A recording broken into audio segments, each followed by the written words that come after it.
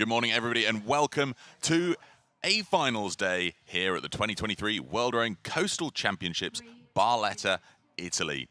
We've had a fantastic 2 days worth of racing so far and so much to look forward to today. You can see the beautiful scenes here on the coast. It's quite a chilly morning here in Barletta. Down at 15 degrees at the moment, not too windy, but it's going to get up to around 25 degrees later on this morning. So lots to look forward to as we get into today's program and schedule of racing. We start the first race in just a couple of minutes' time. We've got 4 B finals to look forward to. We had 3 of the B finals yesterday where we enjoyed the women's quad, the men's double and the women's solo. But today we've got the remaining 4 B finals for the women's double, the men's solo, the men's quad and the mixed double before we get into the 7 A finals that we can enjoy. And of course, the medals to be awarded today. We start off with the women's solo A final at 10 o'clock local time here in Italy. And then we've got the men's double at 10:45 and the women's quad at 11:30. We've then got a short break for lunch and then the remaining 4 A finals from 1 o'clock onwards here local time in Barletta. There's the start list for the B final of the women's double sculls. Packed lineup, 12 boats racing here in this B final, and they'll earn themselves a World Rowing Coastal Championship ranking for the honours of going around this 4-kilometre course. Bear in mind today, because we have the A finals, the course is going to shift. So after these first 4 races, after these B finals are done, we move from the 4K course to the 6K course. So they'll be extending turning point number 3 out to around 1.5 kilometres from turning point 2, where at the moment it's about 850 metres. And then they extend a number of chicanes on the way back in, and it makes it that little bit more challenging for them to get the navigation right. They're about to be called to put their boats in the water.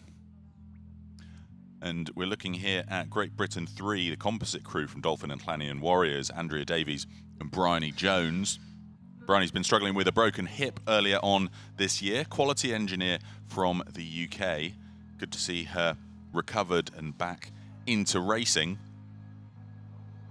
That's the boats going in the water. We've got athletes here from all over the world. The Bahamas are represented, the Netherlands, Ireland, of course, such a huge depth of field in coastal rowing.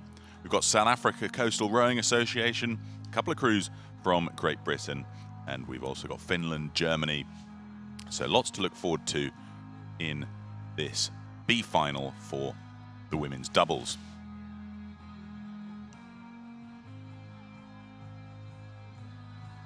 Under starters orders now.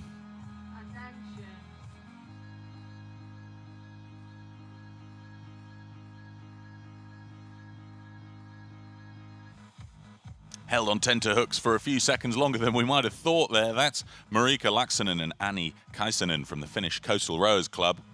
You can see that in the bow seat there, Laaksonen has a little mirror attached to the peak of her cap just to help her with the navigation, because you don't want to be looking over your shoulder too much. You want to be able to focus on the rowing, but you need to be able to see where that buoy is. So, it's disaster in the seat for the German crew from Ruder Club Flensburg. Rebecca Mozartsky just coming off her seat, having to stand up to put it back on the runners. Anja Nordman in the stroke seat there. We can see the Finnish coach just giving a few hand signals to help with the steering. We'll see how they get themselves up to speed. Good start for the Bahamas over on the far side of the course. Punching it up in the mix with the others. 3rd place currently for them. David the Hasselhoff Hussey giving some steering advice for the Irish out there, where we've got Arklow Rowing Club's Lucy Bracken and Rosemary Doyle. But Spain out in front, so it's a good start for Real Club de Regatas de Alicante, Ana Salas Cordoba and Violeta Belda-Borja. They've got the lead as it stands right now, but Finland not letting them get away from it. Marika Laaksonen and Anni Kaisanen starting to move through now, so slightly slower off the start compared to the Spanish. We always see this with the Spanish, so quick getting the boat going.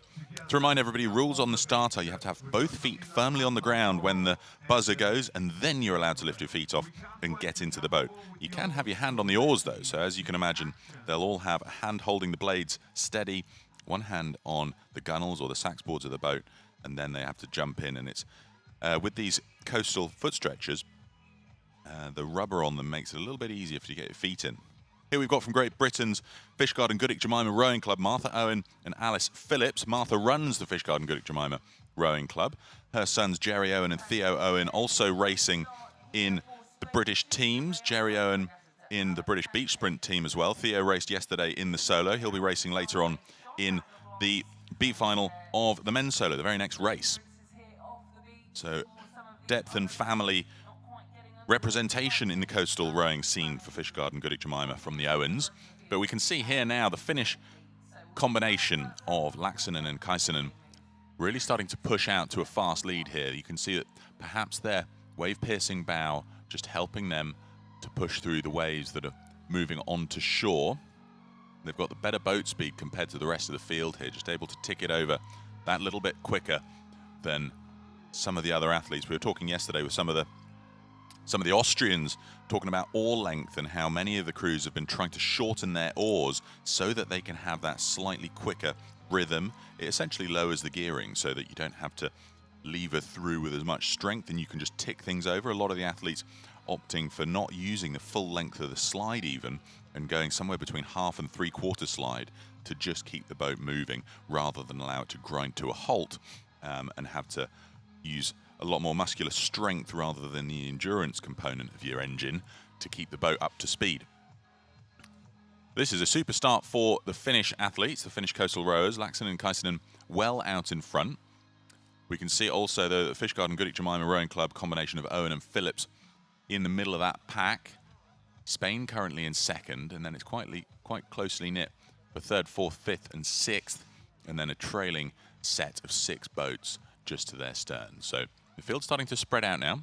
It's 1,250 meters to the first turning point, and we'll see how they go around. Very, very widely spread as well, so they'll start to converge onto that first turning point.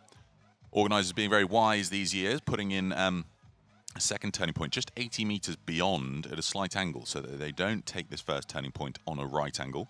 They take it more at a 45-degree angle, so it's a bit more of an arc than a turn, so they don't converge onto such a fine point, and it helps them avoid the clashing that you can imagine is such a risky business in this coastal rowing. Look at the angle of these waves then. This is going to be making it that bit trickier for them to stay straight because those waves will push the bows round because of the diagonal nature. I think the finish here, not struggling with that at all. The wave-piercing bow that points downwards and forwards just cuts into the wave and means that they can keep the boat a little bit straighter. And of course we saw in the bow seat there, Marika had her mirror. So we'll see how she gets on with the navigation using that. We had some interesting navigational challenges yesterday with the Cypriot women's quad missing turning point 5 and having to go back for it. That cost them the win in that B final. And it's exactly the sort of thing that these crews want to avoid. So many times they identify the wrong buoy or they blindly follow the crews in front of them towards the wrong buoy. So it's really important that they take their own course and they have the conviction to follow what their instincts say is the correct line. You can see this arrow straight line from the Finns. We'll see when they start to turn in towards this turning point.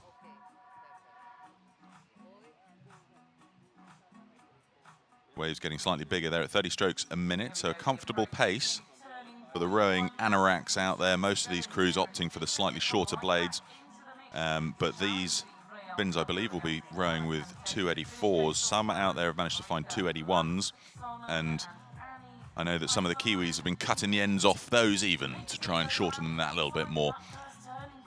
But here's the first turning point round for Finland. Excellent line taken by them. Just behind them, Spain following in short order. So it's a great start for Finland and Spain. The field starting to spread out behind them. Might have a little bit of a clash there in 5th and 6th. Great Britain 2 round the corner safely. So that's River Tane Rowing Club's Rachel Palmer and Amanda Benson Scales. And then in 4th place, Ireland 2, where we've got Arklow Rowing Club's Lucy Bracken and Rosemary Doyle. 5th place then we have South Africa, the combination from the South African Coastal Rowing Association, Sydney Davison and Erin Herschel. 6th, the USA 3 boat from Next Level Rowing, Liliana Natalia Romanzo and Coral Marie Kasdan. Kasdan, 4th place in the women's quad last year, coxing. Now she's here doing a bit of rowing in the stroke seat of this women's double. 7th then, Great Britain 3. So that's where we've got the composite from Dolphin and Clanion Warriors, Andrea Davies and Bryony Jones. I mentioned earlier that Bryony was struggling with a broken hip at the beginning of the season. Then in 8th place, we find the Netherlands combination from the Amstel de Hoop crew of Caroline van der Waal and Lisa van der Putten. 9th, we've got Great Britain 4, that's Owen and Phillips. 10th, we've got Germany, the crew from Ruder Club Flensburg, Mozarski and Nordman. They had that tricky start earlier, so they're not at the back of the pack. France 4, we find from the Société Nautique de la Baie de Saint-Malo. Germany really aren't having their favourite race now. They've clashed with the Fishguard and Goodwick Jemima Rowing Club crew of Owen and Phillips, so they're going to have to separate themselves here. Tricky stuff to get fully separated so that they can get rowing again. But that's taken both boats to an absolute standstill. So I think positions flipping around, that means that the Bahamas are starting to move up level with them. Bahamas were at the back of the pack from Scullers Rowing Club.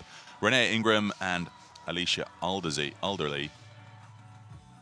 But looking back to the front now, you can see that they're sort of going with these rolling waves towards turning point 3, a 850-meter distance over to turning point 3. The experienced coastal athletes out there will be able to coast or surf some of these waves and build up a bit of speed. We can see there that the German Ruder Club Flensburg and Fishguard and Jemima boats now separated, trying to build back into a bit of momentum. The Bahamas just sitting in 12th place behind that little tussle we saw from Fishguard and Goodwick Jemima and Ruder Club Flensburg from Germany. Back to the front of the field here. It's fast stuff from the finish. Laaksonen and Kaisinen dominating this B final. They continue to extend out ahead of the Real Club de Regatas de Alicante. Ana Salas Cordoba and Violeta Belda-Borja currently in second, and this leading set of 4 boats very much strung out now. I think Ireland 2's Arklow Rowing Club, where we find Lucy Bracken and Rosemary Doyle, are having a great race. We'll see how they get through this second, or the back leg, 850 meters towards the turning point. We so often see the Irish have that superior navigational ability out there on the water, often also the braver ones to take the trickier line. And if you're going to follow anybody, make it an Irish boat, because they very rarely get that navigation wrong. Good to see the Finns going with the waves there. I wonder how much of a benefit they're managing to get from a little bit of surf. They just have such superior boat speed. We can see here their speed's gone up over 14 kilometers an hour, so they'll have surfed a little bit of a wave there. It's dropped back down as they roll off the back of it. So we'll see that sort of surging every few strokes as they manage to catch a wave and then drop off the back, catch a wave and drop off the back. And the crews that can take advantage of that the best will post the best times and conserve the most energy through the process. Here's Arklow Rowing Club, Lucy Bracken and Rosemary Doyle, currently riding in 4th place.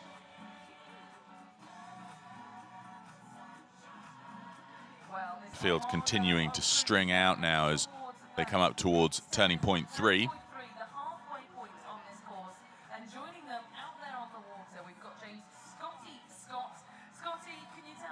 It's quite a wide arc that we see from the Finns going around turning point 3 compared to the Spanish, so that'll have cost them a couple of lengths. Spain now almost drawing level, because it is quite a tight turn that they've got to make here, and I think if Finland don't get this right, we've seen this through the course of yesterday, it looks like they might have picked different buoys here. The angle will be so important to see, and I wonder if we'll get that zoomed out drone shot soon, because the angle is so important. When they come back onto the shore, we've seen some crews mistake turning point 5 for turning point 4, and that means they turn in too steeply back towards the start rather than staying wide and making sure that they get to turning point 4. This leg being about 500 meters down to the next turning point, we'll see how Finland and Spain either correct against each other. The fact that they've gone off on a tangent to each other means that they will probably question who's right, and we'll see one of them adjust. We can see that these crews really taking a wide arc around TP3. Great Britain 2 comfortably holding on to second place. Rivertain Rowing Club's Rachel Palmer and Amanda Benson Scales. And then their positions very much as they were previously. Next level rowing behind South Africa, so that's 5th and 6th. And then 7th, we've got Great Britain 3, the composite crew from Dolphin and Panion Warriors. And then this looks like Fishguard and Gudik Jemima just coming out to the turning point ahead of Rudy Club Flensburg's Mozarski and Nordman. You got a feel for them. They had that seat malfunction in the first 50 meters and then a clash with Fishguard and Gudik Jemima at turning point 1. They now find themselves in 11th place. I think it's just the Bahamas astern of them. Here's that battle for first now then. Spain showing some great steering and moving up through Finland now. There was about 30-meter difference going down that back leg, but just slightly better steering around turning point 3 meant that they closed in several lengths on Finland at that stage.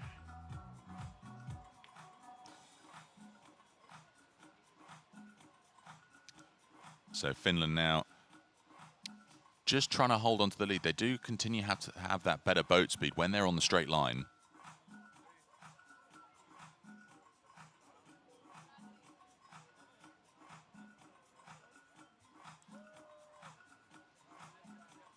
Now the crews behind them staying awfully close to each other. They've got a whole ocean out there. They could give themselves a little bit of space, but we can see on the right of the picture there a couple of boats. Oh, here's the turning point now. Let's see how Finland now are going to have to pull in behind Spain. So Spain continue to take the tighter line. Aggressive approach to the turn from Spain there, holding up on the stern where we had Real Club de Regata de Alicante's Ana Salas Cordoba in the bows, but it was Bel de Borja just holding up with her left-hand blade to just spin the stern round and get them pointed directly towards turning point 5. Here's the tricky thing that we saw yesterday. Some of the Cyprian boats pointing towards turning point 6, and they had to pinch back round to get turning point 5, and that cost them the lead in that B final. Right around that mark, probably a 60-meter gap back to them, but then they are in a nice space with another 60 meters back to 4th place. So Finland taking the lead again, putting up a few more horsepowers to just make sure that they stay in front. But this is where the sharper steering from the Spaniards could come into play their advantage and pip them past Finland for the win in this B final of the women's double sculls.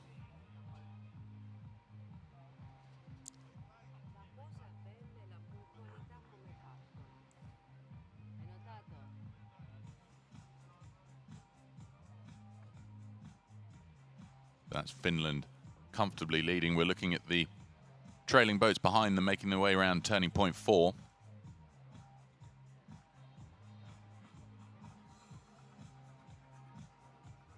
Next up is turning points 5 and 6, the little chicane with 170 meters separating the two of them. So, you make the finish. Take your chair, please. Sit down. Don't stay in front of the camera, please. Take a chair, please. Okay. So you can just see the straight line speed of Finland, just that little bit better than Spain's, but Spain relying on their expertise and skills in moving their boat round corners and their navigation. So this really is the difference between straight line speed and sharper cornering.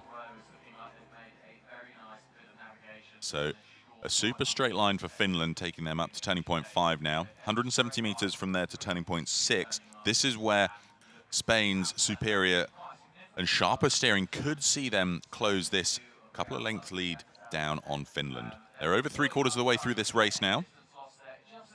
The win of the B final is a very prestigious thing to take away from a World Coastal Championships. This is their final. Finland going for the sharper cornering approach there. Let's see how Spain do this though. Finland struggling to get their boat back up to speed. Spain take a very aggressive line around the buoy. And they're just so good at getting the boat back up to speed again there for Spain. I think it took Finland a second or two longer to do what Spain did there in a marginal amount of time. But you can see they're going into the waves again now. So this is where the wave-piercing bow for Finland will be an advantage. It may not turn as fast as the Spanish boat, but the straight line speed really does show its worth. So it's theirs to hold on to now for Finland. Great Britain 2, the River Tane Rowing Club combination still holding on to a comfortable third place. That's Finland around the corner now. Just one turning point remains. They're going to go up to that buoy there, turning point 7, and then 350 meters into the beach for the run-up the shore, where Marika Laaksonen will cross the line to, if they hold on to this, win the B final of the women's double sculls. I feel very much spread out now. I'll take you through the running order towards the back of the pack. Great Britain 2, that's River Tane Rowing Club. We're in 3rd place. South Africa Coastal Rowing Association in 4th. We then had Ireland 2's Arklow Rowing Club in 5th.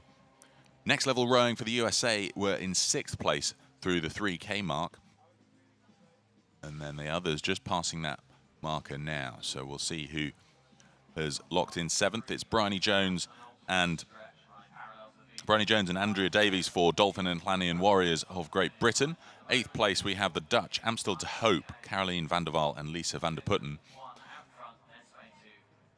So the trailing boats now very much spread out as this line of crews come in towards the final turning point.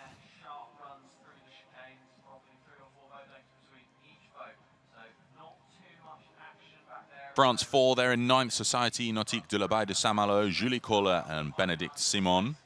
Kohler 6th place in the women's quad last year. Finds herself in the double now, in the B final.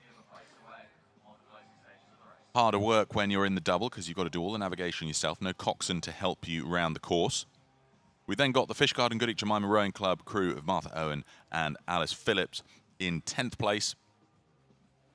But looking at the front of the field here, the Finns have just had a cracking race from start to finish. They weren't the first off the beach. Spain had that honour, but the slightly better boat speed through the 2 long straight legs meant that Finland have earned themselves quite the lead.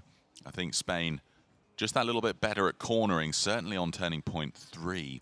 That really did make a dent in the Finnish lead, but the horsepower and superior boat speed of Finland's coastal rowers here, Marika Laaksonen and Anni Keisanen, is going to see them take the win. Just the last couple of hundred meters now onto the shore.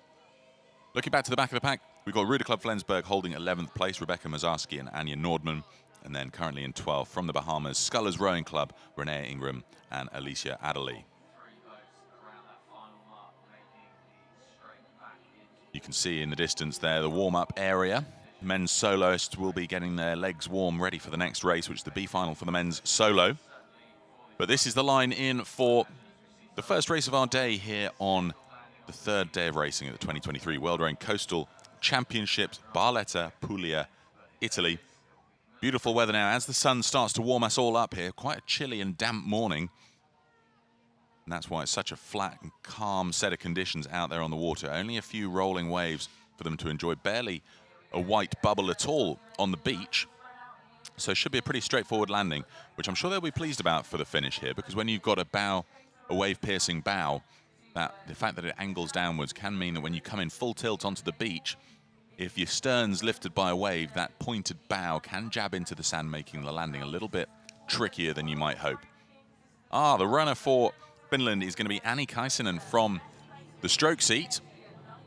And she's going to lock in the win here in this B final for the women's double sculls.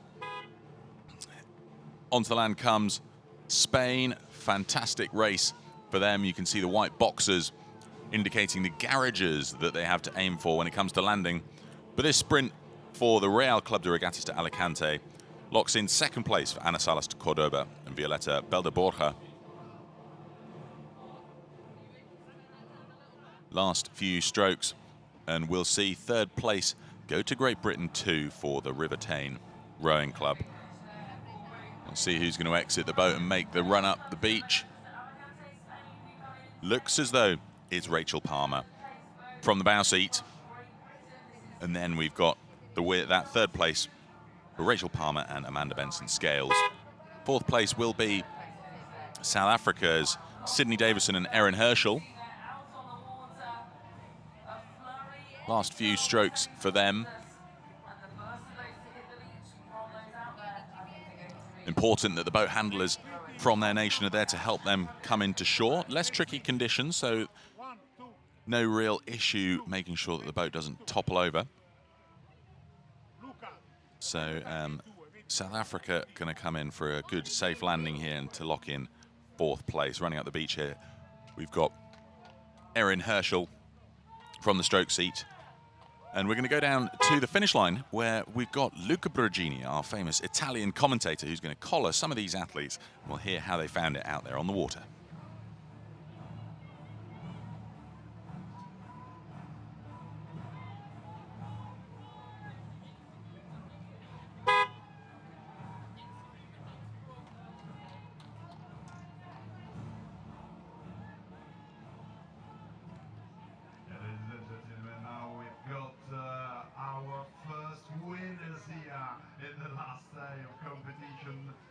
Just won the people of the women's double sculls. Well done to you. Such a tough race between you two, I have to say. How was it?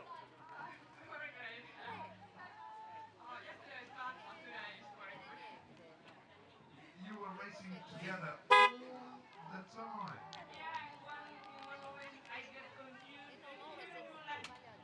We'll catch up with Luca later on. He's just catching up with some of the athletes, but super race. We can see the results getting locked in. 4th place was South Africa, as I said. 5th went to Arklow Rowing Club's Lucy Bracken and Rosemary Doyle. 6th was the composite from Dolphin and Llanian Warriors of Andrea Davies and Bryony Jones. 7th place, the Next Level Rowing crew of Liana, Natalia Romanza and Coral Marie Kasdan. Then we had from Amstel de Hope, Coraline van der Waal and Lisa van der Putten in 8th place. 9th was the Société Nautique de la Baie de Saint-Malo, Julie Kohler and Benedict Simon. 10th then we had Martha Owen and Alice Phillips from the Fishguard and Goodwick Jemima Rowing Club, Great Britain. Last couple of boats just coming in to cross the line where we'll find Germany 1. That's the Ruder Club Flensburg, Rebecca Mozarski and Anya Nordman. Head of the Bahamas Scullers Rowing Club, Renee Ingram and Alicia Adderley.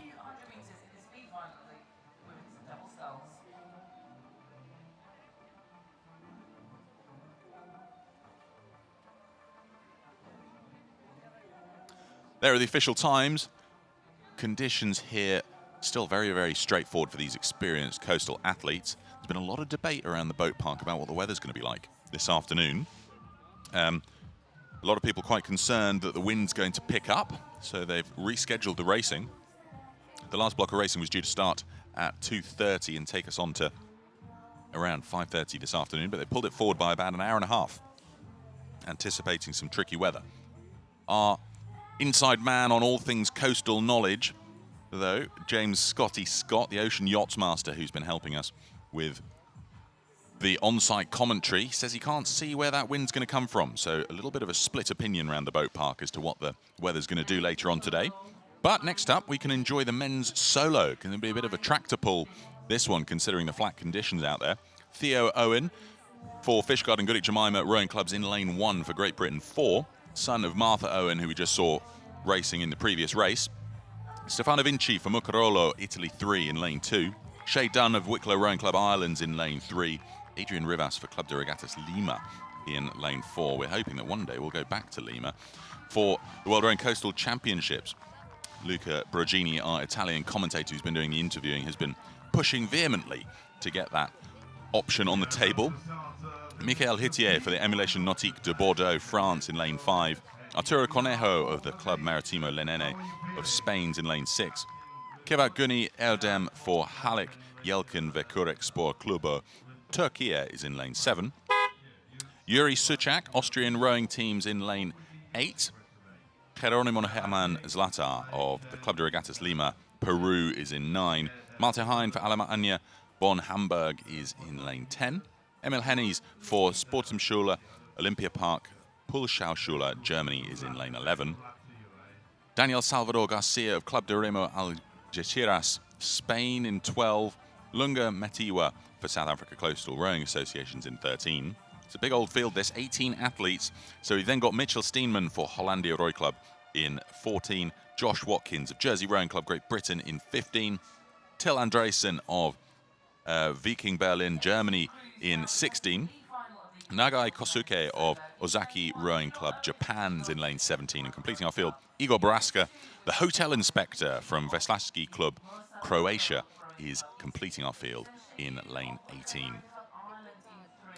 I mentioned yesterday, bumped into Igor Baraska while I was sitting outside my hotel in Hvar, Croatia. He was there to inspect it. I never did find out the result and what he thought of where I was staying. I need to collar him later on to find out. We're just a few moments away from the start of this men's solo B final, due off at 8:30 local time. There's Haman Zlatar for the Club de Regattas Lima, Peru.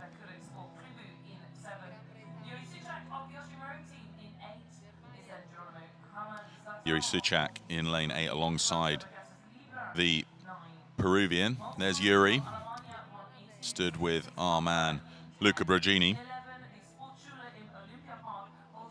Yuri joined me on the commentary for a large portion of yesterday. Lovely guy from Austria. He's been stepping in to race in some of the other Austrian boats. They've been struggling with a little bit of sickness there, with Luka Sasanovic out for most of the weekend.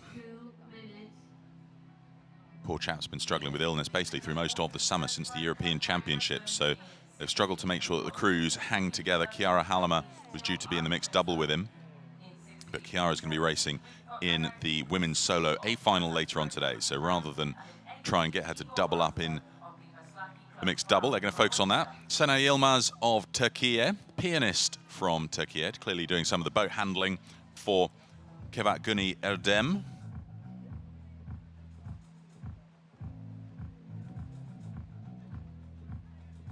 There is Erdem now, getting himself ready. He's in one of the favoured centre lanes alongside Yuri Suchak.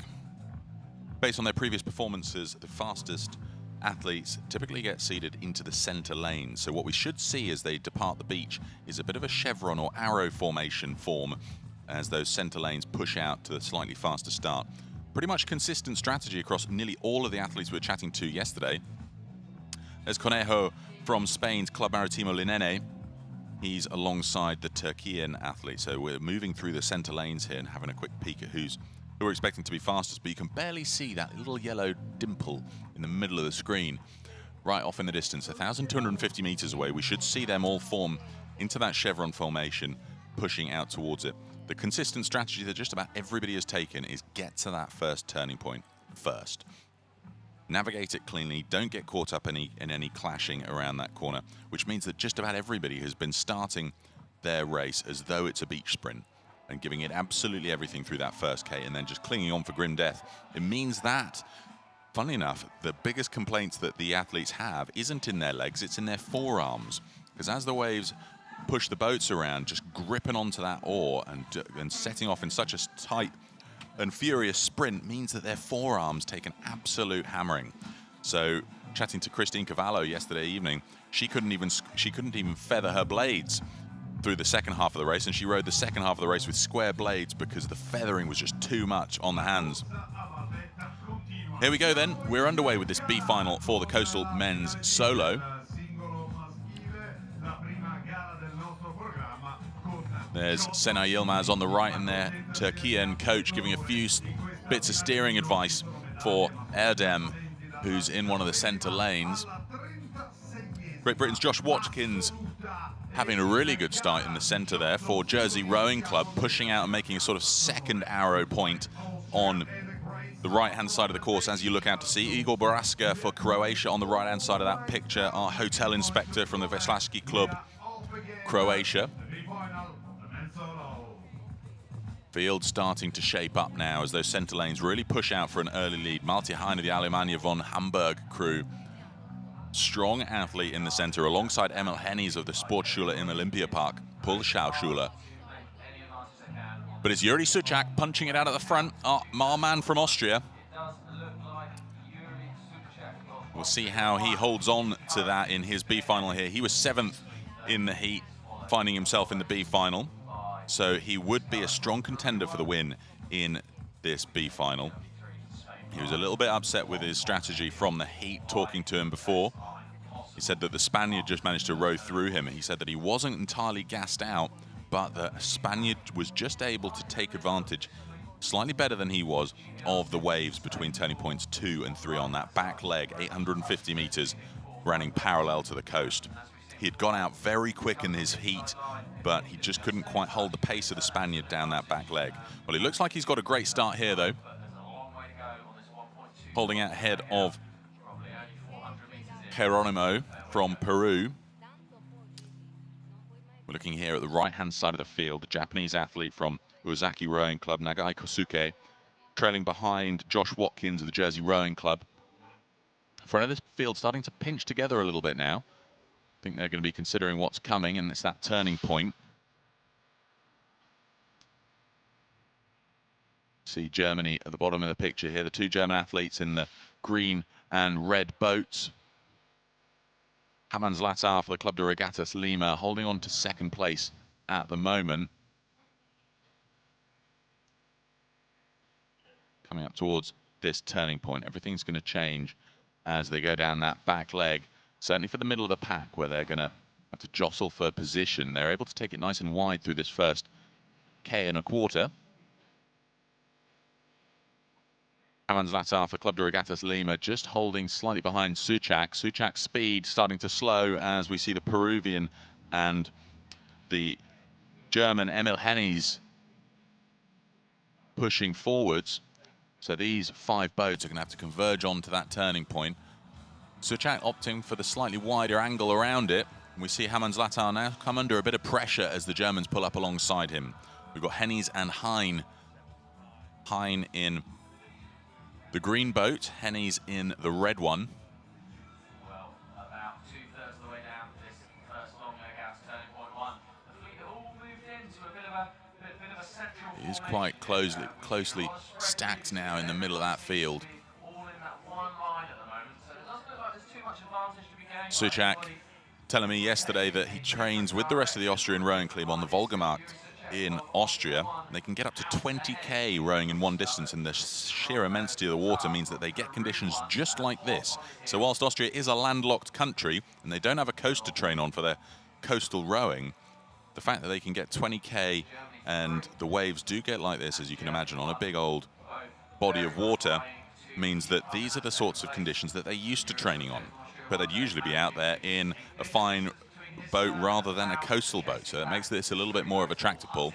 Suchak starting to move over to the right-hand side to take the more aggressive line around that turning point. He's got to stay out in front of the Peruvian. 2 Germans now pulling up alongside Peru, so those 3 boats basically level, trailing behind the Austrian at the front of the field. Then we got from Spain 5 from Club Maritimo Linene, Arturo Conejo. So that's our leading 5 boats. Suchak's race to hold on to now as we come up towards this first turning point. 1,250 meters to get there. And then they'll pivot round, and it'll all feel very different once they've turned around because the angle of the waves will change. So they'll be going less against them as they are at the moment and have an opportunity to sort of go more with them, because at the moment they're heading on the diagonal, which tends to push the bow around. You see that just there, Suchak's bow getting pivoted over. And this is what really burns the forearms, because they've got to make micro adjustments through the course of each stroke to prevent them being pushed entirely off course. Coming around the turning point now then, Suchak holding a comfortable lead, a good line from him. We've got Hennies in the red boat there holding comfortably in second place. A little bit of a lock up there for the Peruvian with the Spanish athlete from Club Maritimo Linene, Arturo Conejo. Hope they don't lock each other into a complete stop. And then behind them for Spain 4, the Club de Rimos Algeciras, Daniel Salvador Garcia currently in 6th place. Then we've got Josh Watkins for Jersey Rowing Club in 7th, and then Erdem of the Haluk Yelkin Vekurek Sport Club Turkey in 8th. Peru 2, Adrian Rivas of the Club de Regatas Lima. All very condensed here. Mitchell Steinman, ex-Dutch international on the flat water in that beautiful yellow boat with a very colourful bow. So they're all around the corner. The field now starting to line up towards the third turning point. Suchak really starting to feel the pressure from Hamans-Latar. Good friends they are, these two, Geronimo Hamans-Latar and Yuri Suchak. So this is the tricky thing. You can see perfectly on this camera angle just how hard it is for them to identify that turning point 3 over in the distance. So they barely use it. Many of the athletes preferring to look at the harbour wall in the distance, some of them using the lighthouse on the end of it as a navigational aid, because that's a slightly greater silhouette as the sun's just risen here in Barletta, Italy. You can see that the angle of the waves means that they've got an opportunity to surf it on the slight diagonal, so it will be tough for them to keep straight. That's where the skill in this coastal rowing really shows itself. The Austrian still holding on to the lead, and it's Hennies now, Emil Hennies of the Sportschule im Olympiapark, now moving up through to take the lead at the front of the field. This is what happened in Suchak's heat. He was out in front and the Spaniard moved through, just able to slightly take advantage of the wave formations a little bit better. Suchak opting for full strokes on each stroke here. See how they get on with this 850-meter leg.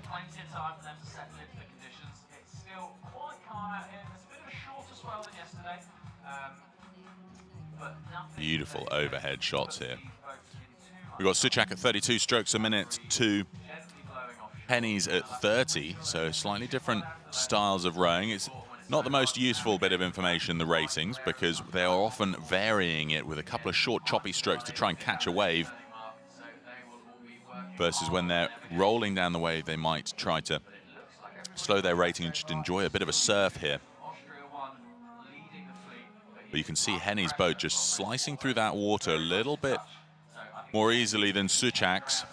So Suchak now starting to feel the pain going with the waves. His wave-piercing bow giving him an advantage on the way out to turning point 1. But now the hull shape holding him back slightly as he tries to surf the waves. But that's giving a little bit of a boost for Emil Hennies of Germany. We've then got the Peruvian alongside, Geronimo Hamans-Latar, and then Malte Hein from Alemannia von Hamburg in 4th place.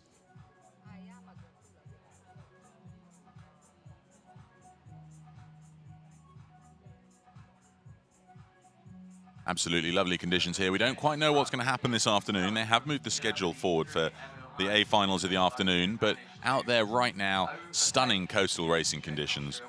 Malte Hein in the green boat, you can see just ahead of Arturo Conejo of the Club Maritimo Linene, who's lost his bow number. But we do know that is the Spaniard, currently riding in 5th place, ahead of his fellow countryman, Daniel Salvador Garcia. Although he's just moved now through past Malte Hein. Here's turning point 3, so they're basically halfway around the course now. 1,250 meters the first leg, 850 meters the second leg, so they know they've passed halfway. Emil Hennies now taking the lead, a couple of lengths up on Suchak. Let's see how they sight for turning point 4 and make sure that they get the correct buoy on the way back into the shore. Much tighter cornering from Malte Hein of Germany. That's earned him some distance back on the leaders. Tricky angle now because they're now going parallel to the wave direction, which means it'll feel a little bit rolly where you've got one oar in the water and one out on the other side, and trying to keep that boat level and give yourself a stable platform to put your power into the water. Suchak now starting to feel the pressure from Arturo Conejo of Spain and Geronimo Hamans-Latar alongside him. So it's all starting to close up here. Suchak starting to arc a little bit wide onto the bottom of the screen here. He'll need to pinch back round. That could allow Hamans-Latar to move through.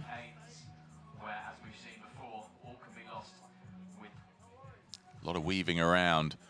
But that's the tricky thing. You can see the angle of the waves. They're sort of going absolutely parallel to their boat direction.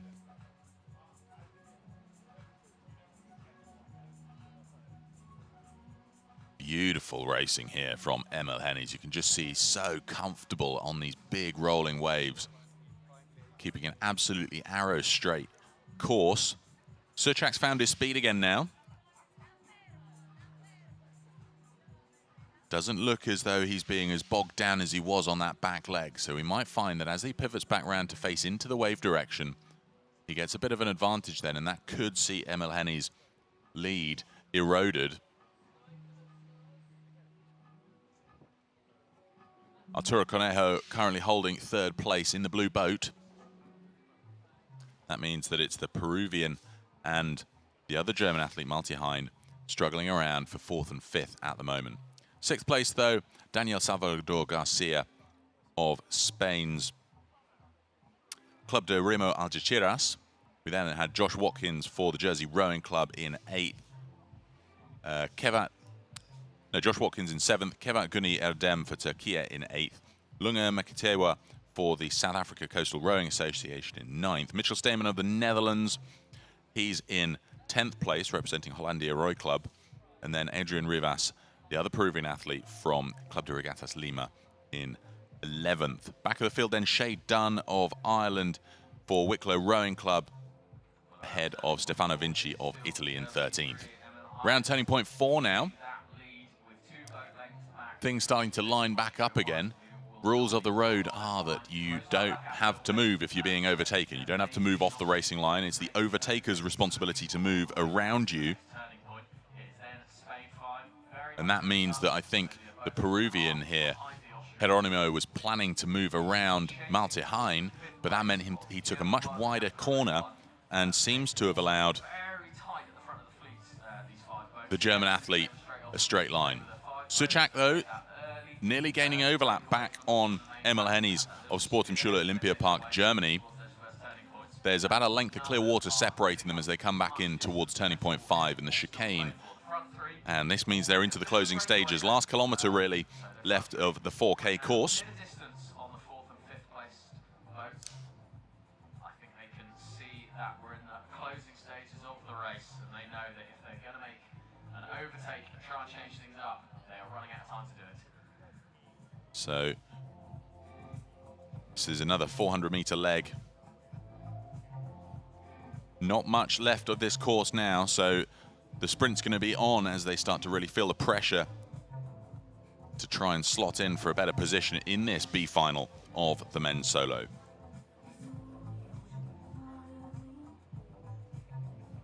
So that's the front half of the fleet. Beautiful views here from the drones. Suchak down at 28 strokes a minute.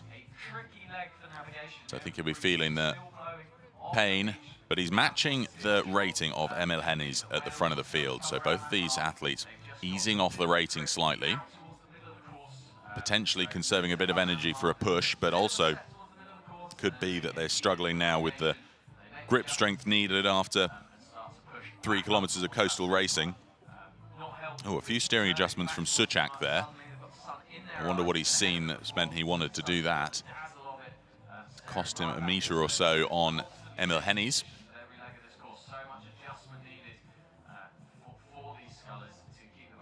Arturo Conejo now solidifying third place, ahead of the Peruvian. So it's just Malte Hein who's dropping back there in the green boat into fifth.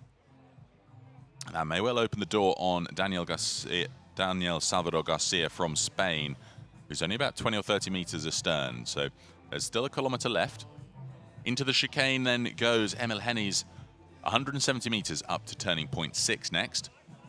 Steering going to be so crucial here. Suchak making sure he gets a clean line. An aggressive approach from Conejo, really holding it up around that turning point. The Peruvian Geronimo Hammonds-Latar coming around next. Very tight line there for Malte Hein, but perfectly navigated. And then here comes the other Spanish athlete, Daniel Salvador Garcia.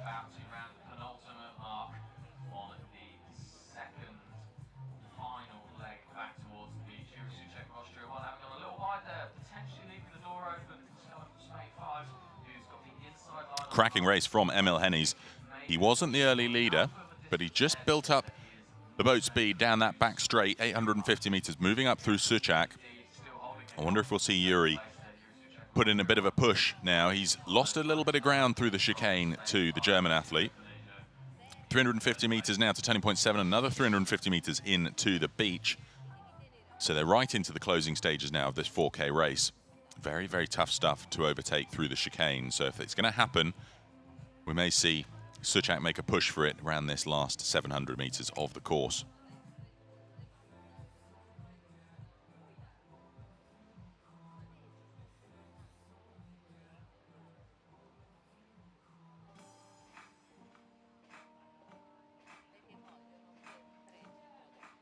Beautiful overhead shots. We can see that Malte Hein is trying to get overlap again on the Peruvian. The Peruvian's just caught behind Arturo Conejo for Spain, trying to close in. He's got overlap. We might see a little bit of a push from the Peruvian to try and steal third place in this B final. Conejo in the blue boat, the Peruvian in the white boat at the top of this picture. Suchak then coming under risk here because we can see that Emil Henni's starting to pull away as he's opened up nearly 4 lengths of clear water over the Austrian. Last turning point now, turning point 7, and it's basically a 350-meter dash in from there to the beach. So it's Emil Henni's race to lose now, the athlete from Sportschule im Olympiapark Pulschau-Schule.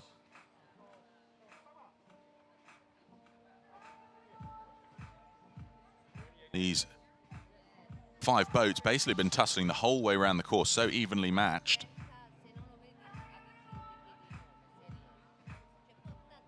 Last 350 meters now. They'll be pleased that they're coming into the closing stages. Quite a wide arc they can take around this last turning point.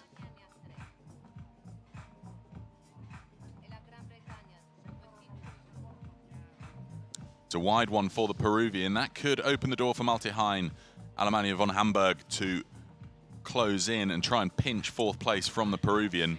This is going to come down to the beach landing now. They've all got a straight line course into the beach. They don't have to be in a strict single file order as they did through that chicane a moment ago. So this is where the finishing sprint is going to come down to it.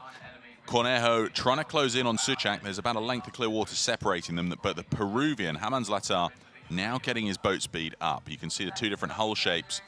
We've got the blue and green boats made by Swift, racing alongside the wave-piercing bows of the Filipis.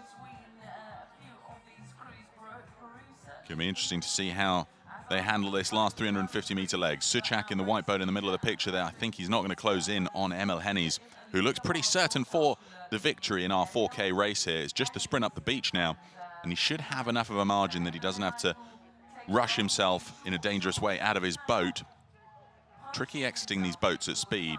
There's all sorts of paraphernalia attached to them that you can get your bangs and knocks and cuts and bruises. Keeping our world-rowing Dr. Mike Wilkinson busy all through the week, patching up these athletes. Oh, a little bit of a tricky exit, but this is Emil Henni's for Sportschule im Olympiapark, Germany. He's going to take the win in this B final of the men's solo. There's the buzzer. Next up, Yuri Suchak, the Austrian rowing team, our architect from Vienna. He's going to lock in 2nd place. Arturo Conejo for Spain, coming in for 3rd ahead of Hamans Latar of Peru. 5th place then is going to be Malte Hein for Germany. A quick order, these 5 coming through the finish line, and then it should be Daniel Salvador Garcia for Spain coming in for 6th.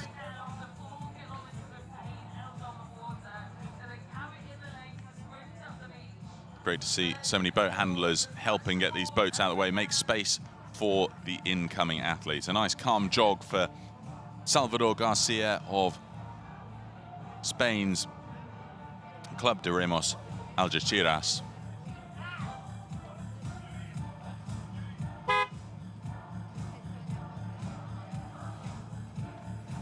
So we've got Luca Brogini down there at the finish line, and we'll hear from him at least. Luca's going to collar some of the athletes for us. And now we've got our protagonists here on the beach. We've seen Germany winning and then Austria 2nd overall in this B final. How was your race today? Yeah, it was kind of fun. You know, like I enjoyed it. It was a nice fight. I mean, there was a second length where he got in front and then I tried, but it just didn't work. You had a great experience, and of course, you have got a long experience in coastal rowing. Can you tell us a bit more about the conditions today? Well, how is the water out there?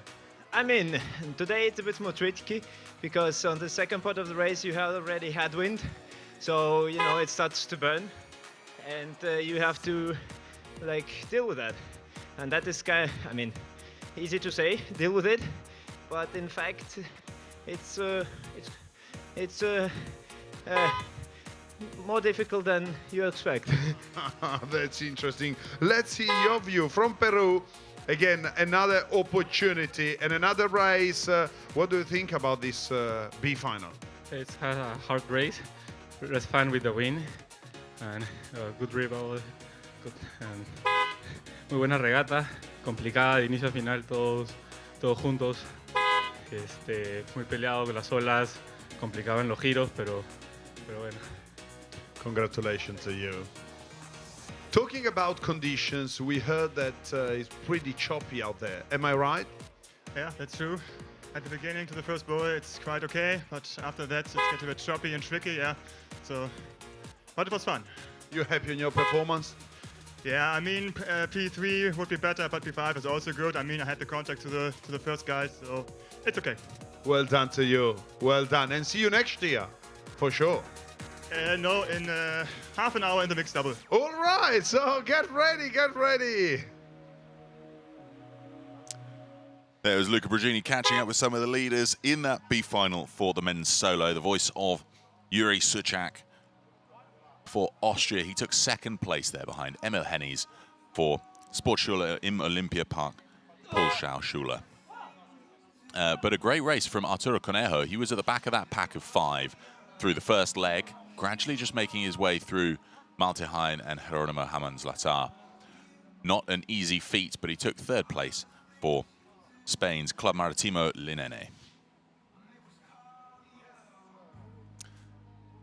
The German crew here, we're looking at the Ruder Club Flensburg, Niels Hansen, Michael Kurt Rudiger Helmchen, Gunnar Olaf Koch, Julian Fer, and Kim Sarah-Goda.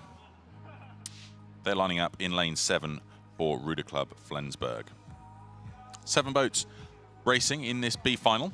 The next race, which is for the men's coxed quads. We've got Alesta Kurek for Turkey, Runcorn Rowing Club Great Britain, Swift Racing Japan, a composite of Santi Stefano, Sampierdenarias, Milano and Pesaro of Italy. Then we've got Sportschule im Olympiapark Pulschauschule, Germany in 5, Wicklow Rowing Club for Ireland in lane 6. And then completing the field, the crew we just saw, Ruder Club Flensburg, Germania.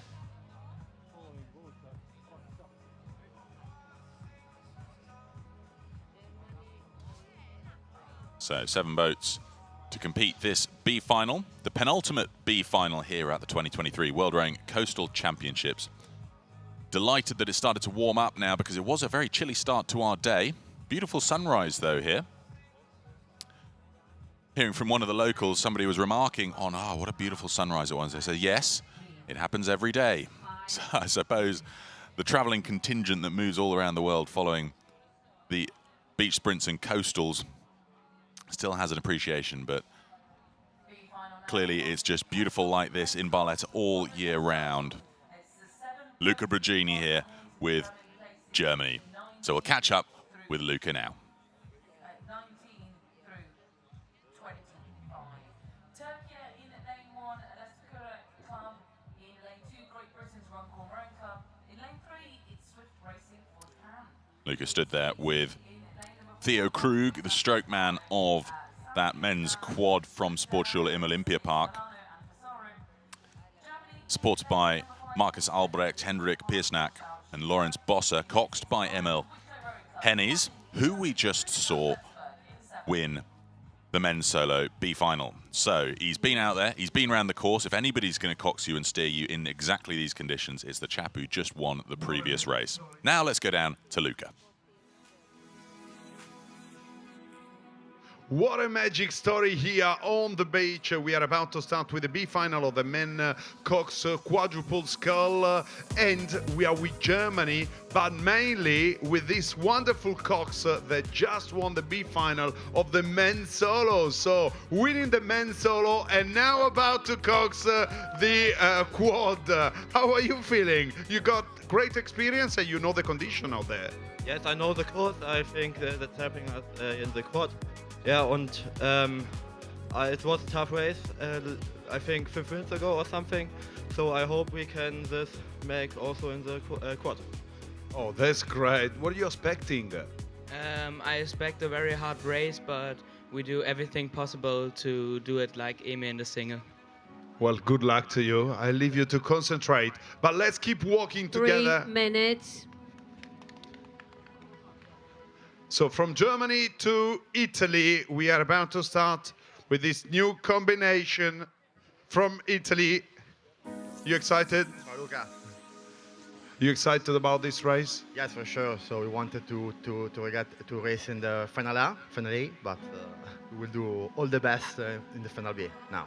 So good luck to you. Best of luck. Buona fortuna.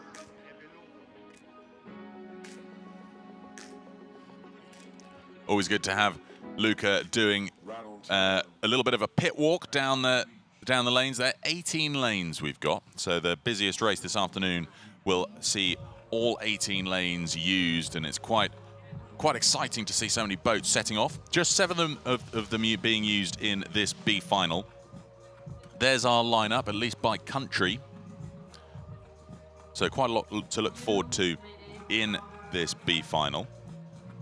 Very cool, though, as we heard, Emil Hennies, who's just raced in that men's solo B final, now coxing the Sportschule im Olympia Park boat around the course. He'll know exactly what it feels like, and he'll know exactly how to navigate it, because that's what he's just shown us he can do whilst looking in the wrong direction.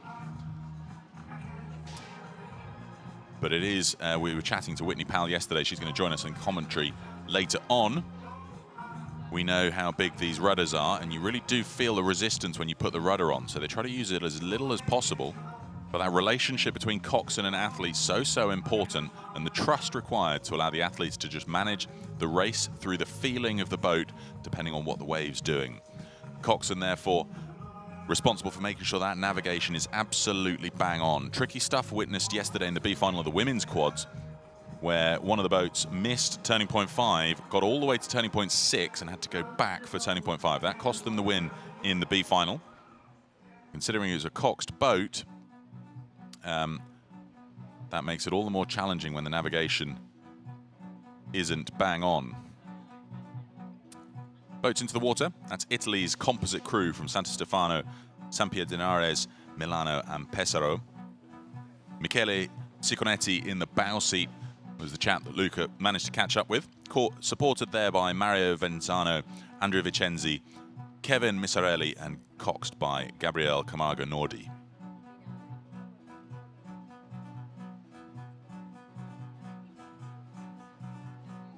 Moments from the start here then. Turkey on the right of the picture. Then we've got Great Britain's Runcorn Rowing Club. There's Japan, the green-decked boat from Swift Racing Japan. Here we go then. Japanese athletes in, clean and fast. Let's see how it goes for this first stroke. Romeo Mednis in the stroke seat, getting them off to a quick start. Coxed by Kasatani Yuki. They make the fastest start there, just slightly ahead of Italy in the yellow boat, and then we've got the blue boat for Germany. A few confused looks at each other, just seeing how they've gotten started. A little bit of a tricky one there for Runcorn Rowing Club. Harry Jackson, Alvin Foy, Rory Nolan, Chris Barton, coxed by Niamh Peakman. Turkey's Alesta Kurek also dropping back, so challenging start for them. Super start, though, for Swift Racing Japan, punching it out at the front of the field alongside the Italian composite. Not managing to drop Germany, though. We can see Germany in the blue-decked boat. So we've got Japan in the green boat, Italy in the yellow boat, and Germany in the blue boat. These three really punching it out to a fast start. Japan have that slightly better rhythm, though. Romeo Mednis in the cox and in the stroke seat, just setting that fast pace. They're up there at 36 strokes a minute, so really punching it out with a high rating. The Italians, they're at 38 though, so that's slightly higher rate of sculling. So very, very fast start. You can just see how important it is to these athletes to get out there quickly. But the Germans are at 40. So it's 36, 38, 40 across those three boats. Very, very different approaches to this first kilometer. We'll see how well it pays off. Japan making the better boat speed of it though. So good quick start for Japan. Bit of a push here. They're still up there at 36 strokes a minute. They're now starting to squeeze in. Italy will be feeling concerned. Boats on either side of them. If anybody's going to lock up, it will be with Italy. So they'll have to make sure that they stay safe approaching this first turning point. Ah, it looks like a coxswain change there for Germany. That's not Emil Hennies in the coxswain seat. It was due to be, so that would have been quite the story. Locking up here, Germany, Italy and Japan. I think the Japanese just trying to push over to not go too wide round that turning point. But that sees them lock blades. It didn't cause the clash that does frequently happen. Very, very difficult to push the boats apart once the blades are locked together. Unzipping them can be quite tricky. Oh, there is Emil Hennies there from in the coxswain seat of the German boat. Ah, it was the Ruder Club Flensburg boat we were looking at. Kim Saragoda at the back of the field. Right, that's what it is. It was Emil Hennies in the coxswain seat of the Sportschule im Olympiapark boat. These three just weaving in and out. Part of that will be the coxswains jostling for position, but also it will be the fact that the waves are coming in on the diagonal. So it's tricky for these coxswains to keep the boat straight, not wanting to use their rudder because that rudder is resistance. It's about twice the size of a water bottle. They're quite big, and they'll want to keep it straight, and if possible, even pull it out of the water. They won't have a fin then, so the stern will skate around a little bit if they pull it out, but that's how they get some really good straight line speed. On the right here, we've got the Ruder Club Flensburg boat. In the center picture there is the Sportschule im Olympiapark boat. So currently in fourth, Ruder Club Flensburg, holding out ahead of Runcorn Rowing Club and Wicklow Rowing Club of Ireland. These three really weaving in and out.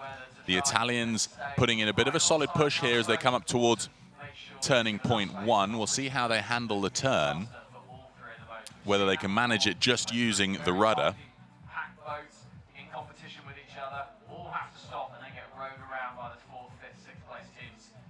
So it looks as though the pace starting to wane for the Sportschule im Olympiapark Germania boat. Japan will be trying to hold on to second now, but all starting to tighten up. Germany pulls in behind Italy. In any other type of rowing, you'd be worried about the dirty water that they'd be rowing in.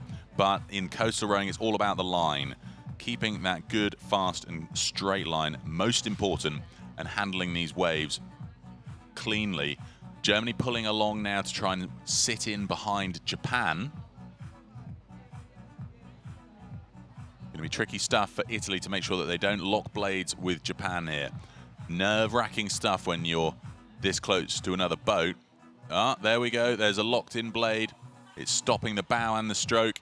This could open the door for Germany to pull around the outside. Coxswains will need to do something. They can't keep bashing into each other because it just allows the other crews to row around the outside. Here they come, turning around the turning point. Aggressive line for Italy. Japan doing their best to not go round wide. They come round and pull in behind Italy. So Italy taking the lead here. This composite of Santo Stefano, Sampierdenariesi, and Milano and Pesaro. There we have it, coming up to turning point 2 now. They take a fine line behind each other, all using the rudder for the Italian boat. Quite aggressively using the rudder, more so than the Japanese. You can see that held them up a little bit. We've seen in the past that when the bow of one boat catches the stern of another, it can pivot them round, almost jackknifing them on the bend. So these coxswains will need to make sure they keep their sterns away from the bows of crews that are trying to pull up alongside them. This is the Sportschule im Olympiapark boat, currently riding in 3rd place. Work to do. It feels very stodgy for them now that it almost looks slow as they pull away from turning point 2. That's because they're going with the waves. So it looks like they're barely moving, but the waves are going with them. So they've got pretty good boat speed here. Japan just not letting Italy get away. Be interesting to see how they handle this back straight, this 850-meter long segment. Will Japan try and pull through and contest the lead? It's going to only get trickier for them once they get into the back half of the course, because the segments between turning points get shorter and shorter and shorter, and there's even that 170-meter chicane, which is just such a tricky one to get a quad to do the overtake. You've got to do the overtakes on the long straights where you've got the distance to do that overtake before you have to turn back in on the buoy. Japan look like they're moving up now to try and pull alongside Italy. Just struggling for that boat speed, though. They're pretty much matched with the Italians. It's going to come down to their ability to catch the odd wave and a bit of surf. This will cost the Italians. They're caught between two waves. Japan just riding the crest of one. If they can get over it, they'll get a little bit of a boost. No, they get bogged down on it instead. You can see how it just held them back and allowed the Italians to pull up half a length, and it's almost become a length now. That's the real difference between surfing a wave and getting caught on the crest of it. Japan were right on the heels of Italy, but it all changed just in the nature of those few strokes. Beautiful overhead imagery here. You can see the direction they've got. They really are going with the waves, but the wavelength just not quite perfect for these 10.5-meter long coxed quads. Cox quads, 10.5 meters long. They weigh 130 kilos without the athletes in. They're 1.5 meters wide, or 1.30 meters wide, at the widest point in the middle. So they do have quite a lot of width, which is, of course, a wider girth. You've got to push through the water. Not giving anything away. The team from Germany 4 had dropped back slightly, but they've started to pull back that Japanese team. But now coming up towards the third turning point, let's see how Italy handle this corner. They're looking pretty good for the win here now, because the distances between turning points are going to get shorter and shorter, which means overtakes get harder and harder. So this is why they push so hard in the first half of the course, is because that's where they've got an opportunity to jostle for position on the long straights and use their straight line speed to lock in the lead before they come to the sharp corners of the second half.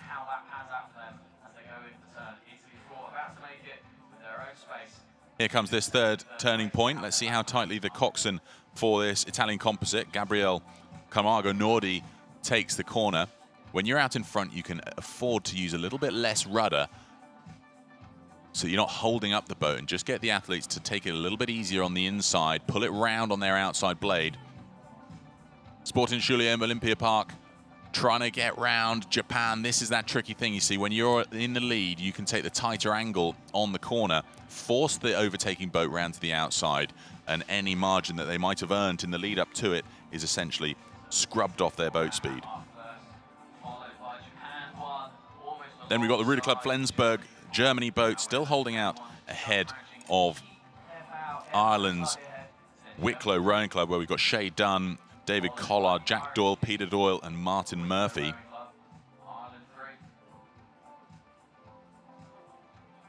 Shay Dunn having just raced for Wicklow in the men's solo B final, so slightly gassed out in the legs. That'll be a tricky thing for him to do two 4K races back to back. Then it's Great Britain 1, where we've got Runcorn Rowing Club. They're currently in 5th, holding out ahead of Turkey's Alesta Kurek, currently in 7th place. Very much strung out field now. We can see there's a lot of boats following them. It's tricky for the boat drivers to make sure that they don't wash down the boats with their wake, which they're coming awfully close to. You can see at the top of this picture.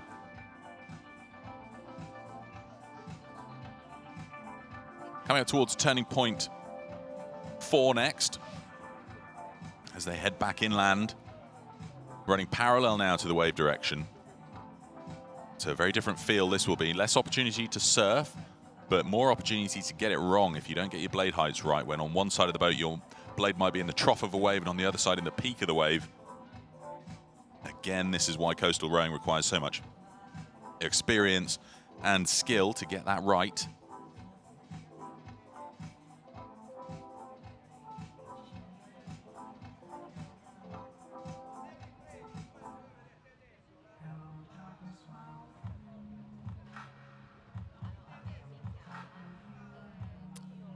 It's a good effort, though, from Sportschule im Olympiapark's Lorenz Bosser, Hendrik Pisnack, Marcus Albrecht, Theo Krug, coxed by the Emil Hennies, who just raced the solo. They could well move through Japan, but these legs just get tighter and tighter now. This is them going around turning point 4. Let's have a look at this. Turning point 4 to turning point 5, just 500 meters. And then it's all very short. This is the last semi-long segment. It's then the 170-meter chicane and then 2 350-meter sections back into the beach. So if any overtakes are going to happen, they're going to need to do it now. And it'll be a key question as to what reserves they've left in the tank. Italy, I think, are untouchable out at the front of the field. A cracking race for them. Japan had the fast start. They could be paying for it now, just trying to hold off this push from Germany coming down the last long straight. Germany moving on to the inside. If they can get to that turning point in the lead, they might be able to nip in around the inside, but it will put them on the outside of turning point 6. Turning point 6, another right angle, but going in the opposite direction. So it's tricky stuff. A little bit of a surge here from Japan, sees them pull out again to just over a length on Sportschule im Olympiapark. That's what they want. They won't want any issue with the cornering. Beautiful scenes here from the close-up drone following alongside each race. Very different rhythm in these two boats. We've got Germany very consistent. They're at 33 strokes a minute. Japan not quite closing in on the Italians. They're at 33 strokes a minute as well. What a super race, though, from Italy. This composite crew,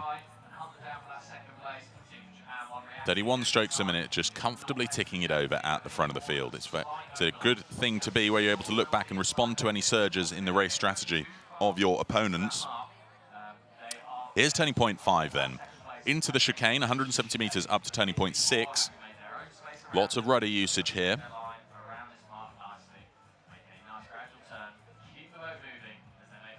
I think Sportschule im Olympiapark, we're in with a shot of getting through Japan, but that 500-meter segment, Japan's response just too much to allow them to get overlap. I think these positions all now looking pretty locked in as we come into the last 2 turning points. And then it's 340 meters to turning point 7 and 350 meters in to the finish line. This is the penultimate B final. All that remains after this is the B final for the mixed doubles, and then we're into the medal finals.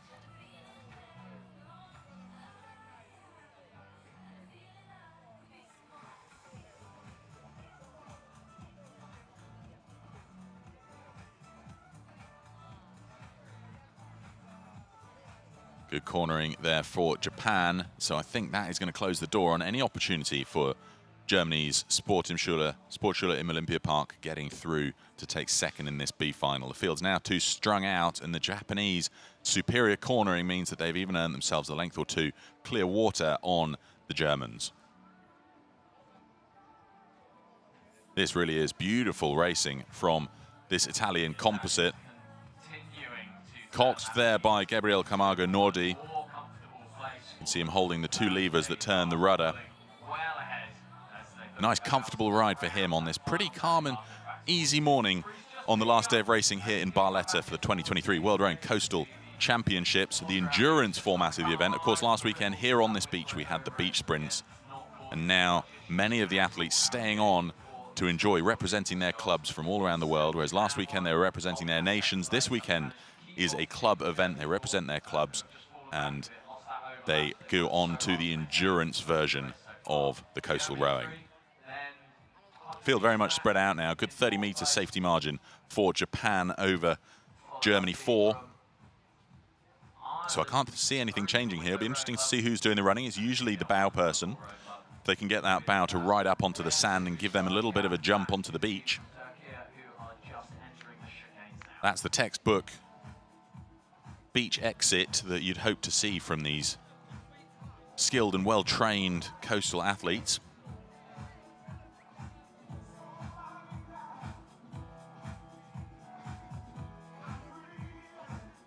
Lots of development going into these boats over the course of the last few years. The start of our program for the A finals, you'll see me just step you through some of the adaptations that these amazing quads have had to them over the last couple of years, from splash decks at the front of the boat, bow shape changes, rudders, and how they stop the water flooding back in, but allow it to flood out at the stern.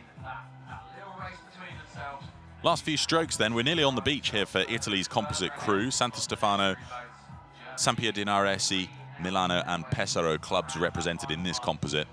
And then we're going to see, jumping out of the back, Michele Sicconetti. We'll see how well trained he is in this beach exit. Cracking lead for Italy 4 here. Absolutely untouchable. Slightly rockier start there in the danger zone, pinched between Japan and Germany 4. Up onto the beach, it's the coxswain making the run for it. Wise move, he'll have the best legs for it. Gabriel Camaro Nordi gassing it up the beach. Wise move that, in fact. I mean, that's what we've seen the Kiwis do quite frequently with Matt Dunham in the coxswain seat. He's a bit of a sprinter as well, and he makes it up there faster than any of the other athletes. Japan's bowman here, Sakaguchi Satoshi, making his way up. He was supported there by Shiina Takayuki, Sugiyuri Asahi, stroked by Romeo Mednis, and their coxswain Kasatani Yuki. Great performance from Japan, locking in second place in this B final. Sportschule im Olympiapark locking in third place. Lorenz Bosse, Hendrik Piersnack, Marcus Albrecht, Theo Krug, and coxed by Emil Hennies. And then this is Ruder Club Flensburg coming in for fourth place. We should see Lorenz Bosse in the bow seat jump out. We'll see if he does so. He does. A little bit of a trickier exit. Two athletes making the run up for it. I think that sees Bosse make his way back because he'll know that only one athlete is allowed to run up the beach. So that was Hendrik Piersnack crossing the line for the... No, that was Mikael Helmitchen for Ruder Club Flensburg. Here's Doyle for Wicklow Rowing Club. They lock in fifth place. So we're going to catch up with Luca, who's there at the finish line, to hear how things went down out there on the water. Ladies and gentlemen, Italy just won the men's cox quadruple scull, the B final, and here we've got the official cox of the Italian team. How was your race? It was really fun. I need to thank our team that is at the boat. We had a very hard start with Japan and Germany. We had some contact, but at the end we made it, and it was very fun. Well done, well done. How was your race today? What you want to tell us? We want to get the first place this FB, but we chasing Italy and Germany. We attacks already attacks, but Italy is gone. That's really good. Talking about the conditions here, we've got a lot more races to come, and in about less than an hour we start with the A final of the day. Can you tell us a bit more about the conditions on the water? Is it pretty choppy or not? Today's very windy, more than the days before, and we have a lot of waves, and so it's very complicated. Not complicated, but harder than the previous days. Thank you very much for your tips. They will make a huge difference. Well done to Japan. Well done to Italy. Thank you for being with us. Say hi, big hi to the camera, and we move to the next race. Always great to hear from our man on the ground, Luca Brigini, out there at the finish line. We'll hear from him in a second as we get ready for the next race. But there are the official results from that B final. Italy's composite crew dominating the race after the first turning point. Japan making the early start and just managing to fend off the Sportschule im Olympiapark boat of Germany 4 all the way around the rest of the course. Cracking race for Ruder Club Flensburg, moving up to take 4th around the course and across the line. But we look now to the next race, which is the last B final here at the 2023 World Rowing Coastal Championships. It's going to be the B final for the mixed double sculls. It's a big entry that we find in the mixed double sculls each year. 18 boats racing this B final. Looking here at the Italians, Violante Lama, she's rowing with Rosario Panteca, representing Dibi Rowing Club, Italy. They're in lane 9. But it's a big field here. Athletes from the USA, Great Britain, Japan, New Zealand, France, Canada.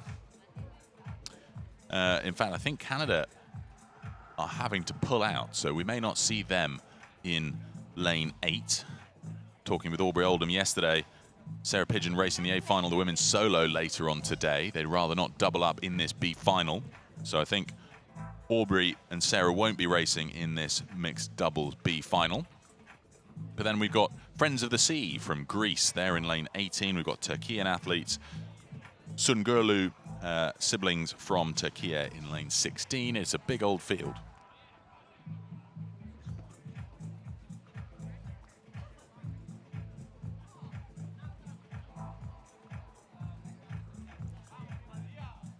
Just going through their final moments of prep. This race due to start in 8 minutes' time.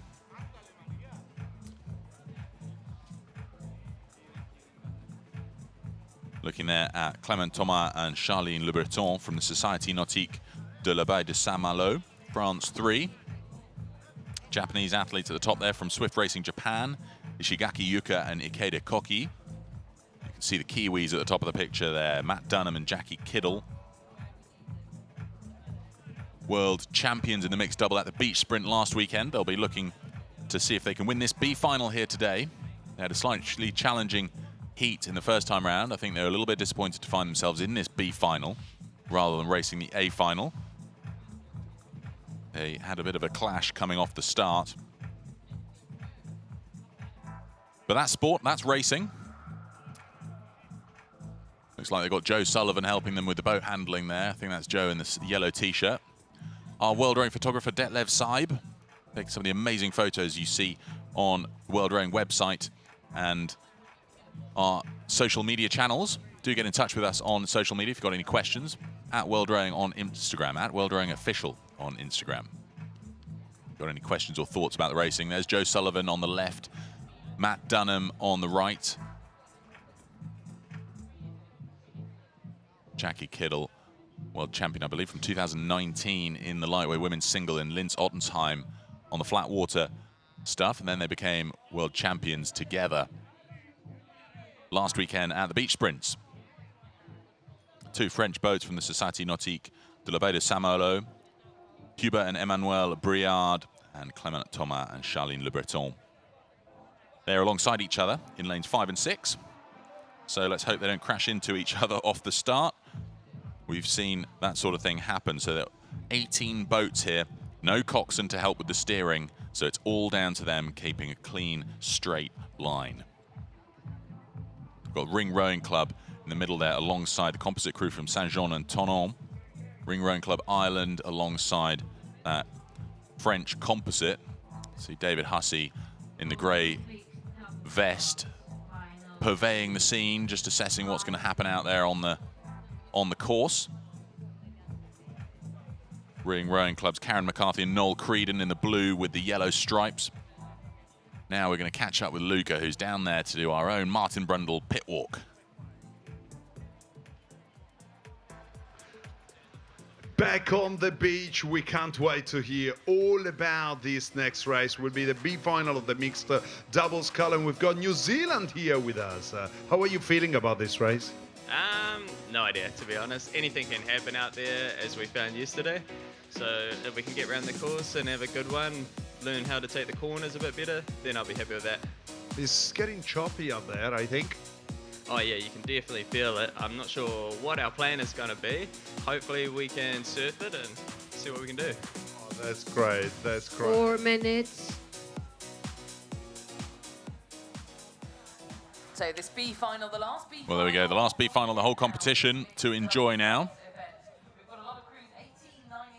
So lots to look forward to in this B final. 18 boats clashing for the win in this B final. Athletes from all around the world.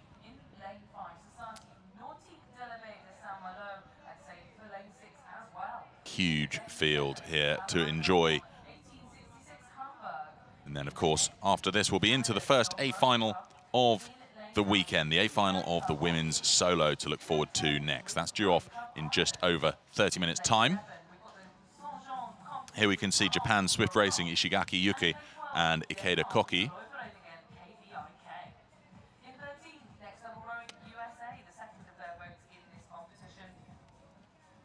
In a moment, they'll be called to put their boats into the water. 3 minutes left before we start this B final. Mason Nothaft and Brooke Downs, Next Level Rowing, USA 2. They're on the left of this field in lane 1. Sarah Parfitt and Graham Davis for Runcorn Rowing Club in 2. Ishigaki Yuka and Ikeda Koki for Japan in lane 3. Looking here at Hubert and Emmanuel Briard for France. They're in lane 5 alongside Matt Dunham and Jackie Kittle of New Zealand in lane 4. Then the other French boat, Clément Thomas and Charline Le Breton for Société Nautique de la Baie de Saint-Malo in lane 6. Malte Hein and Karina Hein, Alemannia von Hamburg, Germany in lane 7. I think we were due to have Sarah Pigeon and Aubrey Oldham of Don Rowing Club Canada in lane 8, but I believe they won't be racing today, so we'll have that confirmed in just a moment. Violante Lama and Rosario Panteca of Dibby Rowing Club, Italy in lane 9. Noel Creedon and Karen McCarthy for Ring Rowing Club, Ireland in 10. Jean-Simon Carivane Pic and Véronique Couvreur. Composite crew from Saint-Jean and Tonon in France are in lane 11. Toril Lindjeberg and Peter Vale for Royvereniging Kvik, Denmark in 12. And then we've got Connor Sawyers and Alyssa Trebilcock of Next Level Rowing USA in 13. Alejandro Caro and Antonio Barbera Vega for Club Maritimo Linene, Spain in 14. Gail Aranya and Yannick Boudelo for Société Nautique de la Baie de Saint-Malo, France in 15. And then we've got the combination from Turkey's Alesta Kurek Club, Dilek Sungurlu and Teginzan Sungurlu in lane 16. And then the Spaniards from Club Maritimo Linene, Pedro Mestre Gil and Lorena Merida in lane 17. And then completing the field, Friends of the Sea from Greece in lane 18. Sotirios Apesos and Vavara Nicolaidou in lane 18. So theoretically, we've got 18 boats, but I think one or two of them may not be racing due to various issues, illness and unexpected progression to A finals typically being the cause. Crews not wanting to double up too much because bear in mind, after this race, we shift from the 4K course to the 6K course, so it gets just that much longer after this B final.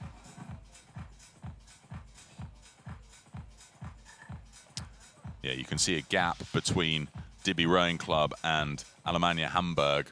That's where we would have found the Canadians from Don Rowing Club. So I think we've got at least, at most, 17 boats here.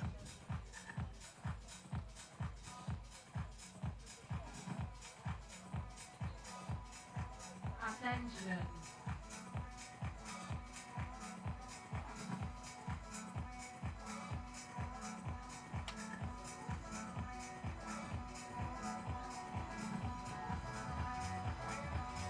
Into the boat they go after the buzzer sets them loose. Let's see if they can have a clean start here.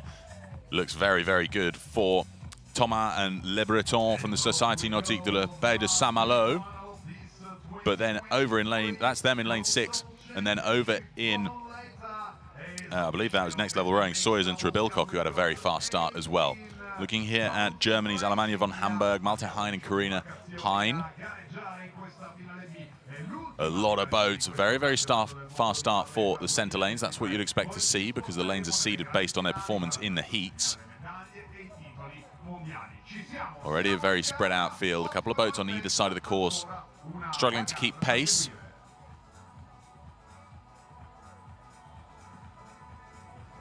But I think the best start there was the French crews. You can see surging out into the early lead. You can see the Turkian athletes there from Alesta Kurek, the Sungurlu combination. just up on Club Maritimo Lenene, where we've got Maestrigil and Merida. Still a lot of directional support from the coaches on the beach. Absolutely critical because they won't want to be looking over their shoulder too much. You can see the rolling waves now coming directly onto shore. It was a little bit more on the diagonal through the early stage of racing this morning. Things do shift around quite a lot here in Barletta. Kiwis out in front then. This is where you'd expect to find Matt Dunham and Jackie Kittle.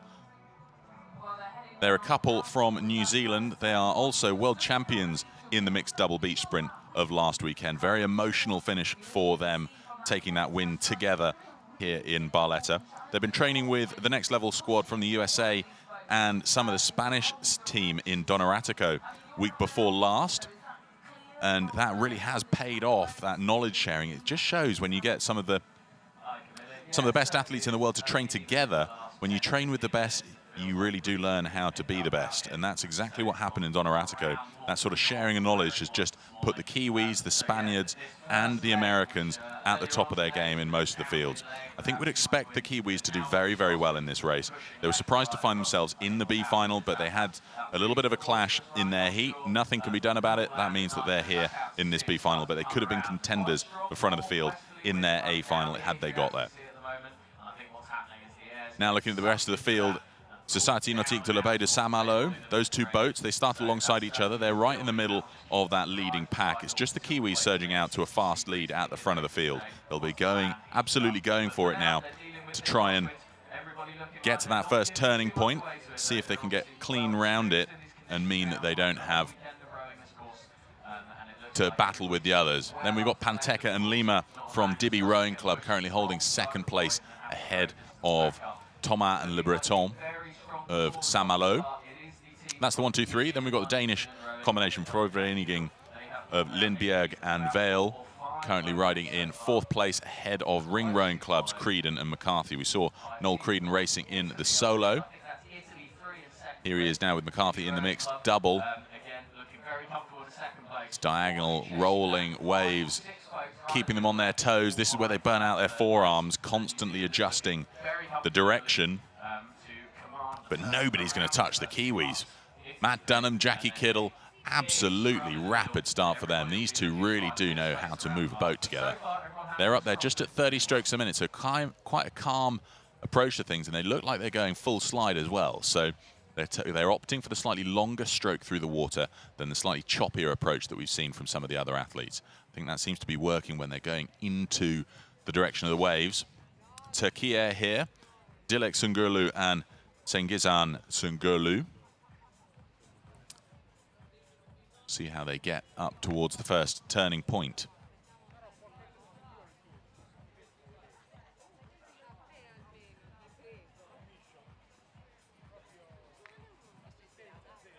You can see then behind the Italians from Dibby Rowing Club, they've got a couple of lengths clear water for themselves as well. So the field really now starting to string out a bit.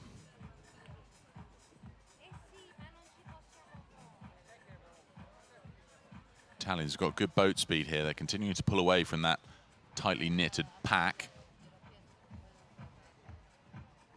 I can't see anybody touching Matt Dunham and Jackie Kittle in this race, though. I mean, we know that they've got the depth of endurance and the engines on them to hold the full 4K distance.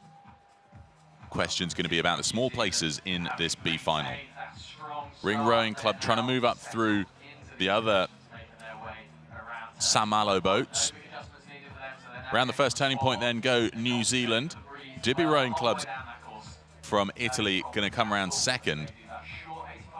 And then it looks quite tight between these 5 boats for third, fourth, fifth, sixth and seventh. Let's hope they have a clean route round. Denmark get round it first, just ahead of Saint-Malo and Ring Rowing Club.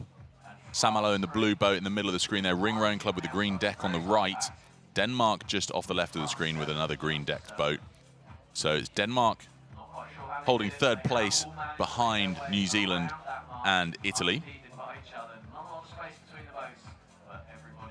And then we've got France 3, Saint-Malo ahead of Ring Rowing Club. Ring Rowing Club in 5th.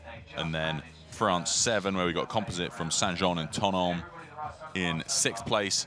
Germany 0-1 in 7th. Alemannia von Hamburg, that's Malte and Karina Hein. And then USA 2, which is the next level rowing combination of Brooke Downs and Mason Notaft. And then we got Great Britain 1. Great Britain 1's Runcorn Rowing Club, Sarah Parfitt and Graham Davis, currently in 9th place ahead of USA 3, where we've got next level rowings, Connor Sawyers and Alyssa Trebilcock. Japan 1, then in 11th place, we've got Swift Racing's Ishigaki and Ikeda. So the field now starting to really string out in this massive 18-boat lineup. But New Zealand just continues to pull away. Look at this, 50 meters up on Panteca and Lama of Dibby Rowing Club, Italy. They themselves then have another 50 meters back to Denmark. So I think those two boats are going to run away with this B final. Nobody's going to touch them. It's going to be this battle for the small places between Denmark, Saint-Malo, well, the two Saint-Malo boats, and the crew, the composite crew from Saint-Jean and Tonon. So everything's still to play for. We're coming up to 1,800 meters down. It's about 2,100 meters to the second turning point in total. So work to do now. They're going with the direction of the waves.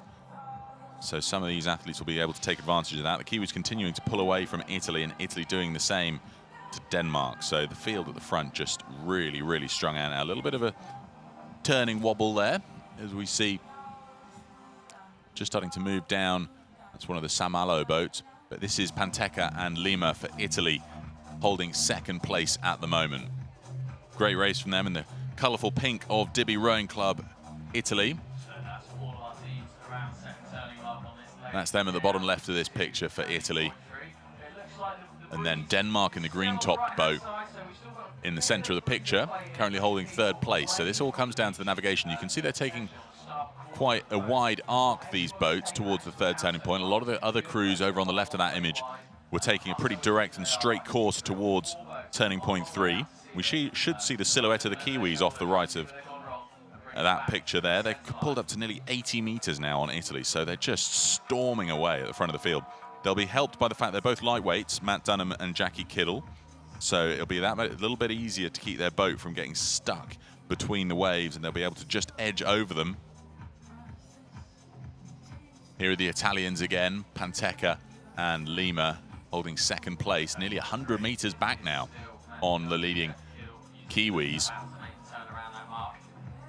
A little bit more of a stodgy race from them there. They're getting gained on now as we see France pull through Denmark. The composite from Saint-Jean and Tonon. That's Jean-Simon Carivempic and Veronique Couvreur moving up into third place ahead of Denmark's Toril Lindbjerg and Peter Vale. They're in the first of those green boats, but Denmark now in fourth place. Now round the turning point. Kiwis are already round. They're just off the right of this picture. That means we're going to see the Italians go around it now. You can see the Kiwis just in the bottom right of the screen. They're barely in shot. They're so far out in front. They've got an enormous lead. 26 seconds their advantage on the Italians. I think the Italians struggle with the boat speed down that back leg. That's seen the Saint-Jean crew close in on them. Denmark then in fourth. We've got Ring Rowing Club in fifth. Saint-Malo in sixth place. And then Alemannia von Hamburg in seventh. Next level rowing, where we've got Brooke Downs and Mason Nothaft in eighth. And then GB1 Runcorn Rowing Club, Sarah Parfitt and Graham Davis in ninth place. Looking back then to this battle for third place behind New Zealand and Italy. They're past halfway around this 4K course. A little bit easier to overtake in the doubles. Oh, some challenging strokes there to get the boat around a very, very wide arc. That's lost them some distance. A couple of crews just nipping through on the inside. Here then we can see Denmark, who are in fourth place behind that Saint-Jean and Tonon composite. Denmark struggling to stay ahead of Saint-Malo. And then we've got the other Germany combination from Alemannia von Hamburg trailing behind 2.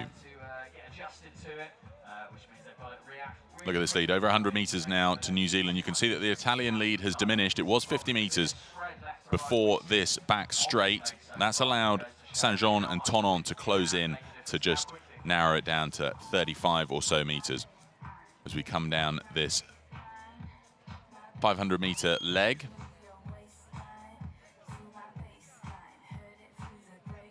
.480 meters to turning point 4, and then a 500 meter leg to turning point 5. These are the leaders, Matt Dunham and Jackie Kittle, absolutely smashing it at the front of the field. They just have such great run on that boat. 31 strokes a minute to the Kiwis. They're around turning point 4 already. Now starting the 500 meter push towards turning point 5 and the chicane through to turning point 6.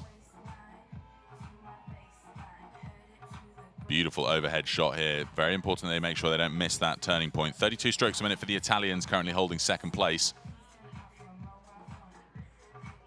And then we've got Saint-Jean and Tonon composite in the blue boat there, currently in third. Still all to play for the small positions, though. Really fast stuff from Saint-Jean and Tonon. They're up at 34 strokes a minute, just ticking it around that corner. Going to be a clash here.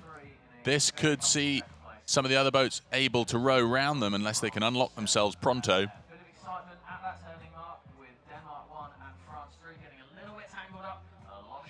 So Denmark and Saint-Malo tangled together. They've torn themselves apart now so they can get focused back onto the racing. Short exchange of courtesies, and they're back into the race. A few clashes of blades here, though. Denmark making their presence felt there out there on the water. Look at this, 4 boats all alongside each other. This is going to be carnage coming up to the next turning point.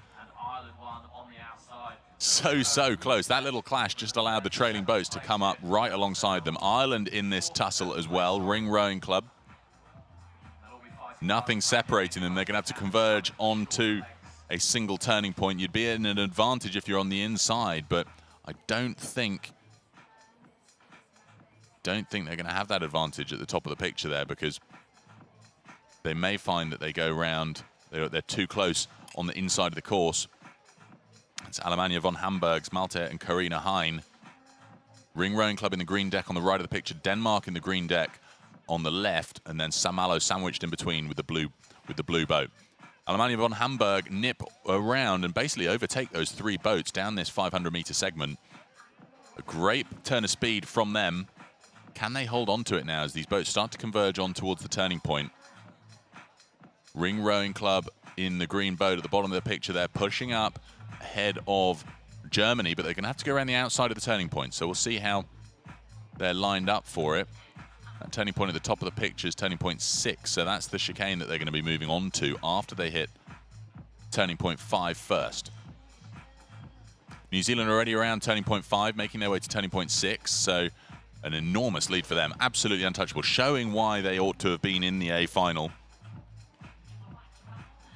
They could almost ease right off and they'll still absolutely dominate this B final here. Jackie Kittle on the right of the picture, Matt Dunham in the bows, the sprinter from New Zealand. Nobody can beat him up the beach. So quick. Alemannia von Hamburg trying to push past Ring Rowing Club to pinch 3rd place. We've got to remember that Lama and Panteca of Italy are still holding on to 2nd behind the Kiwis. It's theirs to hold on to. Now we come up towards turning point 5. Let's see how... Oh, look at this. See, Alemannia von Hamburg are going to have to really tightly take it around this corner. We're going to see a bit of a clash here because Ring Rowing Club won't like them slowing down for the corner. But that's what's going to happen. They can't help but slow down. And that means that Saint-Malo are going to get tangled up behind them. They push their stern round. In the end, a very lucky corner for Alemannia von Hamburg. That could have gone all very wrong, but their aggression has paid off. They've got a bit of a lead now on Ring Rowing Club. So 170-meter dash now up towards turning point 6.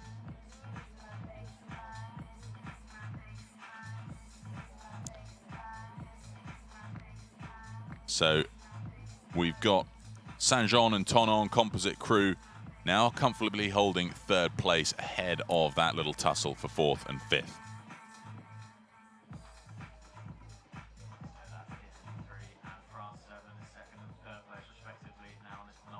So you can see the enormous lead of the Kiwis. Italy holding on to second, and then that is the combination from Saint-Jean and Tonon.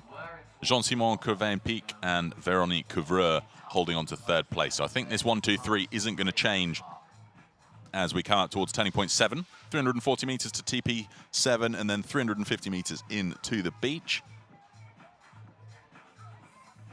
Nothing's going to change here. I think we're looking pretty locked in, but the stars of this race, I think we would have expected this according to the form book. Matt Dunham, Jackie Kittle, absolute domination for New Zealand. Panteca and Lama, Rosario Panteca, Violante Lama of Dibby Rowing Club. Starting to feel the pressure from France. We might well see France move up through them. But I think this race is a pretty much concluded outcome. We can see Kittle and Dunham, absolute domination. If you're tuning in from New Zealand, I'm sure you're delighted by this performance from these Kiwi international athletes. Setting a great pace. They're already nearly up to the beach as the trailing crews just come to turning point 7. The field very much strung out. And a 200-meter lead New Zealand have over Italy between first and second. That's the Kiwis in the top left of that picture already coming in towards the beach as Dibby Rowing Club from Italy just make it round turning point 7. So we're now going to see Matt Dunham make his way up the beach. We'll see if he puts the gas on. He's such a fast sprinter we saw through the course of the beach sprints last weekend. And as soon as they cross the line, we're going to start getting ready for the A finals. The next race is the first A final of the weekend for the women's solos. So lots to look forward to in these A finals, but this is Jackie Kittle and Matt Dunham. He's not rushing too much here. He knows the wind's on, so we're not going to see him set the sand alight as we've seen in the beach sprints. But that is basically going to wrap up our B final here for the mixed doubles. Results will be posted on the World Rowing website. We're going to get ready now for the A finals due off in just over 10 minutes. So we'll catch up with you in the lead up to that A final.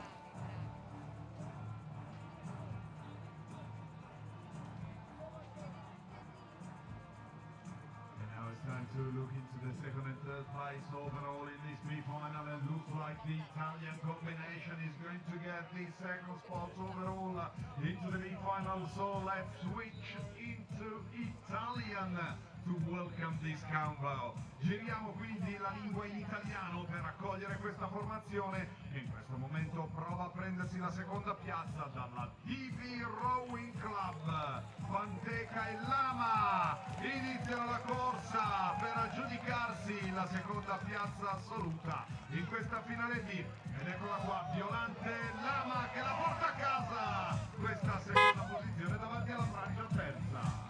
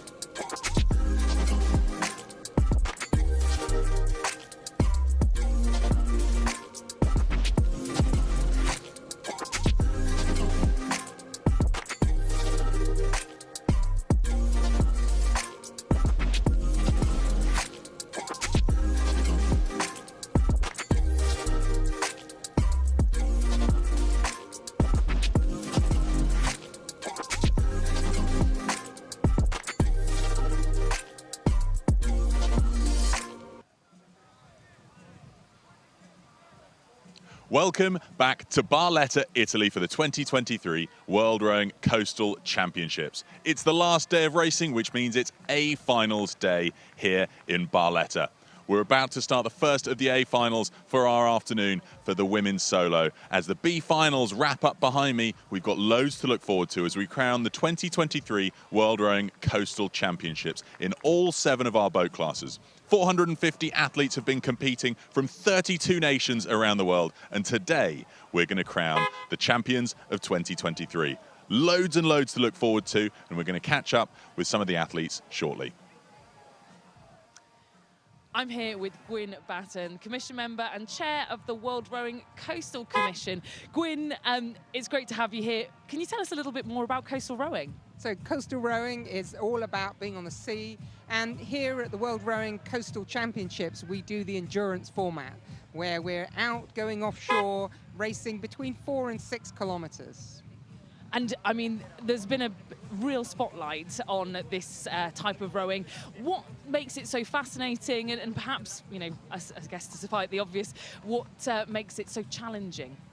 Yeah, so I mean, I think the histrionics of the sport is it comes from the traditional fishing. It comes from needing to pilot, you know, ships into port. So the skills of being able to row on the sea have stem back to a long, long time ago. And what we're trying to do here is we're trying to add those together, turn it into a sport. So we have a type of boat which everyone from all over the world can manufacture those boats, come together and race, because many of the coastal rowers around the world row in different types of boats. So what we have here in the format here is we have a mass beach start with 18 boats starting off that beach. They'll go out 1 kilometre to the first buoy, and you've got to get there first. If you want clean water around that first mark, you need to race really hard for the first kilometre. Then it's round the cans, we've got a chicane in there, and then back up onto the beach and sprint up over the finish line. And it just seems to get better and better every year. And here in 2023 in Barletta, is there anyone that you've particularly got your eye on over the course of this weekend? Yeah, we've got quite a few returners, former world champions who came through with coastal, then gone on and had successful careers at the Olympics in flat water, and then coming back. So we've got quite a few of those. I'm not going to name any names because I know that the commentators will pull those out, but we've got some great racing and some really skillful athletes. Amazing. Well, great to hear from Gwyn there. And now we've heard from Gwyn, let's hear from some of our athletes how they would describe coastal rowing. Can you describe coastal rowing in one word? Well, we're fun. Mad. Yeah, that's good. Carnage. Chaos. Great! Adventure. Waves and wind. High tide. Waves and sand. Can you describe coastal rowing in one word? Chaos. Chaos. Chaotic. Wild. Exciting and unpredictable. Wild. Wait. A big experience. Exciting. It's fun. Exciting. Crazy. Carnage. Coastal rowing in one word. Arbenig. Quickly, can you describe coastal rowing in one word? Phenomenal. To race a coastal endurance race, you need some amazing equipment. And these boats have been fine-tuned with a load of adaptations to make them exactly that. Amazing for coastal racing. Here we've got a quadruple scull that has a few adaptations that I'm going to take you through. Firstly, there are loads of different hull shapes out there. This one has a curved back bow, but it's still quite close to vertical on the front edge. That means that it can slice through the waves that little bit better. As we move past the leading canvas, or the deck, you can see that there are a few adaptations like this one here, which is called a wave breaker that you can lift up or put down depending on the expected surf that could crash into the front to stop it going into the boat. As we move through the boat, you can see the pretty standard runner and rails for the seat, gates, shoes, waterproof speakers so that they can hear the coxswain, and then pretty standard format all the way down. The boat's 10.5 meters long, which is standard specification. It's 1.30 meters wide in the middle, but plenty of space you can see on the decks here for the athletes to be able to jump in and out of the boat to make sure that they have a clean and safe entry and exit. Some of the cool equipment we've got here for the coxswain. This boat doesn't have a fin. It's got a fin combined with a rudder. So this fin you can see here is retractable and can be turned by those levers to steer the boat. As we move towards the back of the boat, we've obviously got the coxswain seat here, and then we've got the life jackets, which obviously need to be kept on board to make sure that the athletes are safe as they're racing. Now, with all coastal boats, they have an open back, but you can see an adaptation here. This lifts up to let the water out of the boat, but when they need to go backwards or if there's any wash coming from behind, it automatically drops down so that it stops any water washing back up into the boat from behind. So that's the boat. Now let's have a quick look at the course. The first turning point is nearly a kilometre away. It's 1,250 metres away, in fact, and they make a right turn around the first turning point to go 850 metres to the second turning point, before a few chicanes of around 300 to 500 metres through a total of 7 turning points coming back into the finish for a combined 4,000 metres in the heats and the B finals. When it comes to the A finals, those turning points turn into 10 in total and a total of 6,000 metres. So an immense distance they're covering here in the Coastal Endurance. Well, folks, not long now until the first A final of the day, the A final for the women's solo. Loads to look forward to, 18 athletes competing for just the 3 medals, and we move now to the 6K course. So that little bit longer, that little bit more tricky, and of course they need to make sure that they don't burn themselves out entirely on the way around the 6K distance. That distance from turning point 2 to 3 extending now to 1,530 meters. But here's our lineup, and I have the absolute pleasure of being joined now in the commentary box by Danny Hansen, Paralympic silver medalist from the USA. Danny, it's a real pleasure to have you here. Thank you for joining us. Thank you for having me. I'm super excited. This is going to be really exciting, especially since the course is kind of new now for all these athletes. So we're going to see how they take on these different buoys, this different buoy placement, and all these waves. Yeah, it's a whole load of new navigation that they've got to tackle, isn't it? Here's Monica DeKarska for Kilorglin Rowing Club. Now, she has a real depth of history in this category. She was world champion back in 2016, silver in 2017, then a couple of silvers. She was silver in the women's double last year, bronze in the mixed double last year. Huge depth of experience, Monica DeKarska, racing for Kilorglin. That's Germany, where I think we've got Ruder Club Flensburg's Levke Schacht about to race for Germany. But it's a big old field, this. How have you enjoyed your week here, though, Danny? Oh, I've had so much fun. I've gotten to know a lot of athletes. Actually, I got to hang out with Levke yesterday. We had a really good time taking some videos, and I can just, right now I'm thinking about all these athletes, like their heartbeats must be through the roof. I feel like the anticipation when they say get the boats in the water is really tension-filled moment. Yeah. There's Christine Cavallo for the USA's Next Level Rowing. That's some good boat handling right there. Who was that? Was that Chris back? And Mike Herman. Super. Well, we start to see them get underway, and it'll be tough to see who the early leaders are at this stage. The fact that you can barely see the buoy from this live stream tells you a little bit about how difficult it is as an athlete to be turning around. Yeah, trying that's to see right. that thing. That's right. What's going through your mind if you were racing up towards that first turning point here? Yeah, you 18 boats. Got to keep your eyes on that buoy for sure. Make sure you lock into it, and then from there, really looking at your boat handler. There, you can see them steering right there in Finland. Yeah, the Finnish athlete Eeva Karppinen from Finnish Coastal Rowers. They've had some fast starts, the Finnish athletes, but we'll have to pick out who these early leaders are. That's Monica DeKarska on the left in the green deck. So alongside her, that might be Diana Dimchenko from Azerbaijan Baku Rowing Club. She was world champion in 2017, 18, 19. Triple world champion, Diana Dimchenko. Silver medal, though, for the last 2 years. So she'll be looking to make amends for that here today in this A final for 2023. Diana Dimchenko on the right there with the green deck. And alongside her, I believe, is Claire Jameson. You can see that the wave's starting to pick up, bouncing our camera boat all over the place here. Yeah, it's already looking pretty choppy out there, and this is really tight-knit competition. I feel like anything can happen between here and that first buoy. Goal is to be the first one around the buoy. If you're second, third, or fourth, there's bound to be a clash, so we'll see what happens.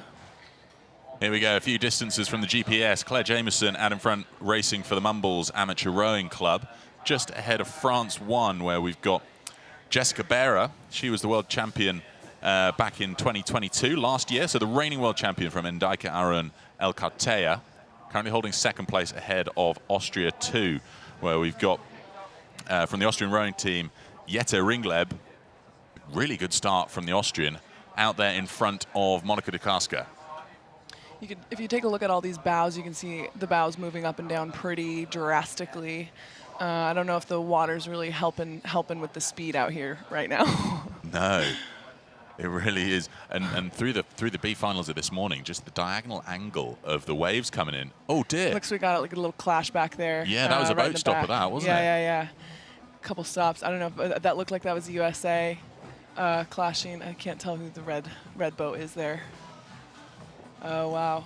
Yeah, tricky, isn't it? Yeah, that's tough. It's a beautiful set of lots of different colours, but we've asked for them to put bigger Toblerones on the bows so that we can read the numbers better. The problem is, if you make them any bigger, they catch the wind that much more and they start to act like a sail. So keeping the boat straight becomes that bit trickier. Yeah, anything added to the boat is definitely going to affect the boat speed here, especially in this kind of wind. Even the PDFs having their moment. Well, let's try and pick out for some of the audience here. The red boat at the front, that's Claire Jameson from the Mumbles. Green boat in the bottom right, that's Jessica Berra, France. Green boat in the middle, that's Monika Dukarska for Killorglin, Ireland. So at least those leading three are pretty clear. And then it's going to be Henrietta Ringleb of the Austrian rowing team, currently in 4th place. So... And then it's just an absolutely stacked field in the middle. I love watching solos racing, though, because it's like, this is where everything, there's nobody to blame but you when it comes to this, unless you've got a technical issue. Yeah, and then a lot of the athletes yesterday were getting some forearm massages. It's hard, I feel like, to be wrestling these types of waves, especially now for more meters here, 6,000 meters about, right? It's a long course, right, Yeah. Danny? I mean, 6K is, I mean, well, it'll be interesting to see what the times look like, because the 4K course was, anywhere around 20 minutes. Right. But they'll know exactly how their forearms have been burning from the 4K course. What can they do differently? I mean, Christine was telling us yesterday that she basically rode the second half of her race with square blades. Yeah, I mean, that's what you kind of got to do. Forearms do a lot with the feathering, and then you're just getting whipped around out there with wind, and then just, you're not facing the waves, so they're just hitting you unpredictably. And you could see, actually, the boats from this angle kind of disappearing every once in a while with the waves, so it is pretty chaotic out there. I can only empathize with how they must be feeling in the first part. Then you have a big rib cut through the middle of the... Yeah, even that jet ski's looking unstable. Here comes Dukarska now. We're coming up to the first turning point, 1,250 meters for the first turning point. That hasn't changed as we move to the long course. Dukarska now moving up past Jess Berra, and Jess Berra also moving up past Claire Jameson. So Jameson for Great Britain, representing Mumbles ARC, currently now dropping back into 3rd place. Ireland's feeling pretty good. Her birthday's coming up, so this is for the birthday. You're right, 18th of October, Monika Dukarska. Wouldn't it be good if she could go into her birthday with World Championship title? She hasn't had the crown since 2016. So she's been racing, though, in the coastal stuff since like 2009. So when it comes to the experience out there on the coastal water, few have more than Dukarska. Ireland's been pretty consistent as well throughout these races, so yeah, excited to see how she's doing. Dukarska won in 2016. She also won in 2009, so her first world title in the women's solo was back in 2009, where she beat Margie Jorgensen and Denise Tremoul. Coming up on this first buoy, this is going to be really exciting to see how they take this turn, and then what boats end up kind of getting the short end of the stick here. So what would be going through your mind here? If you haven't made it to the turning point first, are you going to try and push down that long straight leg, the 1,500 meters? I mean, for here, I feel like you got to keep your head on a swivel to kind of see, like, where is there an open lane, where is there an opportunity. This kind of decision needs to be made in about a split second, so instincts definitely take over. You're going to see the athletes who have the most experience in these kind of races kind of coming up well. In this moment. Oh, look, so there goes Christine Cavallo coming around. Wow. Yeah, this is tight. This is tight. And you can see the wind is not helping at all. You can see the white water kind of coming off the bows here. Oh, wow. Yeah, this is... pushing them the opposite way. What a good start, though, for Dukarska and Berra. Moving up through Jameson, I wonder if we're going to see a response from Jameson anytime soon. Wow. Yeah, they're close. France is making a move. You can see boat speed increasing. You can just tell. Yeah, her boat speed's a little faster here than Ireland, and she's utilizing that right here. Jess Bear, the three-time world champion in the women's solo. She won last year, and she also had 2 wins from back in 2014 and 2015. So 2014 and 15, who were in Thessaloniki in 2014. Very, very different scene there. Harbour Wall just created such a chaotic wave formation, and then she won again in Lima, Peru. Beautiful scenes from Lima, and she's still demonstrating she's on the action when she won last year, so she's got her title to defend.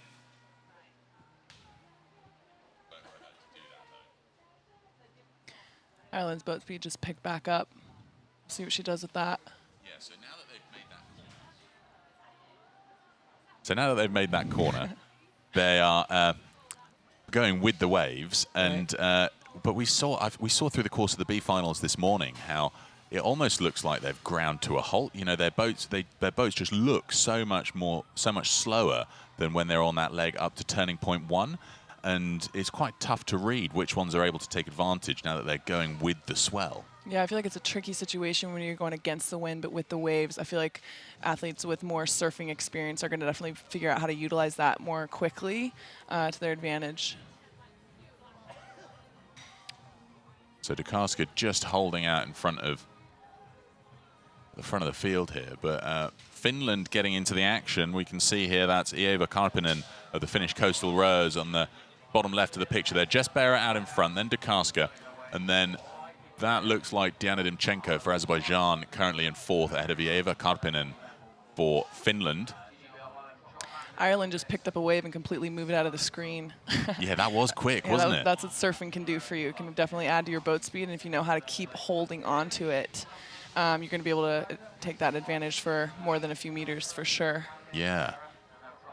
Jess Bear, though, real class of her own out in front. I think that's going to be the race on. We've got Diana Dimchenko somewhat off the pace. I mean, I think that might be a bit too much of a margin. 40 meters to the front of the field where you can see Dukarska and Bear battling for France and Ireland at the front. Yeah, this might come down to the sprint. Yeah. They're staying real close. Boat speed switching up. Who's faster in the top 2? But the competition's spreading out here now. You can kind of see this is like I said earlier with the wave surfing. You kind of see who's really capable of taking advantage of that. A lot more meters in between boats here. Spreading out. The field's spreading out. Oh, you can see Austria surfing a wave right there. Just took about 5 quicker strokes there to catch that wave and stay on it.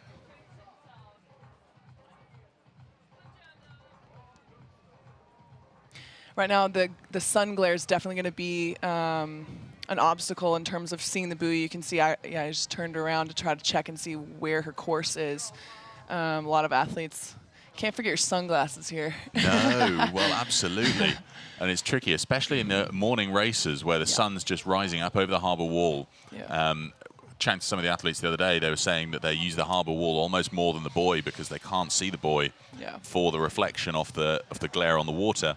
So they're using the harbour wall to start with until they get a bit closer, which is why they fan out so much. Look at this, the distance between Dukarska and Bear. They're a good 30 meters apart here.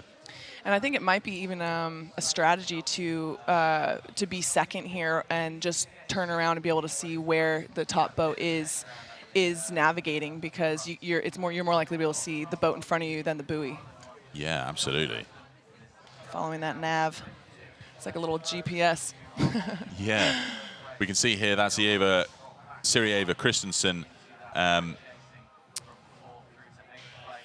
this is a great couple 100 meters here for Dukarska getting back to the front of the field.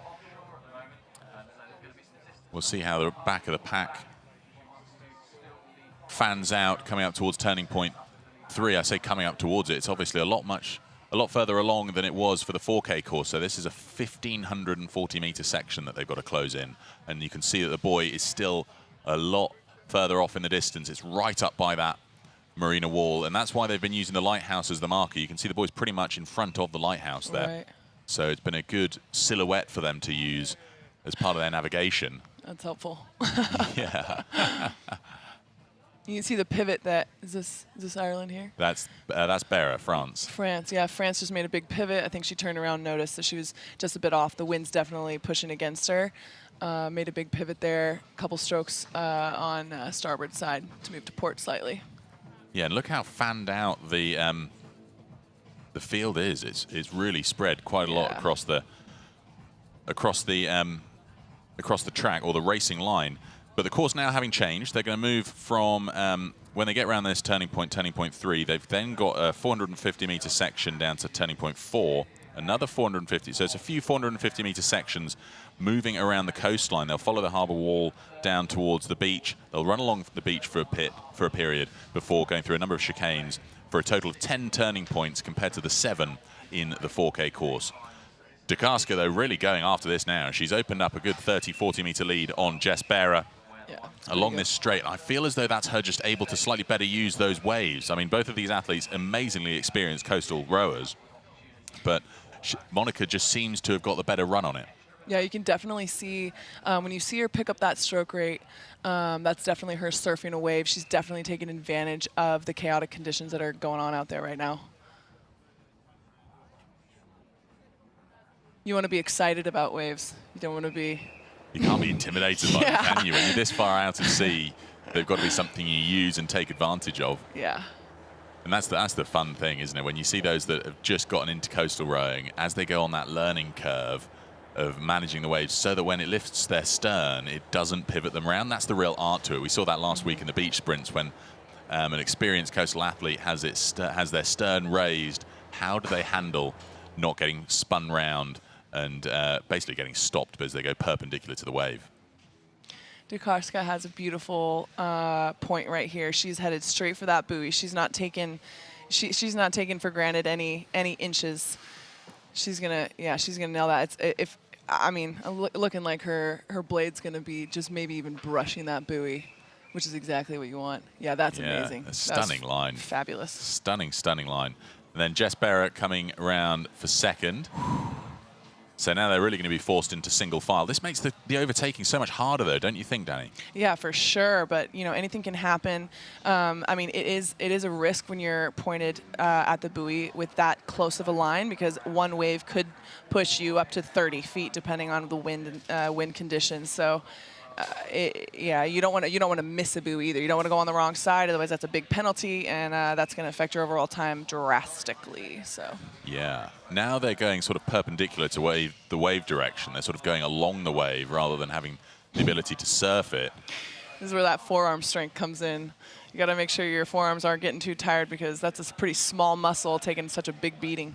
It is, isn't it? I mean, all those micro adjustments they've got to make just to keep that boat straight. You can see they're not quite perpendicular to the wave direction, which means that the bow is just rolling over each one. And the only way to compensate from that is adjustments in your strength and pressure through each of the two blades. You're going to see her turn around here in a minute, I bet. She's going to have to take a couple hard ones on starboard to get that point back. Yeah. But she's really leading the pack really well. So they'll all be following her, basically. Yeah, I think they're going to be turning around. Like, she's so close to the buoy line. Really good navigation that it's almost helpful for the other athletes that are behind her. Beautiful scenes here in Barletta. They're around turning point 3, the majority of them, making their way down to the bottom of the picture there where you can see turning point 4. And then they'll make their way down to turning point 5, which is just on the beach's edge. This wide shot really shows you how large this arena is. It's huge, isn't it? Yeah, every boat's a tiny little speck. Yeah, she's going to have to make sure she gets around that buoy on the right side here. That wind is not helping. The waves are pushing her over. It looks like she's going right into the waves rather than taking them across.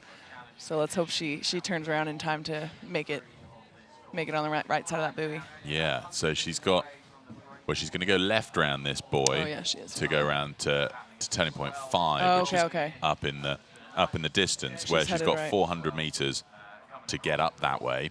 There we go. She's got it. She's looking good here.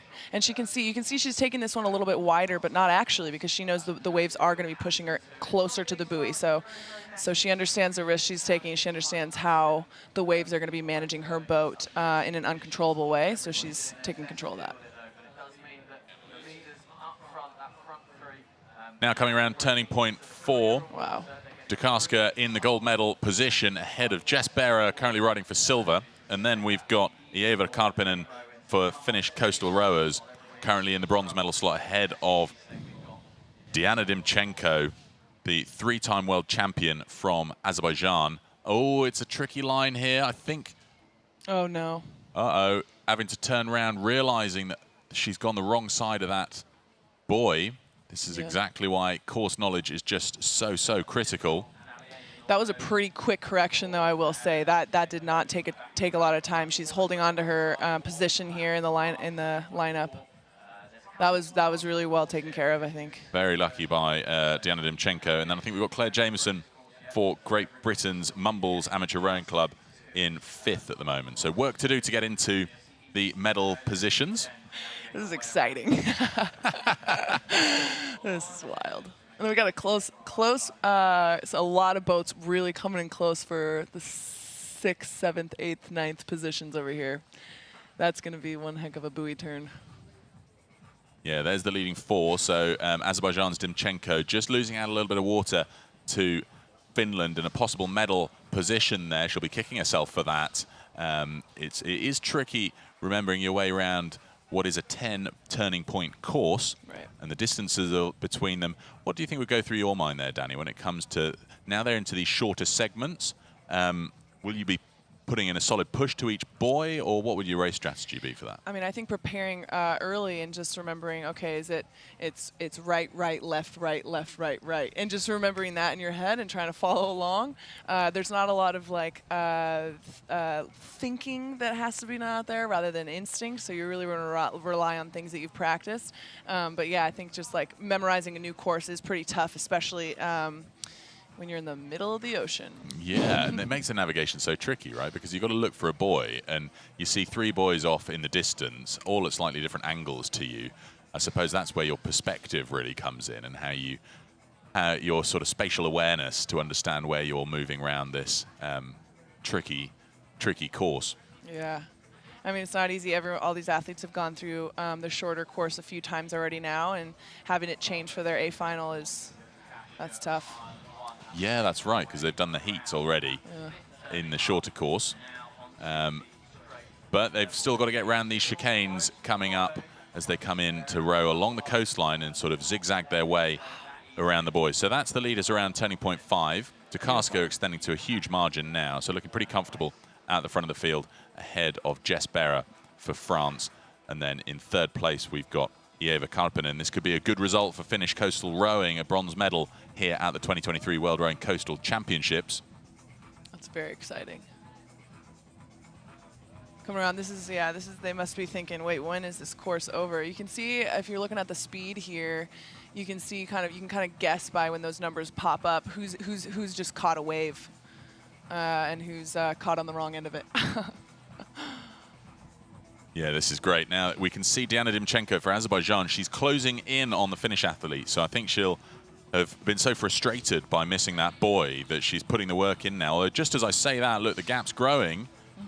So it's all chopping and changing really between bronze and 4th position, but Dukarska running away with it. She's got a commanding lead over Jess Bera now. Really? These two have been adversaries for a long time, and this is an opportunity for them to settle it out there on the water. But Danny, I hope you've had a great weekend. What have you been up to while you've been here in Barletta? Yeah, I'm having a great time. I've been doing a lot of, I've been making a lot of hype videos for some athletes on Instagram, and that's been really fun. Just getting out, taking some time from competition and just going and playing in the water and just like realizing all the personalities that these athletes have that I think coastal rowing definitely allows people to express more often. So that's really exciting. But yeah, getting to know all these athletes off the water has been just like so fun. Everyone's so charming and friendly, and you say they're adversaries on the water, but it's wild to think that because of how friendly everyone is on the beach. Yeah, that's so cool, isn't it? I mean, the vibe here in Barletta has been amazing, and it's pretty consistent at all of the coastal events we go to, because it is like a little traveling family of athletes who all know each other. They've all been competing with each other for so many years, but then they also help each other out with the boat handling and moving their boats around on the beach, which is tough because they weigh so much. Yeah. And it's really good and friendly fun, and then they throw it all out there on the water in such a fun way. But Jess Berra is currently in that silver medal position. She's got work to do to close on DeKarska. Which buoy is the sixth buoy here? Kicking it yeah, off? that's coming up for 6. That's right. That's in your head when you're saying, okay, this one you gotta turn to starboard. Yeah, exactly. And the next one, 7, is probably the sharpest angle that they've got to take. So this is a 460-meter run up to turning point 7. Yeah, and let's not forget the different, how deep the water is definitely affects the speed. This 6 buoy is probably going to be a little bit more shallow, I think. So you're going to see a little bit of a drop in the boat speed here when the seafloor is a little closer to the bottom of your boat. Yeah, also different wave formations, right? Because as the waves come up towards the shore and they get lifted up out of the deep water, they get that a little bit spikier. The wavelength shortens compared to the bigger rollers that they'll be moving up towards now as they push away from the shore again up towards turning point 7, which is a sharp angle. I think they should be all right going around it, though, because they're so strung out. They shouldn't crash into the stern of each other. Yeah, you can see this little choppy reverb coming up from the seafloor here. A little bit more, probably a little bit more waves hitting your blades more often here, but they're a little bit smaller. So, to each their own. I don't know who likes that more than the big rollers. It really depends on what you're used to, what you've been training, where you've been training. But it's so true that, isn't it? It's like when you look at the flat water variation of rowing, elite athletes like yourself, you can spot when you're like a centimeter away on the catch. When you miss the catch by like fractions of a centimeter, you know it. Here, it's fractions of a foot. Yeah, yeah, for real. The margins are so much more. If you get 3/4 of the stroke through, you're pretty happy. Yeah, compared to flat water rowing where you kind of want to keep it really cyclical, keep your hands level. This one, you really got to drop those hands pretty far down to the gunnel in order to clear all these waves. And with the unpredictability, facing backward, basically, them coming at your back, you really never know when your blade's going to get slapped, so that's where that forearm strength comes in. You got to keep that grip on. You lose a handle, especially in these solo boats, that's going to be pretty tough recovery. Really hard work. Yeah, absolutely right. I mean, just responding to the wave movement just burns up your little muscles. And this point here, right, by now they'd have finished the 4K race. So this is all extra. Yeah, this is all our bonus material. New territory. So we're going to see how these athletes handle it. Obviously, we haven't seen anything this weekend on how they've been able to handle like this length of a race. So we're going to see some new portions of their personalities, their athletic personalities coming out in this last 2K. And this is where they've got to go deeper into the locker, right? If they want to change the color of their medal or even get into contention for one. Diana Dimchenko, she's closed right in on Eeva Karppinen of Finland, so we could see a nice little battle for that bronze medal here. Yeah, and the mental aspect here is going to be brutal. We got athletes just like, you never really know what you're going to hit, so you got to stay flexible. You got to stay calm. Be one with the water over here. Say thank you rather than, oh no. Yeah, you're so right. It's one of those things where the mental attitude and to work with the waves rather than be frustrated by them and try and work against them, which you don't stand a chance of winning, do you? No, and you got to find the silver lining in every obstacle here, and you got to do it quick because any time spent upset out here is going to be time added to your speed. Well, they're coming towards turning points 8 and 9. These were turning points 5 and 6 in the 4K course. So this is the chicane, 170-meter chicane between what are now turning points 8 and 9 before that same run-in around what's now turning point 10, 340 meters, and then 350. So at some point soon, they're going to have to start thinking about emptying the tank here, Danny, wouldn't you say? This is the sort of run-in to the beach where you, for example, in that battle for third, Diana Dimchenko now pulling up alongside Eeva Karppinen of Finland, that's the battle for the bronze medal, and there's only a couple of meters separating them here. You got that quick turn, and then we got two buoys that are very close to each other. So we're going to see like you got to be right on your steering. Whereas when the buoy's a little farther apart, there's a little bit more grace in terms of the navigation and your line. But when you have buoys that are so close to each other, like buoys 8 and 9, you got to be really quick to make sure you're making those adjustments before that buoy pops up right behind you. And if you're in the front like Tokarska is at the moment, what's going through your mind? It's a case of it's mine to lose now, so you've just got to...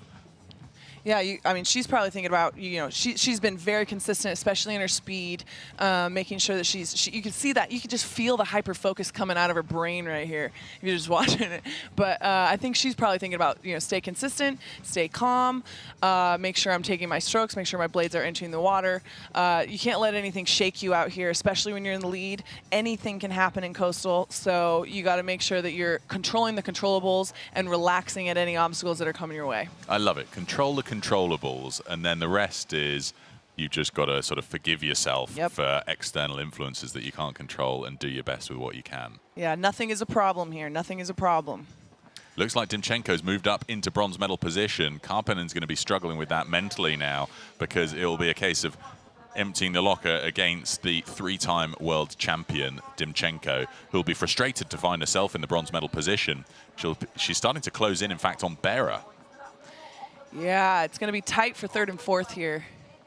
That, yeah, when the last medal's on the line, it can get a little bit crazy. We'll see what kind of aggression comes out. But you got to have a calm aggression out here because you got to remember to move with the water. It's not just you and the boat; it's you and the boat and the water, and you got to make sure that those 3 aspects are working together in harmony. Tokarska just looks like she's got great run on her boat, though. It just seems to slice through the water so smoothly. It's just been so perfectly adapted to her style of rowing, hasn't it? Yeah, I mean, you could tell she's been very, very consistent in her speed. She's coming around that 9th buoy right now that's really well navigated, like with the waves and everything. She's going to take a turn here. She's a little further than she was in all the rest of the buoys, but I don't think she's taking any risks out here right now. She's not going to miss one. She's got one more buoy on the line before she heads right to the beach. Then she's got a sprint ahead of her too, so crawling out of that boat, you got to make sure that your legs are fresh and that you can make it. It looks like it's going to be pretty tight between 2nd, 3rd, and 4th now. So we'll see what happens here. Yeah, so less than 700 meters for Tokarska. Yeah, 2nd and 3rd.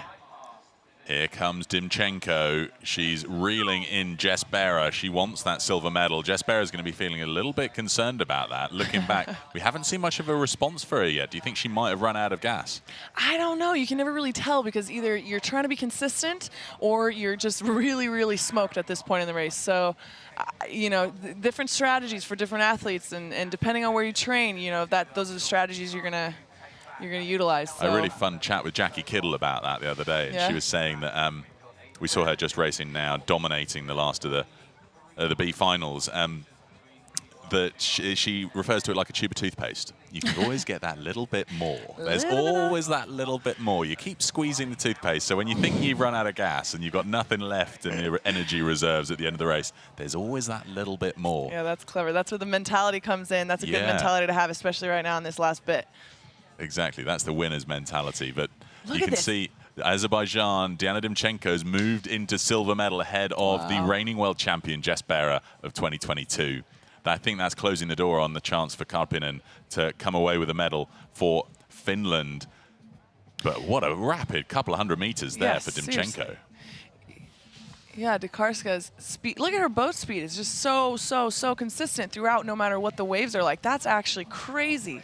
We could see a sprint up the beach between these two for that silver medal. Yeah, this is nice and close. Dimchenko's moved up into silver. She's got about a boat and a half of length in lead, but they've still got that final turning point to go around, turning point 10. Yep.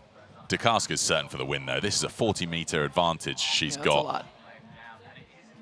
But this is wild with 2nd, 3rd here. We are definitely going to see a sprint to the line at the end. Hopefully, I mean, you never know with rowers. You got sea legs, definitely, but how are your land legs? You're going to see who's going to be able to crawl out of that boat quicker, make it to the sprint across the beach to the finish line. This is going to be close.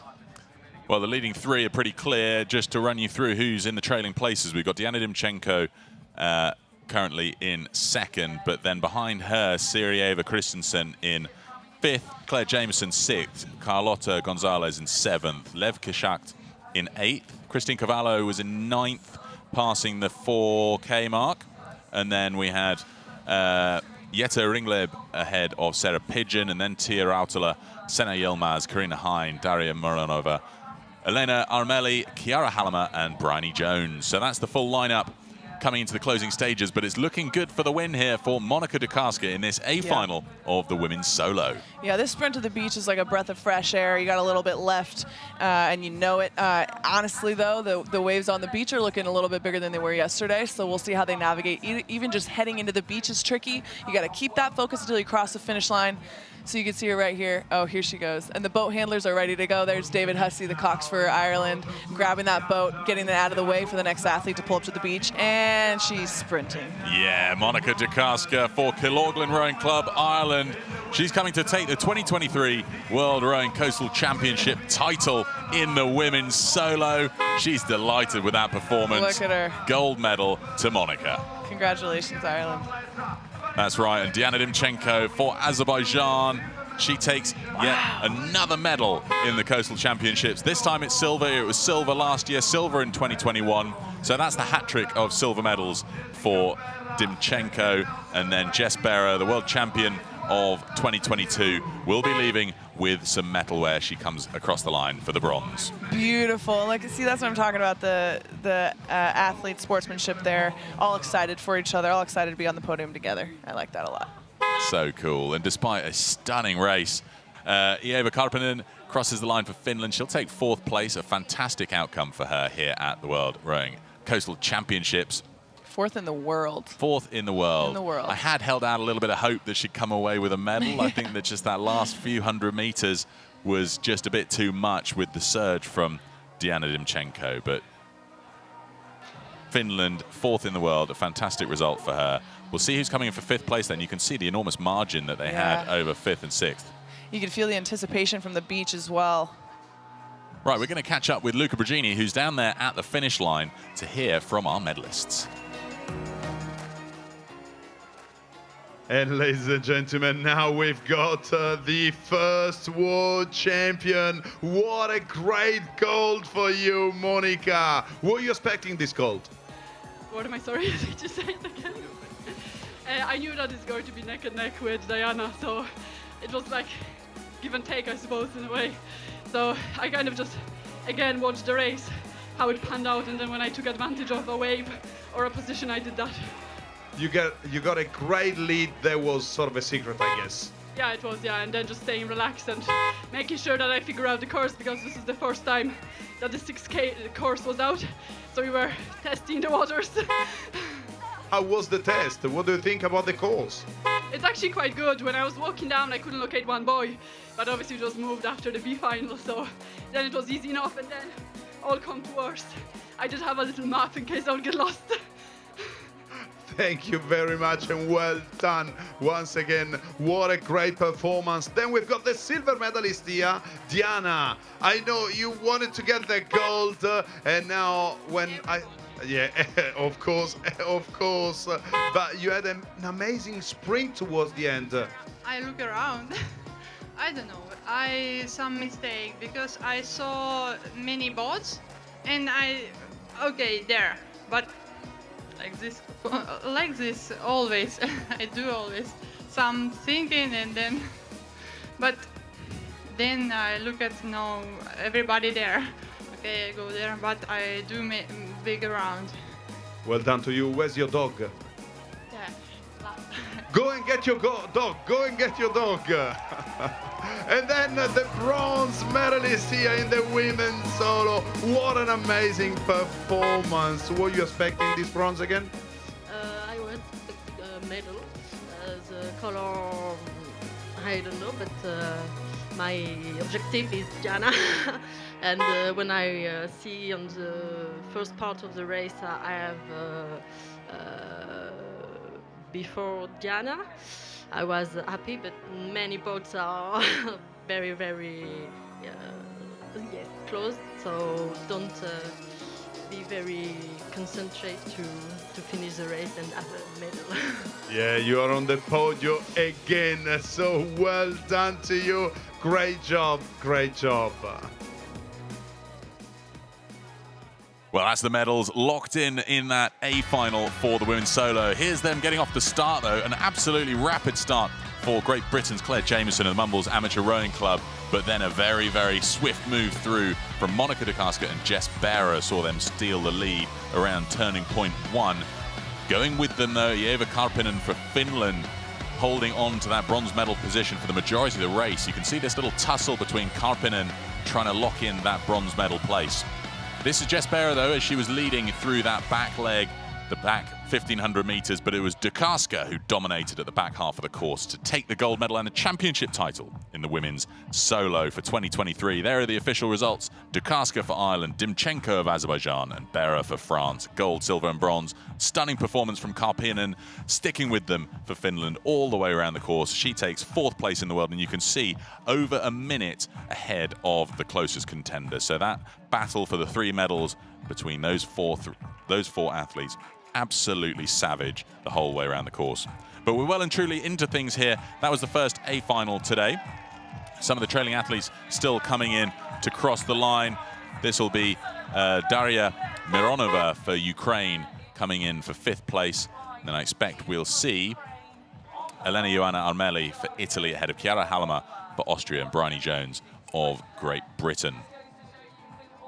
I'm still here with the lovely Danny Hansen. It's been so nice having your insight to the racing, Danny. Now we move on to these A finals. It really is tough watching them go through that extra 2K. It just shows that when you earn your place into the A final, it's no good deed or no blessing comes without its sort of challenges. Yeah, for sure. But you got to think some of these athletes are actually racing more than once today. So getting that first lap around, getting a little bit used to that course, that's going to be an advantage for them for their next race as well. Endurance is no joke, though. 6,000 meters, you think about it on flat water, you can kind of understand how that can feel. But it can really feel like anything out here on this ocean, especially with these windier conditions today. Everyone came to the course, and you could see that you could feel the shock, on their faces when they realized they were going to have to do 2,000 meters extra on this course in a little bit of more chaotic conditions. Yeah, and the wind's going to pick up this afternoon. That's why the organisers shifted the schedule around. Although, yeah, I've heard some disagreement from some of the ocean yachts masters around here who claim that it's going to ease off and they can't see the wind coming in. But maybe. We'll see. It'll keep us all on our toes for what we can enjoy this afternoon. But you can see there, that's the men's double sculls A final getting themselves ready. And in a moment, we're going to go down to the start line where our man Luca Brigini is going to collar us a few of these athletes to hear how they're getting themselves mentally prepped for this 6K course. So let's go down to Luca.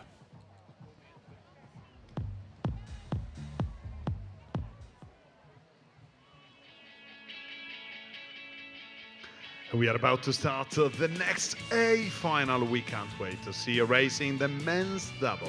But before we start the race, let's hear from our athletes here. We start with an Italian combination from Canottieri Trieste. Gustavo Ferrio, how are you feeling today? Well, yes, I'm fine. Feeling good, so we will see. All right, what are you expecting? Nothing. We will see. Well, Biscaramantic here, the Italian combo, so let's see what they can get. Good luck to you, all the best, but let's keep following us. We move to the next boat here. Coastal men's double sculls, final A, 5 minutes. And off we go again. Now we've got Sweden here with us. They are about to start. They were checking the boats. What was going on over there? What were you checking? Just the final start preparations. And we will be ready to go for a fast start. Did you have a good warm-up? Yes. We've been warming up on the ergo and then on the water. Good luck to you. All the best. But let's keep walking, actually, not walking really, running. We've got the USA here. Chris and Corey, how are you feeling today? Feeling good, ready to race. It's been a good 2 weeks, so today's the final day, and we'll see what happens. Let's see. What are you expecting, Corey? 4 minutes. What are you expecting from this race? Just a lot of fun. You know, it's a very tough field, so we're going to do our best. Good luck to you.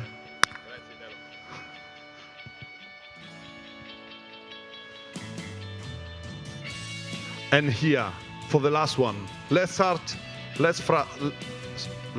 Turn around. That's the secret for these boats. So you draw a map and you've got a map on his back. Yeah, we did. It's a new course. We just want to be prepared. Yeah. All the best of luck to you. Well done.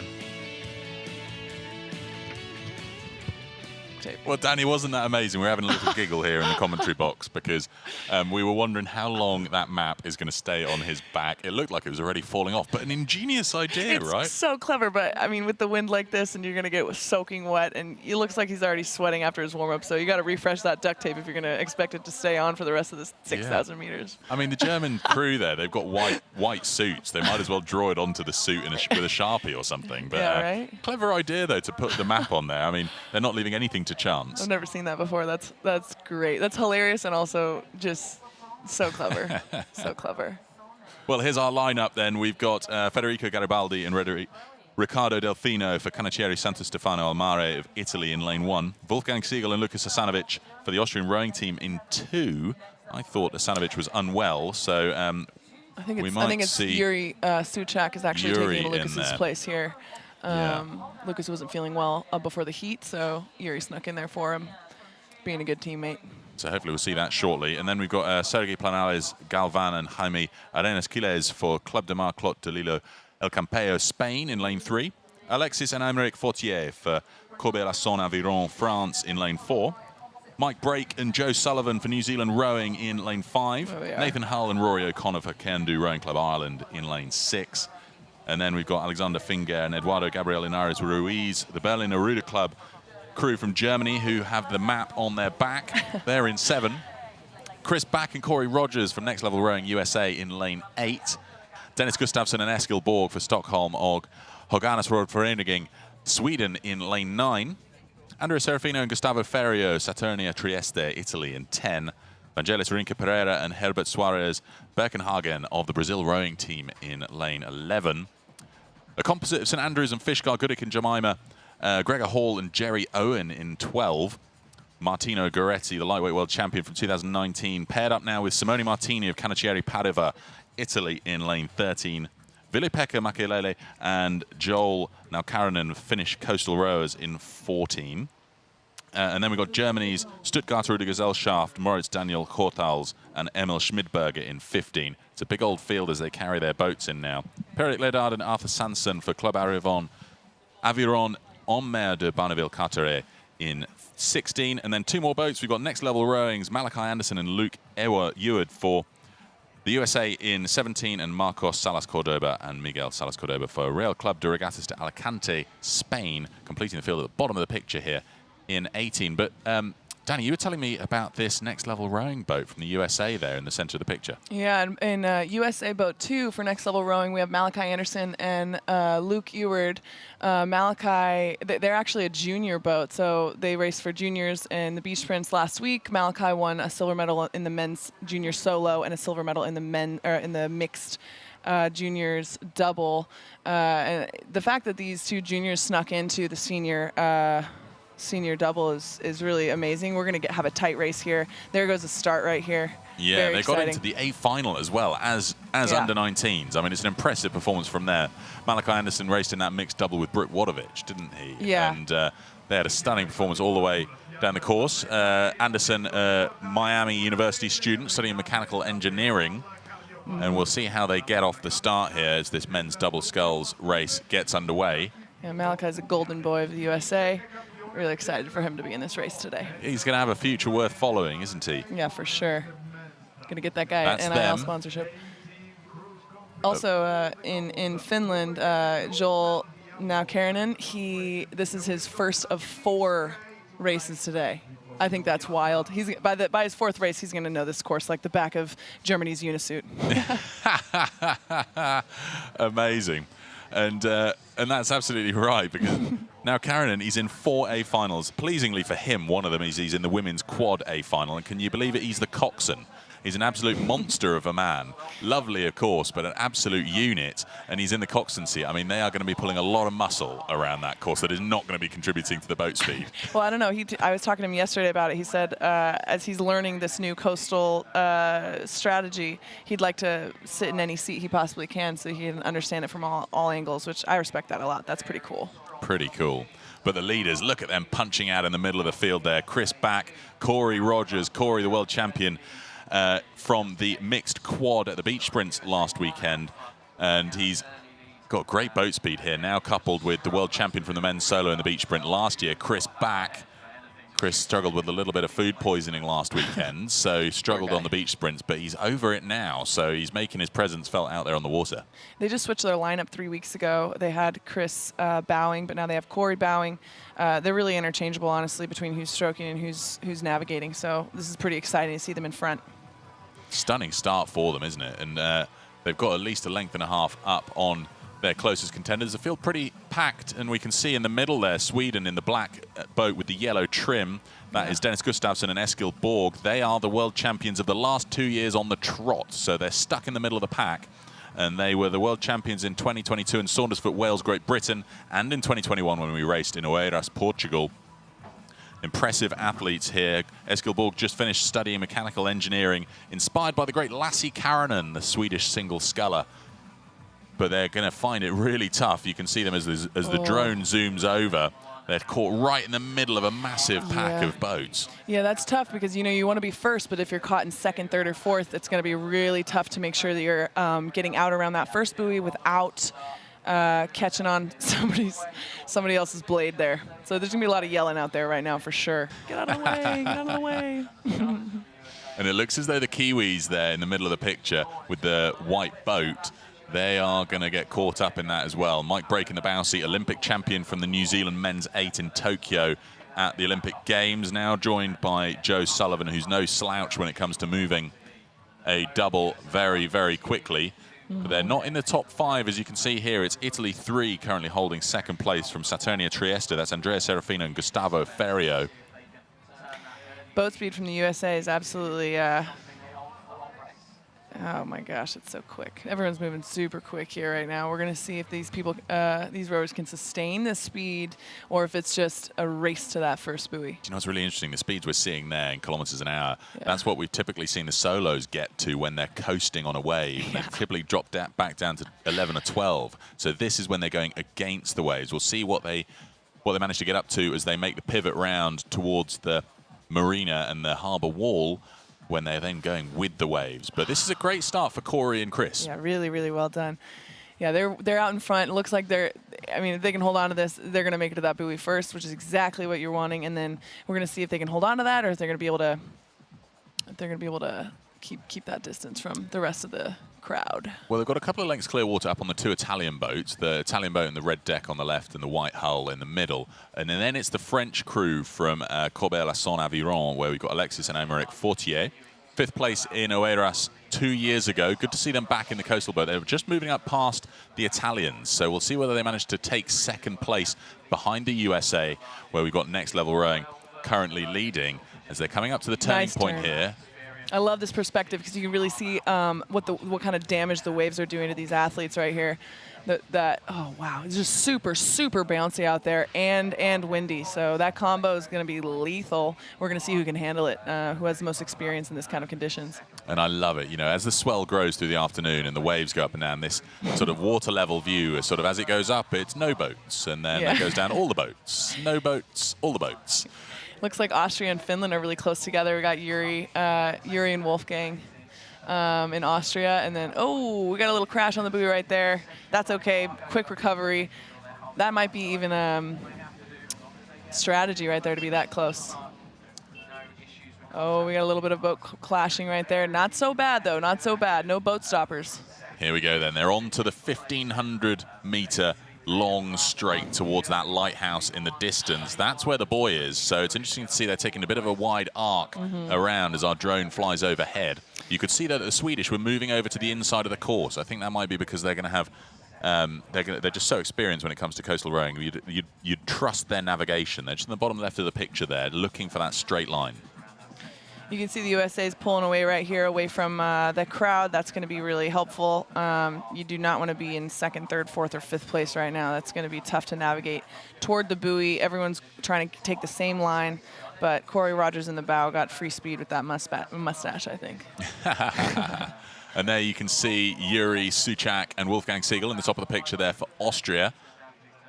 Good start for them. They're currently in 9th place, looking to move up. Out in front, though, this is our leading duo. Chris back in the stroke seat. Corey Rogers with the slug on his top lip, that mustache making him world famous, leading the way home for next level rowing. Yeah, there you go. Look at this.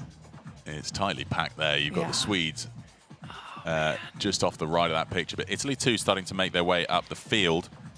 They're here representing the Canottieri Santo Stefano al Mare, where we've got Federico Garibaldi and Riccardo Delfino.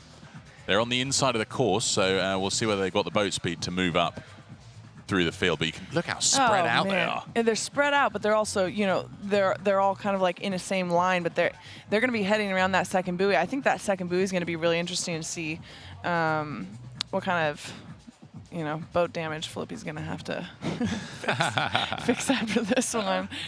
But yeah, they're pretty tight. They're tightly packed, honestly, coming into this.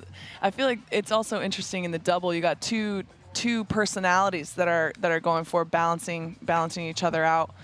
Who's motivating? Ooh. It looks like they just got on the wrong side of a wave there, Back and Rogers. Yep. And that really took the shine off their boat speed, didn't it? Now they're getting it back up, but every time they do, they then ride up the back of another wave. So this is that really long slog where some crews are just able to keep the boat speed up. This could cost Chris and Corey, because we haven't got the margins as yet. When the graphic pops back up, we'll see whether the closest contenders are narrowing it down again. Yeah, you can see that they're still remaining calm, which is really what you need to do in that sort of situation. Like I said in the last race, you got to control the controllables, and when there is a wave, you're caught on the wrong side of it. There's really nothing you can do except for relax. Wow. Yeah, you can really see those waves beating up those boats right now. I love this. Out there in the deep water, all sorts of waves coming from a variety of different directions, but they're going to be trying to feel for that greater swell that is rolling in the direction they're heading, and just to try and take advantage of it. The tricky thing is the wavelength is a little bit shorter than the boats are, so they never really get to ride the wave as much as it just lifts their stern and buries their bow into the wave in front of them. But that looks like it's the Finnish boat in the middle. Jolnau Karinen and Vili-Pekka Michaeli from Finnish Coastal Rowing. They were 10th through the first turning point, but I think this is where they'll be relying on their strength and endurance to try and move up through the field and use their stamina to their advantage. Can't tell you how much seasick medication that camera boat has had to take before this A final. Yeah, I'm not surprised. They're getting tossed. France 01 in the middle there. Alexis Fortier and Aymeric Fortier, 5th in Oeiras, Portugal, here representing Corbeil à son Aviron.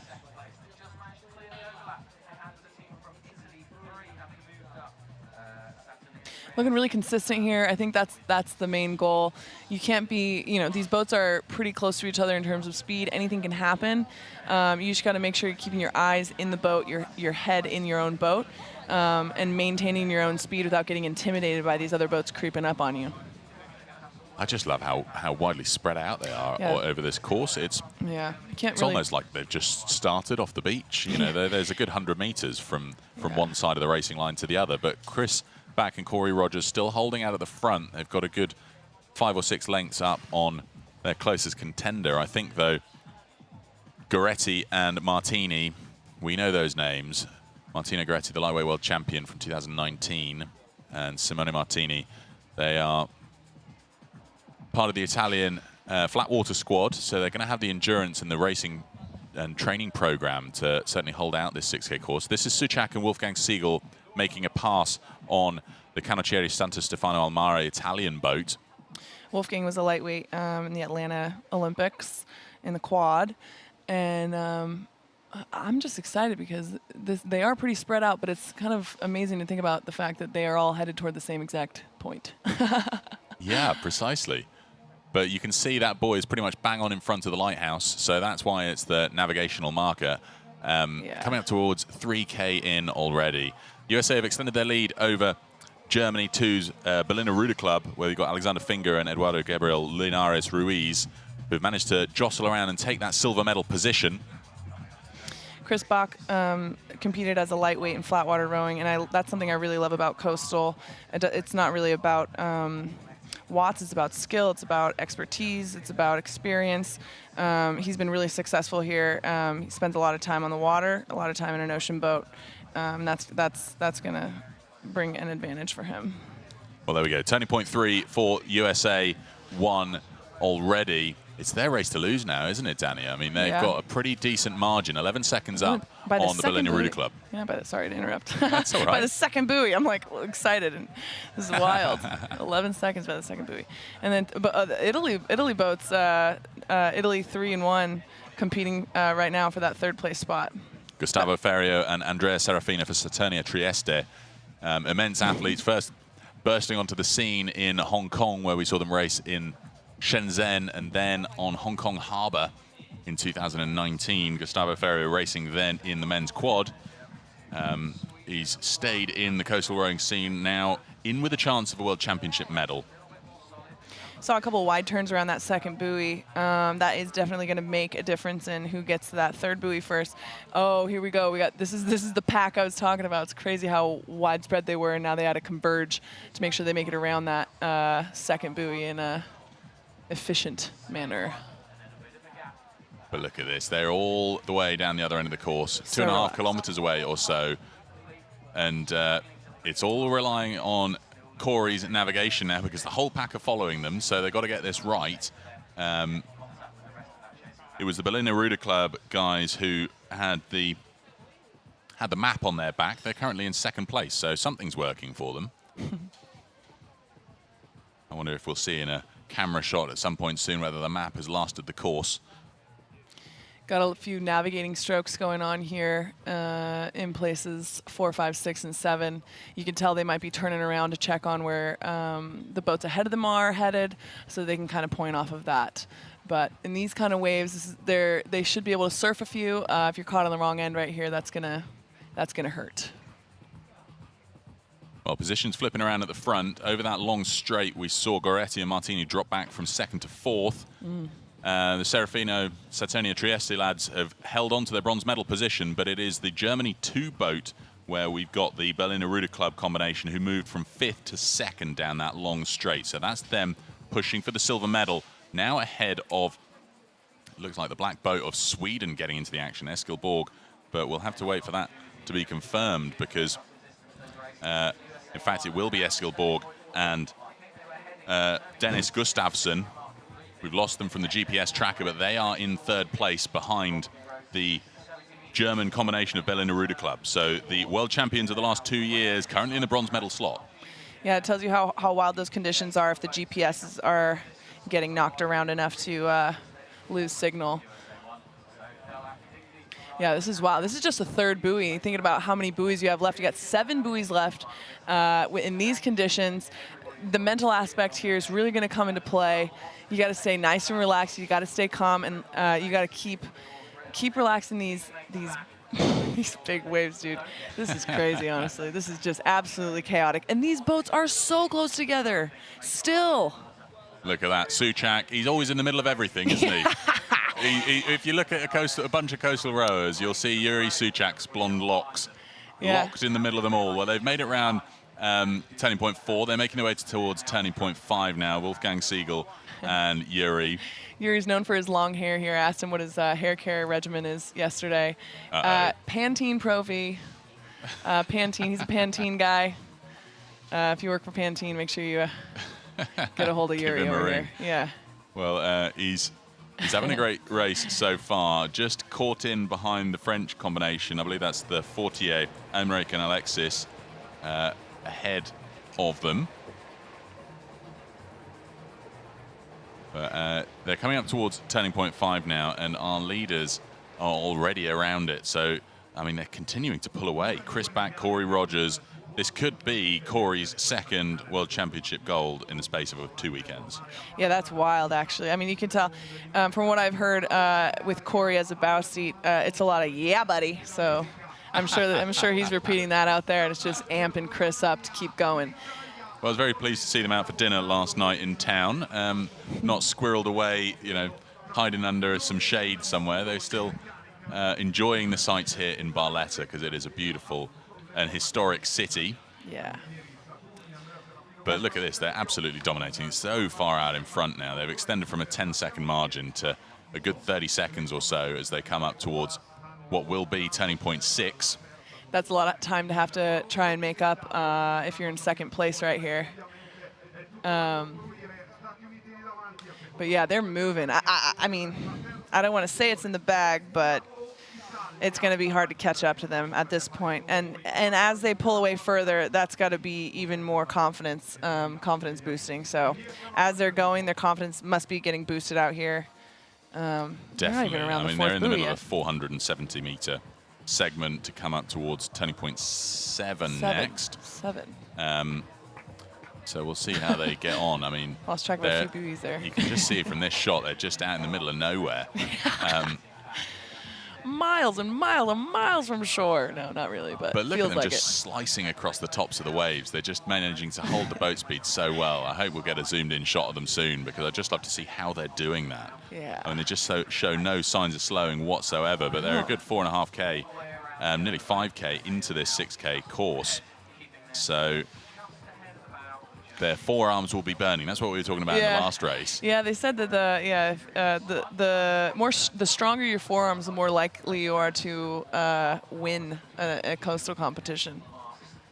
So that's pretty interesting. But yeah, I mean. Ooh, this is interesting. I think they're going a little bit off course. We'll have to see because they've got to pinch up towards turning point 7, which is a tight right angle. Yeah. So a bit concerned about the angle that they're going off there. Hopefully we'll get a zoomed out view of it soon because that looked like they were heading straight towards turning point 8 rather than the right angle that they've got to go up towards turning point 7. And we'll see what the boats behind them do here. The boats behind them have started to turn up towards turning point 7. The USA are going to spot that. Come on, Corey. Are they going to respond? So they have gone off course. You can see the other boats are starting to make their way up to turning point 7. Next level rowing have started to make their way towards turning point 8. I thought that angle looked a little bit fishy. Yeah, let's keep that head on a swivel, Corey. Turn around. Yeah, they've got to be watching the boat. They have responded. That was a bit of a worry. So they're going to be going up a much tighter angle towards turning point 7, which means they're going to have to do a hairpin around it. Although it still doesn't quite look like. Look, you can see Chris back looking over, thinking what is going on. Yeah, Chris is wondering what the vibe is. Corey just now realized his mistake. They're turning the boat, taking a few hard strokes on the port side to adjust. Ooh, that's gonna hurt. They had a 30-second. And it looks like it's disappeared because Germany will now be level with them coming up on that turning point. Yep. So now there's work to do again. I mean, this is why coastal rowing's so difficult, the navigation, everything. They look like they're suffering a little bit here because their rating's not as high as it was at the early stages of the race. Oh, I tell a lie. They're at 33. So they just look so relaxed. It looks like they're at a 23, don't they? They do, yeah. It looks slow, doesn't it? I mean, you're probably got a better eye for it than I do. But that looked a little bit slower, but it's still up there at 33. Yeah, even a mistake like this, you can come back from it. You just have to remember that, like, let it go, let it go. You cannot hold on to this. You got to just keep going, adjust the course, adjust the strategy. Quickly, get over it quickly, move past. Yeah, well, they've had to do two sides of a triangle to get to turning point 7, and we'll see soon who's going to get there first between themselves and the Berliner Ruder Club boat that was holding on to the silver medal position. They do have a great boat speed on that, and they were pulling away from, here we go. They've pulled in, so that means I think they're going to be behind Germany, because that's Eskilborg and Dennis Gustafsson, who were in the bronze medal position. Might see a little crash here.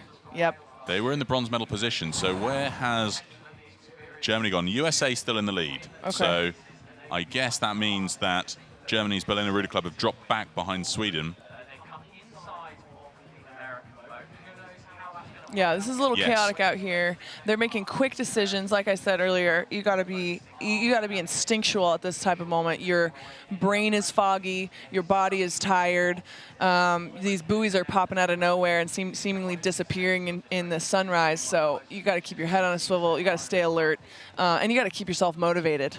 Well, look at this. So it is Eskil Borg and Dennis Gustafsson, the reigning world champions of the last 2 years, now hot on the heels of Corey Rogers and Chris Back from Next Level Rowing USA. There's less than a length separating these two as they come up towards the chicane next. So it's turning point 8, and then we've got 170 meters to turning point 9.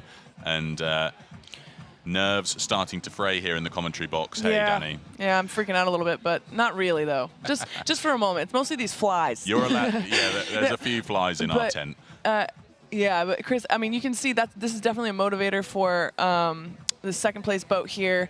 But you can see right now, Chris and Corey, they know what they have to do. They're experienced athletes. They've been here for many years now, and they're pulling back away. They're pulling back away. If they could get that lead that far in the beginning, they could do it again. So I feel confident. I feel confident, and you can see that the confidence in their stroke has come back. They are pulling away. Their boat speed has picked up, and I believe they just caught a little wave as well. So this is good. This is fortunate, isn't it? I mean, the people you wouldn't want breathing down your neck though, are Dennis Gustafsson and Eskil Borg. It's okay. You don't have to be unbiased. I'm trying really hard to be unbiased, but in the heat of this moment right here, this is very interesting. This is a good race, isn't it? Anything can happen in Coastal. One mistake can cost you a good, 30-second lead. It really can, and they are hot on the heels right here.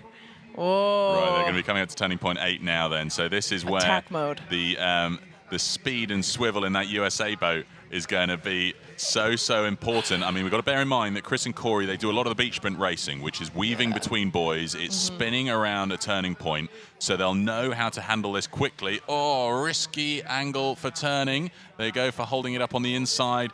That opens a door for Sweden to pull up alongside them, and they're going up over some rollers now. This is nail-biting stuff. Yeah, Sweden's capitalizing on this, which is very, very smart, as they should.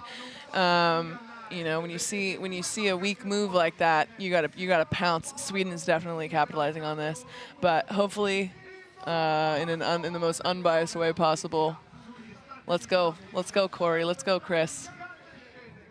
It honestly might come down to the sprint, because we have the motivation of this mistake for Sweden, as well as like everything else they have going for them in that boat.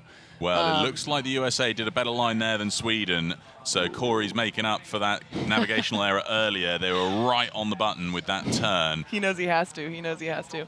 But yeah, look at this. This is going to come down to the sprint, and who's going to get out of the boat for either of these two? They're all going to want to run. Yeah, they're all fast. All of these athletes are super fast on the beach as well as on the water.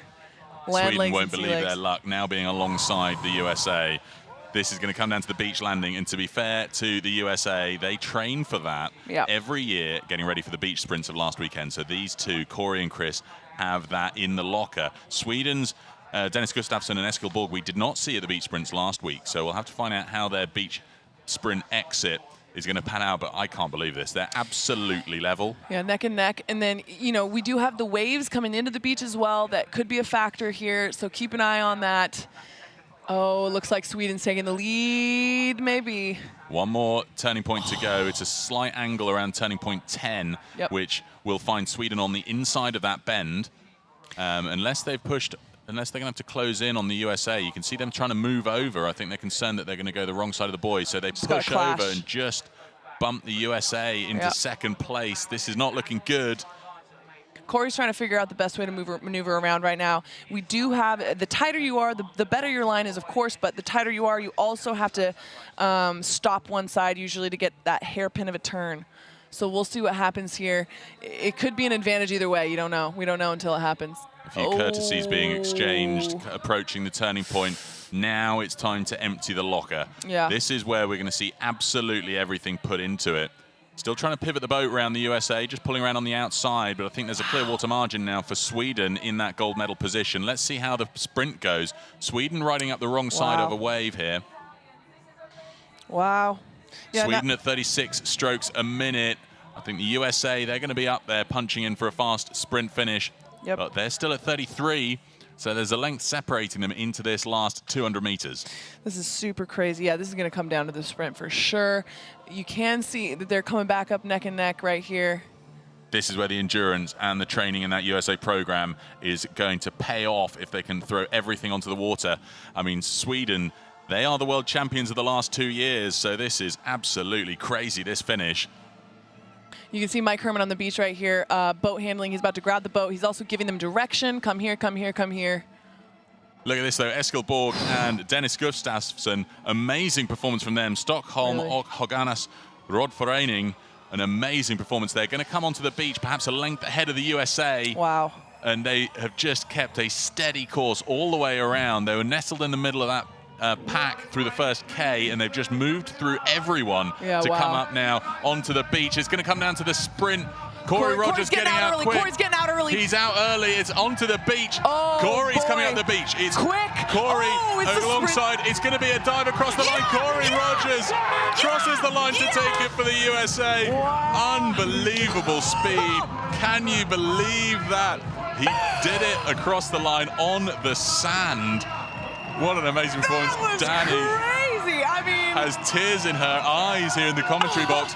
And then for the bronze medal, we've got Germany's Berliner Ruder Club. Oh, you got to Alexander Finger and Eduardo Linares Ruiz. Getting out of that boat early, that was quite the call from Corey. That was super risky. It's really hard to run through the waves like that. He's got those long legs that just absolutely pounce over those waves. Was he walking on water or what? That was a wild way to make up for that turn.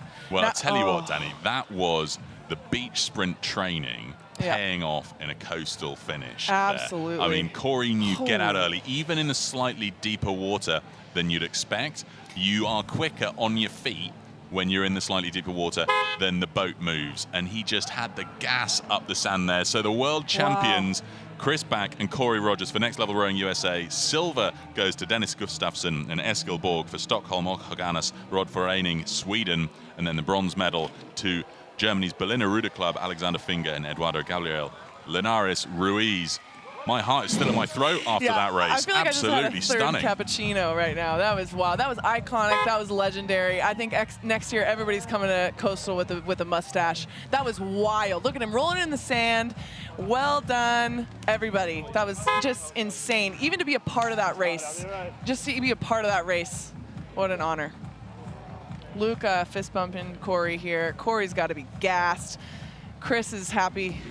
I think Corey, race here. let's hear Was from a them. Let's hear big from win them. after a big battle for the United States of America, and was won with the magic sprint of Corey Rogers. How are you feeling, buddy? Man, I'm exhausted. I mean, Chris was pulling me around the whole race, and thank God I had some energy for the run. Was a great run for you at the end. The sprint made a huge difference. What did you think when you were approaching the beach? I knew since Chris and I did really well last week in sprint, I knew that if we came in at the same time, I knew I could pass him. Pretty close, but I gave him a good run for his money, and I ended up on top today, but maybe tomorrow I wouldn't have been that way. Well done, guys. Well done to you. How are you feeling? Oh, that whole race, props to Corey. I mean, that was all him. He kept calm. Took it that, I don't even know what buoy it was, very wide, but we got it back in, and we knew we had, if we could just dig deep, we had it in the sprint. So good on him for knowing where that beach was and just getting those lightning legs out of there. From gold to bronze. What a great race for Germany. Battling with the Italians all the way down. But then in the end, you got this bronze. Yeah, amazing race. I'm very happy about my team, my whole team. Yeah, it was just great. Great. Muscles are sore, but very happy. Tell us about the toughest part of the race. Which one was the tough part of the race? Oh, I think the new curve of the course. I think somewhere in the middle where you just turn like 90 degrees. To get that straight was very, very difficult. Great, well done to you. And now our silver medalist. It was a magic race. You were far back then. You catch the United States. You fight it with them all the way down. Then the 6K was decided by the sprint. Yes, we had not the best of starts, and but we know that we can work our way into the race, and we were doing good stuff in the turns, and I think we were spot on the course. And then the US, they made a mistake up to, I think, buoy 7, and we were able to catch them there.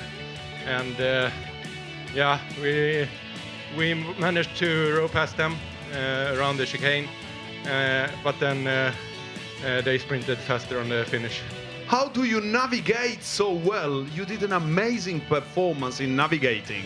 Yeah, it's all Dennis. Dennis is superb on the navigation. And yeah, he's just amazing. Well done, well done.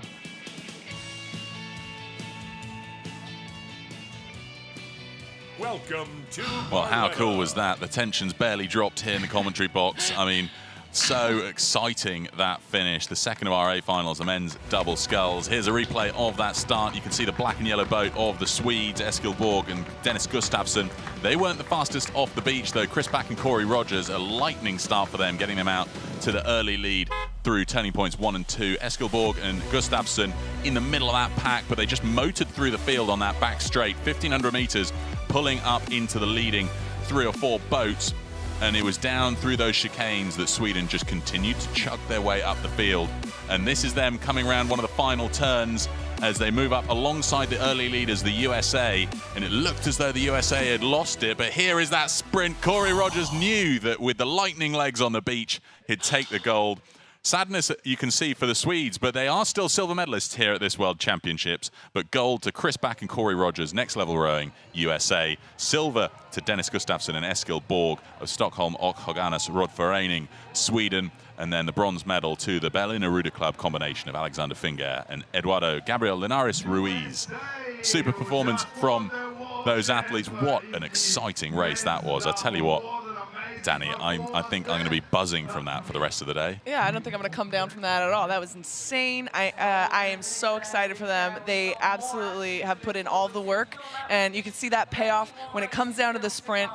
Oh, man, they're not going to lose. You can see the excitement on Corey's face as he passed Sweden there on that beach, and that was wild. That's got to be honestly. heartbreak for the Swede, though. You're making your way up the beach, you're first out of the boat, and then you've got someone like Corey Rogers, who is just so quick on his feet, motoring past you. This is coastal. You got to be good at everything.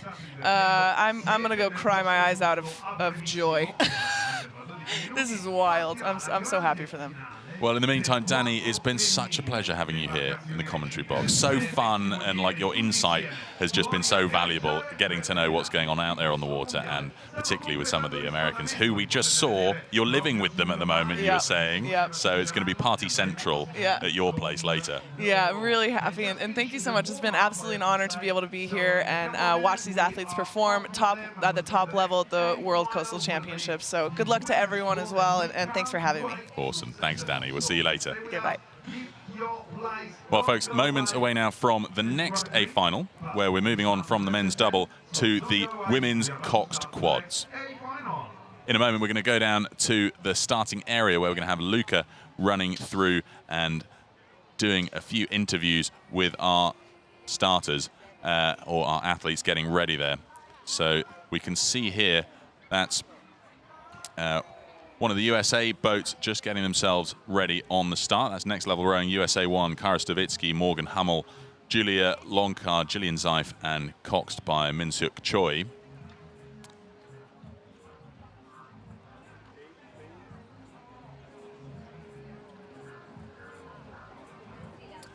Here we've got France lining up. This is that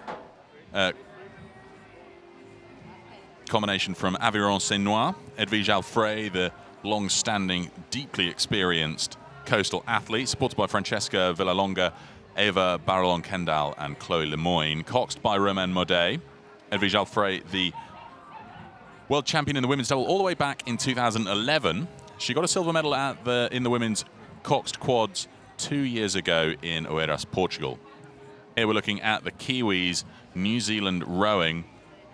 An immense lineup we've got there. Laura McKenzie from Great Britain earning herself a Kiwi suit. That lineup there, we've got Kristen Frood, BB Colgan, Laura McKenzie, Jackie Kittle, coxed by Ramon Sanchez. And here, USA next level rowing. That's the combination with Stavitsky, Hummel, Lonkar, Zeif, and Choi.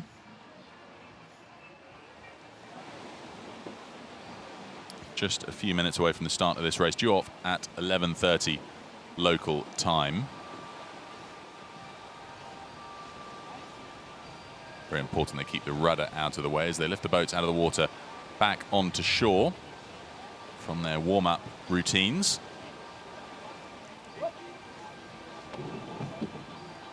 I love all the adaptations in these coastal quads. Very, very cool. That's, I believe, Saturnia Trieste, who will be looking to get out to a fast start. They're in one of the favoured centre lanes. And in a second, we're going to go down there and catch up with Luca, who's just making his way over to do his own little Martin Brundle-style pit walk. Here's our lineup. Doesn't tell you too much, all of these nations, but we've got crews from Jersey Rowing Club, Great Britain, New Zealand Rowing, Saturnia Trieste, Italy. We've got a lot of composites in this lineup, a couple from Ireland representing Arklow, Kilmaximum, Castleton, Kilorglen, Portmagee, Kincastle, Ban, Wicklow. This boat, the composite from Kincastle, Ban and Wicklow, stroked there by Flynn Green, supported by Katie Sherlow, Dinica Maguire and Neve Dugan, coxed by Peter Doyle, who we saw racing earlier on in the B final. A lot of passion in that Italian lineup there.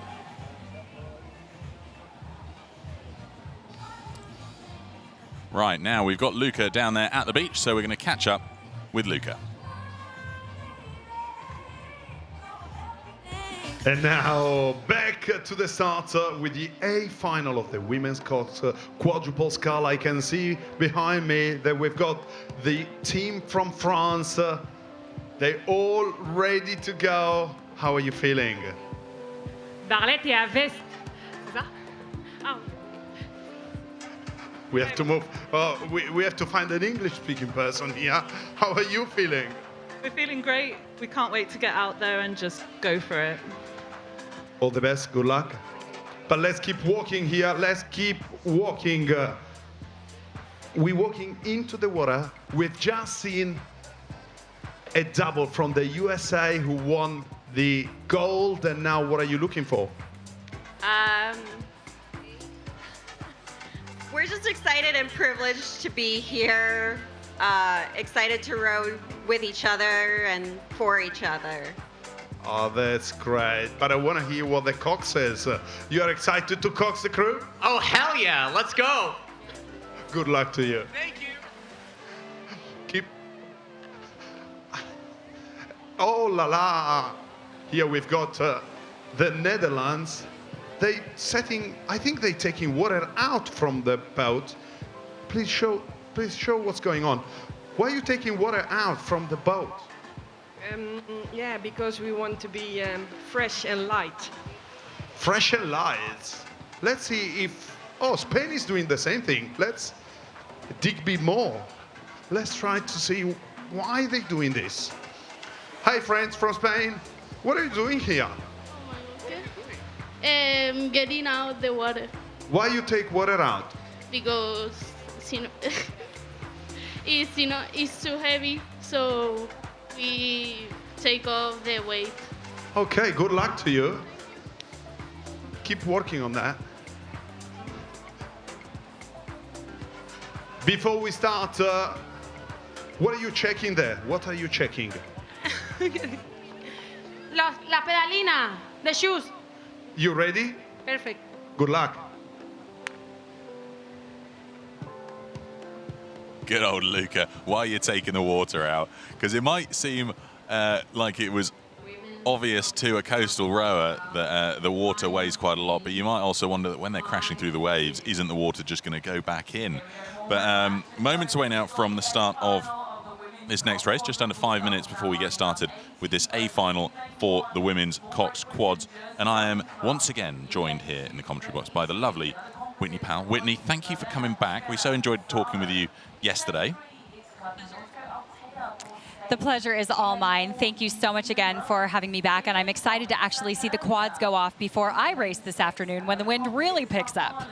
Yeah, we got you lined up for later on today, coxing the men's quads, but we got you here for the women's quads, mostly because we want your coxswain's insight to how this goes round. I am very excited to see how this goes down. These women are extremely talented athletes, and this should be a very, very exciting race. So I'm really, really, really excited to be here. And I'm so looking forward to also seeing, hopefully we'll see the Finland boat soon. They're in lane 17, where Joel now Karanen, who's just raced in the solo, is literally run over and he's jumping into the coxswain seat. The big man is coxing the women's, and but this is probably one of the boats to watch, isn't it? The New Zealand rowing lineup here. Absolutely. I mean, these New Zealand women have a very long history in flatwater rowing as well, and it's very exciting to see them kind of switch over. You know, we've heard the name Jackie Kittle before. You know, we have heard these names before, and we are so excited to actually see the transition into coastal rowing. And it seems so far like they have done really, really well. They've done so well. I mean, we saw Jackie race just this morning in the B final with Matt Dunham. So she's had a crack at the 4K course a couple of times this weekend. They're a little bit upset to be in the B final for the mixed double. They had a bit of a crash in the heat. So they found themselves in the B final, but they're here now with a shot at a medal racing in this A final with the quad. And that is what's exciting as well, too. You know, the coastal rowing really levels the playing field on so many levels. You know, you can see these Olympians come in and try to take on the coastal rowing, and anything can happen. So, you know, again, I cannot wait for the start of this race. It's going to be a good one. It's going to be a really good one. I mean, we're looking here at the world champions from last year. We've got Spain's Real Club Mediterráneo de Málaga. They're in lane 8. They are going to be potential favourites in this as the reigning world champions from last year. Last year, very, very different conditions to that we're going to enjoy here off the coast of Barletta. There's Italy, the Canonieri Mondello combination, Giovanna Scatino, Cristina Anella, Elena Joanna Aramelli, Maria Cristina Flugipap, and Ricardo Leo. Ireland here for the composite of Kincasslett, Ban and Wicklow. Fling Green in the stroke seat there. Now, we have heard from our last champion here in the double, Chris Bach, from the USA, that the winning secret to this event is eating gelato the night before. Do you think there's anything to that? I think there must be. I had an amazing gelato in town. It was enormous, about the size of my head, but absolutely fantastic.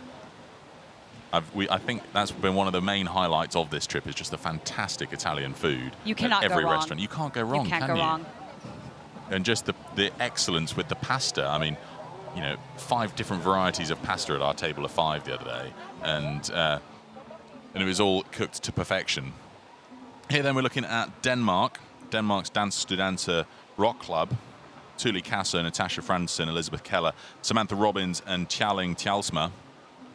This Dutch combination, now this is one I'm interested to see how they got on. The Hollandia Road Club with Janneke van der Molen in the bow seat, Diverta den Besten in the 2 seat, Lynn van Aanholt, Karen Robbers, and Duca Feta. Duca Feta hopefully going to join us later on when you're racing, Whitney, because in that Dutch boat, Janneke van der Molen and Karen Robbers on either side of the engine room, world champions in the women's double of last year, now jumping into this women's quad. So possible strong competition there. Very dangerous combination there with those two. Okay, so here we go. Talk us through what you'd be doing here as a coxswain then, Whitney, in terms of getting ready. Just literally to jump in and then grab hold of the steering columns. Absolutely, yes. I'm not only setting the steering column and getting the handles right so I can step in, but also making sure the crew is just a little bit calm. It's a little bit chaotic at this point. There's a lot of waves, a lot of people, a lot of oars. So we make sure that we're kind of tucked in, relaxed, take a deep breath, and ready to go. So as soon as that flag drops, we are ready to set foot in that boat and have our handlers help us push off the beach. There we go. So we're looking here at the Italians. They're in a Filippi, so it doesn't have a steering column to put in. They've got the rudder at the back. What boat are you racing in? So I'm actually in a Swift, so I do have to put the steering column in, which is a little bit different. So it's something that I definitely had to get used to coming from flatwater rowing, where we do not put the steering column into the boat as we start rowing. So it's very strategic on my part as well. If I do it incorrectly, we go sideways. Amazing. So you've got to get that right, haven't you? Now, hopefully we'll start to see some early leaders emerge. It's in those center lanes. I believe that was the world champions, Rail Club Mediterránea de Málaga, already punching it out to the front. We'll have to see what the GPS tells us as they get up to speed here. Alongside them, the Netherlands, Hollandia Roy Club. So it could be Club de Mar, Clot de Lila El Campello. It's one of the two Spanish boats pushing out to the early lead alongside the Dutch. And we can already see some of the lines deviating just a little bit as these coxswains are kind of starting to look for a gap to make that turn around the first buoy, because it is a bit of a sweeping turn here. And it looks like we have two leaders coming into place. Who are you seeing here? Yeah, well, we've got the, in the red deck, we've got the Rail Club Mediterránea de Málaga. With the yellow deck currently in third place is the Club de Mar, Clot de Lila El Campello, and then Hollandia Roy Club of the boat with the green deck. So that's the 1, 2, 3 at the front of the field at the moment. Those center lanes, I think they are the three boats that we're going to be watching. I do expect to see some punchy things from that US combination of next level rowing. Some highly experienced coastal rowers there. Absolutely, and also in that boat, Coral Kasdan, the coxswain there, is also a weightlifter and an athlete herself. She is a phenomenal athlete and is also racing. So I believe she raced in a double at this event as well, and then jumped into cox this women's quad. Yeah, amazing. I mean, that quad, Brooke Downs in the bow seat, she rode across the Pacific last year. So, I mean, you can't get much more coastal experience than spending 5 weeks doing 2 hours on, 2 hours off on a coastal boat. You're not going to beat that. No, I mean, just in those 5 weeks, that's essentially doing 2 hours on, 2 hours and off non-stop all through the night as well. You've essentially got nearly 3 weeks of non-stop coastal rowing there. It's unbelievable experience, and I'm sure she can take some of that mental acuity as well into this race, and just that kind of experience that she's been doing this for years, and she can really bring that to her team and take it out here when it gets a little bit rough and a little bit chaotic. I love this at the front of the field, though. I mean, we can see that it's Hollandia Roy Club with the green boat. They are out in front, but now being rowed over by the Rail Club Mediterránea de Málaga, the world champions of last year. So it's everything to play for the gold medal at the front. Coming up to the turning point. A bit of a surge from the Dutch here, pushes them up to nearly a length ahead. I thought we might see the Malaga boat start to move through. The yellow boat on the left of that picture, that's the Club de Mar Clot de Ilio El Campello from Spain. So that's the 1, 2, 3. So tricky now that we're on the long course here. Hey, Whitney, I mean, they're going to come up to this first turning point, which is 1250 meters out, and then they've got the long bit, which is 1540 meters all the way out to turning point 3.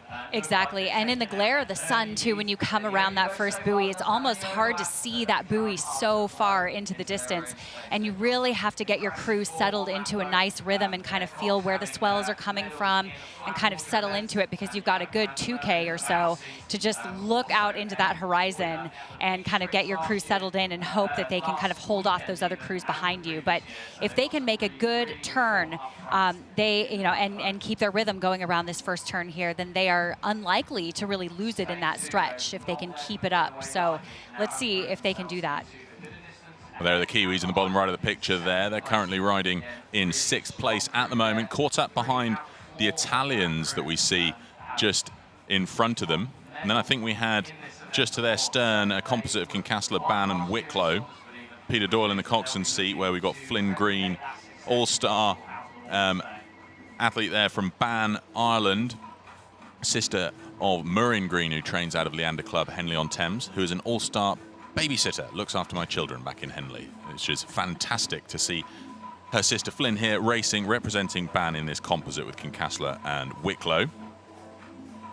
You know what's interesting here, too, that I've noticed coming from flatwater rowing is there are so many women coxing men and men coxing women. And it's such an interesting thing to kind of see such a difference in the coastal rowing. You could have masters coxing the national champions, and you can have men coxing women. And it's just such an eclectic group of people that come out here and do this sport, and it's really exciting to see how different it is from flat water rowing. You just don't see that in flat water rowing. That's right, isn't it? And I think it's in part because we've got people coming here representing their clubs, and that means they're coming with friends rather than a pure performance angle on boat selection. You know, it's people who sort of want to race together. In fact, I even got a few calls from people who are saying, oh, they're looking for somebody to fill in a double. Will I be up for it? And I said, I'm here providing the words, so I won't be able to be out there racing, but know your strengths. Know your strengths. Thanks, Whitney. I appreciate that. I'm sure you would be just fine if you stepped in. It's a lot of fun, and you have the experience certainly watching and could bring something to a quad, I'm Well, I'll sure. tell you what, if they're willing to haul Joel now Karanen around the course, maybe they'll be willing to haul me around the course, and I'll sit in the coxswain seat one day, and maybe I'll be up against you. Exactly. What a fun race that would be. And if we notice here, coming around this first turn, we've had some collisions here, which is really, really exciting to see for us, not for them. And we'll kind of see how they can untangle their oars a little bit and see if they can get back into it. Finland's Joel now Karanen in the back of that little collision there, trying to steer Finland around. He gets them away cleanly now. Still one more turning point there at the back of the pack compared to the rest of this field, now making their way along this 1,500-meter segment. Now, an entanglement like that, I should say rather, really slows down the speed of the boat. And so if you can kind of come out of that and recover and get your crew calmed down a little bit to come through this straightaway now that we see is really a testament to some of these coxswains, because it is very stressful coming around that first turn. And so if you're clashing or you're T-boning somebody else, you really need to keep your crew focused and get back into it, because it can really turn into a tossle and a demolition derby out there. Right, so now that they're going through this long straight, tell us about, we had a good chat about this yesterday, but what are you seeing here with regards to how they're using the water? I mean, it's relatively calm conditions out there, but what would you be looking for as a coxswain to try and put your crew in the best possible position to take advantage of those waves? So I would actually be looking for the direction of the swells, and this direction we should be feeling a little bit of push from underneath the stern, and you can actually feel it in the steering. It gets a little bit squirrely underneath the shell, which is kind of fun. You can surf a little bit.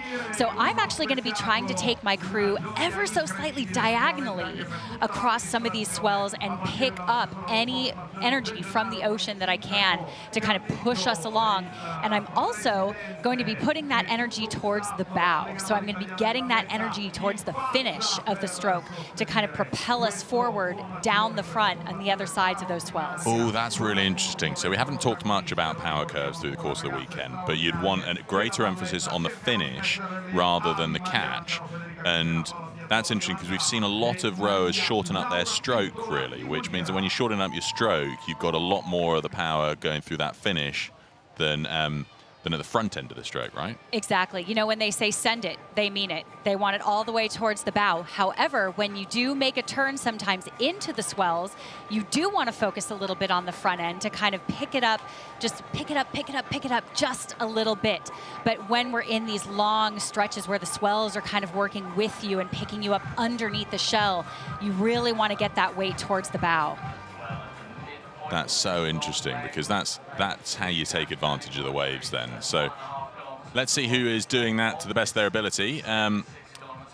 It's two Spanish boats trailing behind the Netherlands at the front of the field as we skirt our way along the full lineup. You can see it spread over quite a large distance now. Netherlands still out in front. This is Denmark 1 trying to pull up through the Italian boat there.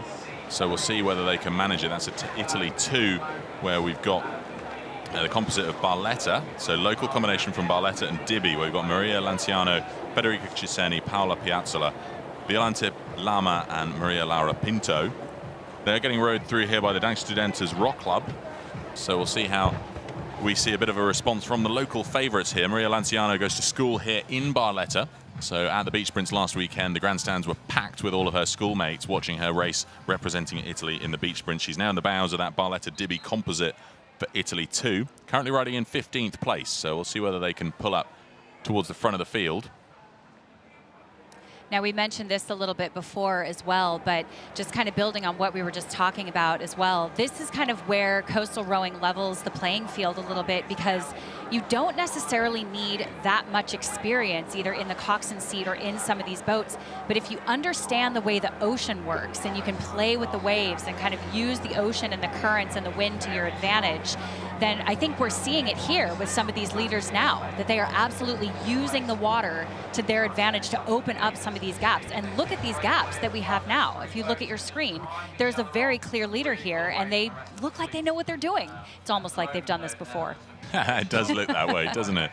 I mean, and they do have the experience. I mean, Van der Molen and Roberts, they were the world champions of last year in 2022, but they've been training together for quite some time, and it's certainly paying off here as we look at their performance and continuing to pull away from their closest contenders, which is still that Spanish two-boat from Real Club Mediterráneo de Málaga. They are the world champions of last year, so the Dutch are running away with it ahead of last year's world champions.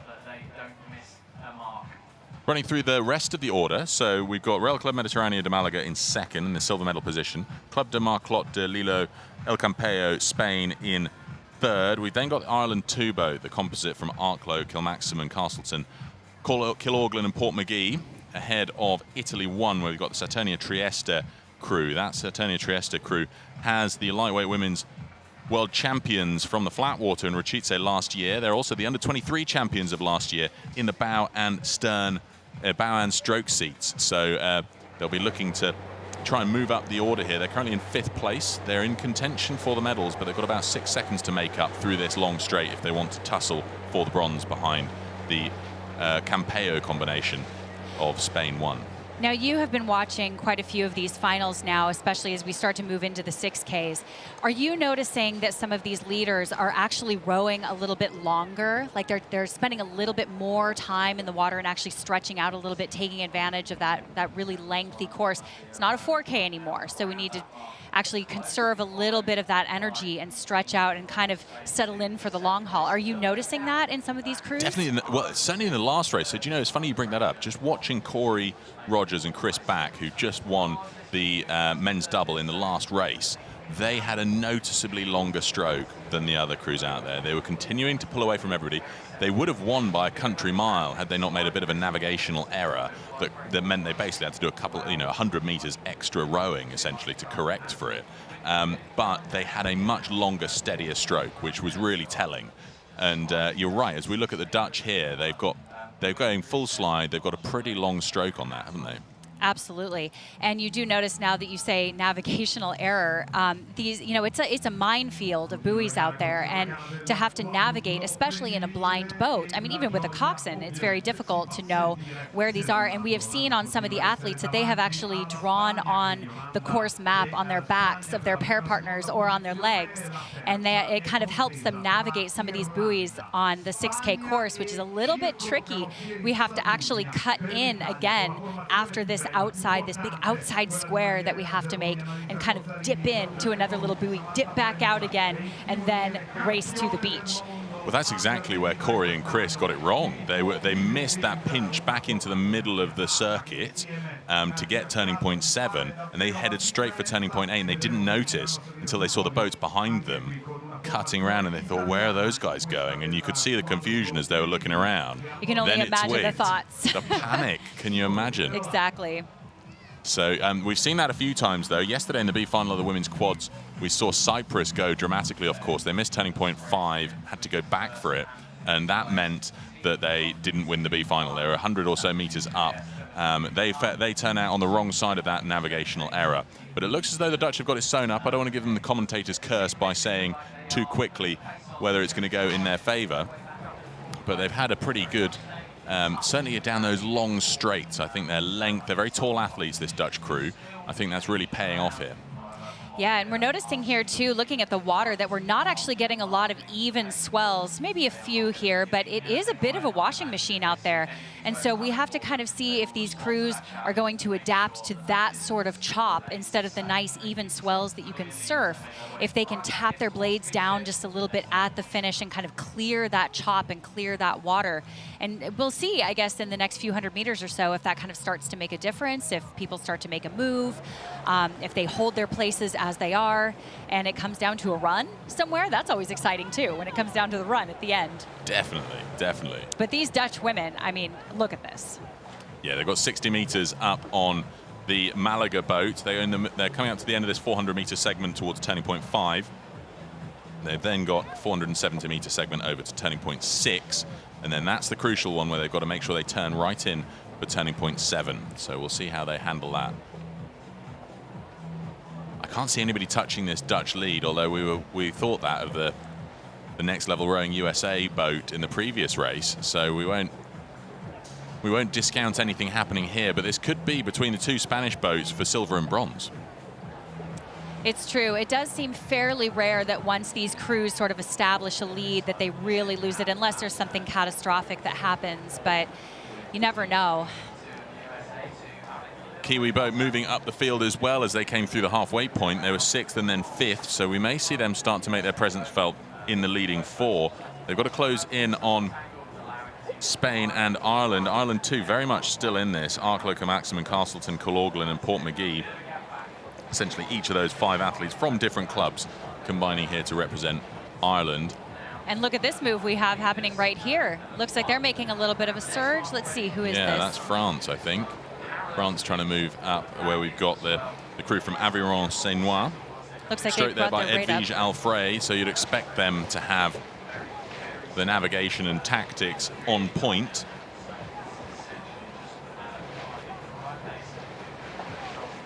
Looks like they brought their rate up just a little bit. I'm not sure, I don't have a clock right in front of me here, but they moved through. Let's see, I'm trying to see who that is, but what a move. Grandstands here looking for more finishers like that men's doubles that we just enjoyed.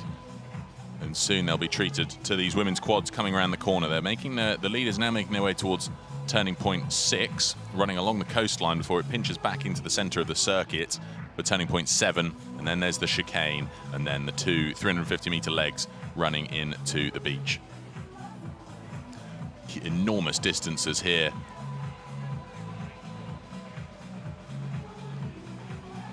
And you can see those leading medalist positions making their way towards turning point 6 just by that safety boat. Before they'll then kink back in for turning point 7. This is the one where the navigational errors can come in.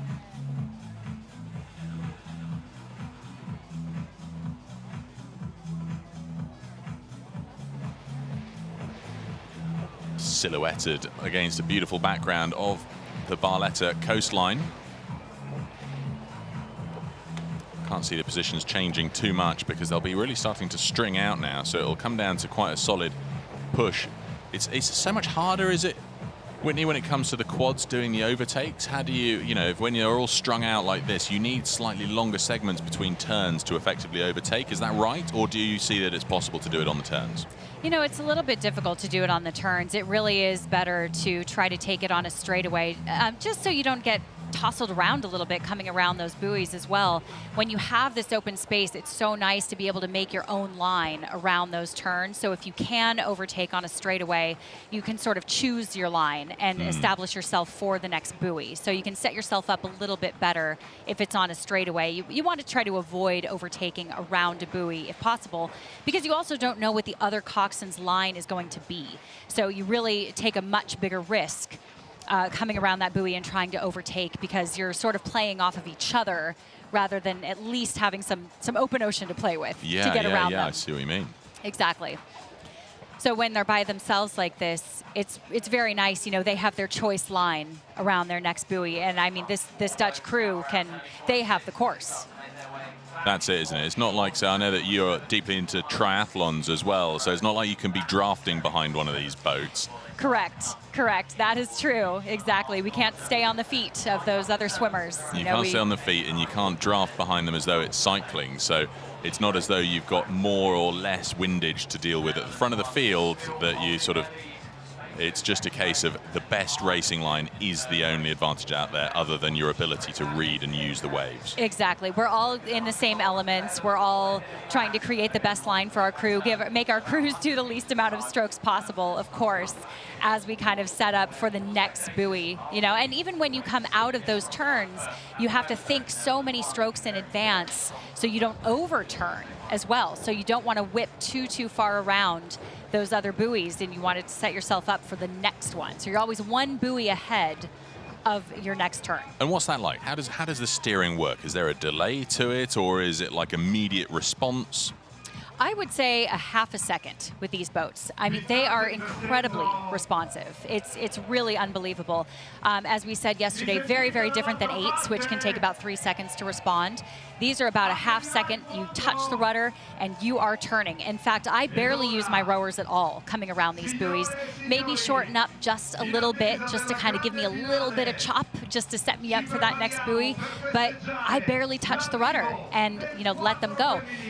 Again, if you oversteer a little bit, you go too far, make a hairpin turn, which we try to avoid. So we don't want to be fishtailing out of the back side of that buoy. So just a light touch, little bit shorter on the strokes, and just tap it along, and then lengthen out again as we come out of that line. And look at this Dutch crew. They've done that beautifully here. Look how long they are. Yeah. They have such long, beautiful strokes. They have such nice grip under the water, and they're moving the boat. They're not moving the water. They're pushing themselves along. It's really, really nice to see here. This is beautiful rowing in these conditions. So good. And I mean, this is what you sort of expect with Janneke van der Meulen and Karin Roberts in the boat. Devette den Besten, Lynn van Aanholt, hugely experienced flatwater athletes, so they've got the depth of training and the endurance engines for this distance. Duca Feta in the coxswain seat there, she's joining us for when you're racing, so isn't it fun that you're here while she's racing? Absolutely. It's so fun to see so much crossover. I mean, we have women in the, the mixed doubles and the mixed quads, and the men coxing the women. And, it's such a fun environment to see everybody just doing what they want to do, just entering all of these events. This is great. And look at the crowd. It's so cool, isn't it? The beach party, DJ Mark Cavall in the DJ booth, keeping everybody on their toes, and Luca Bragini hyping up the atmosphere. And that's what we want, because when these athletes come in onto the beach, they want to be coming into that atmosphere, the hype and the energy. Absolutely, and this Dutch crew has to be feeling so confident right now. I mean, look at the space that they've created between them and the next two boats. Yeah, it's phenomenal. I mean, Malaga, I think they are going to be good for that silver medal. And then Ireland's composite crew, Ireland 2, Shona Healy, Niamh Lorden, Miriam Sheehan, Rhiannon O'Donoghue, coxed by the David Hasselhoff Hussey. There he is. He's he's going to be getting excited about this potential bronze medal. If anybody knows how to navigate a course out there, it's him. Have you got a speaker system in your boat when you're coxing, Whitney, or are you having to use your vocal cords like David just was there? I have actually done both, and for this race, I have to say I am using my vocal cords, and if my bow seat is lucky to hear me, great. But you know what, he's very experienced, and so I trust him back there. He knows what to do. And these kinds of crews get very good at following each other and feeling the boat, so a lot of it is me sort of getting it to the stroke seat, getting it to my 3 seat, but they're very, very good back there. The bow seat, you trust their experience. And look at this turn here. Unbelievable. Duca Feta Nice looking and like tight. she's having a really fun time steering this. Considering how far out in front they are, it just looks like a nice steady rhythm that they've established for themselves there. It's really beautiful. I mean, they are making this look so easy, and we know that it is not. So talk us through, what sort of things are you calling in this closing stage now? They've got less than 700 meters left of the course. What sort of calls are you giving? I think keeping their heads in the game and just telling them where they are. Just keep telling them where they are, keeping them relaxed and in that rhythm, because you get so excited to get to that beach. I mean, after 5,000 plus meters of rowing here, all these girls want to do is get to the finish. So we're going to keep them relaxed, keep them in that rhythm, but also with a little bit of excitement in our voice because we're so excited. They are about to win. I mean, as we see again, I don't want to curse anything. Anything can happen, but I think just keeping them in it. You know, it's not over until it's over. So we really want to keep them focused and headed around that last buoy to the beach and then tell them, unleash the horses, let it go. You know, let's have some fun, finish this race. And what will they do to unleash the horses? Is that lift the rating? That's finishing sprint time, is it? Or is that a case of just keep the rating and rhythm the same, but just put the power into their water? You know, in this situation where there's so much spread, I don't think that they would need to bring the rate up that much. Maybe a touch or two, maybe a click, maybe two, but you know, they're so comfortable where they are, I think, that they can keep the rhythm and just maybe a little bit more grip under the water, maybe a little bit more energy, like get excited. You guys are in the lead and taking it towards the beach. But if you are in a tossle or if you are close to another boat, again, it's not over until it's over. So I would bring the rate up a click or two and really just get it done. You know, leave it all out there. Yeah, you don't want, that's it. You don't want to leave anything in the locker when you're in the last stages of an A final like this, particularly when you're in a medal potential position. You never want to be too safe. No, you don't. It's not over until it's over. Although look at this lineup here. It is great to see Ireland 2's composite there. Shona Healy, Niamh Lorden, Miriam Sheehan, Rhiannon O'Donoghue and David Hussey coming in for the bronze medal in their iconic pink suits. I love the pink. It's great, isn't it? It's great. It's great. But here we go, last couple of 100 meters, and I think nobody's going to touch the Dutch. We should see Janneke van der Meulen in the bow seat jump out. We might see Vetter, the coxswain, leap out. She'll have the fresher legs. What's going to be your approach to that? Are you gonna leap out when you're in the coxswain seat, or? I am, actually. Yes, I'm going to be the runner. Yes. Fantastic. I trust my running training. I am a runner myself, so I said, boys, you sit down, you know, get me to that line and don't put me in a position where I have to race up the beach too much. But trust me, I will get you up the sand as needed. And here the coxswain goes. Now look at this. She's got some lightning legs too, hasn't she? Duke Vetter, a super finish, locking in the gold medal for the Netherlands and Hollandia Roy Club. A super performance from her. Look at the crowds gathered around this finishing area, and this is for Real Club Mediterráneo de Malaga, leaping out Teresa Diaz Moreno. Super stuff for her. She didn't get to stay in the boat. Although we've seen Felipe Mendes Tomé run before, and he's really quick on the sand. It looks like he started running and then let her take the finish. And here we go, the women in pink. Yeah, this is Shona Healy for Ireland, locking in the bronze medal.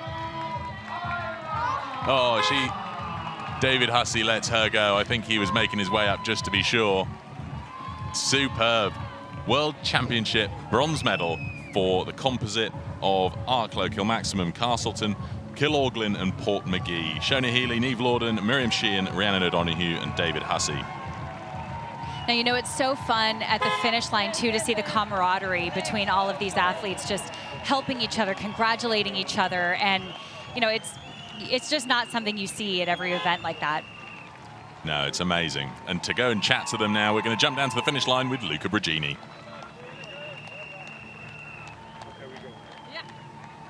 What a great win here in the women's coxswain quadruple scull. You lead it all the way down and you got this magic gold. How was it?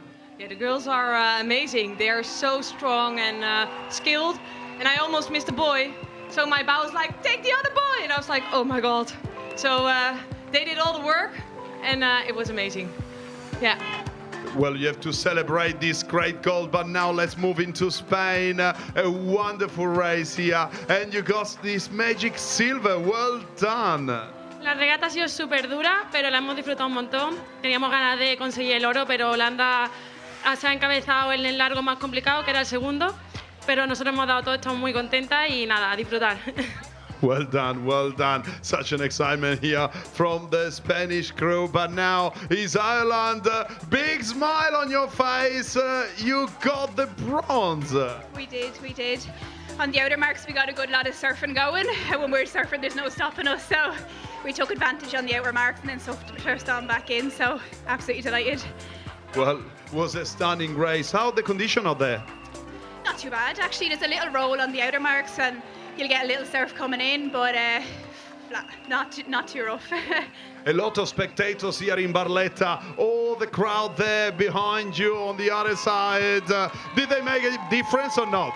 Oh yeah, when you're coming in for the last 400 meters there, when you can hear them all cheer, it definitely gives you a good boost to get over the line. Well done to you. Well done. Thank you.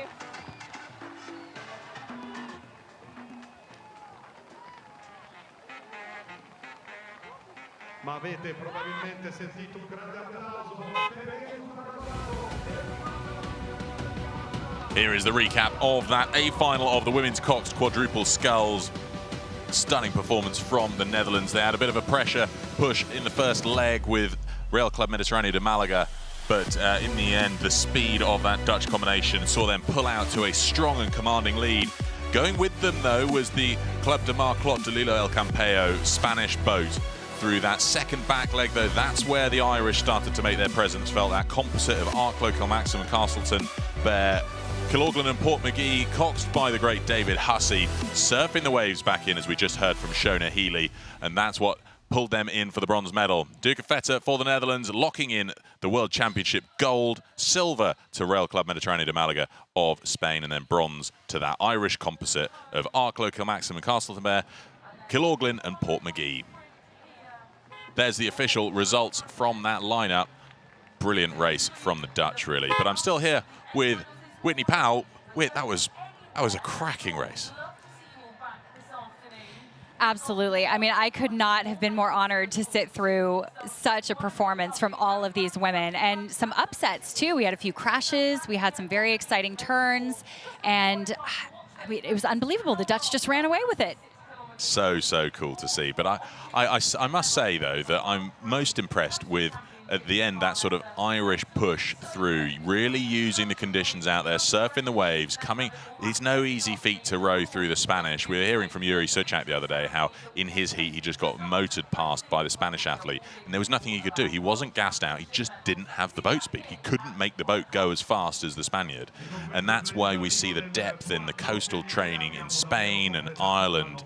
Really shows that when they're out there on the water, their use of the conditions is just amazing. It's absolutely key, and again, that's where the level playing field comes into it. You know, it's really anybody's game out there, and that's what makes this so exciting. Again, it's not over until it's over, and it's, you know, constantly changing and turning, and the conditions change with every single turn. So it's about who takes advantage, like the Irish. They showed us right here.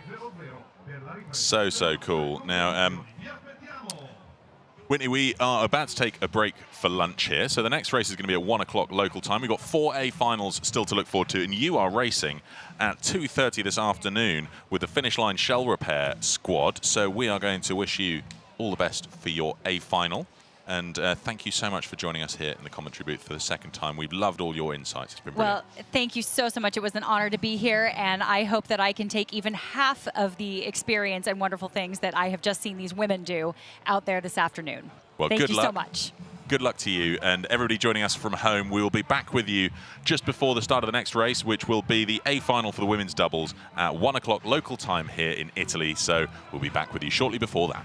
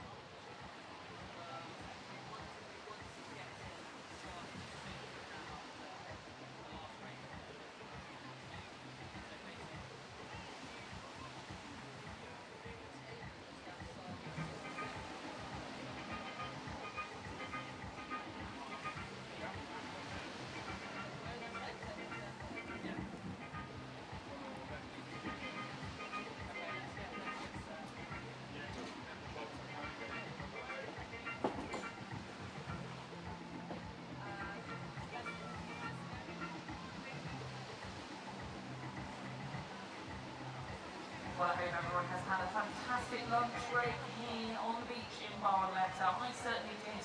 Had a lovely pasta for my lunch.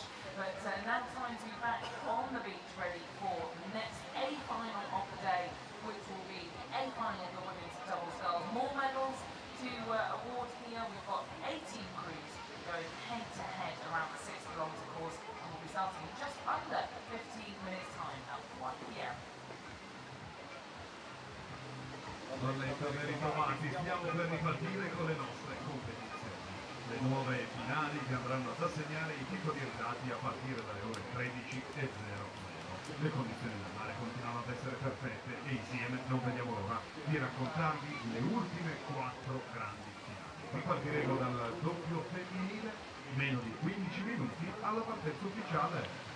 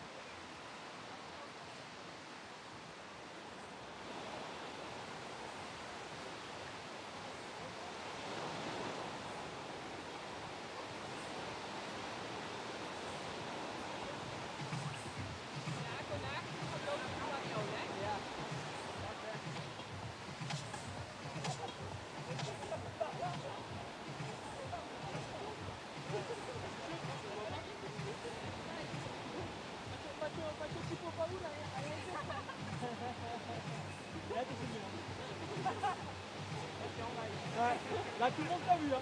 Là, c'est...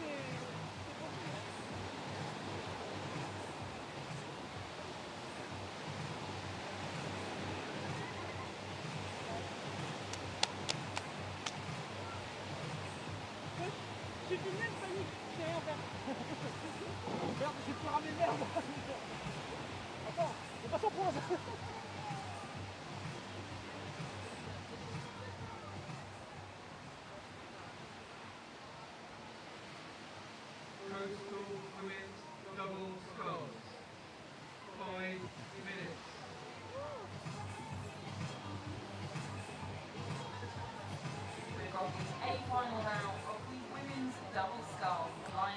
Welcome back, everybody, here to the 2023 World Rowing Coastal Championships, Barletta, Italy. We're halfway through this afternoon's session of A finals, and this is where the medals are being won.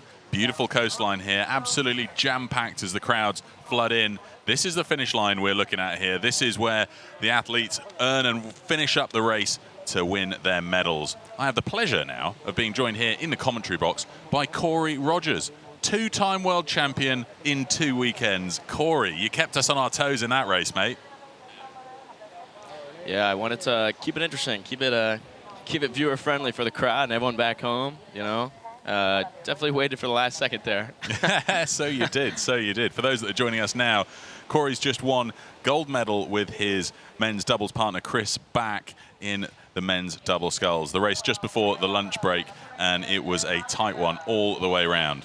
Lining up here then, we've got the women's doubles. So we've got an 18-boat lineup competing for just 3 medals. But of course, everybody leaves every World Rowing event with a ranking for the championships. So an absolutely stacked field here. Nations from all around the world taking part. You can see, though, of course, larger representation from those nations that have a real depth in their coastal rowing,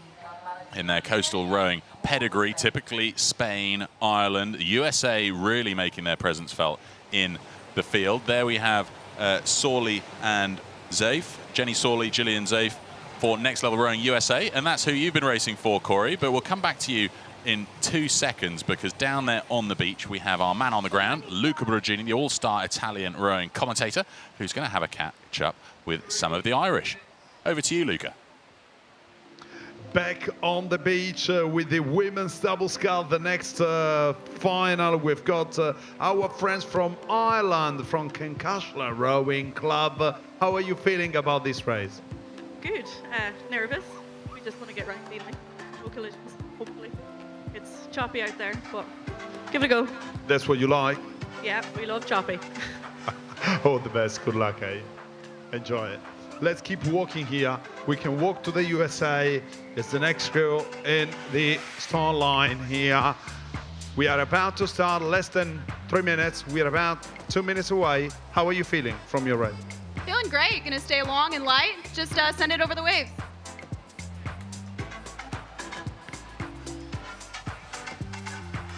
4, 7, 9, 10. Oh la la!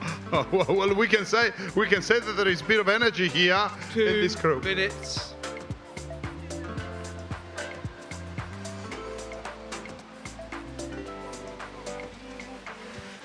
Well, wow. Some enthusiasm there in the USA crew for Next Level Rowing. Kelly Ann Vandermeer and Olivia Farah, they're going to be going after it in this race.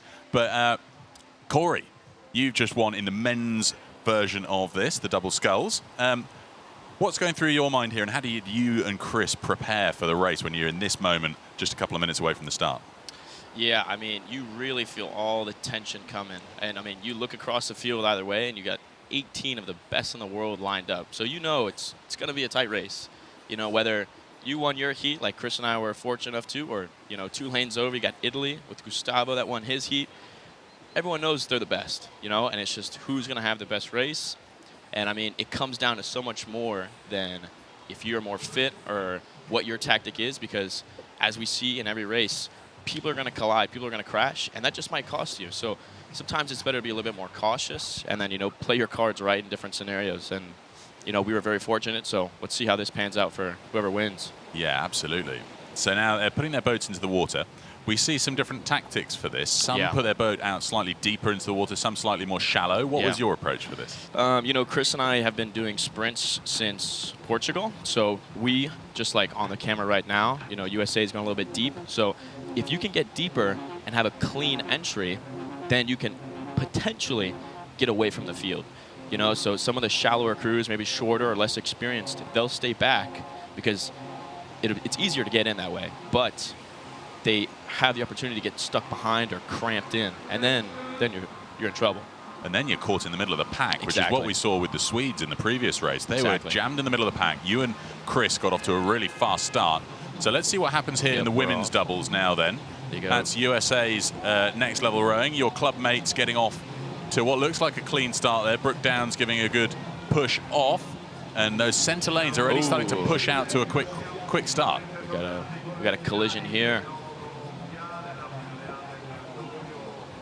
Looking here at Spain 4. So this is the crew from Club Maritimo Linene, Paola Giannina, Pecano, and Mercedes de Alba. Oh, this is a devastating start for Spain and what looks like the Danish boat. We'll have to confirm that shortly, but that's not how you get off the beach, is it? It's Ireland 1, in fact. Kincastle Rowing Club, Dinica Maguire and Niamh Dugan caught up with, I think, the Dansk Studentes Rock Club, Samantha Robbins and Elizabeth Keller. You hate to see it. I mean, that's exactly what we were just talking about. That's why you want to get out and avoid that, because now they're, I don't know, 15, 20, even maybe 30 seconds behind, and they're just going to be on the chase and hope for people to crash and collide and then, you know, work off that angle. Now, you and Chris were super fast off the beach, and you guys just got off to a really fast lead. It seems to be everybody's tactic. Yeah. Throw everything into the first K. Yep. Risky, though, isn't it? I mean, you're pretty much putting a lot of the energy reserves out there in the first kilometer. Exactly. I mean, everyone, you see right here, we have the Dutch off to a beautiful start. They're going to be cooking to the first,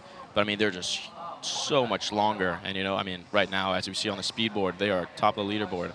So it's working really well for them. And everyone's tactic is pretty similar up until the first 2 buoys. You want to get out and then control from there, because once you're in front, you can play the angles so much more than when you're chasing.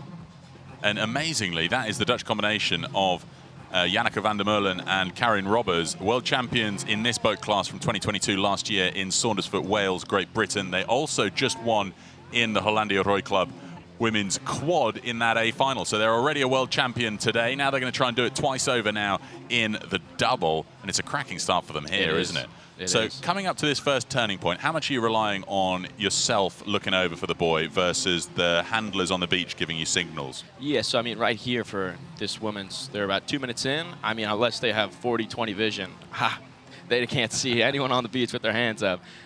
So right here, what I would be doing is looking around, taking a little peek every 15-20 strokes, make sure I didn't drift too much. But I mean, the Dutch, Monaco, Spain right here, they're doing a wonderful job. Spain trying to take the inside.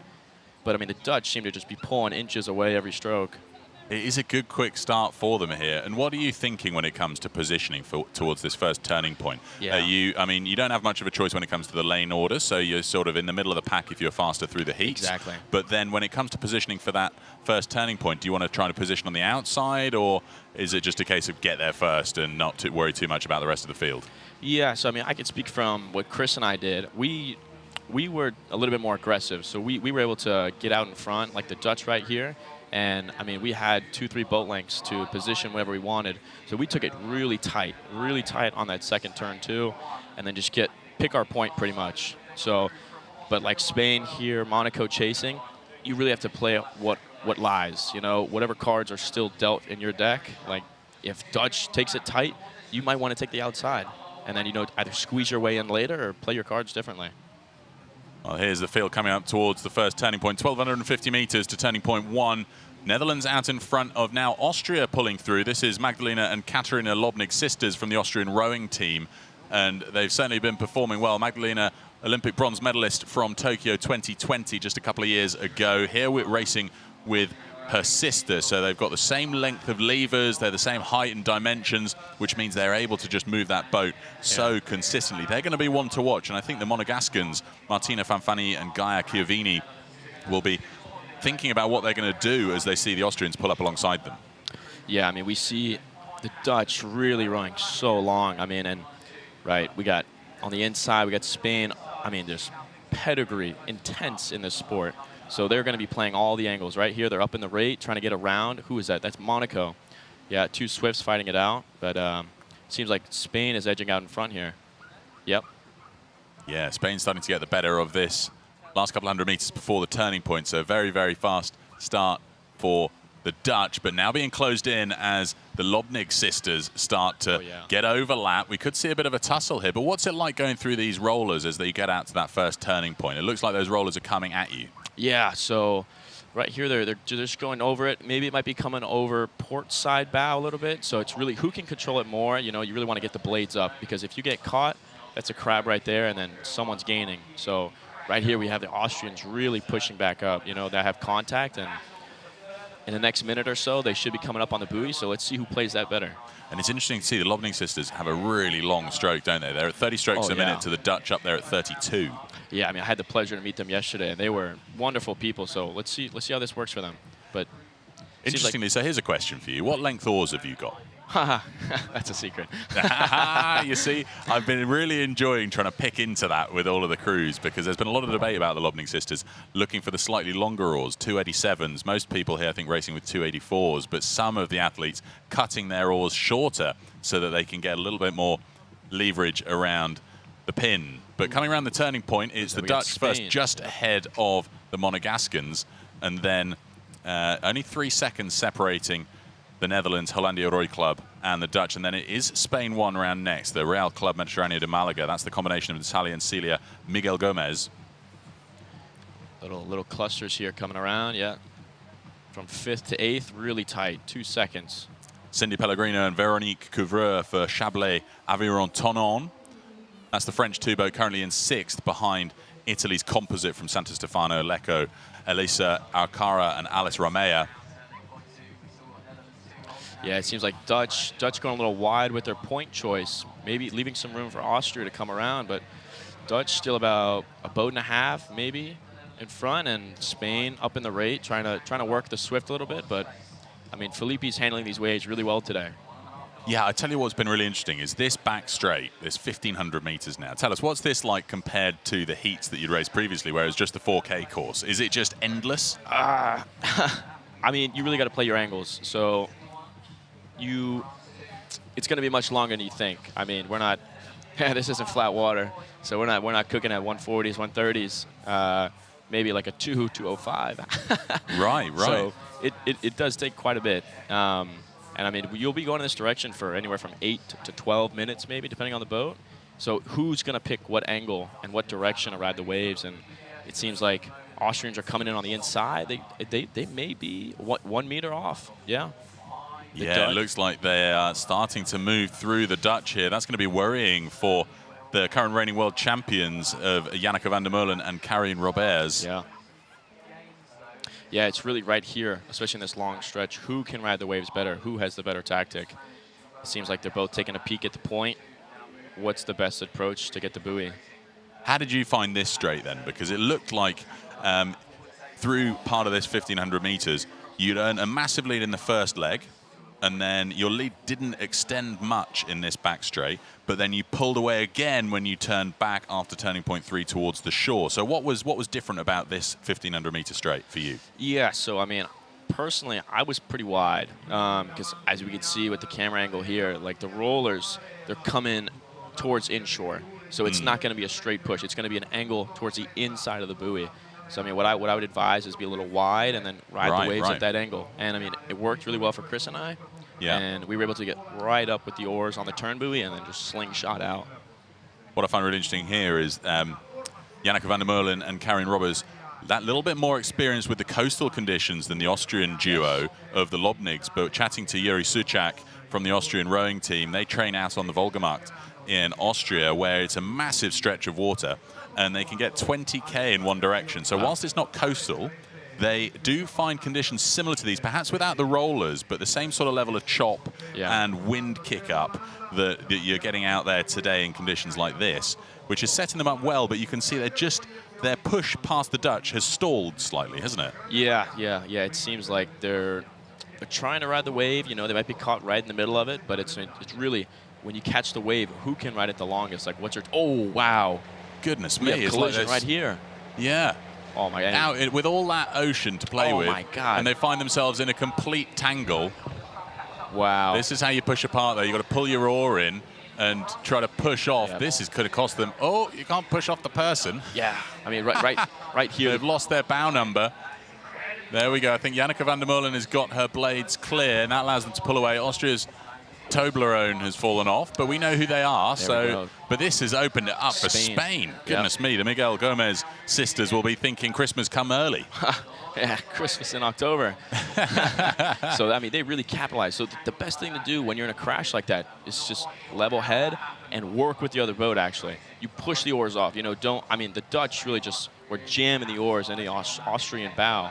You see right here, and now Austria and Spain are getting locked up a little bit. But I mean, yeah, crikey. They're all over each other now. Let's see a little slow-mo of this crash. I thought for a second there that the Dutch had been bogged down. I hadn't realized that they were literally on top of each other. Wow. But it is tricky to separate these boats. They do sort of zip together with the oars. Yeah, they do. Riggers just get really tight. See right here, yeah, the Dutch, we just need to work together, and they're just pushing around. Oh, there went the Toblerone. Well, we're back into the action now, and I think the Lobnig sisters have just managed to fend off the Miguel Gomez sisters, who are trying to move through. Celia Miguel Gomez, world champion in the women's quad last year, now finds herself here with Natalia, who's an Olympian for the Spanish squad. She was silver medal in the mixed double back in Oeiras in 2021. Now, they're going to be the majority of the way along this 1,500-meter segment, and when it comes to overtaking, it's quite tricky to do that as you get into the shorter legs between turning points. Exactly. So, I mean, right here, they're coming up on the second turn pretty soon. And, I mean, by the time they get to the third, maybe fourth turn, the positions are pretty hard to change. Unless if someone's really cooked it in the first half or they go really wide like I did, they're not really leaving a lot of room. So right here, we see the Austrians catching the wave a little wide. And, I mean, hopefully that plays in their angle, but it is a very different line that the Austrians are taking here compared to the Dutch and the Spanish. I wonder what's causing that. Is that an issue with seeing the turning point in the distance because it's so far away? What do you reckon? It might be that. They might be correcting it, or they just, the waves spun them a little bit, and, you know, it's really hard to bring it back, especially while you're riding. So, and they don't want to lose that free speed. So, yeah, crucial. Well, there's Spain 1, now trailing behind the Lobnig sisters. That's the 1-2-3. Behind them, then, we've got the Monegascans from Société Nautique de Monaco, Martina Fanfani and Gaia Chiavini. They're still in fourth place ahead of the Italians, the composite from Santo Stefano and Lecco, Elisa Arcara and Alice Romea. Not too far there stern, we've got the France 2 combination, which is the boat from Chablais-Aveyron-Tonon. It seems that the Austrians have pushed in front. I mean, they really used that collision, you know, fuel some anger there. I mean, they're pushing. They want to prove a point now. Maybe rub it in their face a little bit. Yeah, that is amazing. Through the course of only a few hundred meters, they've taken 2.5, 3 lengths out of the Hollandia Roy Club double. I mean, they pushed up. They were even with Spain, and now they have about 40-meter lead. Oh, so, is a wobble for the Austrians. Not quite sure what that was about. It looked as though in the bow seat, Katarina just having to take something up over her head, it looked almost like. We'll see what. Doesn't seem to have upset their rhythm too much, just a couple of missed strokes, but that's allowed the Dutch to get overlap again. Yeah. So right here, about 50 meters to the turn. Let's see who can angle it better. But oh, it's so interesting, because what you were saying earlier about those rollers pushing you into the shore, that's why the Austrians were moving out. Exactly. Moving through the line between the Dutch and the Spanish to get on the outside. And we've seen the Dutch have had to correct and pull in behind the Austrians. So despite the perhaps longer experience in the Dutch boat, when it comes to coastal rowing, this is going to be a battle all the way to the line, these two crews. I mean, they want it to be a bloodbath. So look at that camera boat helping us with the views. But Spain, it's like several Christmases come at once for Spain. Just that's allowed the Dutch to move up in front. So the Austrians struggling in the clashing. They'll want to row the cleaner course, therefore. They need to get themselves out in front. They've got the better boat speed, but just every time there's a corner, I think that it seems as though the Dutch just have a slightly better way of getting around those corners and recontesting the lead. Yeah, I think the Dutch are taking these turns really aggressive. I mean, that's what you need to do. If you're coming at the same speed, you know, you got to play off their angle. If they're going wide, you really got to inch in and sneak your bow in. And, I mean, the Dutch did a wonderful job on that one. We're looking at the Dutch racing in their Rubinetti. Here come the Austrians in there, Felipe, moving up past the Netherlands. Now they've got a bit of separation. They'll be wanting to capitalize on this space for Austria and see if they can get their stern out in front, but they could stand to lose everything if they haven't got a way of getting around this turning point, TP4, in a way that means they don't tie themselves up against with the Netherlands. Seems like Austria have a really great straight point coming in that third turn. Dutch are a little bit on the inside, so let's see if it's going to be the same play out as the next turn. Spain going really wide, but I mean, that might be working in their favor, catching these waves a little bit. So trailing behind this battle for gold and silver, we've got the Real Club Mediterráneo de Malaga currently in third. It's the Monegascans in fourth. Italy won for the composite of Santo Stefano and Lecco in fifth. Then we've got France 2, the Chablais Aviron Tonon boat in sixth. Seventh place is Société Nautique de la Baie de Saint-Malo in seventh. Great Britain won then, the Runcorn Rowing Club in eighth, ahead of USA 1, where we find the next level rowing combination of Jenny Sawley and Julian Zeif. And then in 10th place, Peru, the Club de Regatas Lima, Maria Jose Sevasco and Amalia Aspiliaga. Around this turning point, I'm sure we're going to see a view in a minute. They still look pretty close with the Austrians just out in front. So at this stage, Corey, you're pretty gassed out because you've done the 2 long legs. Yeah. What's going through your mind here? Right here, all you need to do is control. You know, I mean, who can stay the most calm? You know, who can work it better? Because I mean, a top speed is really not going to be too high, especially with these conditions we have today. So it's who can capitalize on it the better and stay the most controlled. Because it's going to be a toss-up. You know, they're going to catch a wave, you're going to catch a wave. You see right here, we have Monaco catching a wave, Italy on the outside trying to stay calm. But it's who can make the least amount of mistakes. That's it, isn't it? I mean, Italy won there for the Santo Stefano Lecco, getting moved through by Société Nautique de Monaco. How easy is it to see the boys in the distance at this point here? So you know you've gone round turning point 4, you're looking for turning point 5, which is sort of nestled in that corner of the coastline. Yeah, so I mean, right here, this last stretch, once you get out of this turn, the buoy will be on starboard side, and then it's a straight shot. And that, I think that's probably the last easiest one, because then you really have to cut back up to the course. And I happen to miss that one on my final, but we have Austria. Oh, we have a little crash here, a little tangle. There's a bit of a tangle at the back of the field there. Tough to see precisely who it is, but they're dropping back. I think Austria is still leading in front of the Netherlands, coming around to turning point 5 now. Yeah, Austria working a big lead about 20, 30 meters up. I mean, they really work in this angle right here. Great rowing by them. Yeah, they certainly work well together, the Lobnik sisters. That's them round the corner. Yep. Spain seemed to be very clear in third. Not much of a push from 4th or 5th.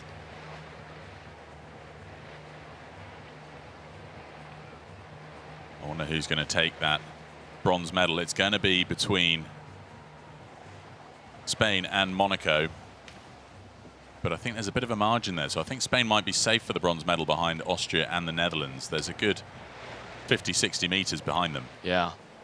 1, 2, 3 already out of the turn. We got the next little pack coming in here. Yeah, this Peru we're looking at there, the Club de Regatas Lima, Maria Jose Savasco and Amalia Aspiliaga. They're going around that turning point now. So now they make their way towards turning point 6. And now they're going back in the opposite direction of that long 1,500 meter back straight. Yes. So they're going into, you guys were doing this too earlier, going into those rolling waves. How does that feel like? And what do you do differently to combat that? I mean, you really have to stay loose. You know, forearms at this point in the race are really blowing up. Your shoulders are going through it. So it's who can manage it, who can manage lactic acid the most, and just, you know, work with the waves, do what you can. Austria, Netherlands doing a wonderful job here. Spain, not too far off the pace. But it seems to be 1, 2, 3 right here. Oh no. Italy with the broken oar. They lost their port. Lost an oar. It looks like they've only got the one. I'm not sure where the other one's gotten to, but that's race ending for Italy. Upset there. Only one person going to be able to row them in. That's going to have your work cut out for you. I mean, talking about burnt forearms, doing the work of 2 now on your own. Here's that battle at the front of the field now then. It's Austria ahead of the Netherlands. Netherlands not letting them break away from it just yet, though. Not at all. I thought we might see the Austrians start to run away with it. They had the better boat speed down the back straight. I wonder if this is a case of they've eased off now that they're out in front. I can't imagine anyone wanting to do that. Yeah, I mean, Dutch giving them a run for their money. I mean, they got 1 win, but it seems like they want 2 here. So right here, they need to go tight up the buoy, and I mean, don't make the same mistake that I did and take it wide, because the waves are just going to keep pushing you further out. Yeah. Well, they did look like they weren't pinching around that corner. Here comes Austria. They've taken it relatively wide there, haven't they? This could be opening the door for the Netherlands to row through them. Such disaster for the Italians there. Not much they can do about it now. They're just going to have to row their way in. They might have to acknowledge that that's basically race over. Yeah, it really is. Look at this, the Dutch moving through Austria. This navigation around turning point 6 proving to be tricky for everybody here today. Yeah, and I mean, they're getting really close again. They might have an oar clash again. Yep, a little bit of oar banging here. Interesting to see the confidence in their direction. Not much looking over their shoulder from either of these boats. Austria seems just to have a little bit of an edge here. Pushing through the waves head on, just a little bit better than Netherlands here. They are, aren't they? How did you gauge how far you are from the next turning point, and how frequently were you looking over your shoulder to check alignment? Yes, so on the long stretches, maybe every 20 or so strokes, not too frequent, but on these last little stretches, the last 3 or 4 buoys, maybe every 5-6 strokes, because the waves are just pushing you so much. Oh, penalty coming in for Monaco. So we'll see what that means. Monaco 0-1, that's the crew, 60 seconds, and the penalties are incurred on the beach, so that could well be medal-losing stuff here. It's 60 seconds for interference. I guess that's what's knocked out the Italy 1 boat. The composite from Santo Stefano Lecco was a tangle with Monaco. Coming up to turning point 7 now then, we've got the Lobnig sisters. Oh, goodness, a lot of grit and determination for them at this point. Yeah, they're just rowing so loose right here. I mean, really getting the blades in and then, you know, leaning back as far as they can, trying to milk every little thing. Little point adjustment here. This seems to be coming up on that one of the last buoys here. But Dutch, now right time for a tight corner. Oh, they've overshot. Look Dutch at that. getting the inside. Again, just the superior turning from the Dutch just means that the Austrians can't get away from it. We have Monaco 1 in Italy here. Really tight racing, but Monaco with the 60-second penalty coming in. That's going to be heartbreak for them. I thought it was this Italy boat they were out in, but Italy's Santo Stefano and Lecco still very much in this race, but neither of these crews will know that Monaco have a penalty yet. And it's a big penalty, 60 seconds, a long time. Yeah, it really is heartbreaking news. Coming in on the beach, you just want to finish the race, and I mean, pointing to the penalty box, watching the competitors run by. Well, they're around turning point 7 now, so they're going to be thinking about how to negotiate the chicane that's coming up. So this chicane between turning points 8 and 9, 170 meters between 8 and 9, and then they go around the usual run-in past turning point 10. Yeah, really tight. I mean, hard to pass in 180 meters, and it seems the Dutch have taken the lead, and they're just climbing away with it.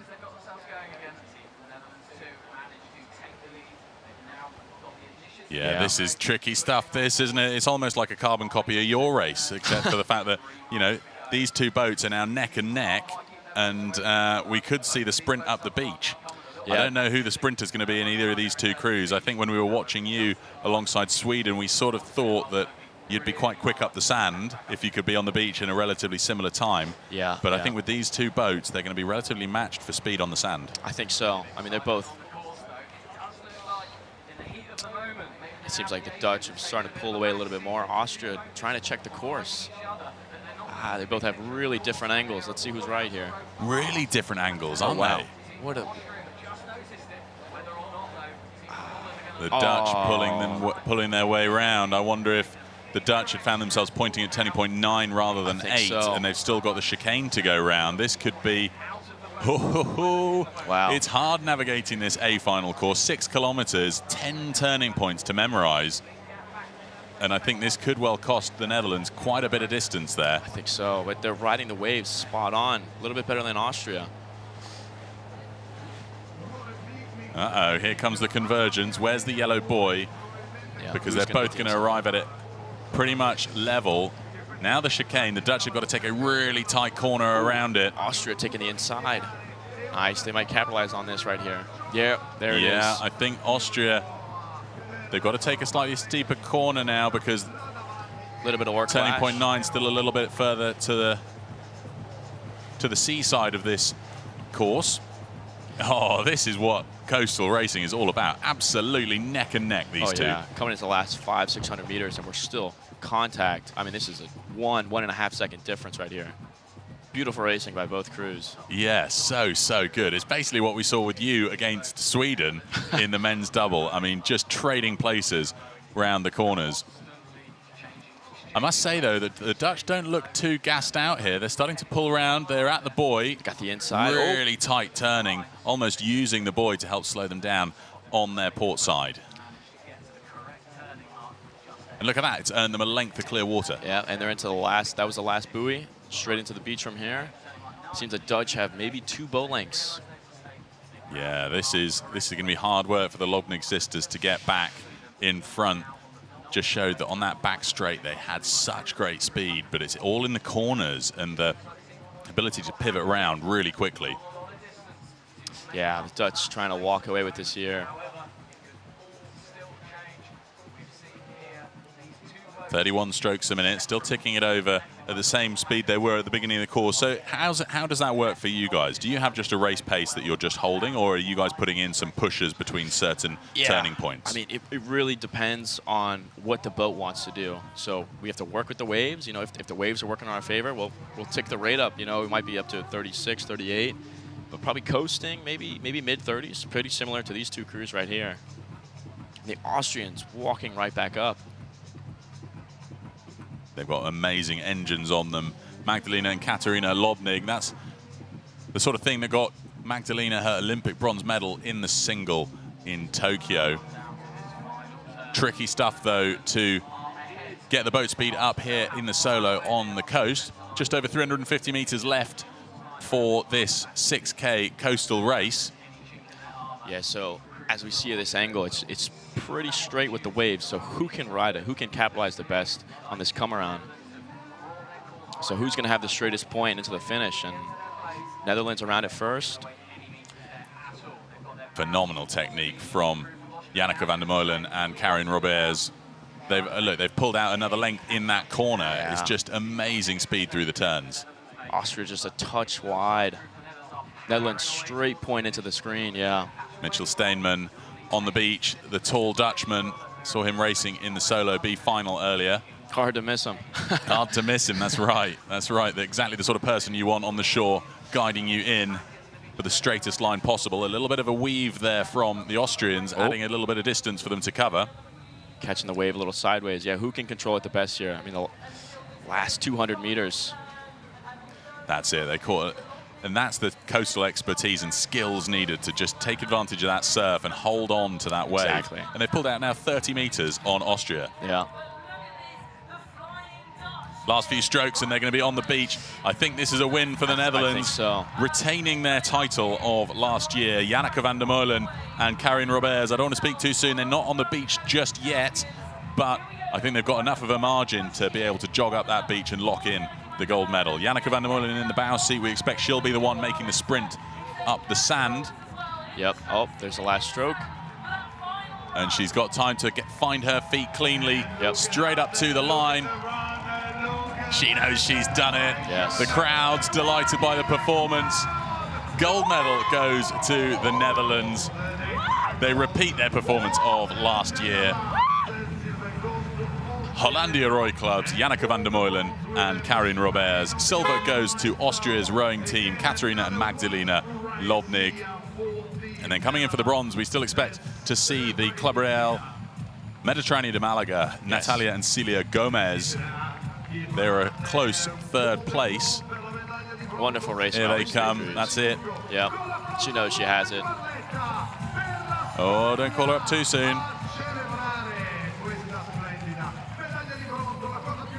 running up to take the bronze medal.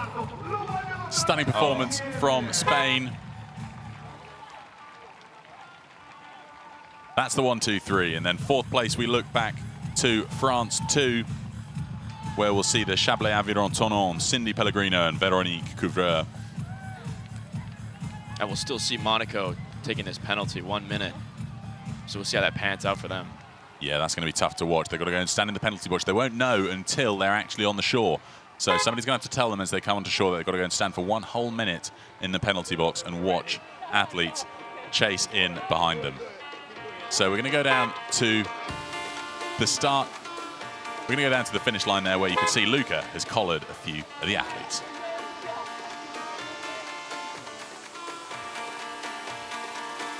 What a great race for you. Another gold. Barletta, forever in your mind, I have to say. I wasn't. I will never forget Barletta.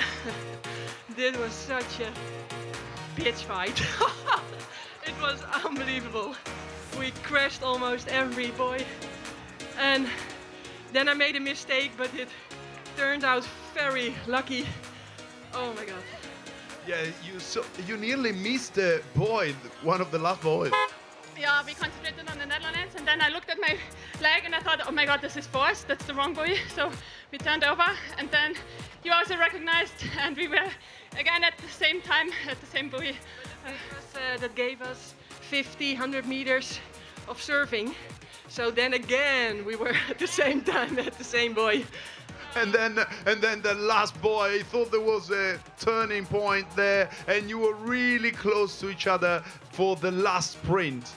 Yes, it was really close, but it is difficult with the wave. It's our first coastal event, and today there were more waves than yesterday. It was a bit difficult. We have to practice, I think. And the best part was your bronze. You decided to run together with your crewmates to get the bronze together. Bueno, ha sido una regata súper divertida. Hemos visto a Austria y a Holanda todo el rato en un pique muy interesante. Nosotros hemos hecho un punto con las olas casi de adelantarla, pero bueno, nos lo hemos pasado súper bien y hemos disfrutado mucho. Well done.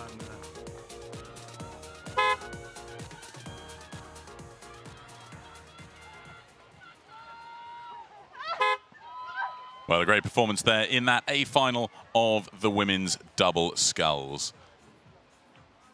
Tension filled all the way to the line, but here's a recap of that start. 18 boats setting off for just 3 medals to win. A fast start for the USA crew, but the fastest start went to the Dutch, where we saw Hollandia Roy Club's Janneke van der Molen and Karin Robert surge out to an early lead.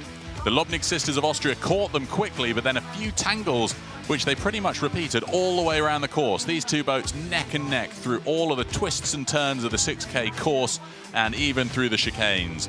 Some broken oars for the other crews and a couple of penalties for the others out there too, but it was a lock-up between Austria and the Netherlands all the way to the line. The Netherlands coming out the better for it in the last straight. They pulled out to a comfortable lead, which meant we saw Janneke van der Molen cross the line to take gold home for Hollandia Roy Club, the Netherlands, silver to the Austrian rowing team, and then bronze to Real Club Mediterraneo de Malaga.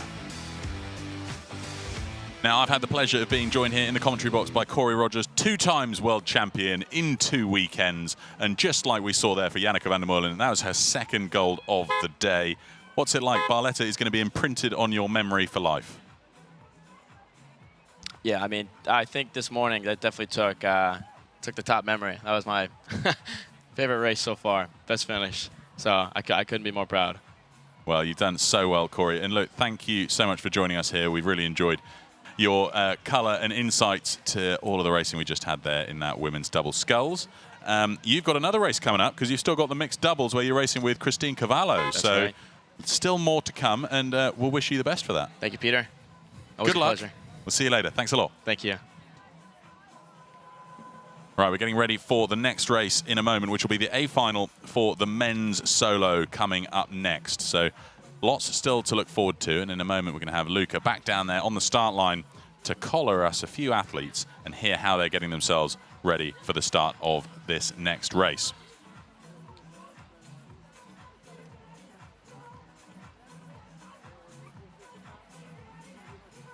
Well, that's the the first of our A finals from the after lunch schedule. We've still got 3 more to go, and that's the men's solo, then the men's quad, and then the mixed double, where we'll see Corey Rogers out there again, racing, this time with Christine Cavallo. His doubles partner, Chris Back, taking part in the next race, the men's solo. Good to see these athletes doubling up all over the place and able to compete in such short order. That's what the endurance is all about, not just racing the once, but can you manage to do it a few times? We know that, I think Joel Naukarinen, the Finnish athlete, is going to take the record for the most A finals this weekend. He's in 4 A finals, if you can believe that. We saw him coxing the women's quad in the A final before the break. A lot of muscle for those women to have to haul around the course that's not contributing to the boat speed, but he did very, very well in the navigation. Next, though, is the men's solo. Joel is racing in this one too, so we'll see how he gets on. He's already been out there, navigated the course as a coxswain, so he's going to be familiar with the full field, and he now gets to race in the solo. Next race due off in 10 minutes time. So look forward to that setting off at 1:45 local time here in Barletta, Italy. It's a big old field. We've got the world champion of last year, Adrian Miramon Quiroga for Wicklow Rowing Club, Ireland. He's in lane 4 alongside Chris Back, who's the 2-time world champion in the beach sprints last year, world champion in the men's double with Corey Rogers just earlier on today. And it is a big field. We've got Simone Martini from Canacchieri Padova for Italy, the silver medalist in the men's double back in Oeiras, Portugal. Marc Franque Montfort from the Real Club Nautique de Tarragona, Spain. He was 4th last year, just missing out on the medals, so he'll have been putting in the extra training to try and make sure he gets on the podium this time round. And of course, the strong athlete from Great Britain, Mumbles Amateur Rowing Club, Charles Cousins, chatting to him yesterday, now lives on the south coast of Wales. Perfect conditions to get the training in for seas like this. Now we've got down on the start line. We're going to catch up again with Luca to take us through the athletes setting off shortly in the men's solo. We are about to start with the men's solo. Is the A final here, and on the beach we've got Charles about to start, ready to go. How are you feeling, Charles? Feeling good, ready to roll.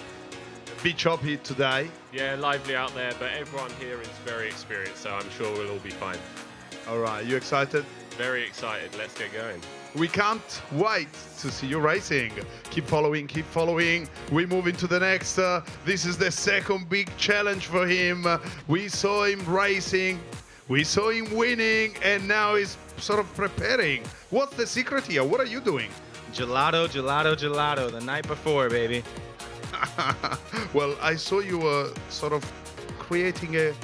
Can you show the rest of the world what's going on over there, down there? What are you doing underneath your boat?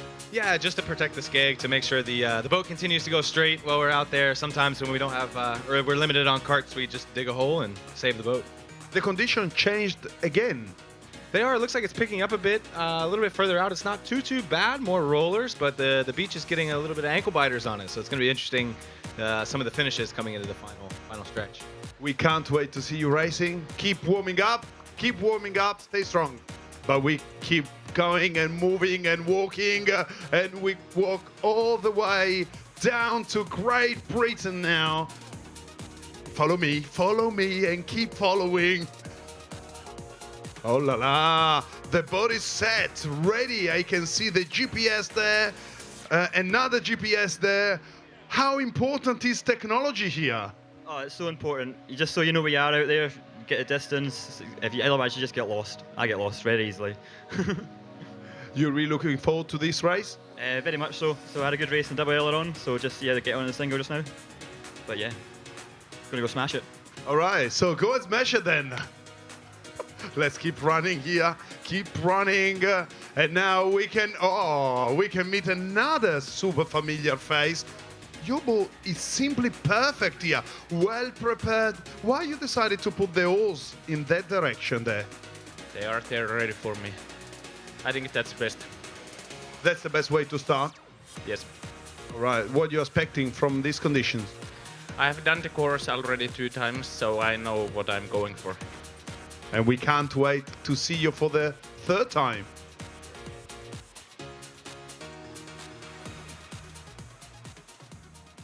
I love the walkthrough from Luca. He's caught up with several of our favorite athletes out there getting ready for the next race. Joel now Karanen, as we said earlier, 4A finals for the big Finn man. And we'll look forward to seeing him race to that first turning point. We're expecting to see some fast starters here. Jerry Owen from Fishguard and Gudik Jemima Rowing Club is a rapid starter. So we'll see him get off quite quickly. He's right alongside Adrian Miramon Quiroga, the world champion of last year, here representing Ireland and Wicklow Rowing Club. And then we've got Gregor Hall, Frankie Montfort, Chris Back, who's the gold medalist in the men's double earlier with Corey Rogers, my co-commentator of the last race. And then we've got the big man, Keelan Mannix, for Ireland's Ross Carberry Rowing Club. He was fourth last year, so he'll be looking to get onto the podium this time round. So this sprint for that first turning point is going to be absolutely crucial. There's Quiroga.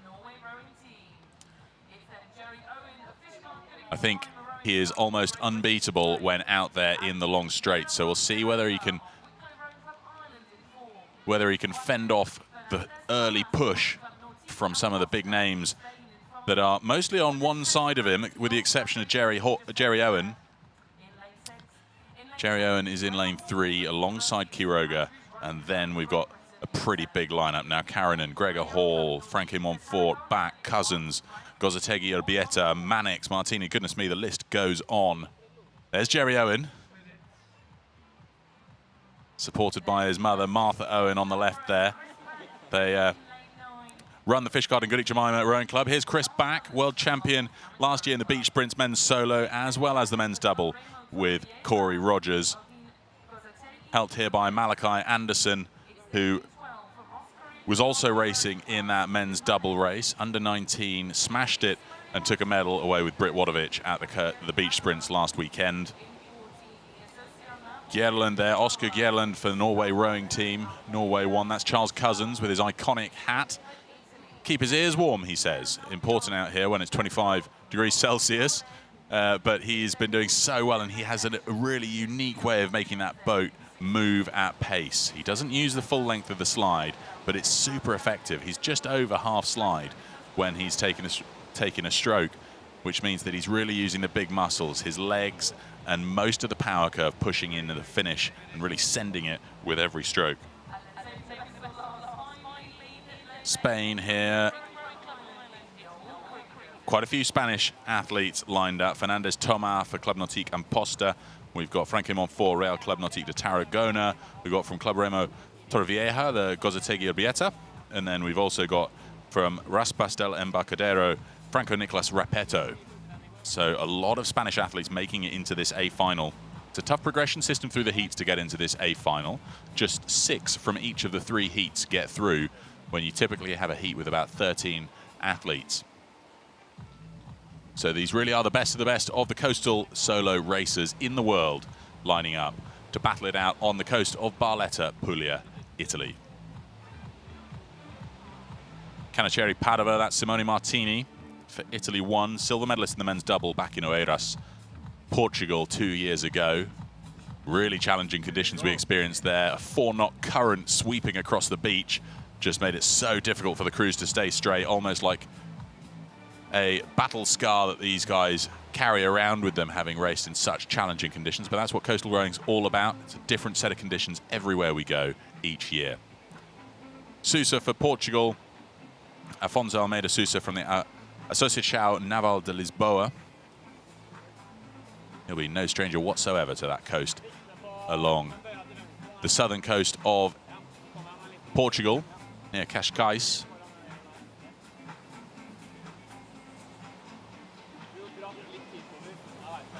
Final few moments before they carry their boats into the water.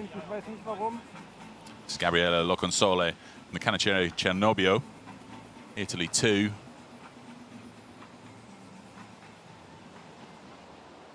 Red flag being raised by the umpire, so we will see what that means. That might at least mean a delay to the start while they sort out whatever the cause is.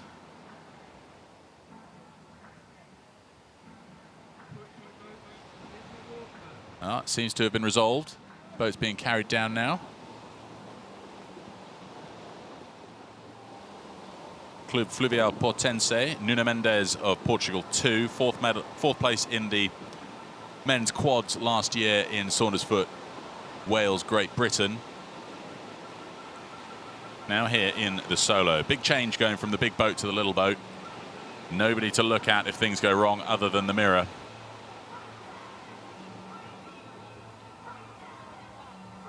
We'll see who takes the braver start in the slightly deeper water.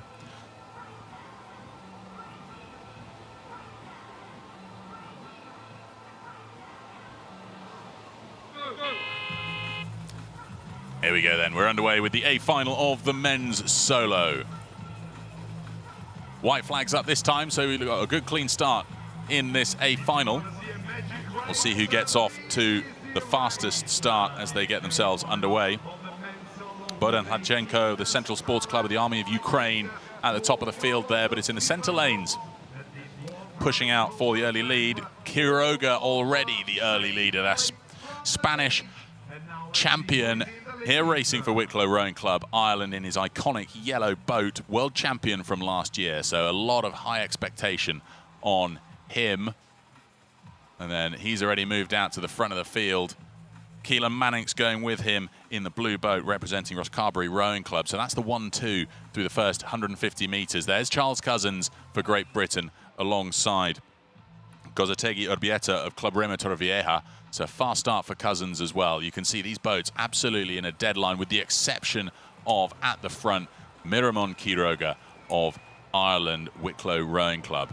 USA 1, Chris Back at the bottom of the picture there, trying to push ahead to take second place, but just the boat speed of Quiroga, just so fast. That's going to be the one to watch. He capsized 2 years ago in Oeiras, managed to right his boat and still come in for a medal. Really impressive athlete. It was as though he just did a barrel roll in his boat, straight back in it and kept rowing.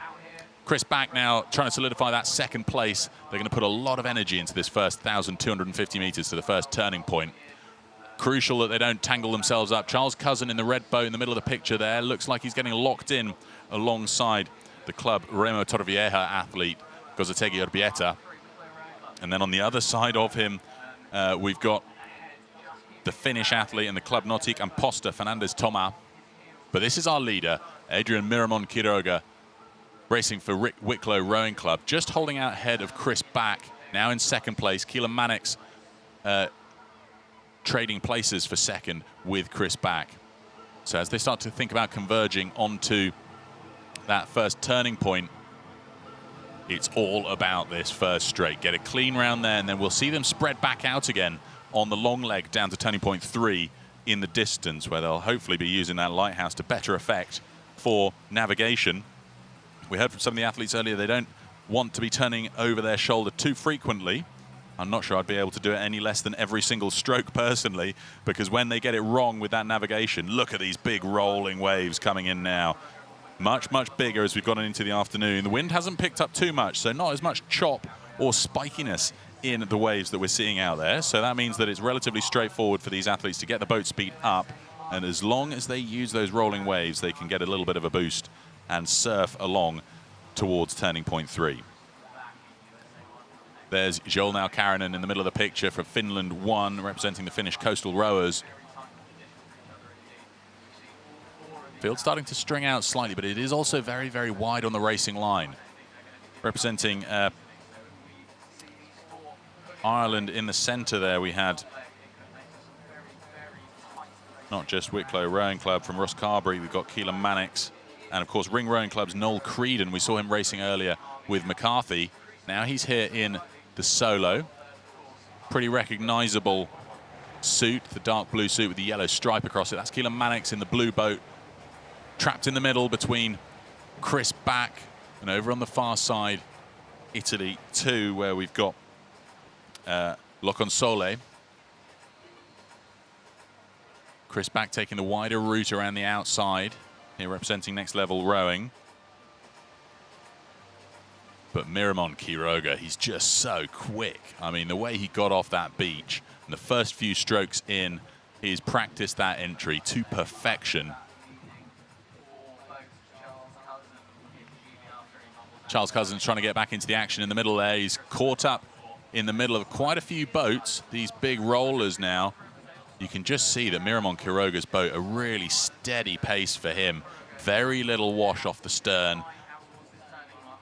Just so smooth through the water. He's got an amazing feel for moving his Kangwa through the water. So many different boat manufacturers. Everybody choosing the hull shape that they believe is right for their style of rowing. Look how little wash comes off Miramon Quiroga's blades as he finishes the stroke. Just so smooth and so clean. Chris Back rowing around him now. Immensely strong athlete, but he's already raced today. So that'll come back to bite him later in the second half of the course, but he's got the depth in his endurance training to fight it out of the front of the field here and contest the medals. If anybody's going to give Miramon Quiroga some pause for thought, it's Chris Back. Now coming around this turning point, Chris starting to pinch in around. He'll want to make sure he doesn't get tangled up with any of these scullers just astern of him. So he might take it slightly wider. And as we were chatting with Corey earlier, the big rolling waves move in from the sea, which starts to push their bows round, and they find themselves too close to the shoreline. So those that are a little bit braver to point a little bit further out to sea along this long 1,500-meter back leg tend to do that a little bit better when it comes to their arrival at turning point 3. Now passing turning point 2, it's just 80 meters beyond TP1, so they have a nice rounded edge to this first corner, helps minimize the clashing. Good clean course from Miramon Quiroga. He's now back out in front, that tighter route through the turning points, meaning he pulls out ahead of Chris Back once more. So now for the long leg, 1,500 meters. An immense distance they've got to cover, and this is where the mental game really starts to put in the challenge. Chris Back trying to get overlap again with Miramon Quiroga at the front of the field as we see Keelan Mannix, Charles Cousins, Gabriel Loconsole locking it out for the bronze medal position in that tightly condensed pack. See how they get on here. Chris having a quick look for navigation's sake. He's up there at 32 strokes a minute. Miramon Quiroga just holding on to the lead by half a length or so. He's at 36. You can see how much shorter he's rowing compared to Chris. Adrian just over half slide. That's why he's up there at 36, really putting the emphasis into the back end of each stroke, looking to keep pushing the boat forward. High rating, not big, long, strength-based strokes, but a higher cadence of low strength, but just ticking it over to keep the boat speed up.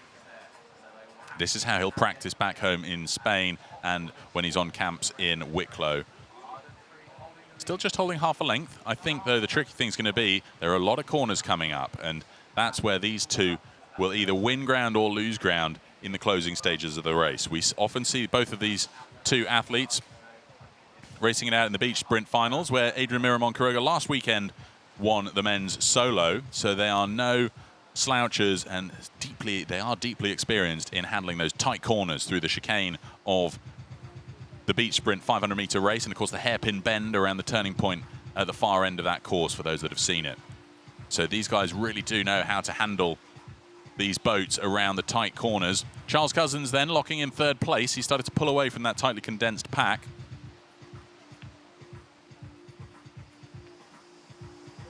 This long leg will seem never ending for these athletes. They've done 1,250 meters to the first turning point, 80 to turning point 2, and then now 1,540 meters to get to turning point 3 before they start the winding course back into shore.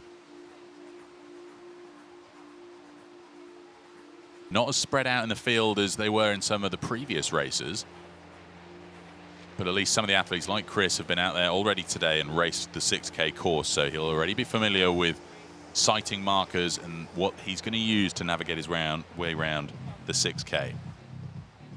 Miramon Quiroga's boat speed, though, just slightly superior as he starts to pull away in open, clear water on Chris Back. Charles Cousins then in third, fourth place.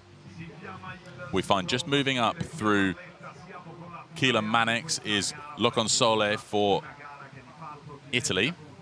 Keelan Mannix, therefore, in 4th place. That's where he finished last year, so he'll want to make an improvement on that.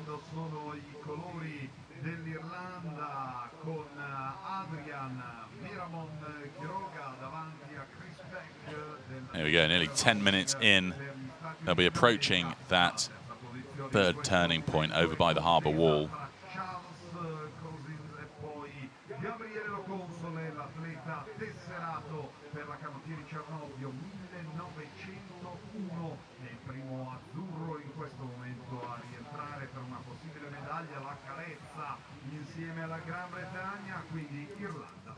You can see a couple of hundred meters left before that turning point in the distance. Miramon Quiroga solidifying his lead ahead of Chris Back for the USA in silver medal position now, and Charles Cousins in that bronze medal position. If I had to try and overtake anybody in the course of a men's solo race, I would not want to be having to try and overtake Adrian Miramon Quiroga. Such a skilled coastal rower. And to boot, he's been leveraging the experience of the Irish with his training in Wicklow Rowing Club. Absolutely dominating performance here. As long as he can keep out of trouble around these turning points, get the navigation right, it'll be all the work for Chris Back to do to close in. A bit of a push here from Chris. He'll be really feeling the pain of having raced earlier in the men's double with Corey Rogers, where they took the gold just ahead of Sweden by 1.5 seconds over a 6K course. That's what it came down to, the sprint up the beach, where Corey Rogers nipped in just ahead of Sweden. Not much separating them out at this stage. Italy 2 currently in 4th place.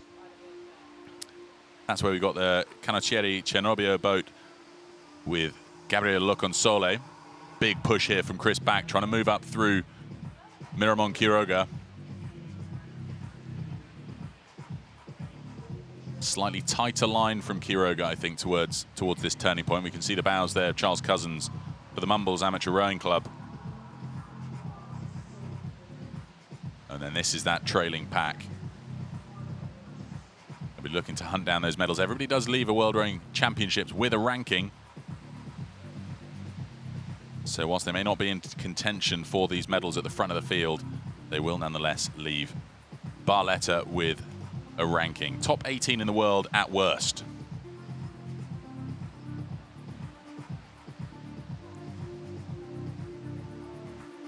Beautiful drone shots here, all pulled together by World Rowing Productions. An amazing set of videos we've got. We can see everything going on all the way around our 6K course. Miramon Quiroga's responded here to Chris Back. Doesn't look like it, but he has pulled back out into the lead.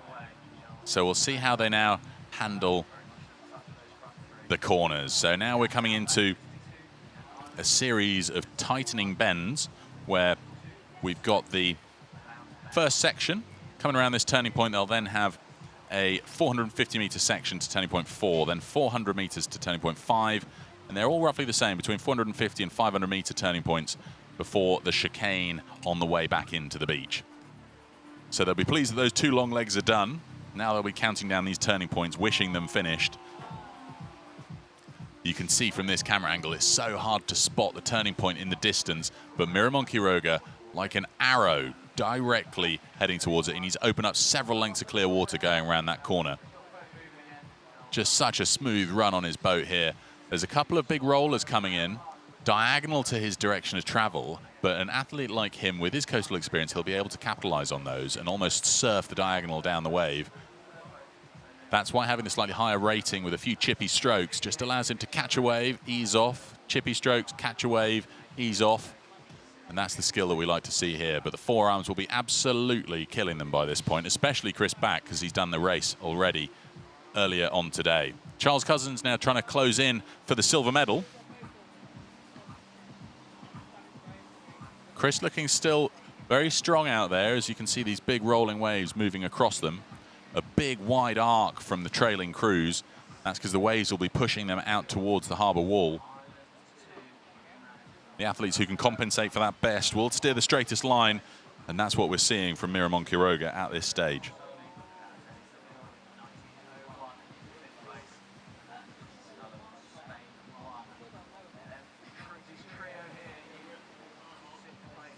.30 strokes a minute for Miramon Quiroga. Beautiful overhead shot here with his Spanish oar coloring, whilst representing Wicklow Rowing Club of Ireland. It's so cool to see so many of these athletes training with different nations. That's how you get better. You've got to train with the best to be the best. We see that in so many other sports, and that's what I love about the beach and coastal variant of rowing, is that groups getting together like Spain, USA, and New Zealand did in Donoratico just a couple of weeks ago. They were able to put in a few training camps, and that meant that they just learned from each other and continued to up the level of their coastal rowing game. But Adrian Miramon Quiroga, a stunning start for him here. I mean, he's nearly 3/4 of the way around this 6K course. And I have the pleasure now of being joined in the commentary box by Aubrey Oldham. Now, Aubrey, oh dear, just as I'm about to introduce you, there's a bit of a lock-up here. Not what we want to see. That's Spain 1. Marc Franque Montfort getting a bit locked up there. We'll see whether that's made much of an impact on his lead. But Aubrey, welcome to the commentary box. You were down there helping with some boat handling. Yes, I was. Thank you for having me back on. It feels like I'm spending more time in here than on the water this year. Well, we love learning from you, mate. It's great to be able to hear from what it's like down there in the water. So who were you boat handling for, and how did that pan out? For this race, I was helping with Joel, who's the Finnish athlete. He seems to be in the pack right now, which is great. And yeah, he just had asked if I could do this. I was helping him during the beach sprints that final weather day, because his team had to head back to Finland mostly, so he was left stranded. So we had Charles Cousins from Great Britain and myself were able to step in and give him the shove to help him out. So just helping him out again today. We love that. I was just saying to the audience that, you know, the chipping in, helping each other out, training together, that's what makes this such a fun vibe here, but also builds people's standards in the sport. Now, we were due to have you racing this morning in the mixed double with Sarah. Sadly, we missed out on your last race, and that's because Sarah is... Sarah had her race earlier on this morning, right? Yes, yeah. Sarah was in the A final of the women's solo, so she had a good race, a challenging race. She was in a pack through most of the race, as you saw earlier today, and managed to squeak out a 10th place finish, just sprinting in ahead of another rower there, the German rower. And yeah, so had a great race. We were supposed to be racing in the B final of the mixed double, but I've been struggling with a little nerve issues in my legs, so we decided to bow out, and that will give me time to recover, as well as gave her the breathing room to be able to perform in the solo. Excellent. And well, I'm glad she had a good race. And now that we look at this and the solo, now you raced the solo earlier in the weekend. How was it when you look at this 6K course? I actually didn't race the solo this year. I decided not to, but I appreciate that I was out there and right in the lead the whole time. Well, what's it like out there, though? Tell us from your perspective. I mean, you haven't raced the 6K course, but when you've raced the 4K course, what will be going through your mind now, this extra 2K that they've got to cover? Oh, the extra 2K makes a huge difference, and a lot of these athletes have doubled up as well, or will be doubling up, so that's going to be on their mind. They will be fighting 100% right to the line no matter what, even if they're racing next. But just having that extra lactic acid already settled in their legs from earlier racing today, if they had it, that's going to make a big difference in the second leg of the course. That extra 2 kilometers does make a big difference. Well, it looks like the leader is just starting to run away with it here. I mean, Chris, he's doubled up. You were just saying about doubling up. He's now racing again in short order. It's going to be tough for him to hold on to this silver medal when you've got somebody like Charles Cousins, who hasn't raced yet, trying to bear down and take that silver medal position from him as they come up towards turning point 6. Yeah, in the single, you can see that they're quite spread out. They're almost like a parade at the front of the pack here, the breakaway group. Adrian is definitely class of the field here, and I don't think that's going to change anyway. But Chris seems to have the firepower. We've seen him in the past be an exceptional athlete. He and Corey had an amazing race in the double, and I bet he's just going on adrenaline here. He knows he is one of the fastest in this field. He knows that it's his to lose right now. He knows Charles is also coming for that silver position, so he's going to be holding on, and Charles is going to be fighting for it. I think these are our medalists here, aren't they? There's a bit of a clear water gap back to Keelan Mannix, currently riding in 4th place. Yeah, as they enter the chicane, it's really, really hard to come back from being behind. But at the same time, anything can happen. You can beat someone who's in front of you from behind by being relentless. And these athletes are relentless. Perseverance all the way to the line is key, isn't it? But I mean, when you've got Miramon Quiroga out in front, he's just so great at turning that boat quickly. Chris Back seems to have a bit better boat speed now on the straight and is closing in. Yes, he does seem to be pushing a little bit here. It would be really interesting if we had the boat speeds on the screen, but we don't. But we did see Chris seem to take a boat length in the last 10 strokes. But you also wonder, is Adrian Miramon Quiroga just sort of sitting on top, waiting for that push when he has that skill to ride the waves around the back turn? Well, they'll be coming up shortly towards turning point 7. And Miramon Quiroga there for Ireland. Just 20 meters separating him from Chris Back and a potential silver medal. Yeah, this is the battle that Chris wanted for the beach sprints and never got. He had an unfortunate, just a little under the weather, some food poisoning, I understand, the night before, so wasn't at his peak on this Monday morning for the weather day. So here he gets the chance to come after the champion and give a little something back from not being able to make it into that final round. Yeah, that's right, isn't it? Because he was the world champion in the beach sprint last year in Saundersfoot, and he didn't quite manage to defend that title properly into the last 8 of the men's solo last weekend. So this is his opportunity to make amends. This is his opportunity, and last year we saw how much of a competitor he was, but we also have to remember in Portugal, Chris won the initial time trial. So he's been in building towards this for the last few years, and under the coaching of Mark Oria, he's really honed the skills. And Adrian does have the experience and the pedigree on the water in the waves, but Chris is right behind him, literally. You couldn't take that corner any tighter than Adrian just did then. That was to perfection. And it's earned him at least another length on Chris at that point. Exactly. We've seen that around today. And it seems that the Spaniards are always amazing at their turns. They're just never to be underestimated. There's usually 2 or 3 in each of the finals. They just are classy rowers, and they know how to do it and make it look really good. And Adrian is also an exceptional beach sprinter. So that hairpin turn, he's trained that many, many times and can do it with his eyes closed. And we saw an example of that right there. Didn't lose any speed. Yeah, you're right, because that's the tightest corner, the tightest turning point 7 in the whole 10-point course of our 6K race here. Chris Back then, I think, is looking good for silver. Charles Cousins, a quick peek over his shoulder just to see where they're going. 3 very different boats. We've got the Kangwa, we've got the Felipe, and then a Swift, all chasing each other down towards what is now the chicane, turning points 8 and 9. Just 170 meters between the 2 of them. So this is an opportunity for us to get another masterclass watching Adrian take these corners. Exactly. And it's really, really good to watch this. I really wish that I was able to be out there racing with these guys. Unfortunately, this year for the men's solo, it's in the same group as the mixed double, so we wanted to have an opportunity at that podium in the double, which unfortunately we didn't get to. It would be too much for me personally to do the solo as well, but a lot of these athletes are doubling up like that, and they are able to perform. So it's very exceptional, a lot of athleticism. You can see that Adrian is pulling away, it looks a little bit.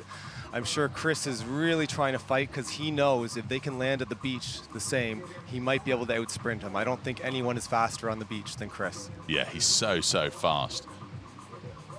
But he's got to close down this margin if he wants to stand a chance with it on the sand. Yeah, Adrian just looks so like he's out for a Sunday scull here, doesn't he? He really does, and we do know, even as easy as Chris looks at it right now, his legs are crushed. He raced that double right to the line, literally. And we did see how it came down to the beach sprint. I thought for a second Adrian was on the wrong side of the buoy there, but he would not miss a buoy like that. No, still the chicane to go, 170 meters up to turning point 8, and then we got 340 meters to turning point 10, and then 350 meters to turning point to the beach. So they're around turning point 8 now, and then it's 9 that's next. Charles Cousins trying to close in on silver, but I can't see these medal positions changing, and I can't see anybody else getting into the action now. It's an ocean of clear water back to 4th place. Yeah, Adrian's walking away with this, really, he is. He seems to be saving it almost for the quad coming up. Yeah, so he's racing in the quad next with... who's he got in the quad?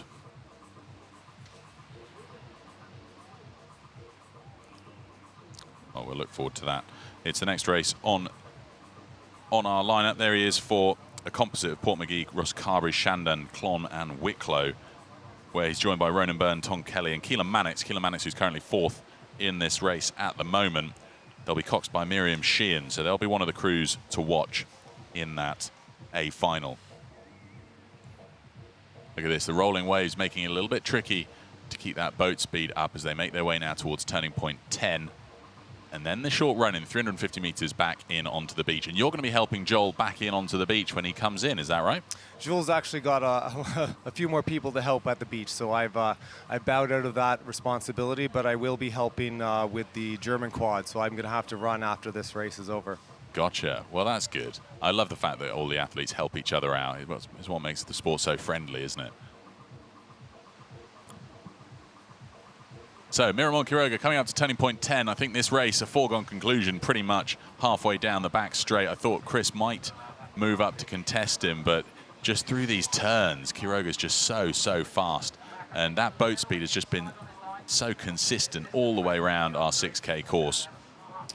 Yeah, it really has. I know a lot of these athletes would have been hoping to stay with the top group, but just when you get that breakaway like that, it's very difficult to hold on if you don't have the ability to do that.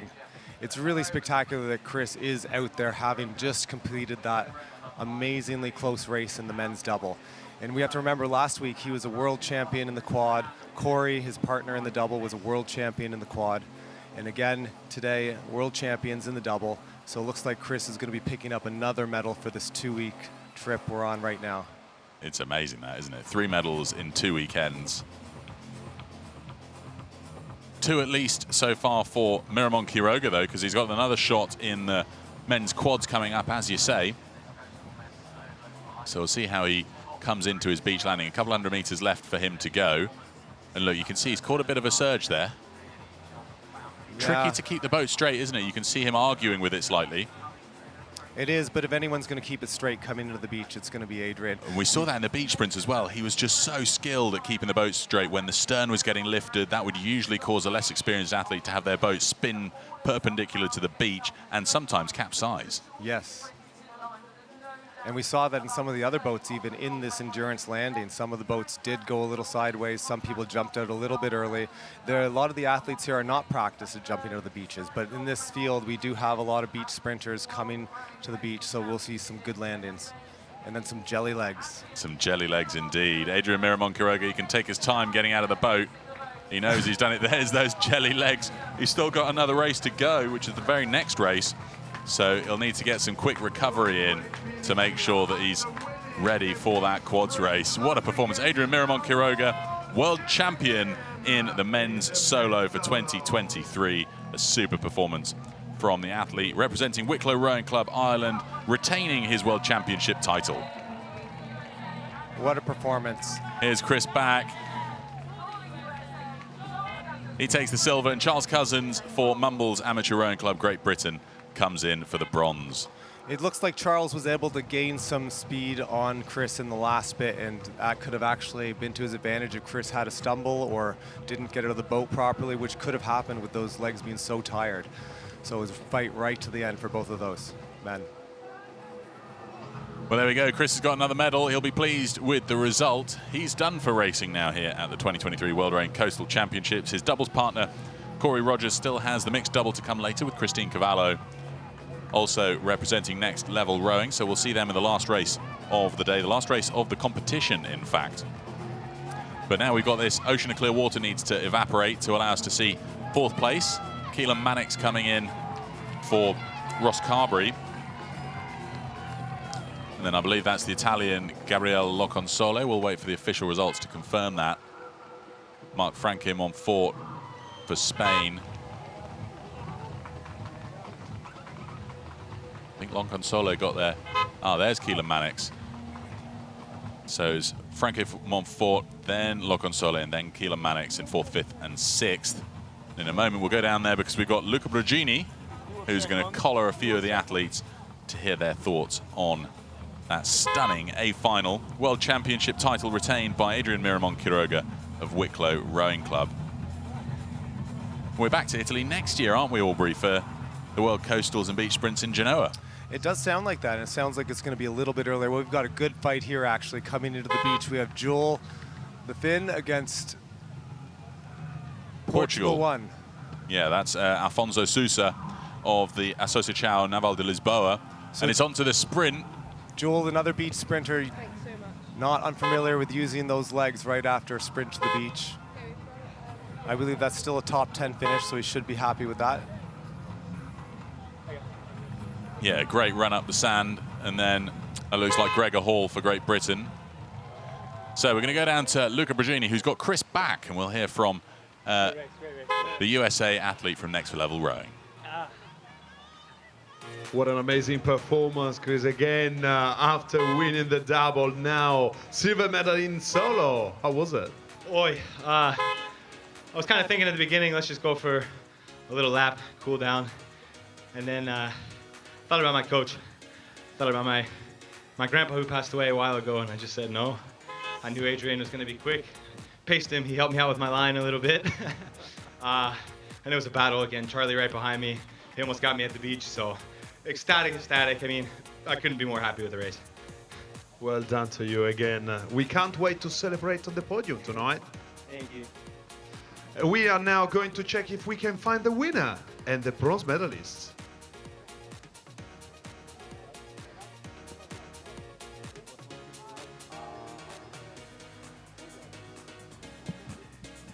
Well, great to hear from Chris back. 3 medals in 2 weekends. Fantastic weekend for him.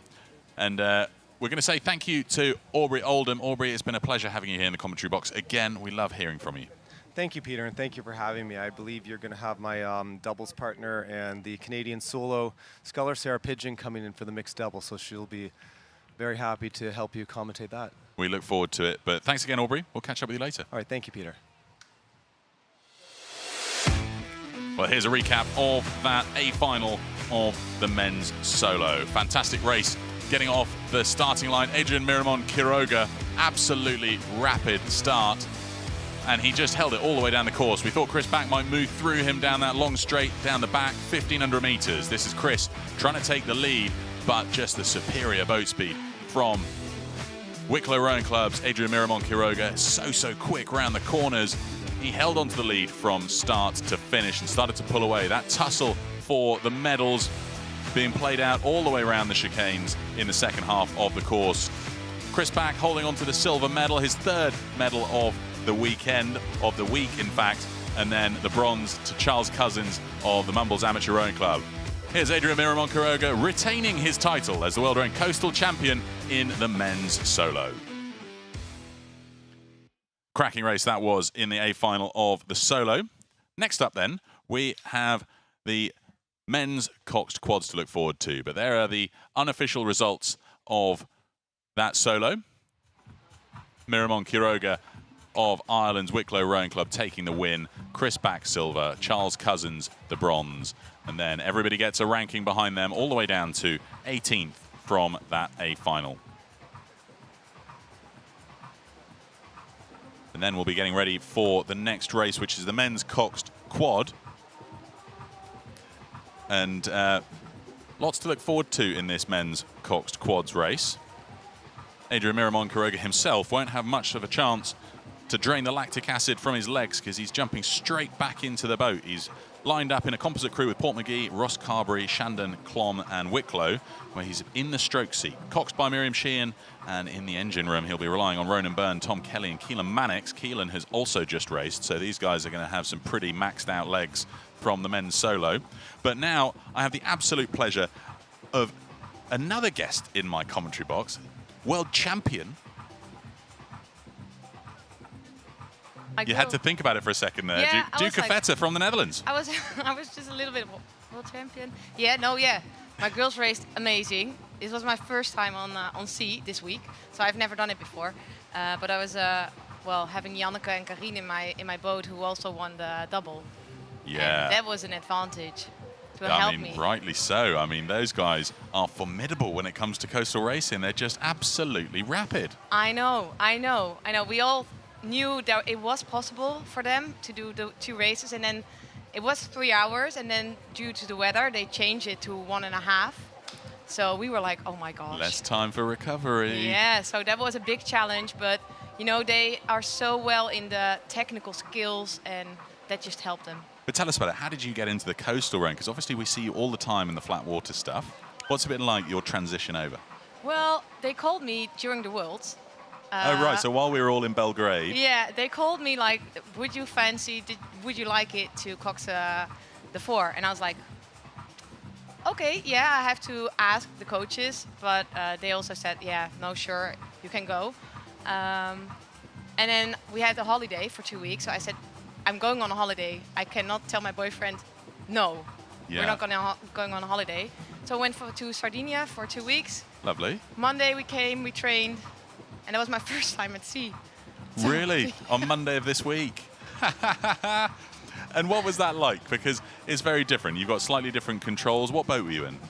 I was now in the quad.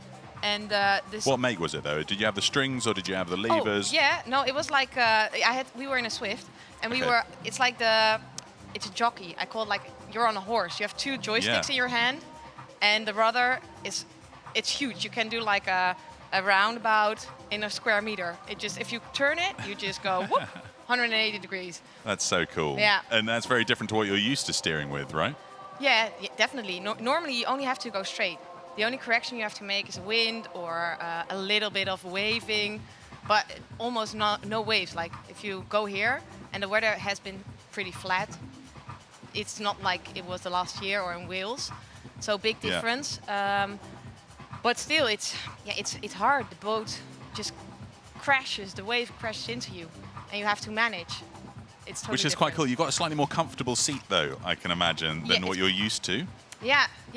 You have it's adjustable, so that's also good because I'm tiny. But if you see some of the coxswains here, it's Well, we had coaches. Joel now Karen, the big man from Finland, in the coxswain seat of the women's quads earlier with you guys. I know. You two couldn't be more different. No.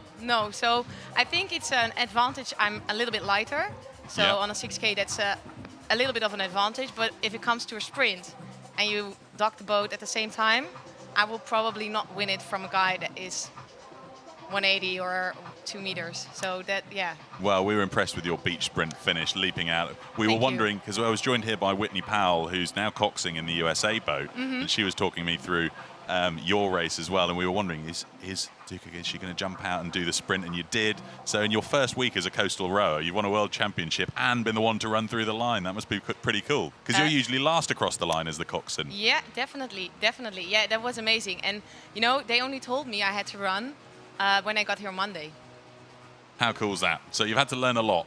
Yep. But just before we get into this race, we've got Luca Bragini down there on the start line for this men's coxed quads race.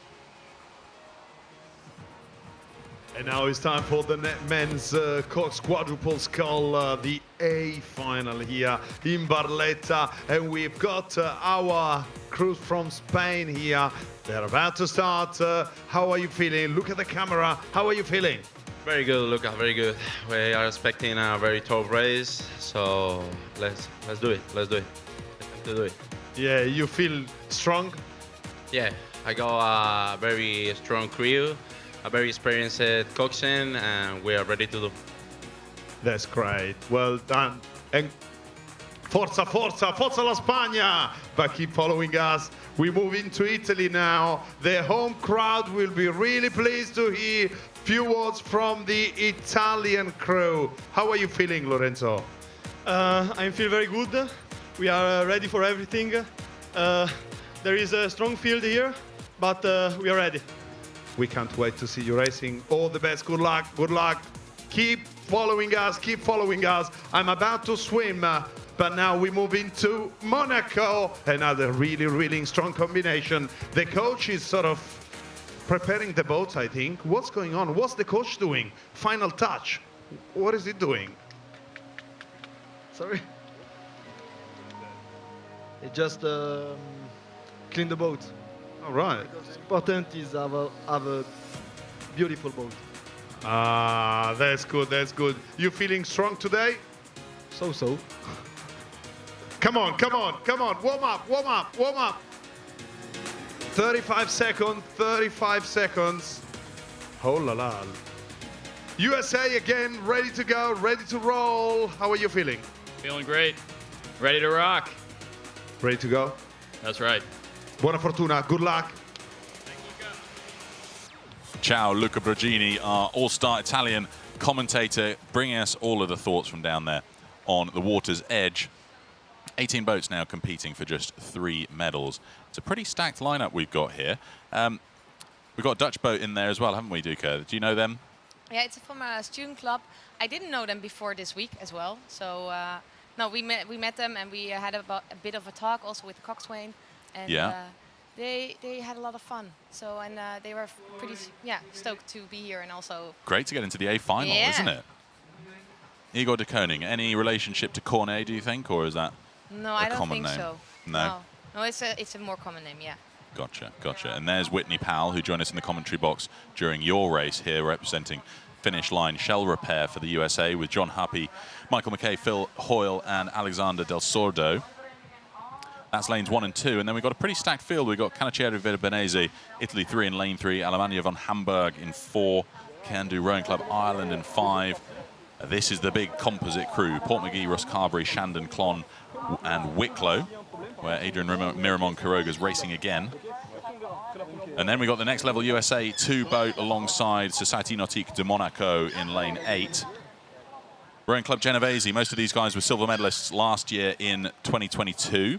They're in lane 9 alongside Club Remo Torrevieja, who've got Ander Martin Domingo, the 2-time world champion in the mixed double, stepping into the quad for this year. It's a stacked field, this, isn't it? I mean, it's tough to choose. I mean, we then look alongside Stuttgarter Rudi Gesellschaft, but this boat from New Zealand, a lot of eyes are on that boat. Look at this field: Toby Garbutt, Olympic champion Michael Brake, Joe Sullivan, Matt Dunham, world champion last week in the mixed double with Jackie Kiddle, coxed by Roman Sanchez. Quite a lineup we've got. Now, what's it like for you when you were racing in the women's quad final? Did you spend any time looking at who you were rowing against, or was it all about what you guys were going to do in your boat? Yeah, I think we had a good plan. Like, we knew everyone was going to go blast off the start. I think no other than being in a flat water 2K race. When you're in a final, you just go out as fast as you can. But what I've noticed this week is that you want to get to the first buoy first. You don't want to get in the middle of all the boats going to the same point, because everyone's going to go to that one buoy. So you have 18 boats to one buoy. So if you're up front, you're in an advantage because no one will hit you, no one will drift your boat.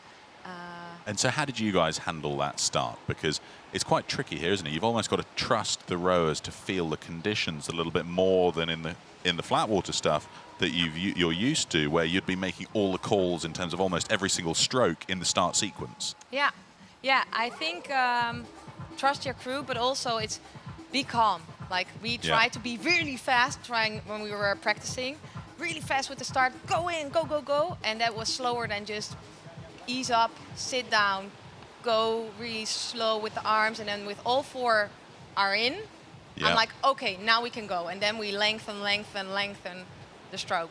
Yeah. And so that's really interesting, because we noticed that when we were watching Janneke and Karine racing in the double. They just looked as though it was effortless, just really, really smooth. And you could also tell, actually, when we watched you guys in the quad, but we could imagine that it would be quite a stressful situation, but just looking very, very calm in that starting process. So you guys got out ahead quite early. Yeah. Must be tricky for you, because you can't always look over your shoulder, so you don't know what's going on behind you or around you. How do you sort of manage the positioning going around those first 2 turning points? It's all packed in the first 700-800 meters. So you look a little bit to the side, but because of the waves, if you look over your shoulder, you're always a little bit off, and you're always not even thinking about it, but steering a little. So be focused up front. And I think we have a couple of races in Holland as well, where you start behind each other, and then you have to communicate with your stroke. Okay. So So- they're telling you what's going on behind you Yeah. so that you can respond. Yeah. Interesting. And because you've got a much bigger rudder than you're used to here, when it came to going around those turning points, quite straightforwards? Or, I mean, how did you practice the turns as a crew? Because it's your first time in the coxswain seat of a coastal quad. I was shit. Yeah. Yeah, I was not so good. No, when I was steering, I was like, okay, go for it. And I just turned the rudder, and you go too far because once you have your rudder straight, Yeah. you still turn a little bit more than you want to. Oh, so it sort of oversteers. Yeah. When you think you've gotten it straight, it just the momentum pulls you Yeah, the sideways boat that little still bit more. turns. Right. Yeah. That's tricky to get So- to grips with. Yeah, so, well, what I noticed, but maybe not all the coxswains had that, but if you want to turn towards the buoy, start earlier. Stop earlier steering, because you will drift a little bit more. Interesting, and that's why we so often see them overshoot. But here goes the start. That's Ukraine, I believe, getting in for a rapid start. The Central Sports Club of the Army of Ukraine, Ihor Mazepa, Andriy Kashanov, Yuri Ivanov, Artem Verestyuk, and Darina Kalashnikova. Let's see if they get off to a quick start. I think, though, that is the Kiwis. Is that the Kiwis pushing out? No, it's tough to spot in this early stage. Let's see how they get themselves up towards this first turning point. Oh, it's rapid on this side of the course. That could well be the Spanish. We so often see them off to quick starts. I think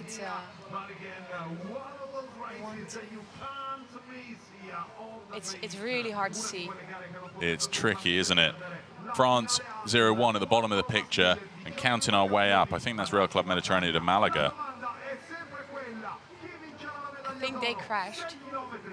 A little bit of clashing at the back of the field, but we'll soon see who that New boat Zealand. is pushing out to the early start. Is that the Kiwis at the back of the Yeah. pack? That is a bit of a surprise, isn't Yeah. it? Because they are quite a full formidable force. force. Yeah, Toby Garbett in the bow seat there, joining the Kiwis. Garbett being an international British athlete, now joining Olympic champion Michael Brake, Joe Sullivan, Matt Dunham, and Ramon Sanchez. They're at the back of the field, so work to do. I mean, how do you move up through that entire field when so much of your strategy relies on being first to the first turning point? It's difficult. I mean, they're packed. You saw all the boats in front of them, and well, you have to play the tactics. Are you holding back, going to the outside? Are you trying force your way through? You just have to read the field, because now they're all the way down. Yeah, that's a lot of distance they've got to make up, isn't it? Germany 2 out in front.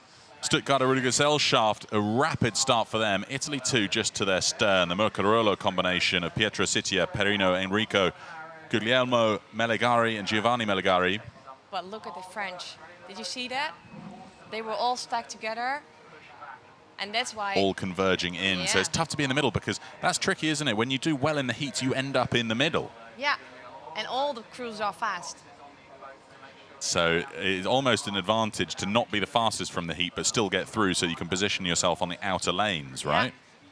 Yeah, you can. It's tactical. You have to think and you have to be very brave, because you have to be able to hold back and then maybe get on an outside lane. That's tricky, isn't it? I mean, Yeah. the race strategy to move all the way through the tournament in the best possible light Yeah, because is tricky. These are the Kiwis, and you see that they're Right, nestled in the middle of all of that. Yeah, and you see the pack. You see all of them go straight into one line. They all want that one boy. Oh, this is so exciting. It's amazing, isn't it? We're coming up to 750 meters in. Italy 2 trying to move through the Mercarolo combination, moving up past Stuttgart Gesellschaft. Here's the USA boat, coxed by Whitney Powell, who joined me here in the commentary box earlier. Finish line shell repair, where we've got John Happy, Michael McKay, Phil Hoyle, Alexander Del Sordo, and Whitney Powell in the coxswain seat. We'll see how they get on towards this first turning point. We'll have a few split times as they go around the bend. Italy 2 on the right-hand side in the white boat, alongside Stuttgart Gesellschaft in the blue boat. Pretty much neck and neck at the front. Yeah, but you see they have a little space, so they have room to just... They are not looking for each other. And that's why they're now trying to push to be the first one. But I think the below boat, the boat here, Italy, I think it is, Yeah. they are now pushing. They're now putting their boat up front a little. Yeah, they're trying to get to that So they can't be far off. It's going to be another 100 meters or so at most before the turning point. And they have the inside buoy, the inside lane. So they... Big advantage for them. Yeah. So that should turn into about a length when they come around the corner. So they should move out in front of the German boat, Stuttgarter Rüdigesellschaft, as they come around the bend. As long as they can keep clean and as long as Germany don't pinch in on them and try to take a tight line as well. Yeah, definitely. And the second buoy is also on the right side. So they have a 2-time inside corner. That's a really good point because it's 80 meters away. We've got the next buoy. And then we've got the second blue boat here, just in the bottom right of that picture. That's the Rowing Club Genovese crew, where Giacomo Costa, Eduardo Rocchi, and Eduardo Marchetti, they were silver medalists last year, now joined by Lorenzo Gaioni and Alessandro Caldea. But you see this Italy boat, the third boat, is trying to peak, and they are going on the inside. They are forcing them outside, the Germans. Yeah, it's an interesting line they're taking there. Quite risky, isn't it? Because they could find themselves caught up right in the middle of all of that. Yeah, if the first two boats crash, then now he has to steer outside, you see? Yeah, that's right. You have to be brave. He should have gotten the line. Is this a Spanish boat coming through the middle there? Club Remo Torrevieja. That opened the door for them to pinch through on the inside. All tactics here. Yeah. So how did you find that, learning how to position your boat when it comes to all of this turning you've got to do? Because, I mean, you've had 1 week to get yourself up to speed. Well, the good thing is that in Holland we have also a race to Heineken, and it's a 5K, and it's also with a lot of turns, and it's behind each other. Okay, so the tactics is transferable onto this coastal scene. So I think it's in every country has them, that you have to overtake someone on a river. Yeah. And it's an inside turn, outside turn, but you have to think forward. What's going to be the next turn? Is that more necessary to have the inside? Then it's smart to take the outside corner maybe before. Gotcha. Yeah. So many different tactics. And then now that they've pivoted around, the wave direction's going to be different. What did that feel like for you as a coxswain, and how did you sort of approach this 1,500 meter section? Well, we heard from the races before us that the 1.5K towards the third buoy, surf. Go surf. If you have a wave, catch it. Just up the rate and don't let go of the wave. Don't let go, because it's free speed. Yeah, free speed, absolutely. Tricky to get right, but you have the right people in your boat, didn't you? With like Janneke and Karine. Yeah. And you had them in stroke and bow as well, didn't you? So you split the double. Yeah. And what was the reason for that? Why did you split the double and put them on either end? We were a little bit in doubt, because we also have never rowed together, clearly. But we were like, either we do Karine on stroke and Janneke on the 3 seat. Just having a quick look at this, it looks like one of the boats got completely turned around. Not what you want to see. Tough to work out who they are. They've lost their Toblerone in the process, so quite a clear bit of clashing. What we often see is one of the bows push the stern around, and that just spins you, so they've got work to do to catch up. Yeah. But yeah, Duki, you were telling us about putting Janneke and Karine. Yeah, no, it's because of the waves. You in a 4, it's also totally different from a small boat. Because a small boat, you can drift a little bit more on the waves, but a 4 is so big, it just goes in the air. And you saw those Monaco photos. They just lift the boat, and you're just in the air. There's no Stuck water. on top of it. Yeah, it's just air below, and then you crash, smash the water. So you have to be very supple, like elastic. Yeah. Try to catch the water. So we thought more experienced Janneke would be good. In the bow. In the bow So that's seat. why she was there, to be able to handle those tricky things and still catch the water somehow. Interesting. So you had her in the bow and Karine therefore setting the rhythm. Yeah. And what was the experience like for the two you had in the middle for their coastal experience? Were they relatively new to it as well? Yeah, they were. My 3-seat Lynn, she was also in the Europeans, also in the quad. And I think they came in 4th. So she was a little bit experienced, but they both are flat water rowers. Yeah. For Tokyo, Djurtje was also in my 8, in the women's 8. But yeah, they were not too experienced. They did it once or twice or maybe 3 times, but not like this. Not as much as this. Yeah. So that's really fascinating. It's amazing to see how you've used the skill and expertise of Janneke and Karine at either end of the boat. I love that sort of thing. Yeah. Because we look at this now, and Italy seem to be starting to run away with this Italy 2 combination from Murcarolo. But impressive race for them. Definitely. But Spain is on the inside, and it's a starboard turn. So once again, they are on the inside. So if they catch a wave, and they cross over, they force Italy to the outside buoy, giving them meters. Yeah, that's going to be exciting to see whether they can manage to do that. And that's the battle for the bronze medal, because Italy 2 are out in front. Germany 2 still in it. We'll see that wide angle in a moment. They're currently in the second place, but look how tight this is as we look back to the sort of middle of the pack here. It's spread, but you see everyone is just trying to get their space in the water, trying to catch some speed, catching that wave. Because if you catch the wave, it's also, you can steer, but you don't want to steer too much because you just want to be on it. You just have to correct a little to stay on it. And once you're on it, is that an opportunity for the athletes to get a little bit of a rest, or they're still plugging away pretty full on? Yeah, sure. It's still heavy because they're upping the rate to try on it. And what they told me is they have to be like a little bit of a Pimenov, like stay in the front of the stroke. Okay. Because you don't want the boat to dip. If there's too much mass in the point, in the front of the boat, Yep. the point can grab the water. Get stuck and spin you round. Yeah, and then you lose it. So you have to be also a little bit more weight in front of the... That's amazing. Yeah. So such skill to really know how you're balanced on the...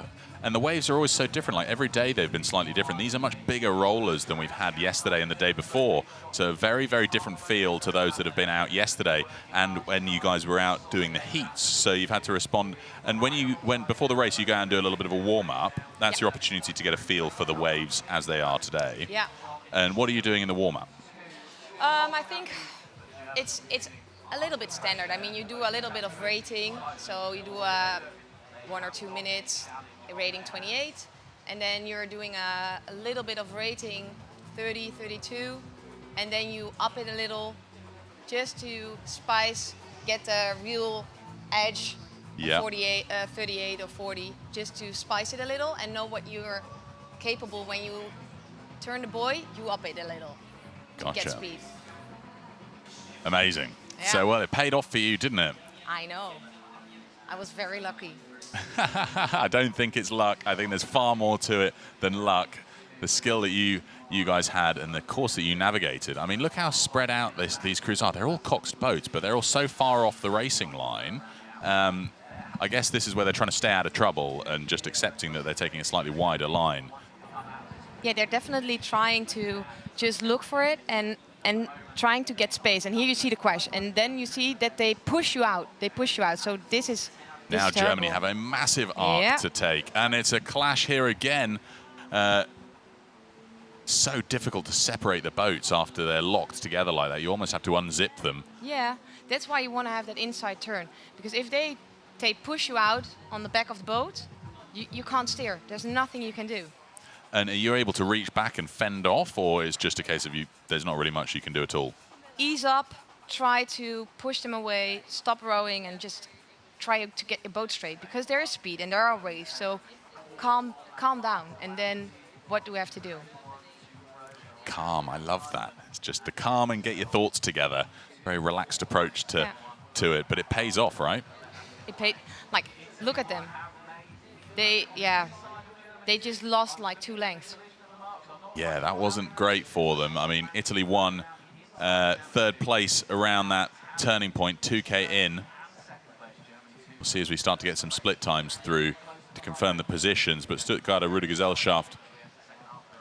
This is going to be interesting because you see the 2 Italian boats, Mm-hmm. and they are close together, and there's going to be another buoy. So it's very interesting. What are they going to do? Are they trying to peek it on the inside? And also, which turn is going to be on the next buoy? Because this one is over the left, and the Left-hand turn at point 4. and the other one Yep. is on the right again. And then you have 2 on the right. Oh, look at this. You've got the course drawn out on your knee. Yes, I have.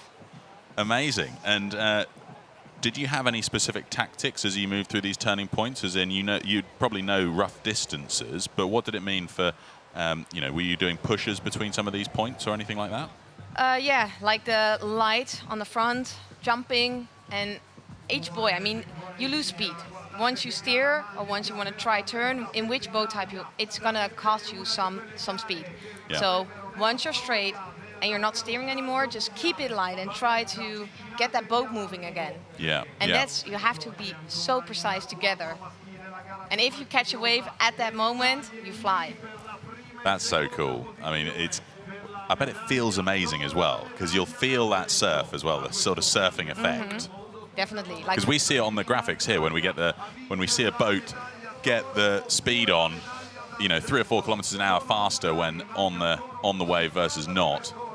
Yeah, it's you see it in all the races. Like if you catch a wave, you make like 10 or 12 meters, like in such a short period, in such a short distance, and I think that makes it easier, and it gives you a little bit of adrenaline also. Yeah. It's like you get like some free speed. Like all the rowers, they're exhausted, so a 6K is far. It's a long way. So any little boost you can find for Yeah. them. And were there any points that you attempted to pull out your rudder to just remove the resistance, or if you were to do that, would you just be skating all over the place without a fin? Well, they told me that people do that, but I think it's not necessary. And in a Swift, there's also it's with you do an elastic over the rudder, and if it's Okay. not straight, the rudder is also the fin. So if it's not straight, you cannot pull it out. Okay, so that's the key thing. Yeah. But when it came to the corners, you had all of the steering you needed. Any kind of delay on the cornering when you use the rudder compared to when you're on the flat water boat? For the coxswains listening in at home? Yeah, I think because it's so much bigger. Like, and a 2K, you try to get it as small as possible. Yeah. So only if there's wind, you will need a bigger one. But if there's no wind, I always try to make it as small as possible, because if an 8 goes, an 8 goes straight. Yeah. So you're right. So it's just a little bit of wind you've got to combat. Yeah. So how big's the rudder in your 8 when you're racing with the Dutch team? I don't know. I think Credit about card this big. size? Yeah, I think so. Yeah. Yeah, it's not too big. If there's no wind, I would maybe prefer it a little smaller even. Okay. Yeah, because in the case of emergency, you also have your rowers. Of course, so you can tell them to make some adjustments. Yeah. Did you ever have to do that here? What were the calls that you were making to make some of the sharper corners? Was there ever a case that you get them to hold it up on one side, or? Well, I was lucky to have very experienced bow, so Of course, yeah. they will press a little bit on the outside oar, and Yeah. on the inside they will smear it a little, just let it go. And Okay. what you see in the smaller boats, like Karin and Janneke, they just turn it in and they just keep rowing on the outside oars. Just to push it around. Yeah, to push it round. So, but yeah, you see it here again. You see him steering on the inside and go a little bit back. Yeah. This is going to be interesting. Oh, this is going to be clash territory. Tough looking at these 2 Italian boats. I mean, Yeah. it could be an Italian lockup at the top of the podium, but There if they they lock are. themselves together on the course, not ideal. Look at Italy that. 2. And that's opened the door behind them. Yep. Crikey, and it looks like they're heading off in entirely the wrong direction, so Yep. a lot of correction to do now. That's allowed Germany's Stuttgarter Gesellschaft to move through to pretty much take the lead here, although they're going to be on the outside of the next corner, because that's moving from turning points 5 to 6, so they're pinching back into the center of the course for turning point 7.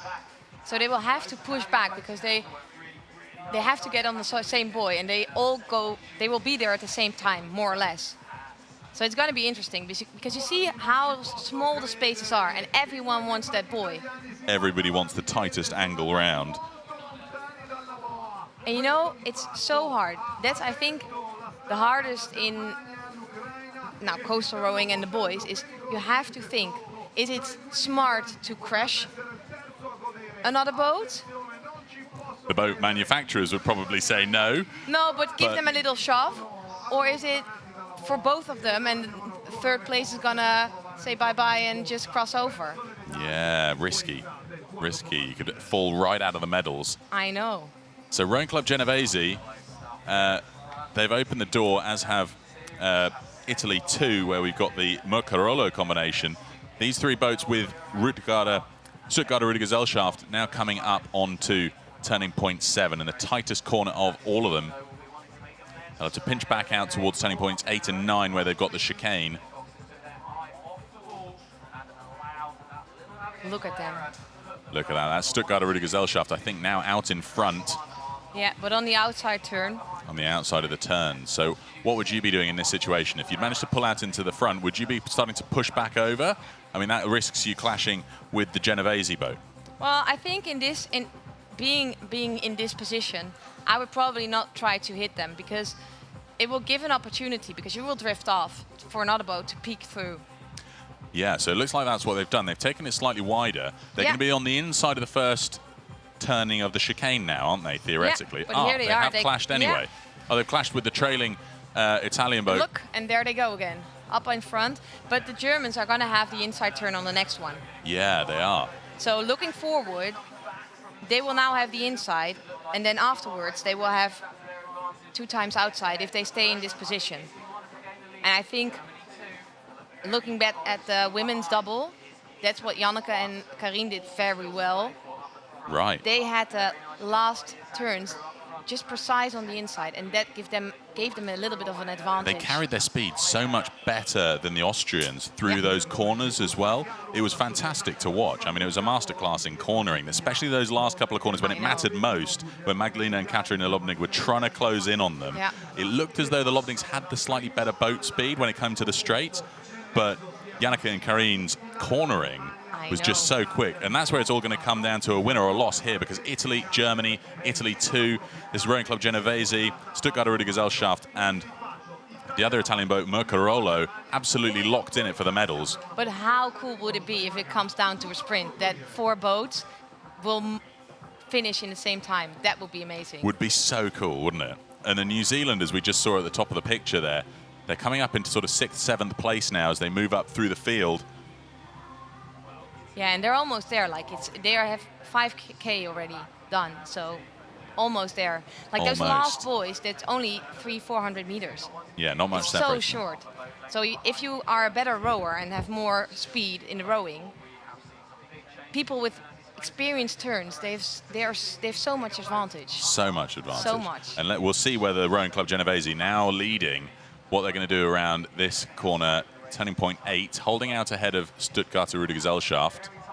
Yeah, because now the Germans are in the next ones, they should have the inside, but he's now correcting a little bit too much. It's going around to the outside. Yeah. I don't know if I would have done that. But if they are really faster, then it doesn't really matter. But if you have the advantage of taking the inside turn and push them out, then there's some ground to be gained. Yeah, and it gives also the crew a little thrill. Like, yes. Yeah, of course. We've got this one.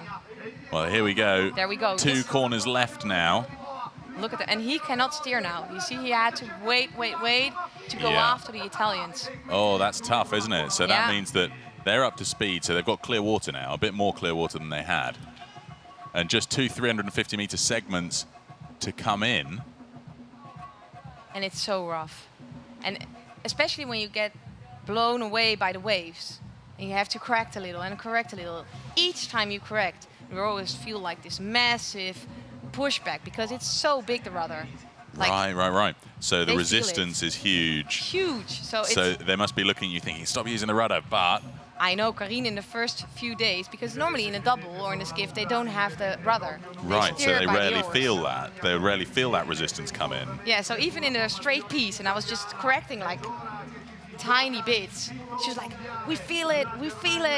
And I was like, okay, I have to steer a little, but I'll try a little bit less. So that's your steep learning curve then, of course, through the week, is how to keep straight without barely using the rudder at all. Yeah, like... And we can see, just watching this race, how much steering needs to be done. Yeah, because the positioning's so crucial. It's crucial. And you see, if you, like the shots, like from far, you see the crews up and down, crisscross over the field.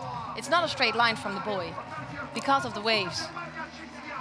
That's tricky. Now it's a straight line run in, though. This is turning point 10, Rowing Club Genovese. Genoa is where we're going next year for the Coastal Championships. They've got the lead on Stuttgarter Rudergesellschaft. Giacomo Costa in the bow seat. We may see him do the run, or it might be Alessandro Calder in the coxswain seat. I think. What do you think? It's the coxswain? I hope so. Like when I went to the meeting for the information, I asked, can there be two runners? Like, and then the one that's fastest runs and the other one stops. And they were like, no, one runner. And then we were like, okay, then I'll run. And she also said, like, the coxswain is not tired. So if you have a coxswain that can run, she will probably be fast, because the rower, he has to stop rowing. Stop and rowing, turn. and Jelly Legs having been punching it out for 6K. You have to turn, get up. You were quick going up hard. the beach as well. I mean, you had a pretty decent advantage, but you know, I saw you still gave it everything running up the sand there. Well, yeah, it's the least I can do. I mean, they dragged me around for 6K, so that's the least I can do. Just run a little bit for them. Well, here we come down to the exit. Rowing Club There they go. Genovese, Stuttgart Rudergesellschaft hot on their heels. It's going to be down to this beach exit. Beach sprint training pays off in spades now. It's going to come up to this sprint up the sand. Rowing Club Genovese, Giacomo Costa out alongside the German. It's going to come up to this sprint. I think Germany are just off the pace somewhat. The coxswain trying to get up the sand, but the Jelly Legs for the German. That means that Rowing Club Genovese take the win. And here we have, for Germany, Oscar Kroglovsky from the bow seat, and then Mocarolo Pietrositia locking in the bronze medal. They're pleased with that. 2 Italian boats on the podium in this A final for the men's coxed quads. A stellar performance from all of them. Coming in for 4th place, then we expect to see Ukraine, Central Sports Club of the Army of Ukraine, coming onto the beach. We'll see the official results come through shortly. Spain 0-1, Club Rema Torrevieja shortly astern of them. The Monegascans up next, Société Nautique de Monaco. And then the United States of America, where we have the crew from Next Level Rowing, Benjamin Booth, Thaddeus Babiech, Michael Herman, Justin Stevens, and Benedict Russell. Coming through thick and fast now, and in a few moments we'll have our man down there on the finish line, Luca Brogini, so that we can hear from some of these athletes. I'll give them a second to catch their breath first. But that was some stunning steering. I mean, it had everything, that race. Clashes all over the place, and but some good fast speed. I mean, good to see 2 Italian boats at the top of the field in this A final for men's coxed quads.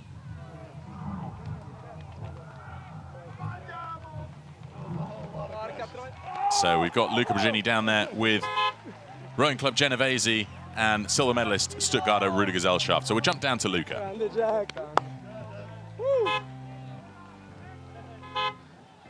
ladies and gentlemen, let's hear from our medalists here. We've got the official world champion, Italy, just won the men cox quadruple scull. Giacomo, is a dream coming true in Barletta? Yeah, it's really fantastic to be here in Italy. And we are 5 guys from Genoa.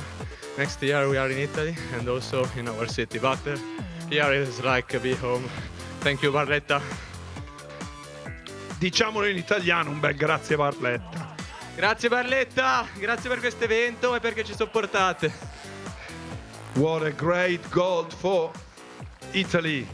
But now we've got Germany here. They got silver. Was a really tough race between you and Italy. You sort of approached a couple of times the Italian crew, and then you got this magic silver. How was it? It was really great. I think we only took the tick corner very well. That's the massive celebration. But if we are still celebrating here, we've got the bronze medalist from Italy. Italy on the podium twice for gold and bronze. And the bronze goes to Genoa as well, to Società Sportiva Murcarolo. How are you feeling? Incredible, incredible. Didn't expect this result. Doesn't know really what to say. Incredible. Well done to you. You well deserve it. And let's celebrate with all of your crewmates. It was an amazing race.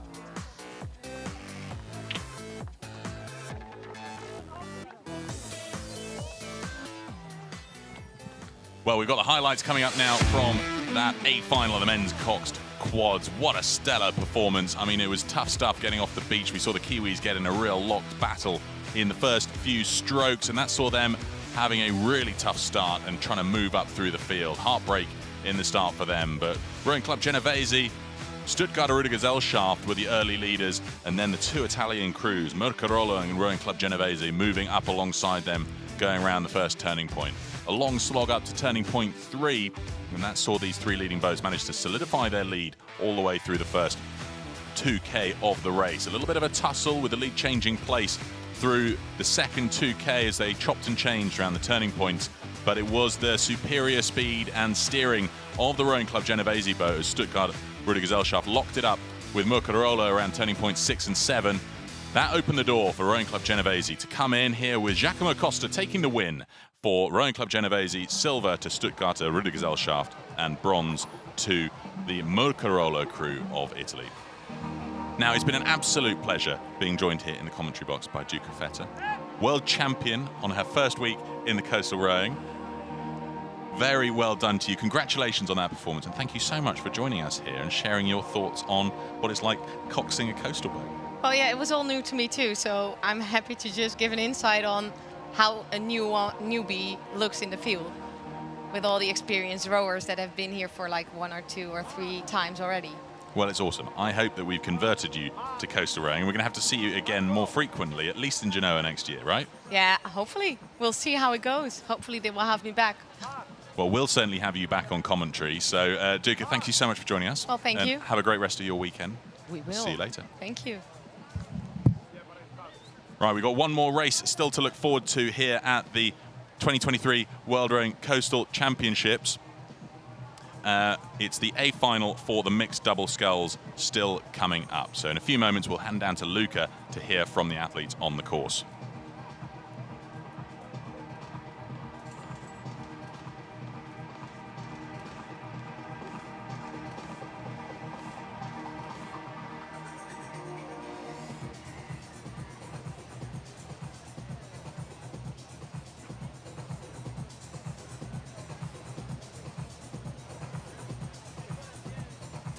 Well, not long now until this last A final to look forward to.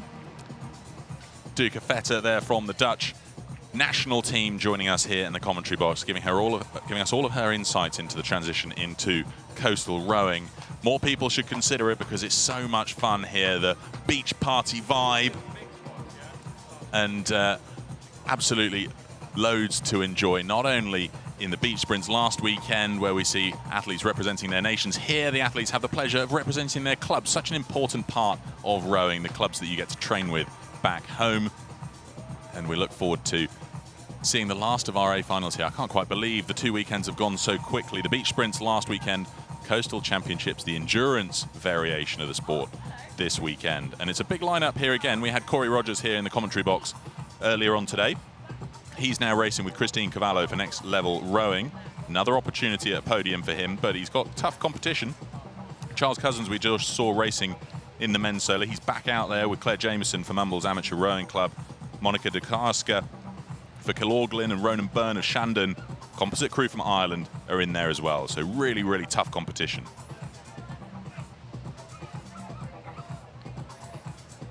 Well, we're looking forward to that A final in a few moments, but I have the pleasure now of a new guest in my commentary box, Sarah Pigeon. Sarah, from Canada, you've been having a great couple of weekends. I love the fact that since I've gotten into coastal rowing, you've been on the scene, you've been in Oeiras, you've moved around with us all over the world, and now we're here in Barletta, and you raced in the women's solo A final earlier. How did you get on? I had a really good race, actually. I was really happy with it. I ended up in 10th.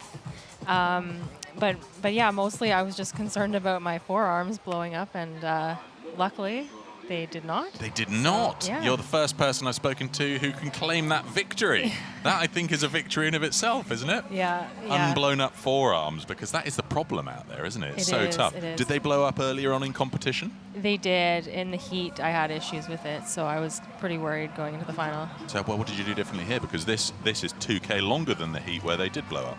Yeah, I mean, I just tried to like massage them after the heat, and I made an intentional, I guess, a tactical move to not sprint quite as hard at the beginning. Everyone always sprints for that first turn buoy, and you do need to do that a little bit, but that cost me in the heat. So just backing off that extra little bit allowed me to race harder for the 6K.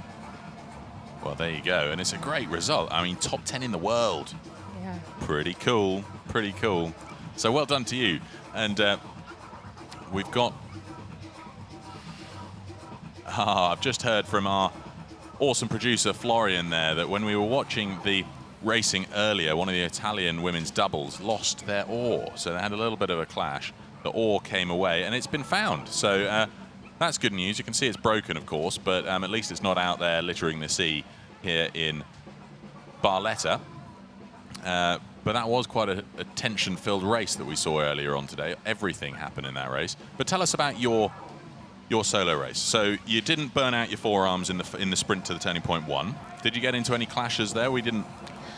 I was pretty lucky in terms of clashes. I think I clashed oars a bit with one boat between turning point 2 and 3. But other than that, there were a few crashes that happened in front of me. Which probably helped me catch up on a few spots here and there. But Christmas come early. We were talking about that with Duca Feta a moment ago when it comes to, when the crews just lock up, especially in the quads. You just can't separate them. Yeah. But what's it like in a solo? I suppose when you get locked up in the solo, it's not as if you've got anybody else to fend off. You've got to make it happen yourself. Yeah, it's typically not too bad. I think it depends on the conditions. Here, it's typically like clashing oars. You can usually separate yourself pretty quickly. I know last year in Saundersfoot, the wave conditions were so brutal. I actually had one of the Austrian boats was swept up, and her whole bow was put across my stern at one point in the race, and we weren't really sure how to separate ourselves there. Goodness me, yeah. What do? You got to step out of your seat, walk back, and push it off. Yeah. So yeah, you never know what you're going to get in coastal rowing. I didn't find it too bad out there, but yeah. And yeah, so training here compared to back home. Tell us for the audience back home, where do you live? Where do you train? So I live in Mississauga, Canada, which is just outside of Toronto. Unfortunately, we don't have access to any oceans there. We're kind of landlocked in the middle of Canada. So, Aubrey and I, we train on Lake Ontario, one of the Great Lakes, and so it does get somewhat rough, but it's certainly nothing compared to ocean rowing. So I would say that's a tricky thing for us coming here. I know in our heat yesterday we were in pretty rough conditions, and I think we suffered for it in that, all the European nations like Spain, France, Italy, they handle the conditions with ease, it seems, and we were kind of fighting it a little more. So that's kind of the biggest challenge for us, is we really only get ocean experience once a year when we're here. When you're here. Yeah. Well, you need to get yourself into that little conglomerate of the American, Kiwi, and Spanish pre-training camp that they had in Donoratico. Yeah, we Get yourself an invite to that and go and join them the week before. But you and Aubrey, you've got full-time lives outside of rowing, so we do. Having the time away, do you find that tricky? It is tricky. I pretty much use all my vacation time from work every year for rowing, so I can't even, hang around. I've got to fly home tomorrow and be back at work Tuesday morning. So I've used all my vacation for the year just to be here. So that's also a challenge. Yeah, that's tricky, isn't it? I feel your pain because many of us are in the same boat as that too. But before we start this A final race, we're gonna catch up with Luca, who's down there ready to do our start lane walk. So we'll catch up with Luca at the start of this A final for the mixed double. And now here we are for the last final of the day. Will be the mixed double scull, and all the athletes are getting ready. There is a bit of excitement here. They can't wait to race. So let me walk to the first crew here on my left. Spain, you're about to race. You're excited? Very, very. What are you looking for this race? My looking is my partner, my girlfriend. I'm very happy for this final, the first final with her. And today, a few focus to this final and go to the first position. That's what we want to hear. So I want to see a big hug between you two. I want to see a big hug. That's the best. Well done. But of course we keep it going, and we are now with an Italian combination here.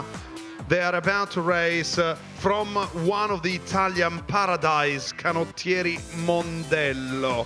Are you ready, Elena? Yes, are you ready? That's great, that's great.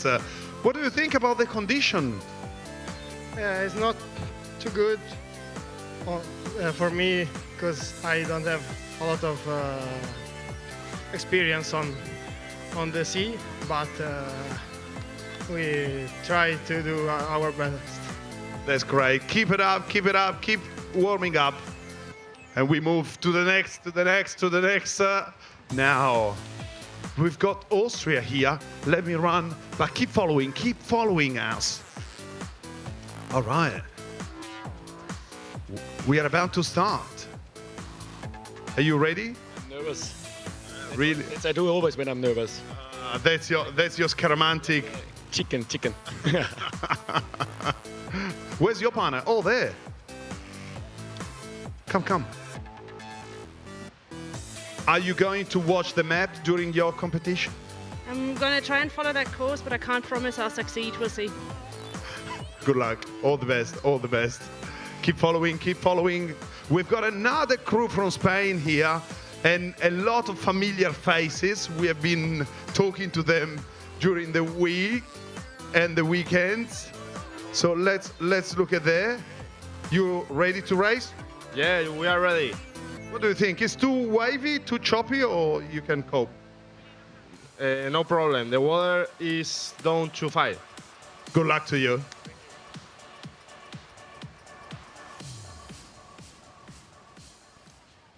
I love hearing from the athletes down there on the beach as they're getting themselves ready.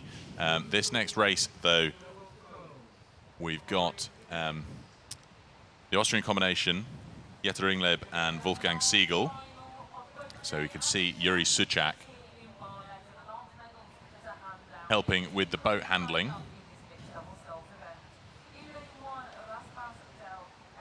It's a big old lineup. It's good to see so many athletes from Finland as well taking part. I mean, we've commented consistently on the fact that Joel now Karanen has been in 4 A finals. Yeah. Pretty impressive. Yes, it is. But so yeah, tell us more about. So you train back home. What are the conditions like there, where you at least get out on some water? Do you not get out on the big lakes?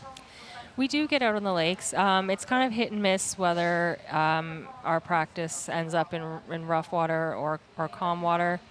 Having said that, even when it gets really rough, for safety reasons, our club tends to we have our own rules, and we definitely don't get out in really, really rough conditions, unfortunately. But even how would you call these? Would these be too rough for you? These wouldn't be too rough for you to go out. No, but I would say this. These are kind of like ocean swells. We don't like it. The water is a bit. It's just different on the lake. It never gets like those big swells. Right. Yeah. So, yeah, you need to get yourself into that little conglomerate of We do. USA, Spain, and New Zealand. You poke that idea at Aubrey, because if anybody's going to get you in there, Aubrey's he'll go and wind his way to get you two into that little training gang. But here's the lineup then. Let's have a quick step through who we've got. We've got Spain's Raspas del Embarcadero in lane 1. Rowing Club Genovese, they just won the quads a moment ago. Club Nautico Sevilla, Next Level Rowing. Club d'Aviron en Mer de Barneville-Carteret for France. Club Remo de Minho, Société Nautique de la Baie de Saint-Malo, a composite of Senois and Leon Calouir in lane 8 with Vincent Noirot and Edwige Alfray. And then Mumbles Amateur Rowing Club, Claire Jameson joining Charles Cousins, the bronze medalist from the men's solo just a few moments ago. Monica de Casca from Kilorglin in a composite crew with Ronan Byrne of Shandon for Ireland. And then we got the Brazilians we just saw on the screen there, Vangelis Rinca Pereira and Fernanda Ferreira, Brazilian rowing team in lane 11. Amanda Gil Camacho and Patricio Rojas Aznar for Real Circulo de Labradores de Sevilla, Spain in lane 12. And then we get down to Canaccieri Mondiero for Italy in lane 13, Elena Ioana Armeli and Riccardo Peretti. The Austrians, who we saw earlier, Jette Ringleb and Wolfgang Siegel for the Austrian rowing team in 14. Marta de las Heras Hambrino and Mario Garcia Beltra for the Real Club Mediterráneo de Malaga in 15. Here are the Finnish athletes, Lila Liemi and Joel now Karanen in 16. And then completing our fields, we've got the Finnish coastal rowers, Villa-Pekka Mäkelä and Ilona Hiltonen in 17, and Salvador and Teresa Diaz Moreno of Real Club Mediterráneo de Malaga in lane 18. So a huge field. And tricky stuff getting off the beach. It's not as choppy as we expected it to be this afternoon. There is all sorts of concern of a huge amount of wind picking up and making it quite difficult out there on the coast. But I mean, this is relatively easy stuff compared to what we saw last weekend, isn't it? Yeah, and even compared to yesterday, I would say there was more waves yesterday, off the beach at least. Right, right. So it's actually a calmer day compared to yesterday, which is interesting, isn't it? Yeah. Jette Ringleb from Austria seems to have had a bit of bandaging done to her shoulder. Yuri Suchak. he's always got something interesting to wear, does Mr. Suchak. I think a lot of these athletes will be looking forward to the athlete party that takes place after this race, or at least after the victory ceremonies at 4:30. Part of the cool vibe here, we've got a DJ Mark Cavell up on the stand, bringing that beach party vibe to the entire seafront. I take it you couldn't hear it out on the water, though. Nice and quiet and calm a couple of kilometers away out at sea. Yeah, no, you can't hear any of that on the water. Could you hear it as you come into the beach, though? So it must start to build as you get closer to the shore. Yeah, once you get around that last turning buoy, you can start to hear the cheers from shore.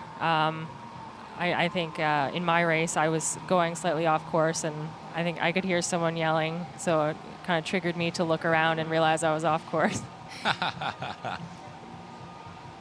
Now, I take it you had the same strategy as everybody else as these guys get started, get to that first turning point quickly, or what was your approach? I mean, you're saying earlier you didn't want to burn out your forearms in this starting straight. Yeah, so that was kind of the first time it wasn't my strategy. Normally it is just a straight sprint to that first turning buoy.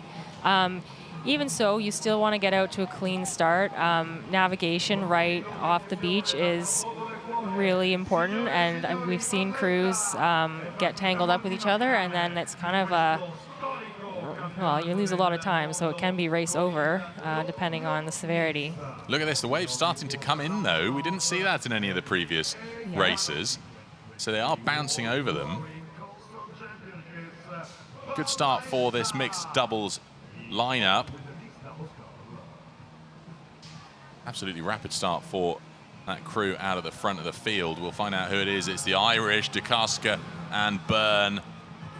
No slowing them down. Composite of Shandon and Killorglin. What a rapid start for them. They've got a length up already. They're up ahead of Société Nautique de la Baie de Saint-Malo. I believe that's Chloé Briard and Kerrion Boulet, currently in second place. We'll confirm that when we get the GPS data, but a brilliant start for the Irish. Yeah, and Ronan just came out of the quad too, so.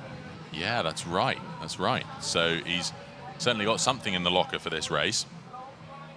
France 6 and France 1 contesting that second place. That's between the Société Nautique de la Baie de Saint-Malo, Briard and Boulet, alongside the composite of Saint-Noir and Leon Calouet, and Noiro and Alfred. Looking here again at the Austrians, Wolfgang Siegel and Jette Ringleb. So how did you keep yourself out of trouble coming up to this first turning point then? Not much you can do. Were you trying to take a wider angle? I mean, I was chatting earlier with Duca Feta about that approach in the quad, but I presume in a solo, so much more rests on your shoulders when it comes to the positioning. It does, and I think you really have to read the wind and water conditions before the race starts. In my case, I had a bit of a head cross that was pushing all the boats towards the buoy, and I ended up, I guess I started in lane 5, so I was like more on the outside, which I think was to my advantage, and I just kind of stayed wide and let the wind push me towards the buoy. Other people, I think, just get out ahead so that they can steer whatever course they need to, but I didn't want to get boxed in. They can take whatever line they want. Yeah, that's the tricky thing, isn't it? If you put all your eggs in that basket of getting out in front and you don't get out in front, you're then caught up in this pack that is forming directly behind the Irish. So the Irish have gone, it's a brave approach, and if it pays off like it has done for the Irish, that's great. But at the bottom of the picture here, we see Charles Cousins and Claire Jameson of the Mumbles Amateur Rowing Club sandwiched all around by the other crews. And that's France 6 on the right of the picture there for the composite of Saint-Noir and Leon Calouet. Finland's boat there with Ilona Hiltunen and Ville-Pekka Mäkelä, Finnish coastal rowers.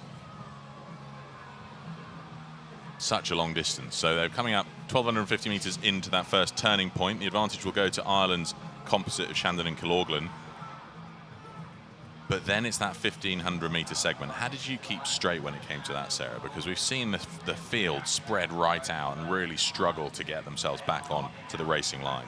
Yeah, that second, or I guess the third turning point for the 6K races, it's quite a ways out, and you actually can't really see it when you come around turning point 2. So I knew it was roughly off the point on shore, so I kind of aimed for a landmark when you say the on point, shore. do you mean the harbour wall in the background? Yeah. Right. So I just took like a landmark on shore and roughly aimed in that direction. Because that's bigger and easier to see as a silhouette against the skyline, is that it? Yeah. But then again, with the wind direction for my race, you could actually surf waves between turning point 2 and 3. So I would say it kind of fishtailed me a little bit, so I had to keep checking my course the whole time. Right. Kind of challenging, but tricky, because here you can see that the rolling waves are coming in coming against you and on a slight diagonal. Yeah, the wind direction's definitely changed for this race. Yeah, interesting. Claire Jameson, Charles Cousins in that red leading boat there. They are behind the Irish, though, who are just off the right-hand side of the screen out in front. So that's Great Britain in second place in the first of those 3 red boats. Handy to have these bright colours, isn't it? Because it's quite tricky to pick out the leaders. But they're coming up to the first turning point, which means that they're going 1,250 metres into this 6K race already. How did you decide your race pace then, Sarah? Because this is one thing I find interesting. For those that don't race the 6K distance very frequently, you might race a 6K distance in a head race back home, and it's a sort of time trial, and you might just have a consistent pace for it. But in something like this, where there's all the turning to deal with, the short, choppy approaches to catch waves, what was your approach to little pushes versus a sort of consistent, steady race pace? Yeah, I mean, I kind of see the race in terms of segments between turning points, and that's mainly because you lose all your boat speed at a turning point, or you lose a lot of it, so you kind of have to like restart the race and get your boat speed back up. So yeah, I really only focus on like one segment at a time. I don't necessarily change my race strategy from the 4K race to the 6K race. With adrenaline, you just accept that it's going to last a little bit longer. It just lasts a little bit longer, and that's the way it is. Well, most of these boats safely around the corner. It looks as though Ireland are solidifying their lead, and then Great Britain trying to solidify that silver medal position. Luckily, I think most of those boats made it around unscathed around that first turning point. Ireland with a 7-second advantage on Great Britain 2. It's then Brazil, according to my GPS data, in 3rd place. So an impressive push from them to that line. So this is the point where I guess either your big engine can push you to try and overtake people, or your skill when it comes to riding and surfing those waves. And where would you put yourself on that scale of an engine versus skills riding the wave? Because you've been on the coastal scene for quite a while, so I think we consider you quite an experienced coastal athlete. Yeah, I mean, I guess I consider myself okay at riding waves, but again, I don't think I do it as effectively as some of the Spanish crews or French crews.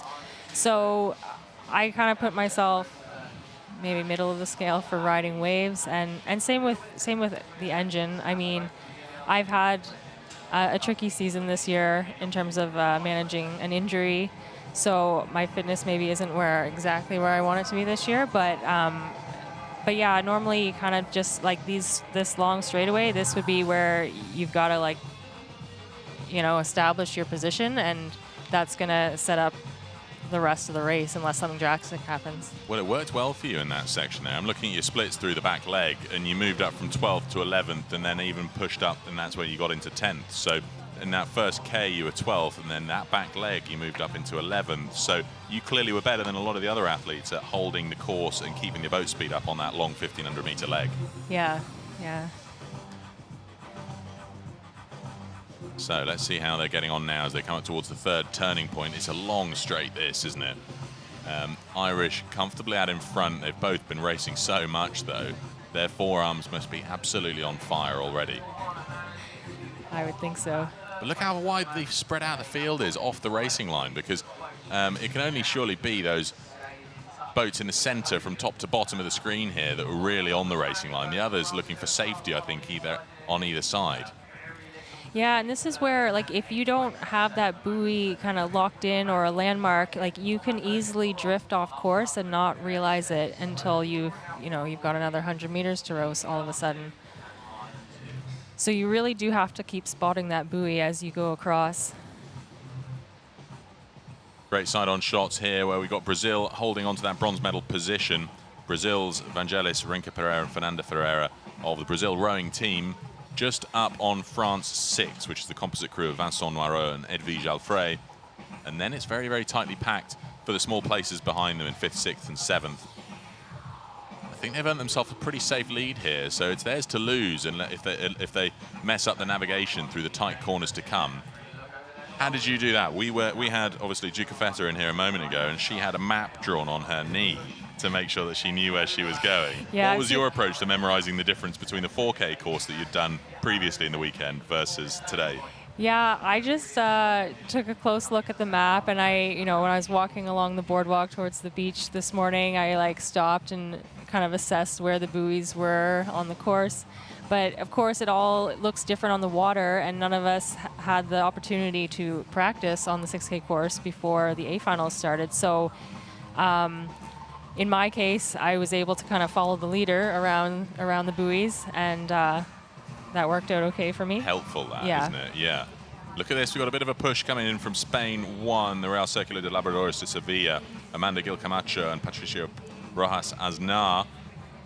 Starting to move up through Edwige Alfray and Vincent Noirot to try and contest the Brazilians for the bronze medal position. Field looking rather strung out for gold and silver, but the key question is, between those 3 boats trailing, who's going to lock in the bronze? A little bit further to go towards turning point 3. But then you can see this mess of boats behind, really rather spread out. Those on the inside of the course on the left of this picture, they're going to have to work their way out to the turning point. And that's where they're going to lose some distance. You can see that the Irish athletes out in front, always so well trained at navigating. They're cutting a very, very fine line towards that 3rd turning point. We can see so beautifully here. World Rowing Productions giving us the best shots you can imagine for tracking athletes like this over a 6K course. It's a real feat to put on all of this beautiful footage so that we can see exactly what's going on out there. 3K or so out in the distance. But it's Ireland dominating this race from the front, despite having raced a couple of times already. They're pulling further and further away from Charles Cousins and Claire Jameson. Now, when it comes to the twists and turns then coming up, did you have a particular way of taking those turns? How did you practice your turns? Because we see crews doing it so differently from different boat to different boat. Some take a really aggressive line to it. What was your approach? Yeah, I mean, I'm still learning myself the best way to take turns. I know, like Aubrey and I in the double, before we came here, we practiced a bunch of different types of turns so that in the moment we could call like what turn we're going to do. And it also depends like how many crews are around you. If you're like boxed in, you need to try and avoid a collision as best you can, because you're going to lose more time if you're like caught up on that.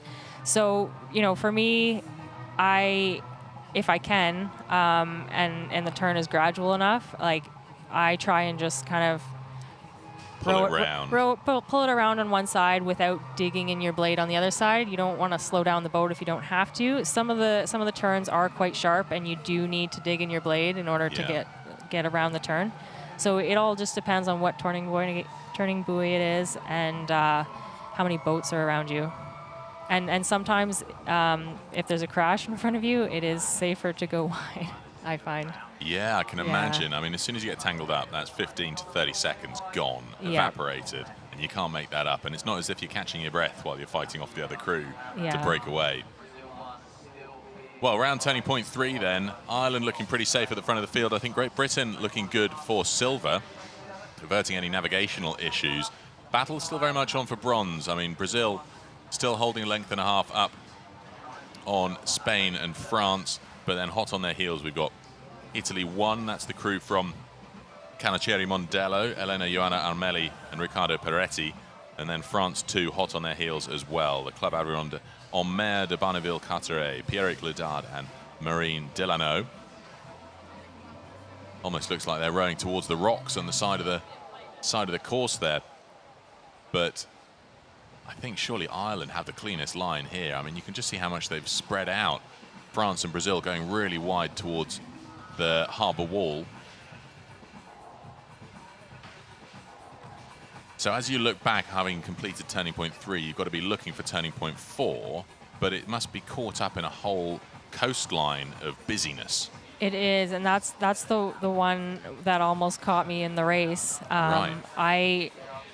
I thought I was aiming for the right turning point, and I think I was aiming for turning point 5, and it's only because everyone else was on track for 4 that I corrected my course. But it's tough being that lead boat, because you look around and you just see like all the buoys at once. Just so much in front of you. Yeah.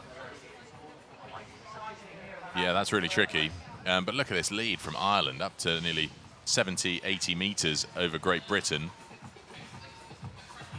And I thought they were getting locked together there.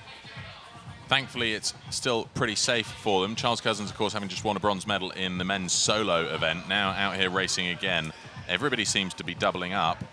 We missed you, of course, in the mixed double race this morning, but I think it's paid off you having that slightly fresher set of legs in your A final, right? Yeah, because it would have been back-to-back races for me. I think I would have had about 5 minutes between races to run down the beach and get in the single. Yeah, that's not enough. And poor old Aubrey's suffering with a few health issues. So it meant that you had a really clean run out and top 10 in the world. That's still that's quite a title. Here we go. This is what we don't want to see. Some entanglements there. Not ideal, but a mess of boats moving up towards turning point 5 next. I think some hands raised, some frustrations, and I'm sure they're exchanging courtesies between each other as they look now to get their boat back up to speed in the small places here in this A final for the mixed doubles. Ireland already nearly at turning point 5 there. See if Brazil have managed to hold on to that bronze medal position. The front of the field really quite spread out. And when you were racing with Aubrey earlier on in the week through the heats, how did you find it alongside your competitors? Did you get to learn a little bit about their approach to things, or is it just a case of head in the boat and you're racing your own race? I mean, during the race, you don't typically learn about your competitors, but certainly off the water, you get to know your competitors pretty well, and you get to chat about these types of things. So, we're all friends off the water, and it's kind of nice that way. Yeah, that's great. That's the important thing, isn't it? I mean, it's great to see how many friendships have sort of grown from competing with each other, and then also at the same time helping each other out with the boat handling and that sort of thing. For sure, and I find coastal rowing is great that way. Like the atmosphere and camaraderie between athletes is great. So what do you typically do in the off season now? So is this your last regatta, your last event for the year? You said you ran out of annual leave. How do you keep the training up for next season? Yeah, so in Canada, we typically at our club will row until the end of October, and then our docks come out usually early November before winter hits. So through the winter, it's a lot of erging, weight training, all the way till April.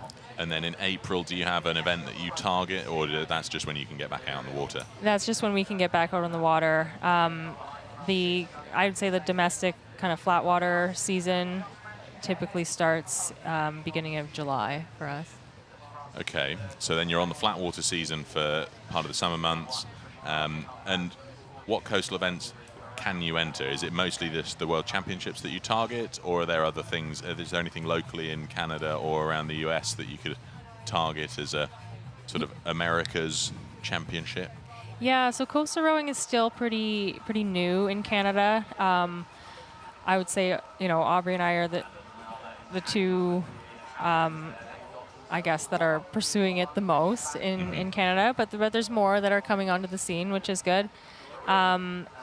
We typically target, coming to Worlds, and in Canada there's a beach sprint qualifier that we have to attend and win in order to earn our spot. So unfortunately there's not a lot of racing opportunities for coastal rowing in Canada, not yet anyways. So usually, it's just those two events. This year we were lucky enough to go to there was an America's beach sprint event in Costa Rica that Aubrey and I were able to go to. So that gave us a little bit of extra training there. You need to build the squad, don't you? You had Aaron's. Who did you race with a couple of years ago? Yeah, in Shenzhen back in 2019, we had a few others. Both Darcy and Michaela Arends, Darcy and Michaela sisters. Arends, Yeah, that's them, yeah. Yeah, and then Lauren Thomas and Steve Demetrius as well. So both Lauren and Steve are still rowing. They're actually at my rowing club, and they're still dabbling into coastal here and there. But yeah. You need to haul them back in for Genoa next year, because you need to enter some more mixed doubles. I mean, there'll be you and Aubrey, hopefully, in Genoa contesting this A final. We'll keep our fingers crossed for you, where we've got still dominating at the front, though. What a race. Dukasca and Byrne, absolute domination. It's their race to lose, but they haven't missed this pinch back in for turning point 7, which is the crucial thing that we have seen many other crews get slightly wrong, as they bounce their way towards turning point 7, and then they'll make their way back round towards the chicane. So it looks like no real navigational issues at this point. So how did you tackle this corner? Because this is the sharpest of the turns in the 6K course. Did you do a boat stopper on one side to get around? Yeah, this one I had to do more of like a beach sprint turn, where you really dig in on one side and haul it around on the other. But then afterwards, your boat's pretty much dead in the water, and you've got to pick it back up. Yeah, you got to do like a racing start again. Tough stuff. France 01 we're looking at here. Chloe Briard and Kerry-Anne Boulet. They're riding sort of middle of the pack, currently in 9th place. They'll be looking to try and close in and see if they can move up the order. They've dropped back from 8th to 9th through that first half of the race, as we've seen some of the crews move up, particularly Spain 1, where Real Circulo de Laboradores de Sevilla has moved up to 4th. They're probably the ones with the strongest chance of getting into the medal zone if they can overhaul Brazil. Coming up around turning point 7 then is 2nd place Great Britain. France 6 are now in that bronze medal place. Noiro and Edwige Alfred. Spain 1 have moved up into 4th. I think that means that Brazil have dropped off the pace around turning point 6.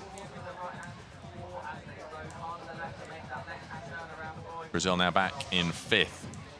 So you must be counting down the meters by this point in the race, hey Sarah? Yeah, for sure. At this point, you're kind of in the home stretch. You just gotta keep your line and not mess up at this point. And so what was it that you did differently that really didn't burn up your forearm? So was it just the start that you took a little bit easier that meant that you're still okay here? Or is there something you can change in your grip? What can you do to reduce the issue? Yeah, that's a good question. Something I'm still experimenting with. Like I actually put tape on my oars to make them less slippery. Mind you, I did that in the heat and it was still an issue. And yeah, I think trying to relax your grip a little bit does help. Yeah. But then you risk crabs and you risk all of the other issues if you've not got a solid grasp on it. Getting your oar knocked out of your hand. Yeah. Tricky stuff. Well, it looks as though Great Britain's coming under a lot of pressure as Vincent Noirot and Edwige Alfred, composite from Senoir Leon Calouir, try to move up on them. This is that great overhead shot of the French on the right, Great Britain on the left, just over a length separating them coming up towards turning point 8. They'll move through the chicane, so Great Britain will have the inside line on that, and they'll move up the 170 meters to turning point 9 before they start that long arc around back to the beach. Impressive stamina and endurance from the French athletes here, considering they're up against two very well-established British athletes who have been on the British rowing endurance program. The think this is perhaps where Edwige Alfrey is relying on her depth of experience from coastal rowing. We know that she was Edwige Alfrey took a couple of bronzes back in 2016 and 17 in the solo. She was a silver in 2014. Yet to top the podium in the solo, but she still gives it absolutely everything. We've seen her racing in the double quite a few times as well. Huge amount of experience from that French athlete. Here's them going around turning point 8. Look at these rollers. They are that little bit rollier, aren't they? Yeah. So how does that feel in terms of keeping the boat speed up when you're now going into those rolling waves? Is that a concern? I mean, you don't exactly have the opportunity to surf them now. Yeah, I think it can depend. You know, if your bow gets launched over the waves, it can really disrupt the boat speed when you come crashing down. It can also risk, you know, especially your bow rower coming off their seat, which is another waste of time. Oh, this is a wide line taken by Great Britain.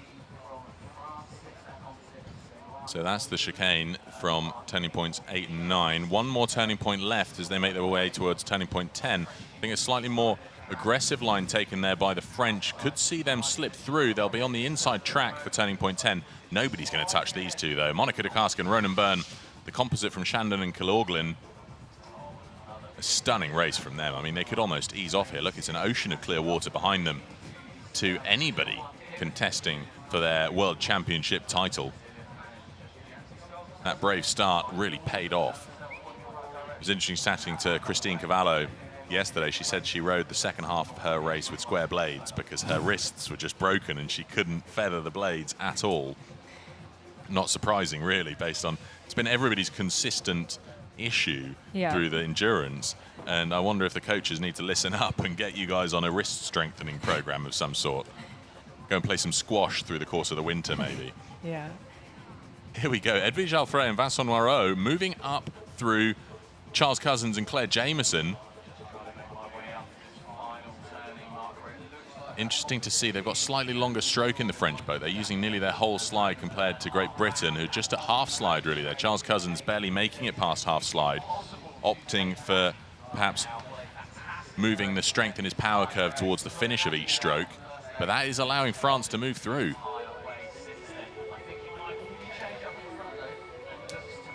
So coming into the beach, beautiful scenes here in Barletta for the last of the A finals here in the mixed double sculls for the 2023 World Rowing Coastal Championships. It's almost certain victory for Monica de Casca and Ronan Byrne. A stunning performance from them. Brave start, and they've just continued to pull away, getting that racing line absolutely bang on, really relying on their expertise and skill navigating the varying conditions out there. Every time they change direction, they've got a new set of waves to deal with and a new viewpoint behind them. Nothing really to anchor their direction to. So really tough stuff getting the navigation right. Not so tough for Monica de Casca and Ronan Byrne. They're going to be world champions here in the mixed double sculls. Taking their time climbing out. No need to catch yourself an injury getting out of the boat just to run up and cross the finish line. So Monica de Casca from Kilorglin Rowing Club, Ireland. She'll come in to cross the line for the victory. She's delighted with that performance. What a race that was. And Ronan Byrne, her doubles partner. Now here's the sprint. Edwige Alfrey and Vincent Noirot for Senoir and Leon Calouir. They're going to come onto the beach ahead of Great Britain. So I think that's going to mean Charlie Cousins gets 2 bronze medals in the course of one day. Fantastic performance from them. But here comes Vincent Noirot sprinting up the beach to lock in the silver medal for France. And this composite of Senoir and Leon Calouir. Chuffed to bits with that. An amazing last few hundred meters, wasn't it, Sarah? Them moving up through that Britain. was impressive. Really impressive, because it's not as though there's much space for them to do it in. No, once you're into those chicanes, it's tough to get past a boat, and with the alternating turns to each direction, you might be on the inside for one of them, but you won't, unless you can get past them, you won't get the inside line for the next turn. So difficult. I think Great Britain just went a little bit wide on turning point 9. That opened the door for the superior steering of the French to get them through and pinch silver in the end. an army of boat handlers making sure that those boats are cleared in quick order for the remaining 15 or so boats still to land.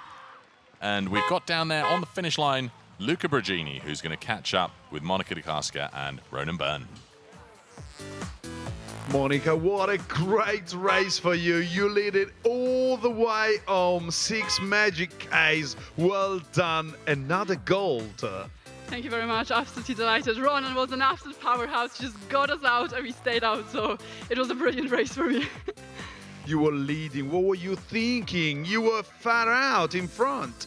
It was again about rowing well, because you don't want the waves to throw you around the place. So it's just managing the conditions. And I think the two of us paired up quite well. So we were able to do the same thing. We'll leave you to your celebrations, and we can't wait to see you back during the victory ceremony presentations. But now there is a big party going on, and it's all about France, who got silver medal here. You got the silver at the last second, like the last turning point. How was your race? Super course, vraiment génial. On a remonté à chaque fois et vers la fin on monte les onglets sur du surf. C'était super. Well done, well done, well done. We are so proud of you. But now let's hear from our friends from Great Britain. They on the podium again. Another medal, another great achievement for you. So, Charlie, what a magic weekend here in Barletta for you. Oh, it's been incredible. Best week of the year so far. Finished on a nice high. Yeah, I'm sure you remember Barletta for the rest of your life. Yeah, and just a good race with France. Edwige is my hero, so it's good to get in a race with her, and she got the better of us today, but we'll have to see if we can race her again. Turn that result over. Will you be back next year? Well, if Claire comes back, I'll come back. Yeah, it's been great, and great to come back after sprints last year together. So, and finally got on the podium. Well done to you, well done. We'll celebrate shortly. Please stay with us. Super victory there for Monica De Casca and Ronan Byrne of Shandon Rowing Club and Kilorglin Rowing Club, Ireland. But this was the start of that A final for the mixed double sculls. Huge amount of excitement on the beach before the last race of the 2023 World Rowing Coastal Championships. Fast start from the Spanish as we usually expect, Diaz Marino, but it was the Irish who just rocketed out into the lead. Monica De Casca, Ronan Byrne from Shandon and Kilorglin out to the first turning point first, closely followed then by Claire Jameson and Charles Cousins of Mumbles Amateur Rowing Club. They were second for the majority of the race, but the Irish just ran away with it. There they are after turning point 3, continuing to extend their lead. A lot of horse trading for that bronze medal through the second half of the race, and in the end we started to see the French combination from Saint-Noir and Leon Calouier, Vincent Noirot and Edwige Alfray move up past the Brazilians, move past the Spanish to lock in the bronze, but then it wasn't until the last couple of corners. Here's that turning point where the French moved up through Great Britain to pinch silver. So that's the change of place between silver and bronze, but these are the gold medalists, the world champions in the mixed double sculls for 2023, Monica De Casca and Ronan Byrne.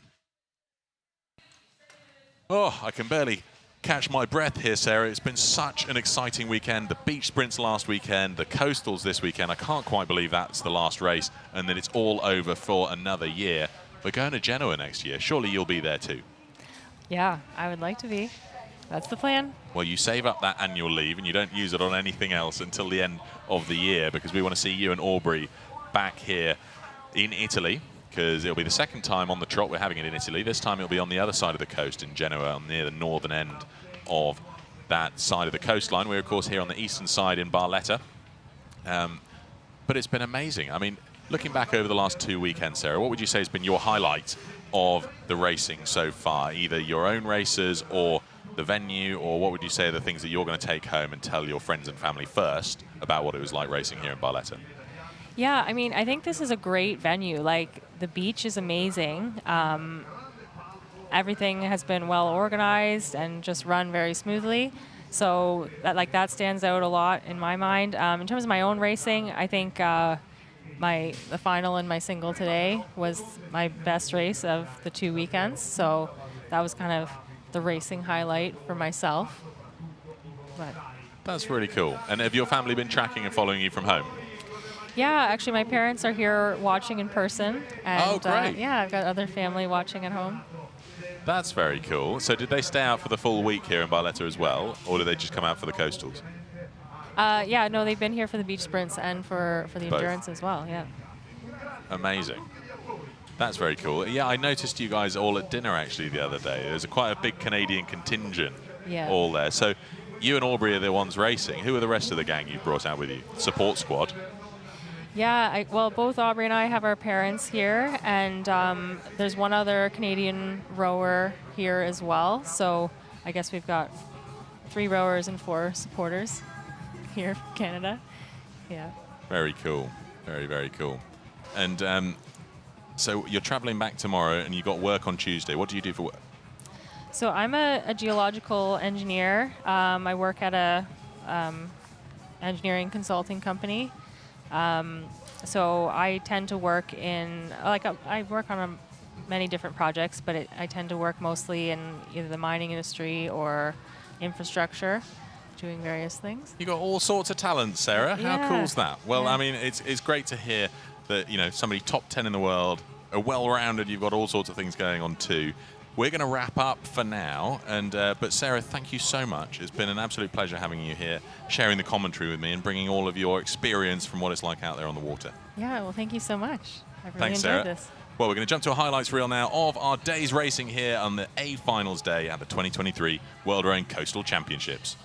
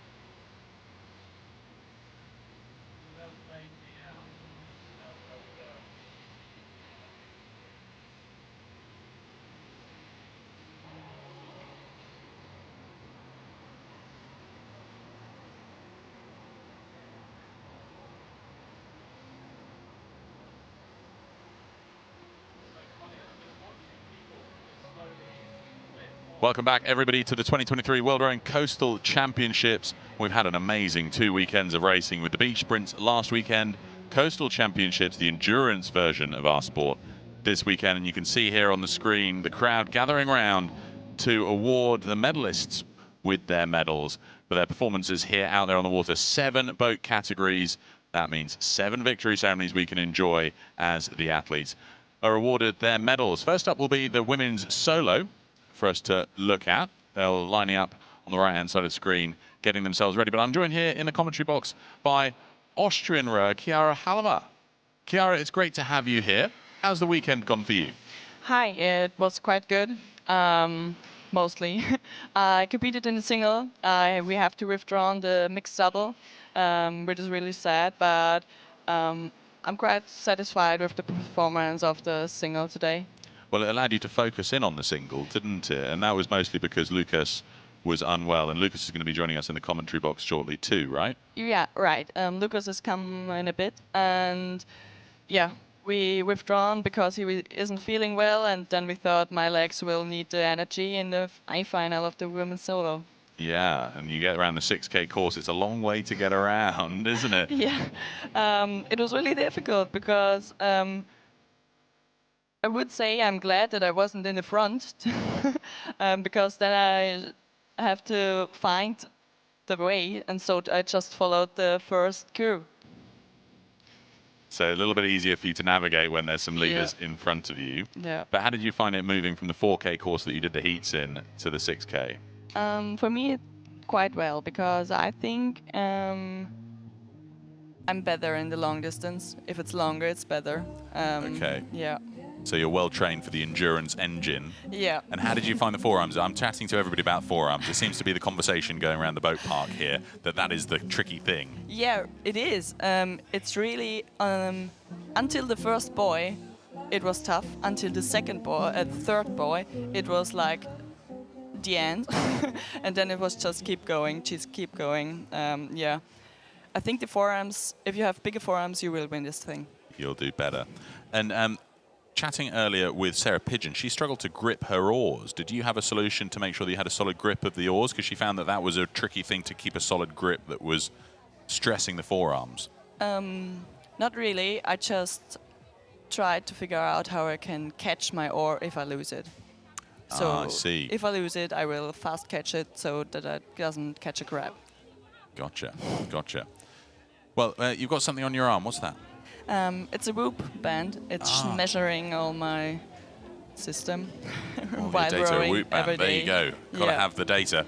Well, here we go. The athletes coming onto the stage for this victory ceremony for the women's solo. Now, you were in this A final. There you are for the Austrian team. And we can hear probably in the background there Luca Brogini, who's been doing the interviews for us, introducing this as the victory ceremony for that women's solo. The medals being presented here by Patrick Rombout, World Rowing Executive Committee member, and from the local organising committee, the local minister for sport Barletta, Marcello De Gennaro. They're impressive, these athletes. I mean, you were in this race against them, Chiara, and it must be stressful seeing names like this on the start line. It is really stressful, but I also think that you have the names that you want to catch up with. And this is the great thing about coastal rowing, because after the race you can talk with them and they give you tips for the next race, and then 1 year after you can try and beat them. Yeah. That's so cool. Athletes here, so accessible and friendly. There's Jessica Berra, bronze medal for her, representing Ndaika Araon Elkartea for France. She was the world champion last year. This year she's in the bronze medal position. She'll be pleased with that performance. She's frequently topping the tables. We've seen in previous years that when we look at those that get to the top, Jessica Berra was world champion in 2014 and 15. Again in 2022. She's back on the podium in 2023. And you can hear the announcer giving the call out for Diana Dimchenko, Baku Rowing Club, Azerbaijan. I mean, Chiara, look at this. She's got the triple, back-to-back, 2017 to 2019 world champion. Yeah, it was funny because I was on the course, and on the way to the first buoy, I saw Diana and Christina from USA crashing with a really bad crash on herself. This is not gonna good look for her, but Diana managed to get through and to win a silver medal, so she's the really... She had really fast pace on the water, and it was Christine Cavallo she crashed into, wasn't it, from Next Level Rowing USA. Tough stuff when you have the crash, but here's our world champion for this year, Monika Dukarska for Ireland, Kilorglin Rowing Club. An amazing athlete. She was last on the top of the podium back in 2016. This is her third time as world champion in the women's solo. She did it in 2009 as well. Her first medal back in 2008, so she's been on the coastal scene for quite a long time. A lot of experience up there on the stage. Yeah, I think that Monika Dukarska really know how to ride the wave. We also saw it in the mixed double. They just know how to get the best speed with these conditions. It's so cool, isn't it? Got the national anthem for Ireland coming on now.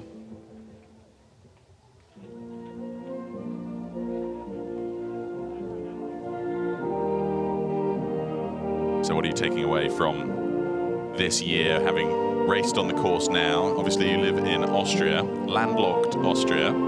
So when you see these medal performances, you're going to be thinking about what you're going to do to prepare for Genoa next year. Definitely learning and do a training camp on offshore, maybe in Ireland, because she's winning gold. Maybe I can learn something from Monika Dukarska. Well, Kilorglin Rowing Club, listen up, you've got a new member inbound, I think. Chiara Halama for Austria will be giving you a call next week. And it is inspiring, isn't it? I mean, Monika Dukarska is here on the world stage for Ireland, and I'm sure loads of athletes around the world will be thinking about how they can get into a coastal blow. I'm thinking about it myself, you know. Maybe one day I'll get out there on the water again, but it's so inspiring seeing these guys race. Yeah. Applaudiamo le nostre medagliate. So there we have it, top of the world for the women's solo. Huge amount of medals amongst the three of these. Quite tough for anybody to get into competition with them, but an exciting race nonetheless. Conditions today weren't as bad as everybody was expecting though, right? And you like the harder conditions, you were telling me the other day. Yeah, I really like the harder conditions because, as I said before, I learned how to catch my oar really quick if I lose it. And so does that mean you don't have a solid grip on the oars? You're still quite light-fingered as you hold them? Yeah, exactly, light fingers because of the forearms. Right. I try to do it like on the flat water, but maybe it's not the right way to do it. Maybe you have to do just train forearms 1 year and then you're really fast. Interesting, interesting. So your sort of damage limitation after you lose the oar approach, but you know, tactics has prevented you having the painful forearms from it.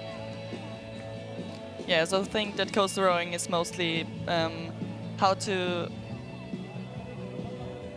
react if something bad happens, because you can lose your seat in the start, you can crash into boats, and you have to react really fast so that you don't stop that long. Somebody needs to talk to these boat manufacturers. They do some amazing work with all of the trickery and equipment that they've got to make sure that no more water goes in, the flap at the back to stop water flooding in at the back, movable ballast, all of these things. Somebody needs to invent the unlosable seat.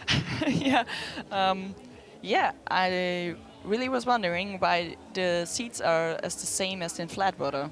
Well, I think that what you need is some sort of architect to help you design it, and then you might be in business. I mean, you go and collar that Mr. Suchak, and I'm sure he'll take that, and next year we'll all be racing on Suchak branded seats or something like that. Yeah, maybe. Well, that's great. So those are the medalists from the women's solo, the world topped by Kilorglin Rowing Club's Monika Dukarska. For the third time, she has topped the world. Amazing stuff from her. She's got a full complement of medal colors. She was silver in 2017 behind Diana Dimchenko. She was bronze back in 2011, so she's got just about every color from the coastal events.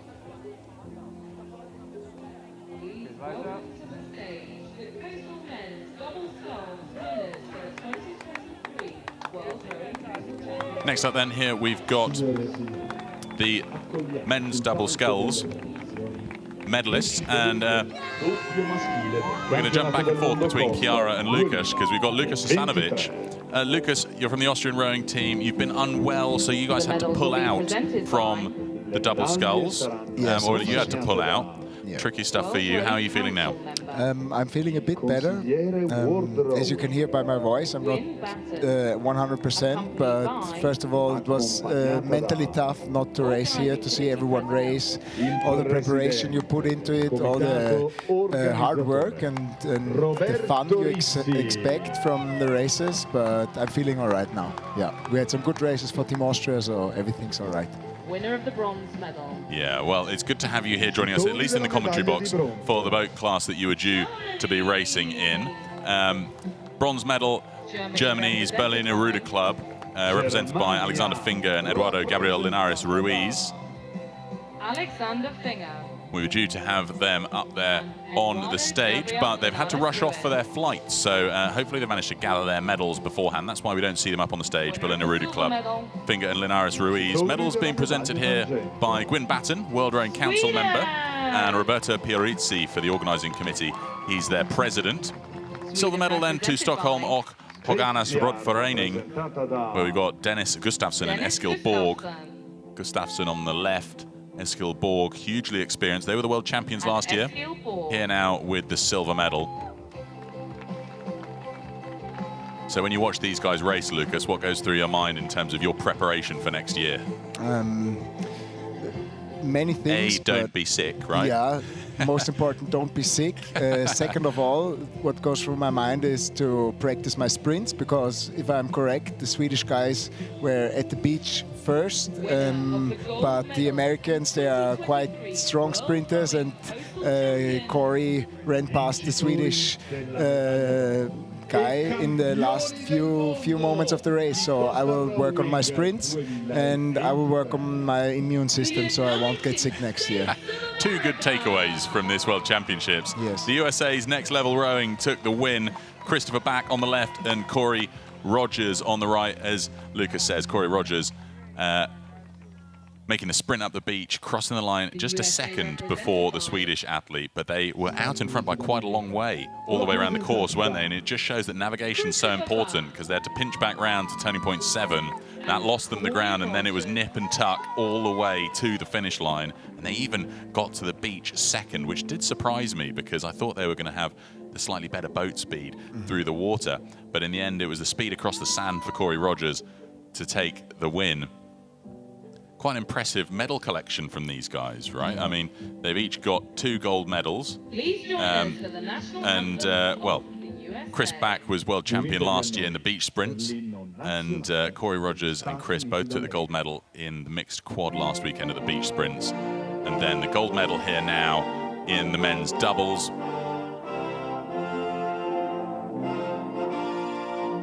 Amazing stuff here for this men's doubles victory ceremony. So Wolfgang Siegel is your partner. He's also your coach. Yeah. How does that work? Sometimes it does, sometimes it doesn't even work. First of all, he has to be our head coach, and he's managing all the regattas and the trials and everything. But I think he has the love for racing still in his heart. So he wants to get back in that boat. Yeah, he's taking every chance he gets to be in the boat, which is tricky sometimes. That's why I'm a bit late. Selection conversations a little bit difficult when it comes to that. Yeah, and everything with flights and organization gets a bit tricky, but it's all right. It's all right. Well, these guys for the United States of America, absolute domination in just about any boat class that you find them in. Chris Back then took the silver medal in the men's solo, so he'll be back on stage in just a few moments, in fact. So good to see them taking away the great medal haul. Facciamo un grande applauso ai nostri There's the medagliati. champagne.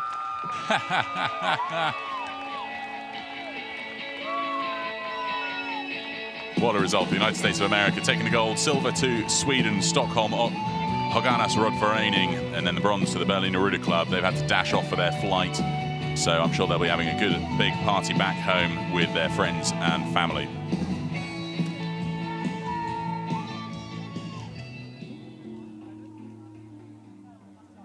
What a great week it's been, though, hey? So when are you guys traveling home? Tomorrow morning. Tomorrow morning? 8:30, I think. And then you're straight back into the training routine next week, or are you going to give yourself some time off? I'm going to let Chiara speak because she has some plans for the next week, okay? Oh, good. Chiara, let's hear from you then. Yeah, we are gonna arrive in Vienna at 10 o'clock. Then I'm going back to work. And in the evening at 9 o'clock, I'm going back on training camp with the Austrian 8, women's 8. Yeah, we have a training camp in Berlin. It already started, so I'm gonna be late because of the World Championships. Well, surely this counts as some form of good training, doing 6K pieces out there. Of course, yeah. So now tomorrow will be my resting day, and then but you'll training be at work. starts off. Yeah. What do you do for work? I'm programming and math. I do math. You do math. Very good. Yeah. Too complicated for me. Mathematician. Yeah. Amazing. Mostly. Yeah. That's cool. How long's the training camp? I think I will be there for 10 days. It started like 4 days ago, so 2 weeks. Okay. We will doing. And what's the training camp for? What are you leading up to? As we sort of get to the end of the rowing season, what have you got still in store? There will be a regatta in Berlin, and we will figure out if this sweeping is an option for next year.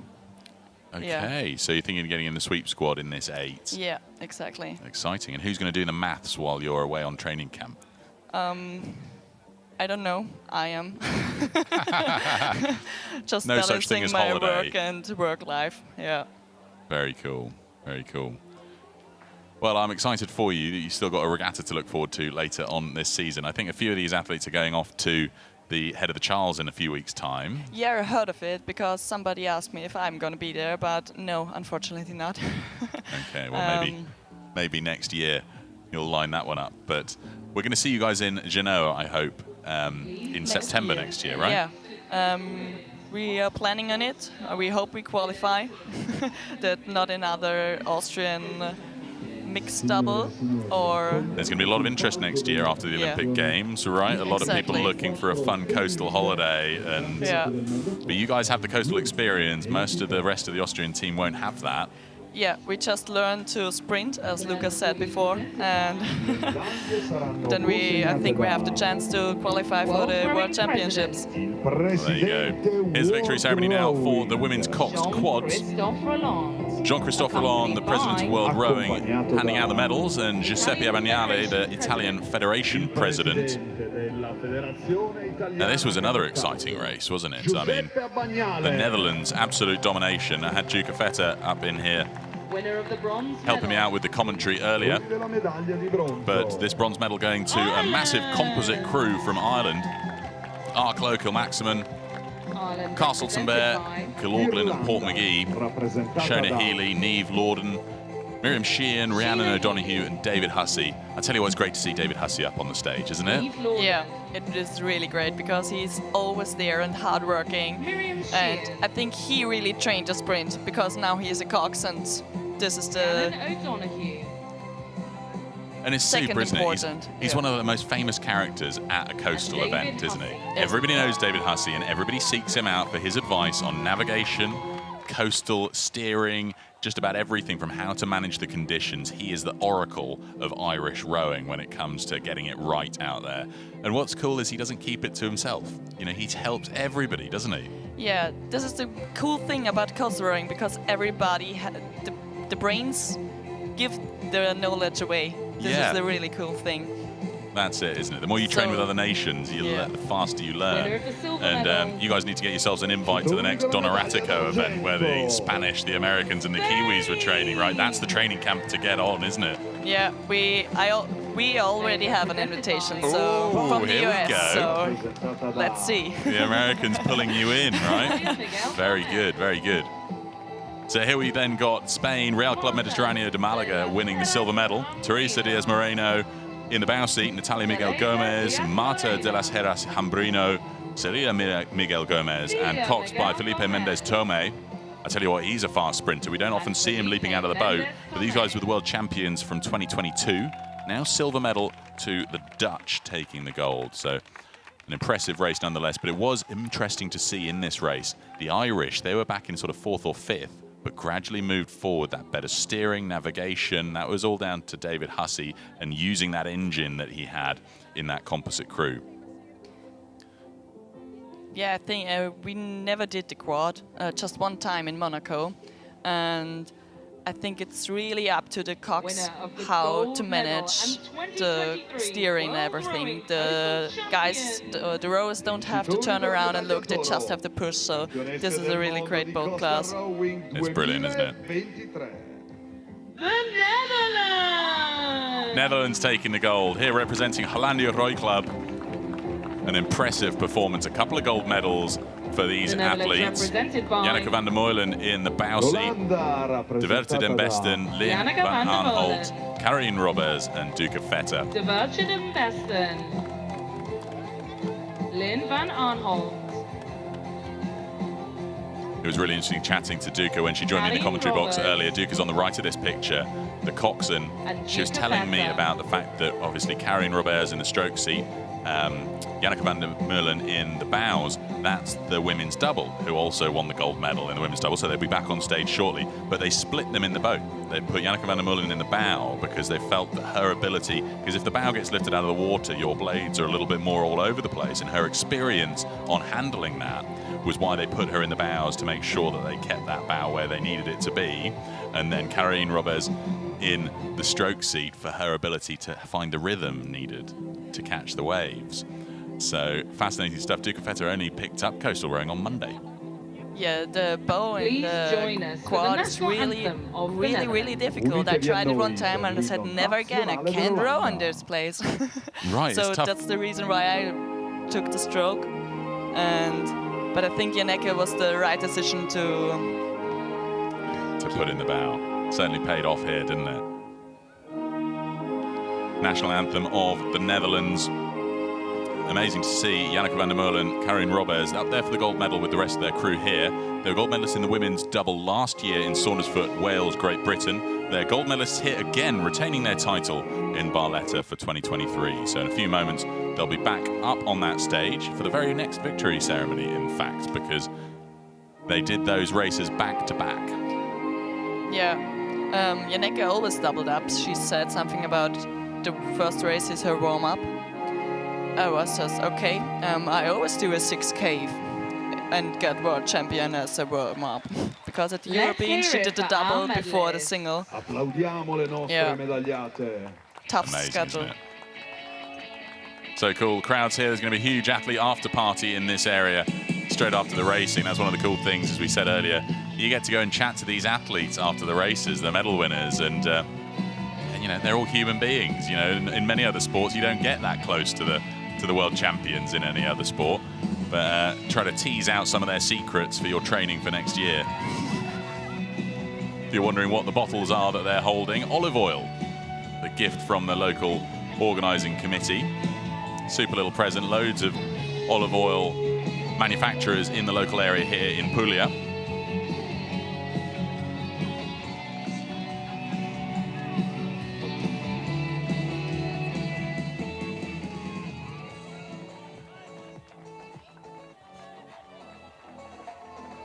Exciting lineup for the next one. I'm sure you guys are pleased with how that turned out. Might have perhaps hoped that they'd be in top spot, talking of course about the Lobnigs, but podium result nonetheless. Pretty good. Yeah, I also think they're pretty satisfied because this is the first time they did coastal rowing in the double, and this was just a top-on-top fight the whole time. So let's talk about this. So Magdalena Lobnig, Katharina Lobnig, sisters, obviously from Austria, and Magdalena's been racing for such a long time in the single. She's been racing a lot more in the double with Katharina now. How do they get on in the boat? Because I can't imagine racing with my sibling. It's interesting because they always trained together. Katharina was her training partner the most time when she was in a single. And it's just that Katharina is working full-time as a police officer, and that's the reason why she couldn't do the whole training program. but she was just a sparring partner for Magdalena. Right, interesting. Yeah. So she's a police officer in Vienna. Yeah, no, not in Vienna. They are living in Carinthia. Okay, where's Carinthia? In the south. It's in Völkermarkt. I don't know if you heard it, but there yeah, are Yuri many, was telling us about this is before. a That's where they get out on the perfect training coast. spot for well, training there's no camp. coast, but yes, it's a big stretch of water. Yeah, exactly. And I think 2 years ago, 2021, they wanted to do the double at the Coastal Championships in Portugal, and Magdalena got injured on her foot, so Katrina had to go, and they were single. And after the race, she said, "Never again, Coastal." This was really, I was excited. I remember that because Magdalena joined us in the commentary team for a little while, wandering around with her crutch. Yeah. And therefore, Katrina had to do the solo. Yeah. Yeah. And after that, they got after the Olympics, 2021, they got back in the double. And it just turned out to be fine because at the World Championships last year they got 4th, and I think just gonna be great. Well, there's a fire under them now, hasn't it? And so here they all come up onto the stage. Our 3 groups of medalists, and the medals being presented here by Patrick Rombaut, the World Rowing Executive Committee member, and Cosimo Damiano Canito, the mayor of Barletta. Del Comitato Esecutivo World Rowing. Patrick Rombaut, accompanied by... Accompagnato da... Mayor of Barletta. Il sindaco di Barletta. That was a really exciting race. It was just like the men's doubles, nip and tuck all the way through the last K. And it was like anybody's guess on the turn as to who was going to win. It was so fun to watch because we were next to the Netherlands, and it was every time we are whooping, they're sad, and the other way around. Yeah. It was just so exciting because the Austrians just pushed away, and at every boy they were on the it's at the start line. Yeah. So cool. But here's the bronze medalists: Real Club de Mediterraneo de Malaga, Natalia Miguel Gomez and Celia Gomez.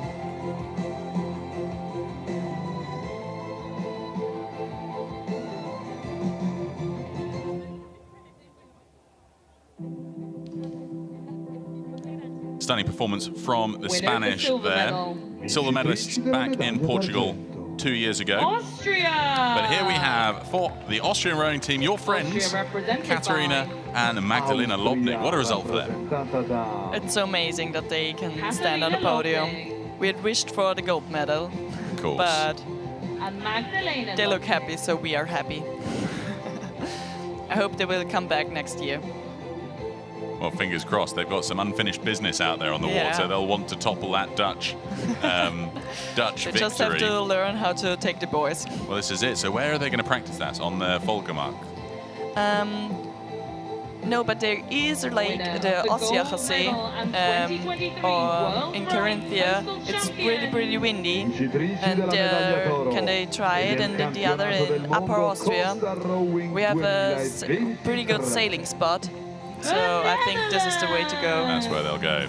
And here we have Janneke van der Molen and Karin Roberts for Hollandia Roy Club back up on stage 2 seconds after receiving their gold medal from the women's quad. Been a good day for these two.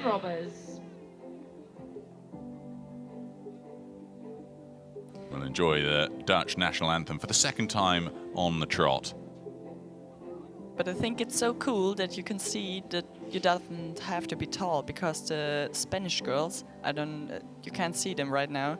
They're not that tall as the Lobniks or Janneke as the Netherlands. Yeah. It's amazing watching all of the Spanish coastal rowers, just their speed off the start, their ability around the turns. They are true coastal rowers, aren't they? And it just shows their skill, like compared to anybody else in the world. It's like you need to go on a training camp to Spain, learn the starts, then you need to go on a big coastal rowing camp to get the distance in, get the big engine. But you can tell the history that Janneke van der Molen in particular in the coastal discipline. They were just able to manoeuvre their Rubinetti coastal boat so seamlessly around the corners, weren't they?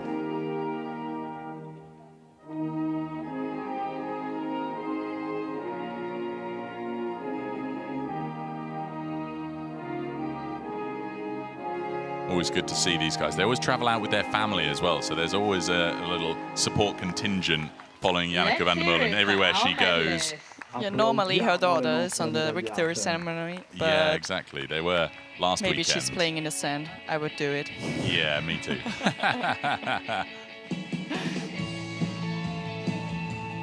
Well, a cracking result there for the Netherlands, winning the women's double sculls.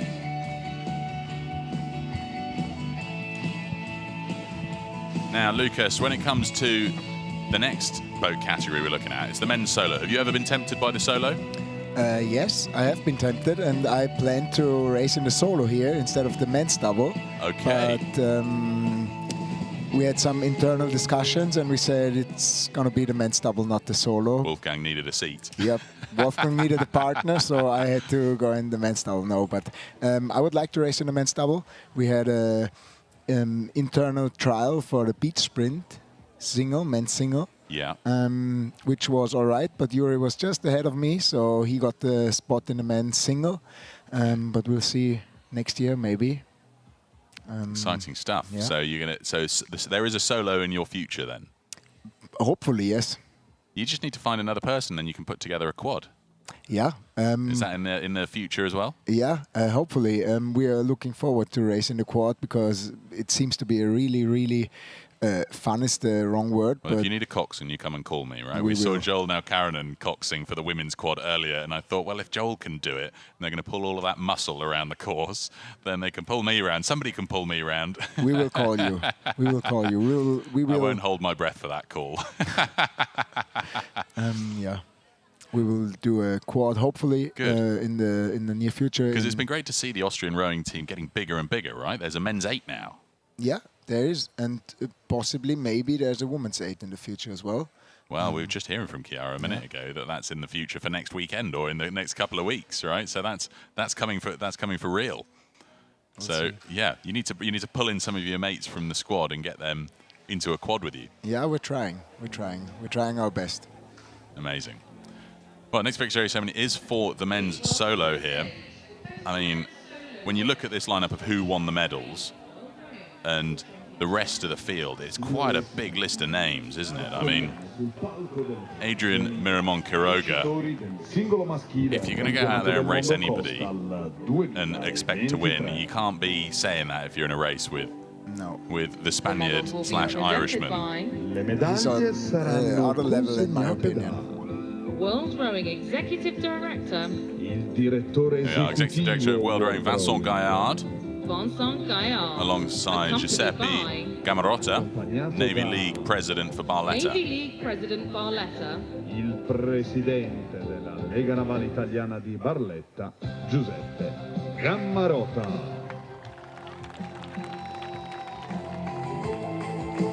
Winner of the bronze medal, representing Great Britain. Vincitore della medaglia di Here we've got from Great Britain, racing for Mumbles Amateur Rowing Club, Charles Cousins. Charlie Cousins. A stunning race for him as he's retired from the flat water rowing. He's been bursting back onto the scene, rescinding his retirement and getting into the beach sprints and the coastals. And he's got a real knack for it as well. So bronze medal here for him today. It looked like he might have even been in with a chance at the silver, but Chris Back, Winner of the he's silver such a quick medal, athlete, isn't he? representing the United States of America. Vincitore della medaglia d'argento. So when you watch these guys here then, Lucas, what does it make you think about how you prepare your approach to the solo? Doing hours in the boat, I think you have to really have a strong engine, like you said. You have to do plenty of kilometers, plenty of hours on either. Best opinion would be the coastal single, but it's a bit difficult in Austria. So probably just rowing, navigating and practicing the turns. That's it. I mean, when we watch, so this is Chris Back for Next Level Rowing taking his silver medal. But the next man up, the world champion, I mean, just watching his boat move around, his iconic yellow boat, it was just so smooth and consistent. It was like more like a steam train than a sort of chugging effect. It was really, really smartly rowed. Rappresentanza dell'Irlanda. Adrian Miramon Quiroga. Adrian Miramon Quiroga racing for Wicklow Rowing Club, Ireland. The Wicklow Rowing Club flag. Great performance from him. He's been doing so well since he's been training with the Irish. He was world champion last year. He's retained that title for the men's solo into 2023. An amazing athlete when it comes to the Please join solo us for racing. the national anthem of Ireland. Unitevi a noi. You look at this lineup, this is his 5th world champion gold medal in the solo. 5th time.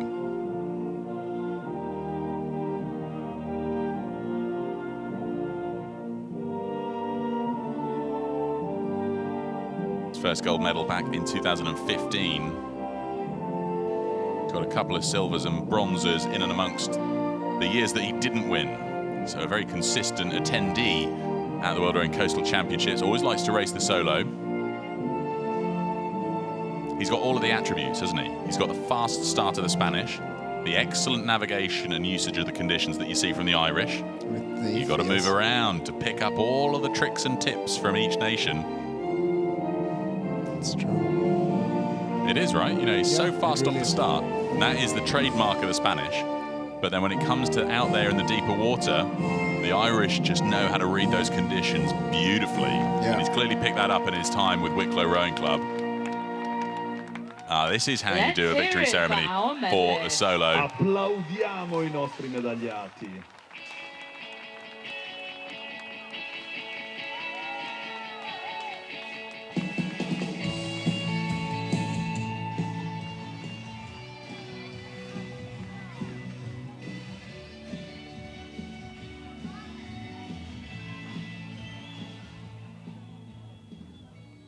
Well, that was the men's solo victory ceremony. Next up, we've got the men's quads.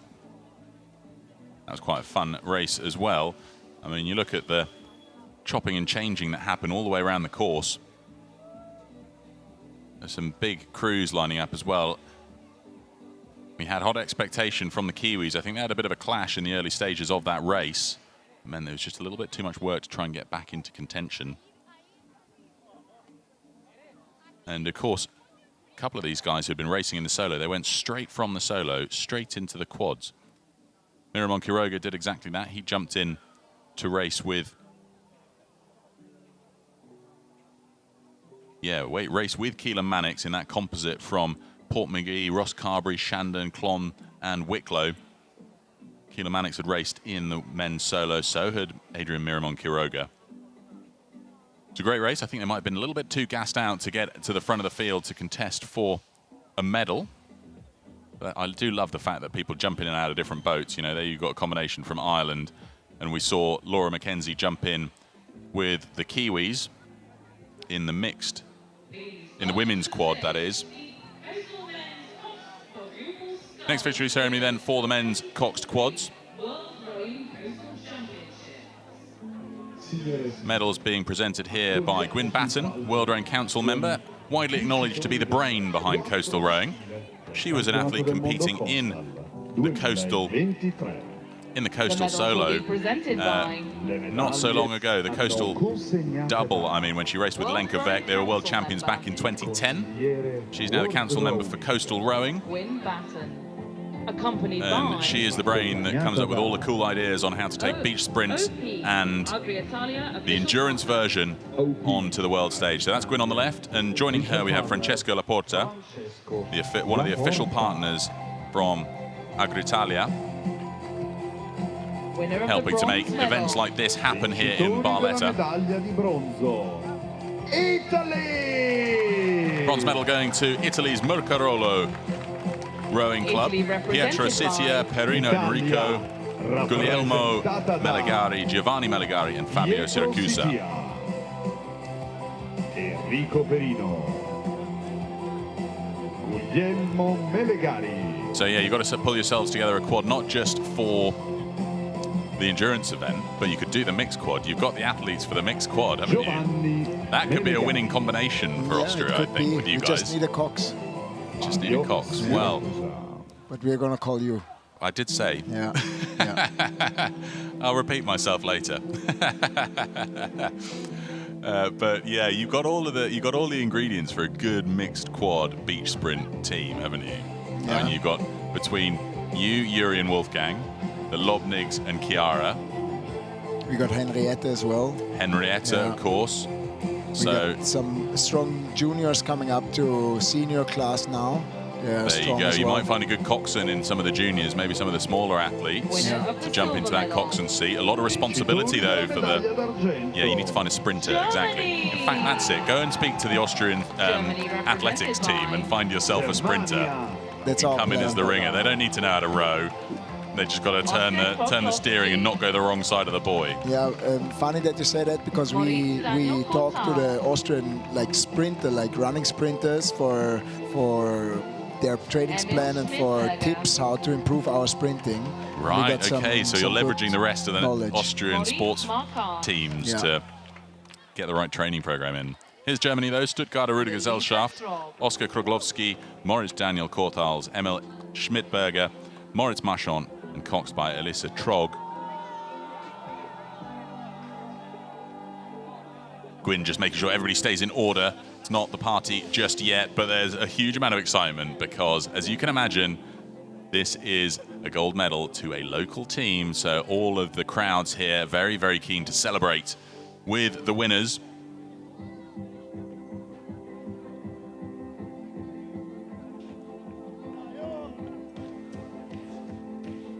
Winner of the gold medal and 2023 World Rowing Coastal Champions. Vincitori della The medaglia tension d'oro. palpable here. E campioni Luca del mondo, Progini Costa Rowing winding up the local 2023. spectators. Italy!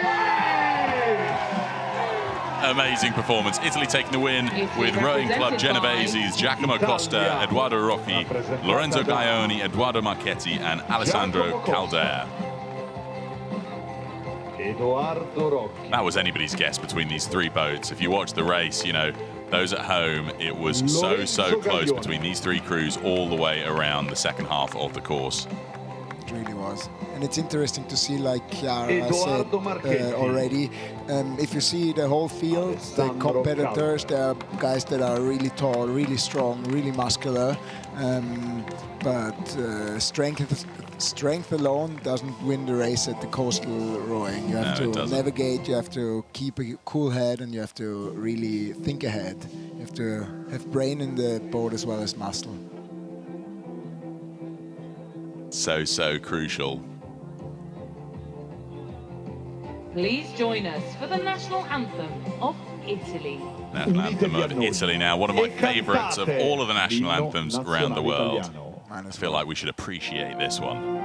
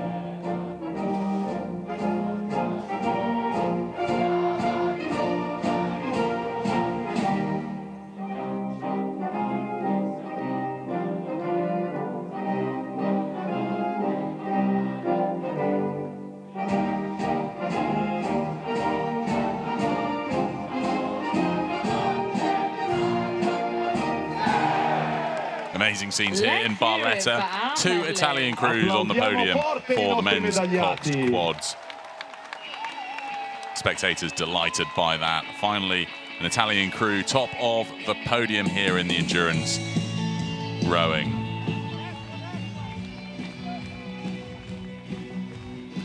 Few surprise clubs there. Not at the front of the field through that A final, but it just shows that some of that local expertise racing here on local water in Barletta certainly paid off. We've got one more victory ceremony to come for the mixed doubles. So you guys had Henrietta Ringleb and Wolfgang Siegel, your chief coach, Yes. racing in this one. How did those two come together for training? Not at all, to be honest. They had a bit of training here at the course on Thursday and on Friday, I think so, yeah. But no training together in Austria. We don't have any coastal boats in Austria yet. We have no coastal training facility yet. So there's not too much training in Austria. We do all our coastal training here at either the European Champs or the World Champs. But for no training at all, they did really good. They had an awesome heat. They got 4th in the heat, if I'm not mistaken. And today was a great race as well, yeah. Brilliant outcome for them. Yeah. But it was an awesome race to watch. I mean, the Irish were... I don't know what's their secret, but it looked like a training pedal to them, but they were so far ahead, it was amazing to watch. So when did you guys arrive? So we obviously had the Beach Prince last weekend. When did you fly into Barletta? On Wednesday evening, yeah. So you had a couple of days on the beach Yes. to get out, do a few outings. What did you do in those days? Because you can't do too much because you don't want to burn yourself out before racing even starts for the Beach Sprints. That's true. So how did you use those couple of days? We just took 2 training slots per 30 minutes per day. So on Thursday, we arrived Wednesday evening. On Thursday morning, we had a training slot. Chiara and me, we went out in a double. Our juniors went out in a double. And Yuri and Chiara, they went out in a single on the afternoon. And on Friday, there was the first race already. Yeah. So we didn't do too much. It was a bit stressful because we were traveling with our oars, so we had to fix some problems. But so what is it about your oars that meant you needed to bring them? Why didn't you hire some from here? Because we thought that we should use our own first of all, because we had to have our nation flag on the blades, and it seemed like a good idea, but we learned from it. So now we won't bring oars to the event ever again, except we have a trailer for them, but not flying with them. Yeah, don't take them next time. No, I can't. Well, here we go. Presenting the medals here for the last of our victory ceremonies for the mixed double sculls. Jean-Christophe Roland, the president of World Rowing, alongside the Puglia regional representative, Elo Sanicandro. Bronze medal going to Great Britain, here representing the Mumbles Amateur Rowing Club. Claire Jameson and Charles Cousins. Charles we saw up there a minute ago getting the bronze in the men's solo. Super outcome for him here in the endurance. And Charles Cousins.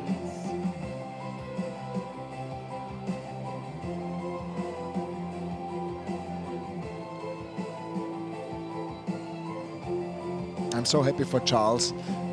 He told me before the races he was a bit sick, but he had 3 whole garlics, and afterwards he felt better. So that's his move. That's it. Well, and have you had your whole garlics? No, not yet. But well, that's why you're still sick. Yeah, that's true. I'm gonna Listen have mine to Charles. afterwards. Great race there. A composite crew from Seine-Noire and Leon Calouir, Vincent Noirot and Edwige Alfray from France, taking home the silverware. But yeah, you're right. That is an interesting home remedy, Lucas, isn't it? A few whole garlics.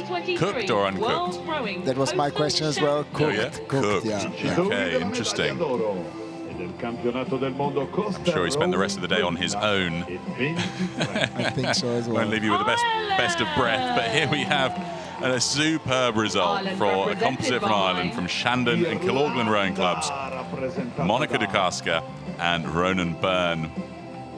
Top of the world in both the solo and the mixed double for Dukasca.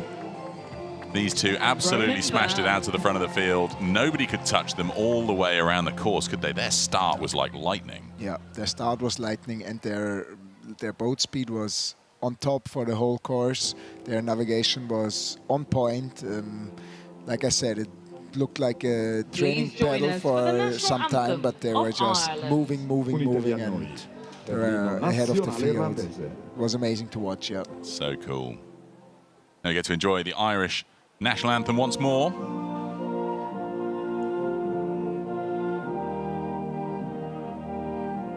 Such a depth of field in so many different Irish coastal rowing clubs. We always see such a great turnout from those Irish clubs here at the Coastal Championships.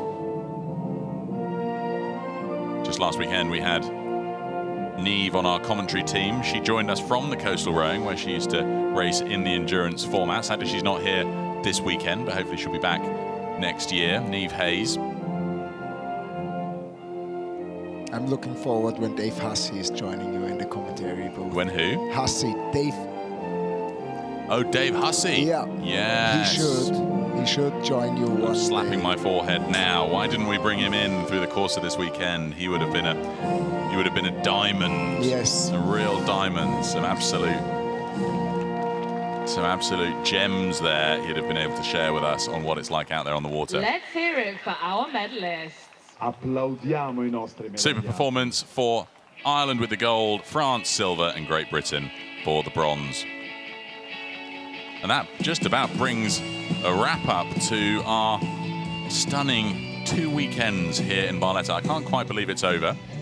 I think a lot of the athletes are looking forward to a little bit of a celebration here this afternoon.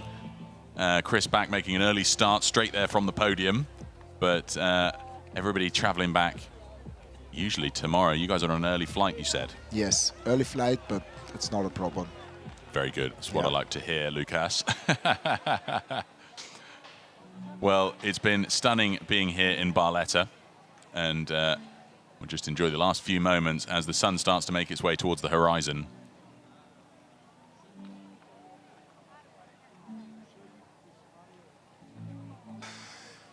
So in a moment, we've got the closing ceremony for the whole Coastal Championships. We'll hear a few words from Jean-Christophe Rolland in just a minute.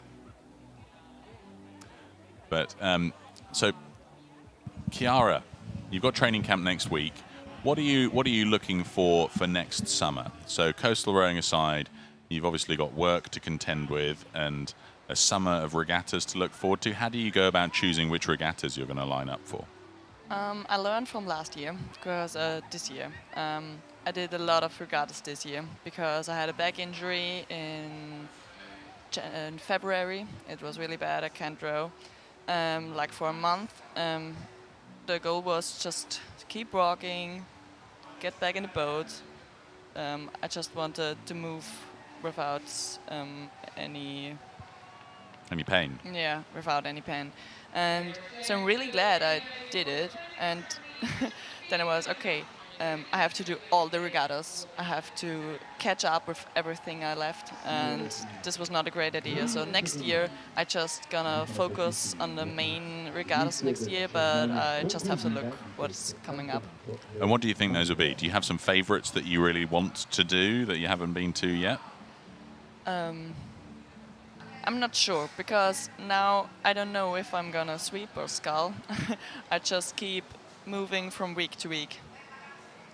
So next week is training camp, the after training camp, and then get back home, get ready for intern trials, because there is a coastal regatta in Monaco in December.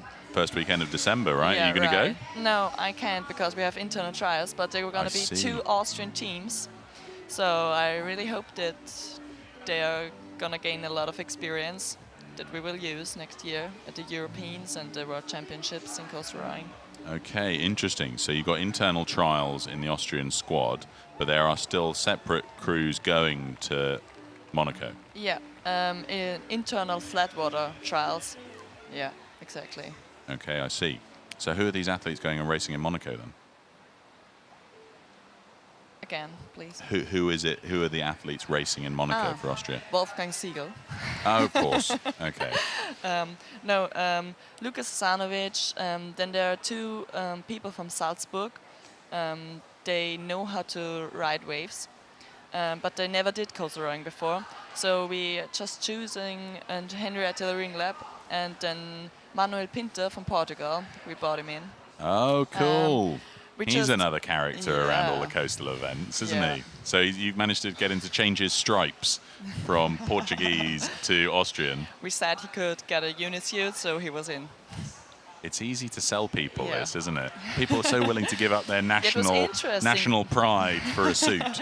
Yeah, but it was interesting because he said he's gonna go with us instead of the Portuguese guys because we know how to go with the waves, and we say, please again, we the Austrians have the experience, but. Oh, well, that's a compliment, isn't it? From a Portuguese athlete who spends all his time on the coast, and he knows coastal rowing. He's a technical delegate here, so he really gets what's going on at these events. That is a big compliment. Well, here we have the closing ceremony now. Jean-Christophe Roland, president of World Rowing, in the center stage with the white T-shirt. Dear rowing friends, ladies and gentlemen, it's been a fantastic weekend.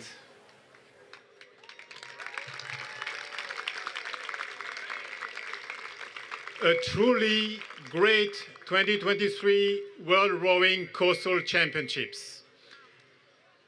It's my privilege now to announce the winner of the team trophy. The team trophy is to recognize the leading member federation of these championships. Points have been awarded to the top-ranked crews, and the winner of the 2023 World Rowing Coastal Championships team trophy is Spain.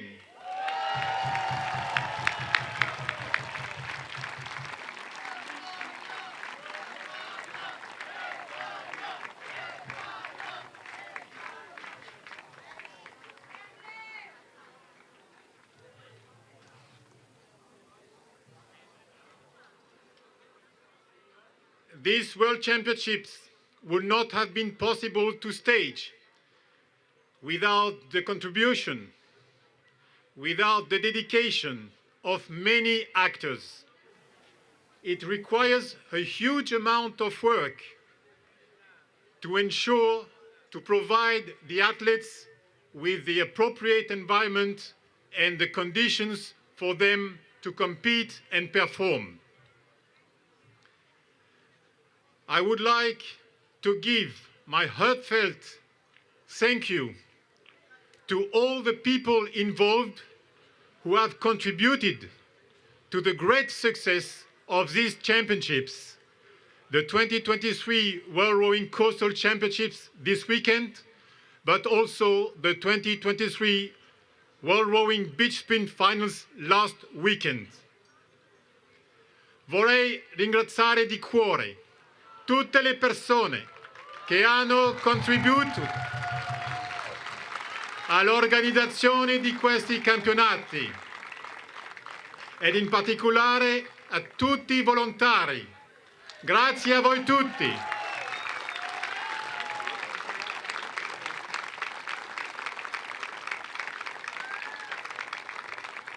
In riconoscimento e a nome di World Rowing ho il grande piacere di presentare oggi la medaglia di onore FISA a due persone.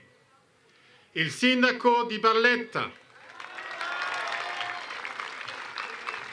Cosimo Damiano Cannito,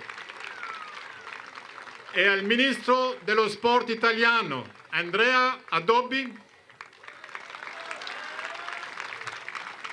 Il ministro non è con noi oggi, allora posso chiedere al presidente del comitato organizzatore, Roberto Rizzi, di gentilmente consegnare la medaglia al destinatario.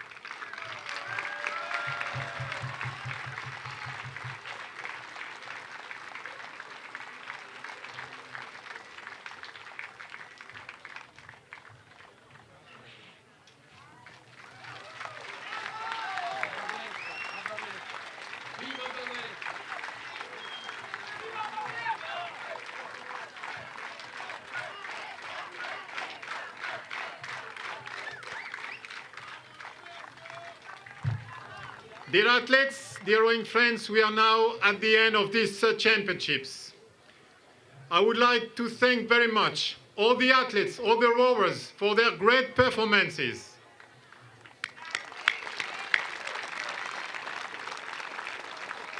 I hope you have reached your own expectation. I hope you will remember this championship as a fantastic experience, as a great accomplishment. Again, a warm thank you to all the contributors, to the partners, to the local authorities, to all the volunteers, and to you, the spectators. Thank you very much. Grazie Barletta. Grazie per I magnifici campionati. Grazie per l'atmosfera eccezionale. E grazie per l'affettuosa ospitalità.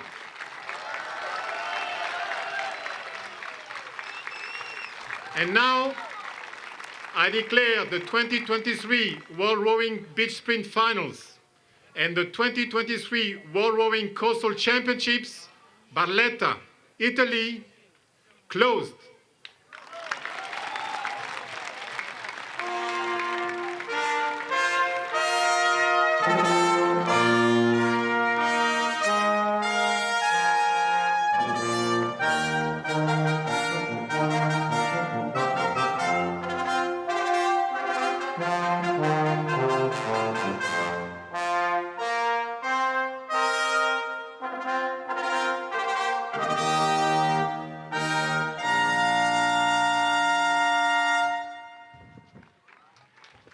And now, Barletta, the national anthem of Italy. Ed ora Barletta.